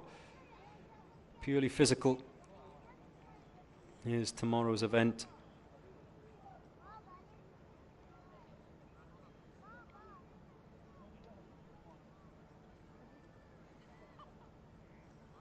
Dubai Police B team, Saeed Moses, he's asking the question. They've already gone. Jasa Paul says, who is leading? Well, currently, today's event, the tower event, is being led by Kalkan of Kyrgyzstan, a time of 2:51.14, which wasn't the quickest clock time. That was Sardar of Kazakhstan, but it was penalty free. There you see the flags of the nations that are involved this year in the UAE SWAT Challenge 2024, fluttering in the breeze. It's definitely dropped a little bit, but not by much. Sardar are in second, Almaz of Belarus in third. And that's how things stand. Hope that answers your question.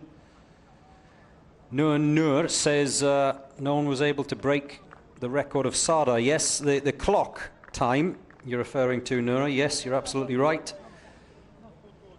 But it's not about just the time, it's about time plus penalties.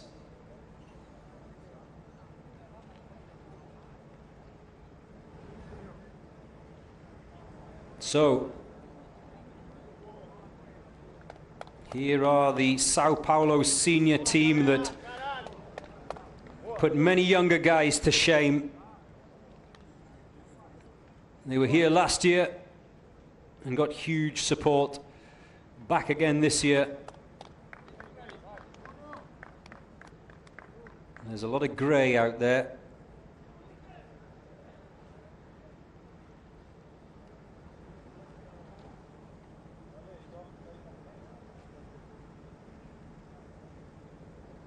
They were early out yesterday morning.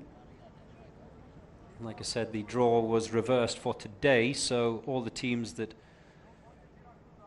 went early yesterday go late today.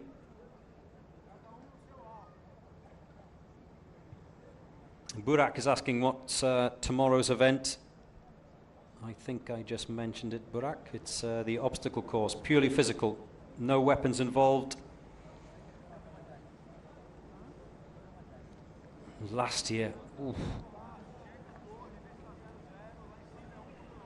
it was a very hot day. This tournament held just a few weeks later than it has been this year, and for very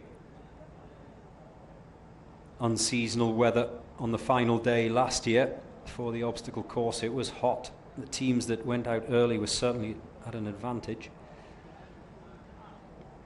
The forecast for tomorrow, a lot cooler. James Zhang says, good job, San Antonio Police Department. As does Eric Zamora, great challenge. Keep digging in. Remember, it's not over today. This is the 4th of 5 days.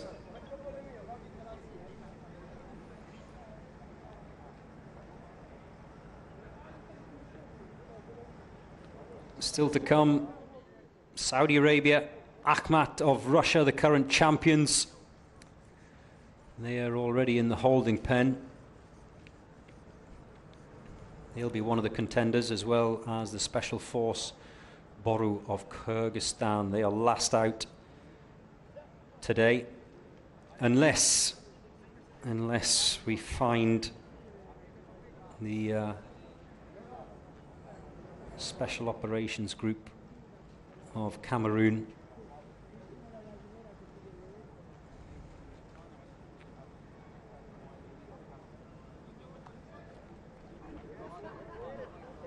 They've disappeared.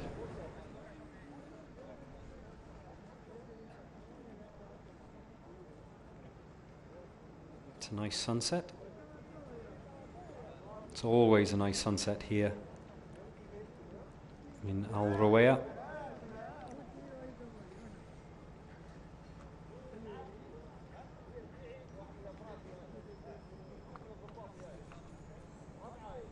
The Sao Paulo seniors await their turn. I'm just making sure the course is reset before the starter can let them go. Meanwhile, keep your comments coming. Can you name the top 10 countries right now? Says Seifo. No, I can't. But you can find them online, uaeswatchallenge.com, if you want to know who the top 10 are as we speak. That may change though, Seifo, once Akhmat of Russia have been out.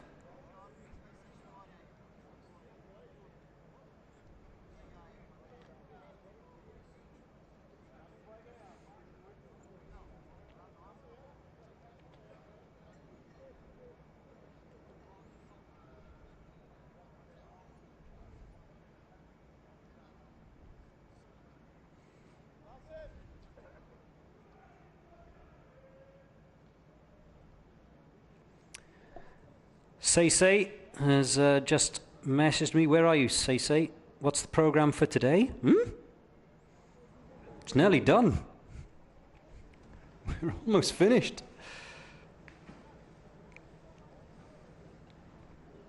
You're a bit late.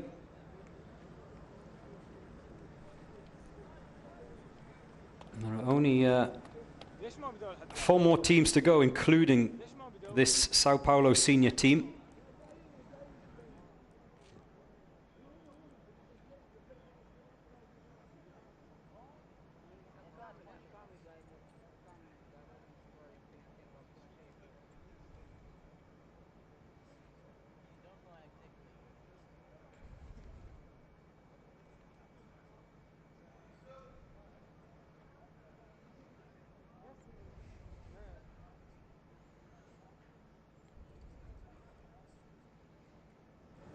Vamos, Brazil.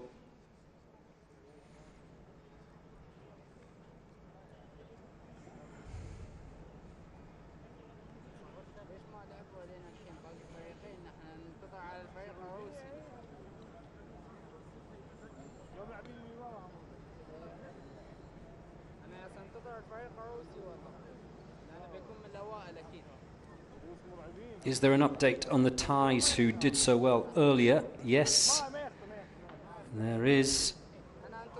They went round in a fabulous time of 2:50.16, but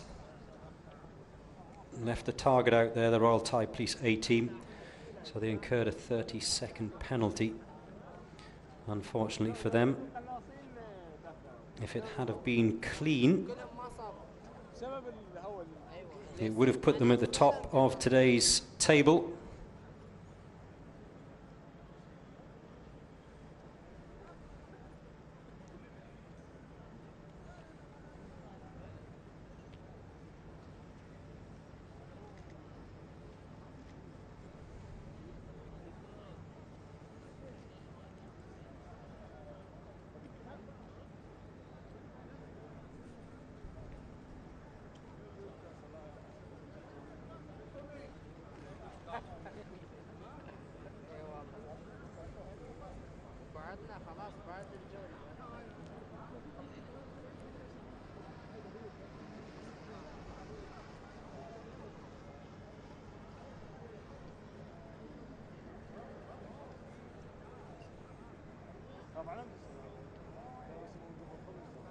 There is that tower. That's where the snipers perch themselves, and hopefully the camera will pan round and you'll be able to see the range, the target away in the distance there. It's just gone behind the tower now.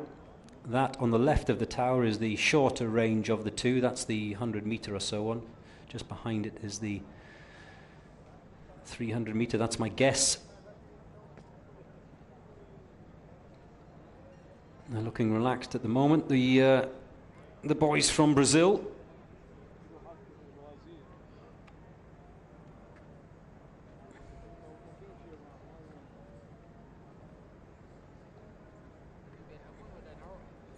"53 years old, the majority of this team.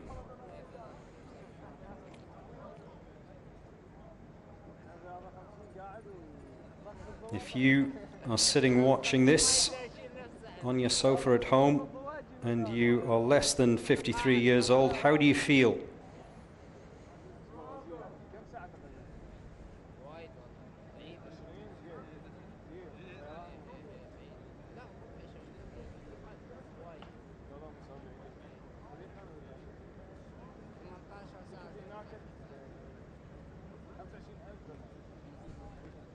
Well, the shot that you're looking at the moment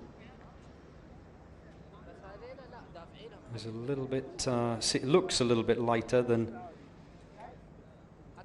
what it feels here on the course at Uae. Right, it looks like we're ready to go. The Sao Paulo seniors are on the line.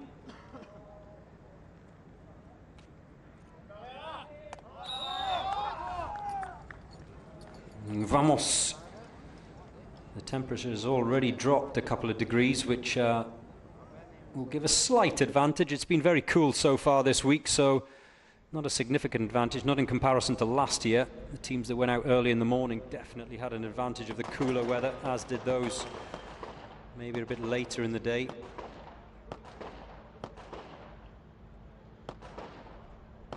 Oh, they've left a man behind who's as you can hear, struggling to finish off his solitary target.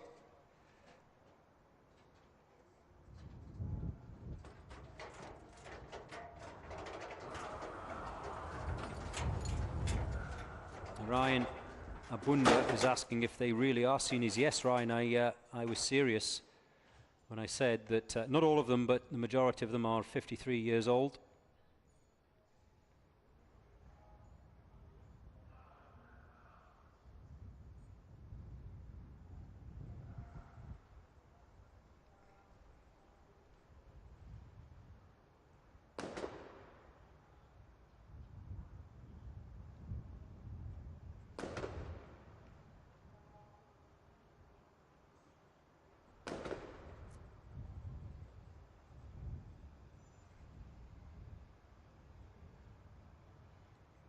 Alican and Dazoz says they deserve respect. You're absolutely right, they do.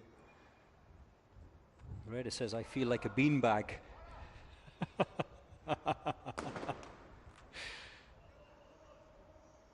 So do I, Reda, so do I.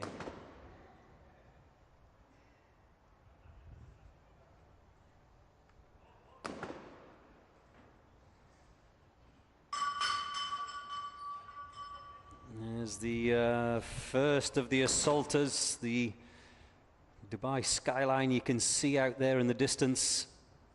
Wonderful skyline it is this evening as the sun slowly sets. One assaulter is down. Here goes the second one.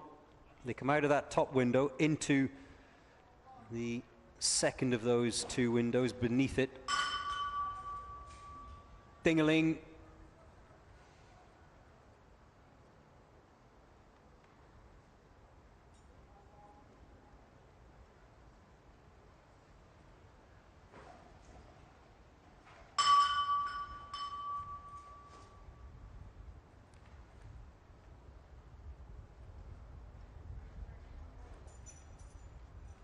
Now, the assaulters, white gloves. Oh, only the Sao Paulo seniors can wear white gloves. Cool as you like. The young bucks, the young boys, they can wear their black gloves. Only the Sao Paulo seniors can wear white gloves.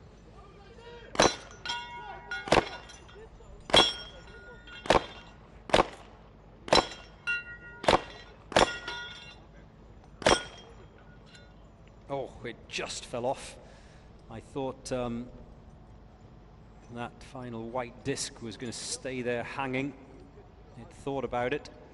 Remember, a disc that's been hit but hasn't fallen is classed as a miss.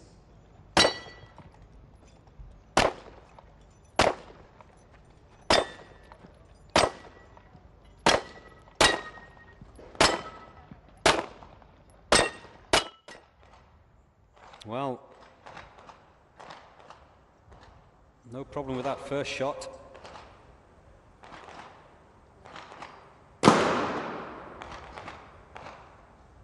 Problem with the second, though.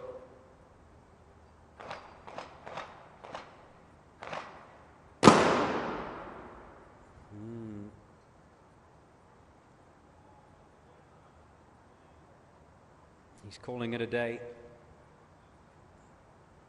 1 from 2.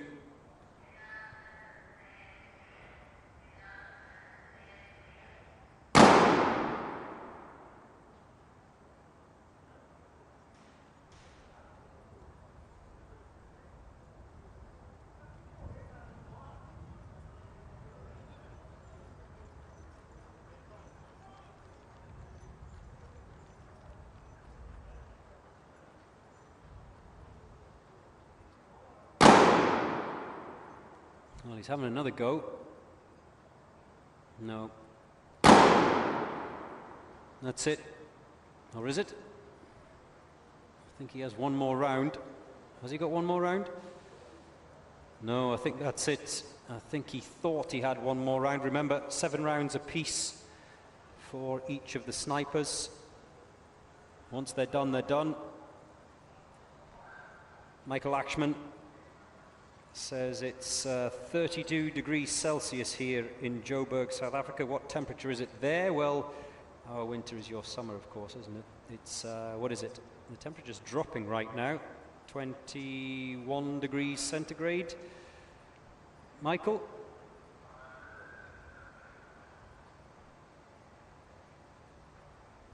It's my pleasure. Anytime you need a weather report, Michael, just message.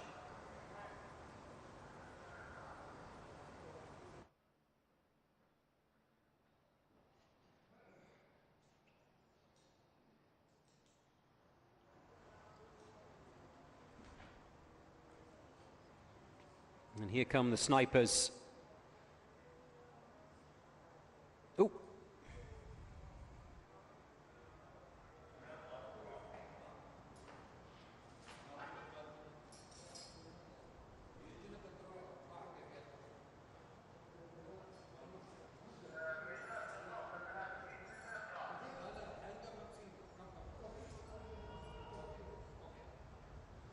The final Brazilian sniper.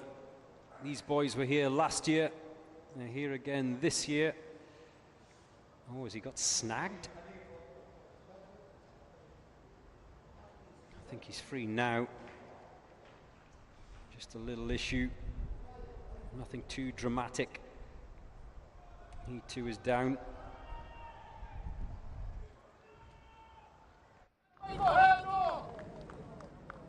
Here we go. The Sao Paulo seniors. That job for home in that finish line for the GRT Sao Paulo senior team. Stopping the clock in 7:39.2. Great camaraderie. This band of brothers that were here last year have returned this year. The same group. Now, up next it should be the Saudi Internal Security Force, is it?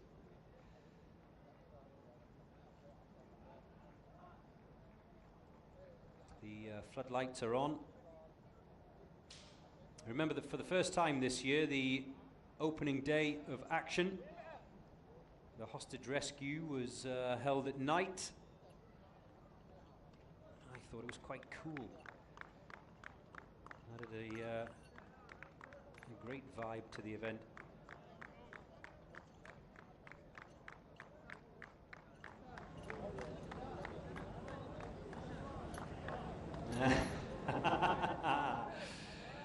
Oh, the moustache, neatly trimmed for this event. Every single one of them sporting that tash.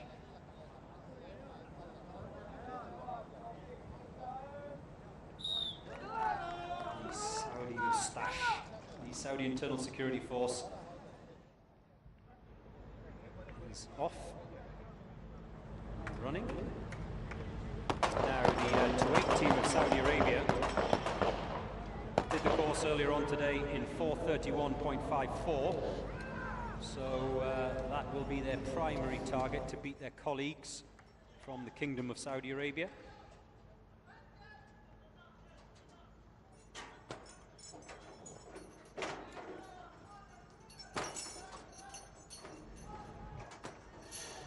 Through the window, up the stairs. Two more teams to go, by the way, including the current champions Akhmat of Russia, who are up next.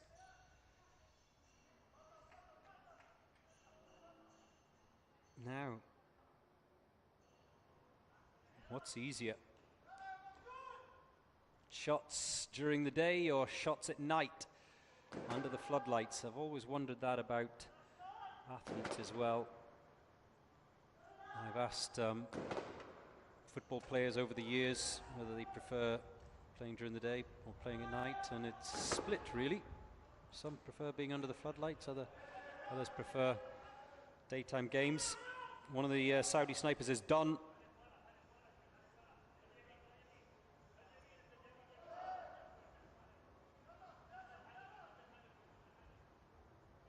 The other taking his time. Remember, every left target is 30 seconds, all down. So they can now, as we see the assaulters come down that tower, they can now make their way up, the snipers.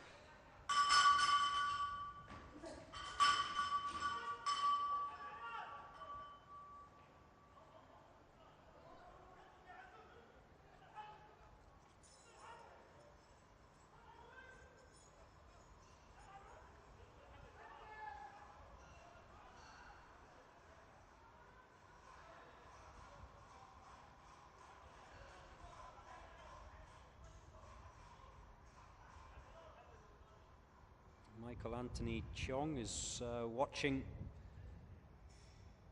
the close of business from Muscat in Oman. You're not far. Why didn't you pop over for tomorrow's event?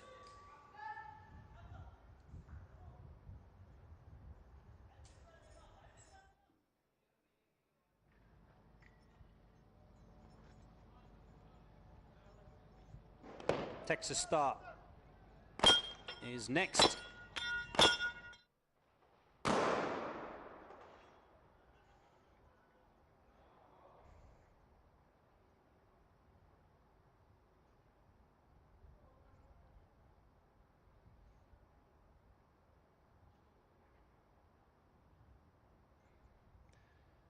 Serjan Marasovic is asking, when is the Gendarmerie of Serbia coming? They've already been. You've missed them, but don't worry. All of today's action will be on the YouTube channel Dubai Police, so you can watch it back if you like. Although we are live now on Dubai Sport. Make sure you subscribe as well to the Uae Swat Challenge and to the YouTube channel of the Dubai Police. So the sun has set, Maghreb as it's called here in the Emirates. The floodlights are on for the final couple of teams to make their way around As the assaulters evacuate that pistol pen, the snipers make their way down from the top of that tower.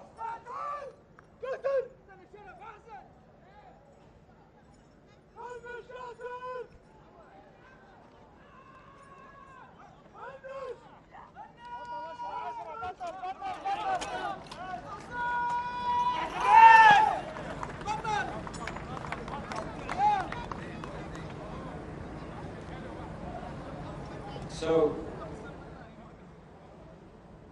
the Saudis cross the finish line.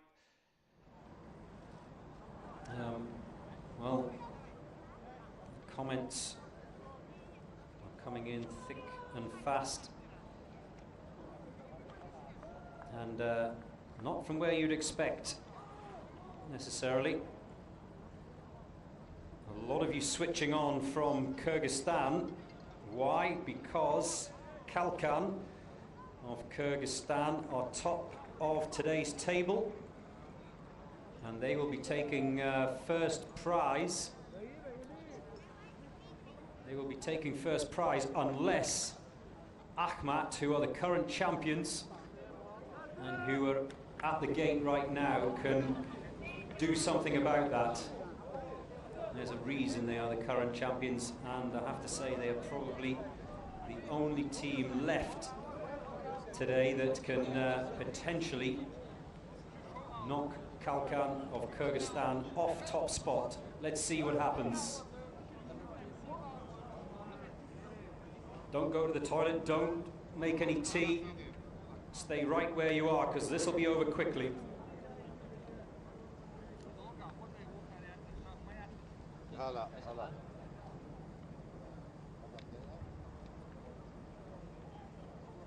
So, all eyes from Kyrgyzstan watching right now, all eyes from Russia watching right now. This is really a shootout, so to speak. The time to watch, 2:51.14 was the time set earlier by Kalkan of Kyrgyzstan. That's the time to beat today. He was penalty free. It wasn't the fastest time today. That was set by Sardar of Kazakhstan, but they picked up a 10-second penalty. Here you go, Ahmad.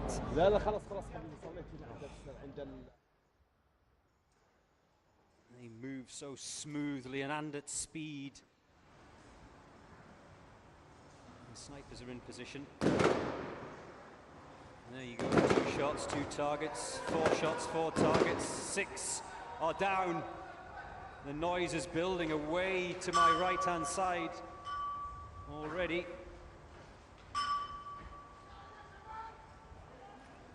The assaulters are on their way. I met up with Akhmat yesterday. They were furious that they had such a good time but left 2 targets out there, which cost them. Oh, he's just getting snagged. There's a problem with that clip.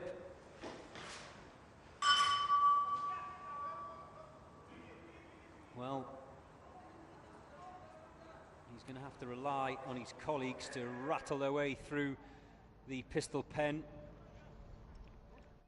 They won't be affected by his absence for the Texas Star. That's whoever comes first. Oh, this is good. Oh, this is very good. This is where the absence of their colleague comes in. 32 white discs to drop.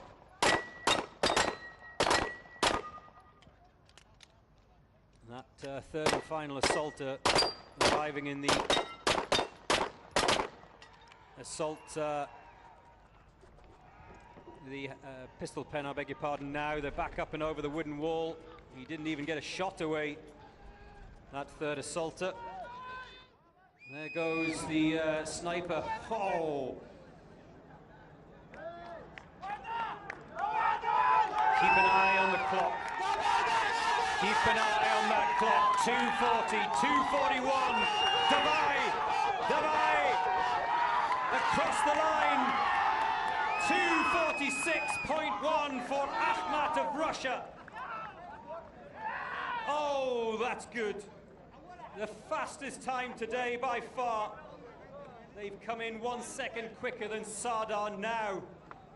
Was it fault-free? Sardar picked up a 10-second procedural penalty, which knocked them back to 2:57. And could it have been quicker if that third assaulter had not got trapped with that ring in the rope as he was getting ready to rappel down the tower.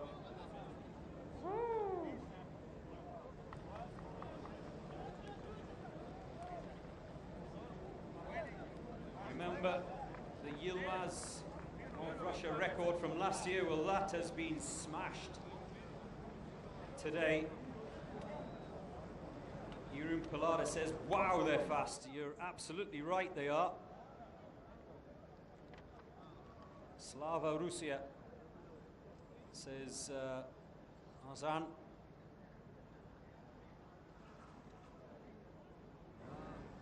Yeah, well, the Kalkan team of Kyrgyzstan are waiting nervously at the moment as the judges check and double check to see if there are any penalties to be added. There were certainly no target penalties, I don't think. From everything I saw at first glance, they dropped all of their targets, so it could only really be a procedural penalty, probably. Just like Sardar, remember, who came in earlier on today, 2:47.81. That time was not beaten at all, that clock time. But then the 10-second penalty did the damage and knocked them back. And Kalkan, fault-free, but in 2:51. Now, amongst all that excitement and emotion, I almost forgot that Boru of Kyrgyzstan are still to go. They are the final team out in today's day 4 of the Uae Swat Challenge.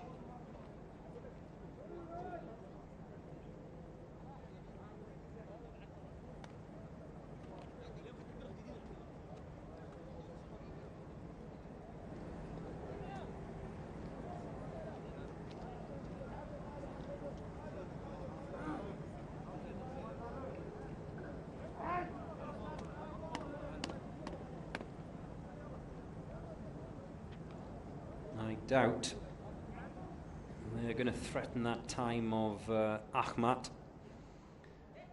by their high standards. Akhmat have not had the greatest week, certainly not in comparison to last year, but we witnessed earlier today what Kalkan did, and Kalkan was it the day before yesterday? I think it was, that they finished runners-up as the Special Force Boru of Kyrgyzstan await their turn to go. The final team out this Tuesday evening.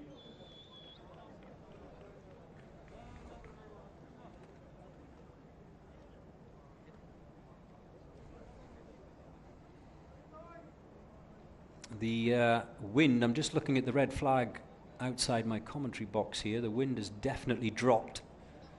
So life should be easier for the Boru snipers. Mustafa says, we're Akhmat on fast forward. No, Mustafa, that was real time. Kenai says the Akhmat guys are beasts. You're absolutely correct on that.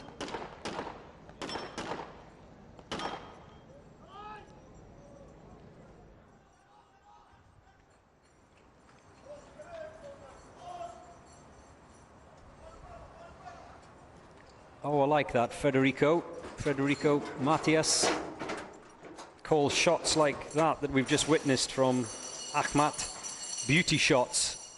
Yes, I like that. Serjan Marasovic is asking if today's the last day. No, it's not. One more day to go. Tomorrow is the final day. The obstacle course. Those of you who've never watched before will witness for the first time the Dream Killer tomorrow.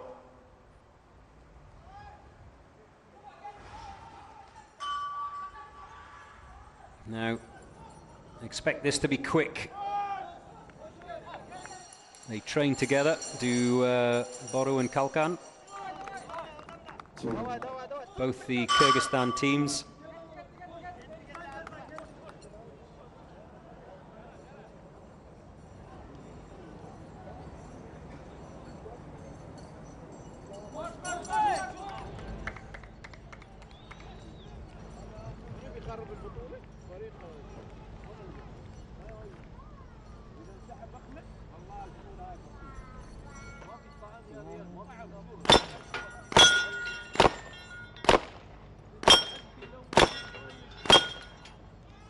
Texas Star is dispatched. Now, what happens here?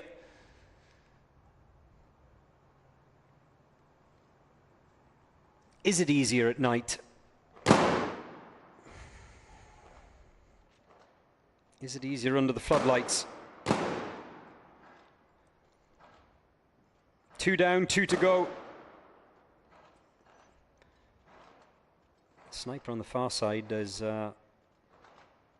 struggling in comparison to his colleague, so I think we were just about to see that sniper nearest the camera pack up and leave, but I think he's just helping his teammate as a rangefinder. Now he's making way. That's it. 7 rounds each, all gone.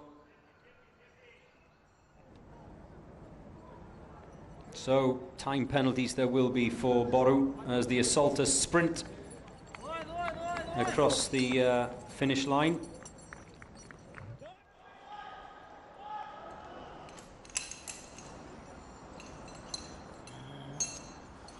I think every day I will announce a comment of the day. Ryan Abunda is the winner today, who says it's easier when the wind speed is down. You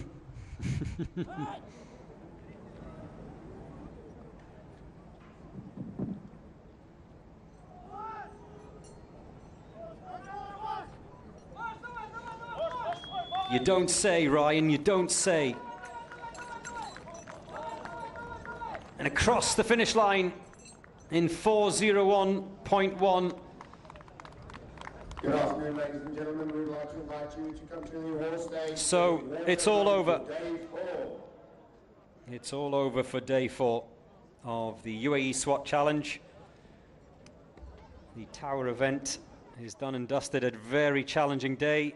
The wind caused problems to a number of the snipers, especially from the top of that tower.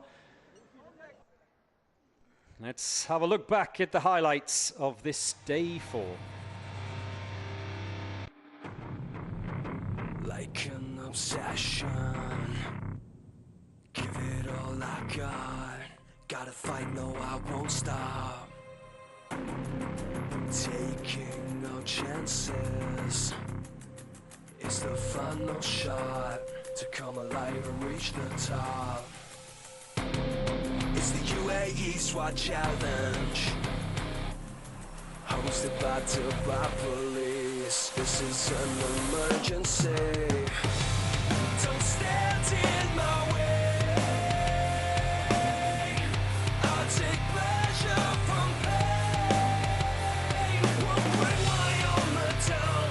Nothing can defeat me now. This will be my day.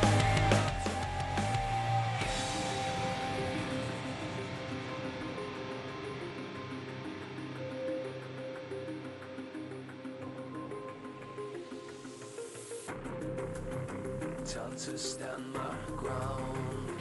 I will never take no shame. I won't play this like a game.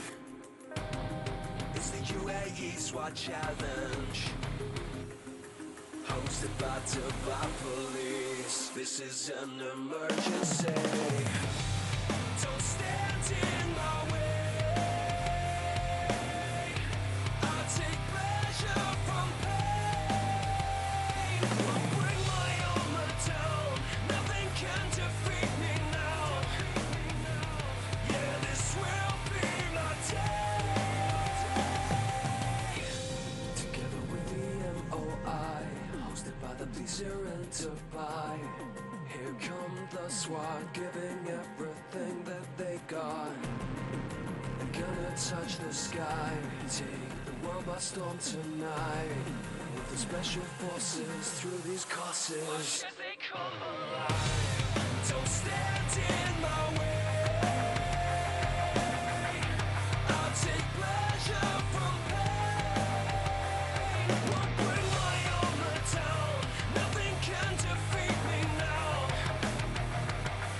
This will be my day. Don't stand in my way. I'll take pleasure from pain. Won't bring my armor down. Nothing can defeat me now. Yeah, this will be my day.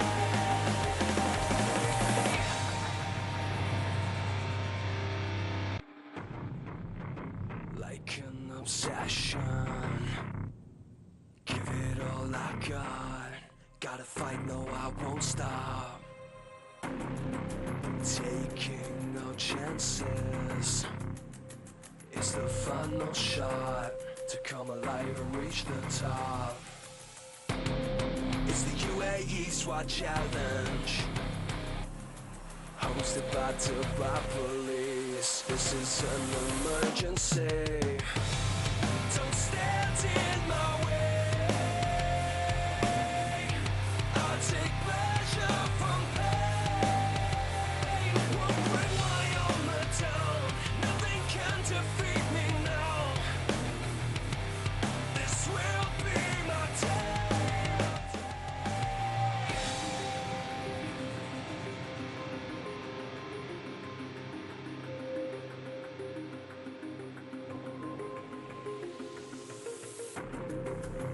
Time to stand my ground. I will never take no shame. I won't play this like a game. It's the Uae Swat Challenge, hosted by Dubai Police. This is an emergency. Don't stand in my way. I'll take pleasure from pain. Won't bring my armor down. Nothing can defeat me now. Yeah, this will be my day. Together with the MOI, hosted by the police here in Dubai. Here come the SWAT, giving everything that they got. They're gonna touch the sky, take the world by storm tonight. With the special forces. So, it's presentation time for today's winners.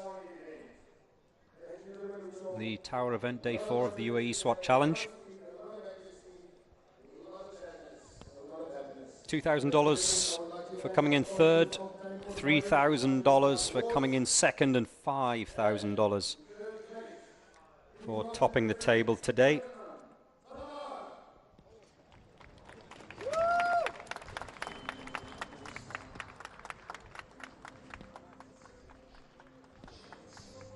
So, third up, the Kazakhstanis, Sada. They had a very quick time, 2:47, but that 10-second penalty cost them. And they carried that that time for a large chunk of the day before they were pipped by Kalkan of Kyrgyzstan. So they will look back on this procedural penalty, which is only 10 seconds. They will look back on that one little error. Because until Akhmat of Russia went out, there wasn't many near them in terms of clock time as they crossed the finish line. But they take home that $2,000 check. Sada of Kazakhstan, it's worth mentioning their colleague Sunkar, who they too, I'm sure, would have been there or thereabouts, possibly on that podium, if it wasn't for the injury sustained by one of the assault members as he fell off the tower, badly twisting his ankle. Kalkan, well, runners up again for the second time this week. Kalkan of Kyrgyzstan. They'll pick up another $3,000 check for second place. A great run for them, penalty free, fault free, 251.14. So even though they were not as fast as Sada, because they went round without fault, they came in second. And I think it's worth giving an honourable mention as well to the Royal Thai police team, who went round in 250 but picked up 30 seconds of penalties, unfortunately.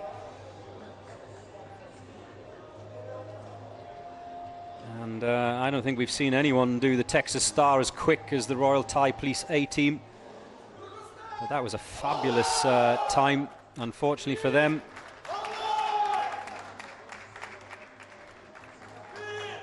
A missed target. And that's why I was talking earlier on about clipping a target and not dropping it. Now the winners of day 4.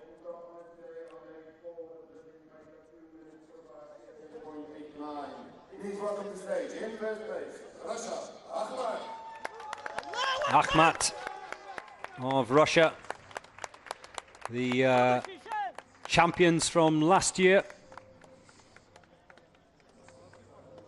They haven't had the start that they expected in defending their crown, but they are back once again on the podium. They've had to watch others climb those steps and receive those medals during the course of this week, but finally they get back on that stage.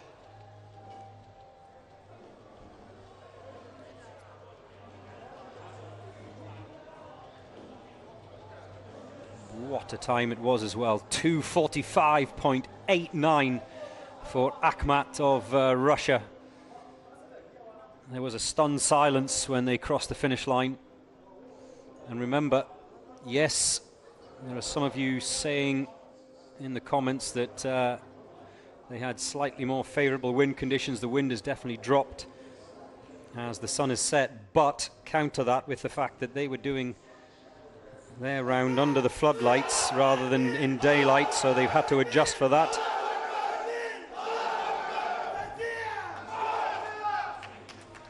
So Akhmat champions for day 4. One more day to come of action. It's the obstacle course tomorrow here at the UAE SWAT Challenge. The sun has set here in Dubai. From me, Joe Morrison, I bid you good night. Give it all I got. Gotta fight, no, I won't stop. Taking no chances. It's the final shot to come alive and reach the top. It's the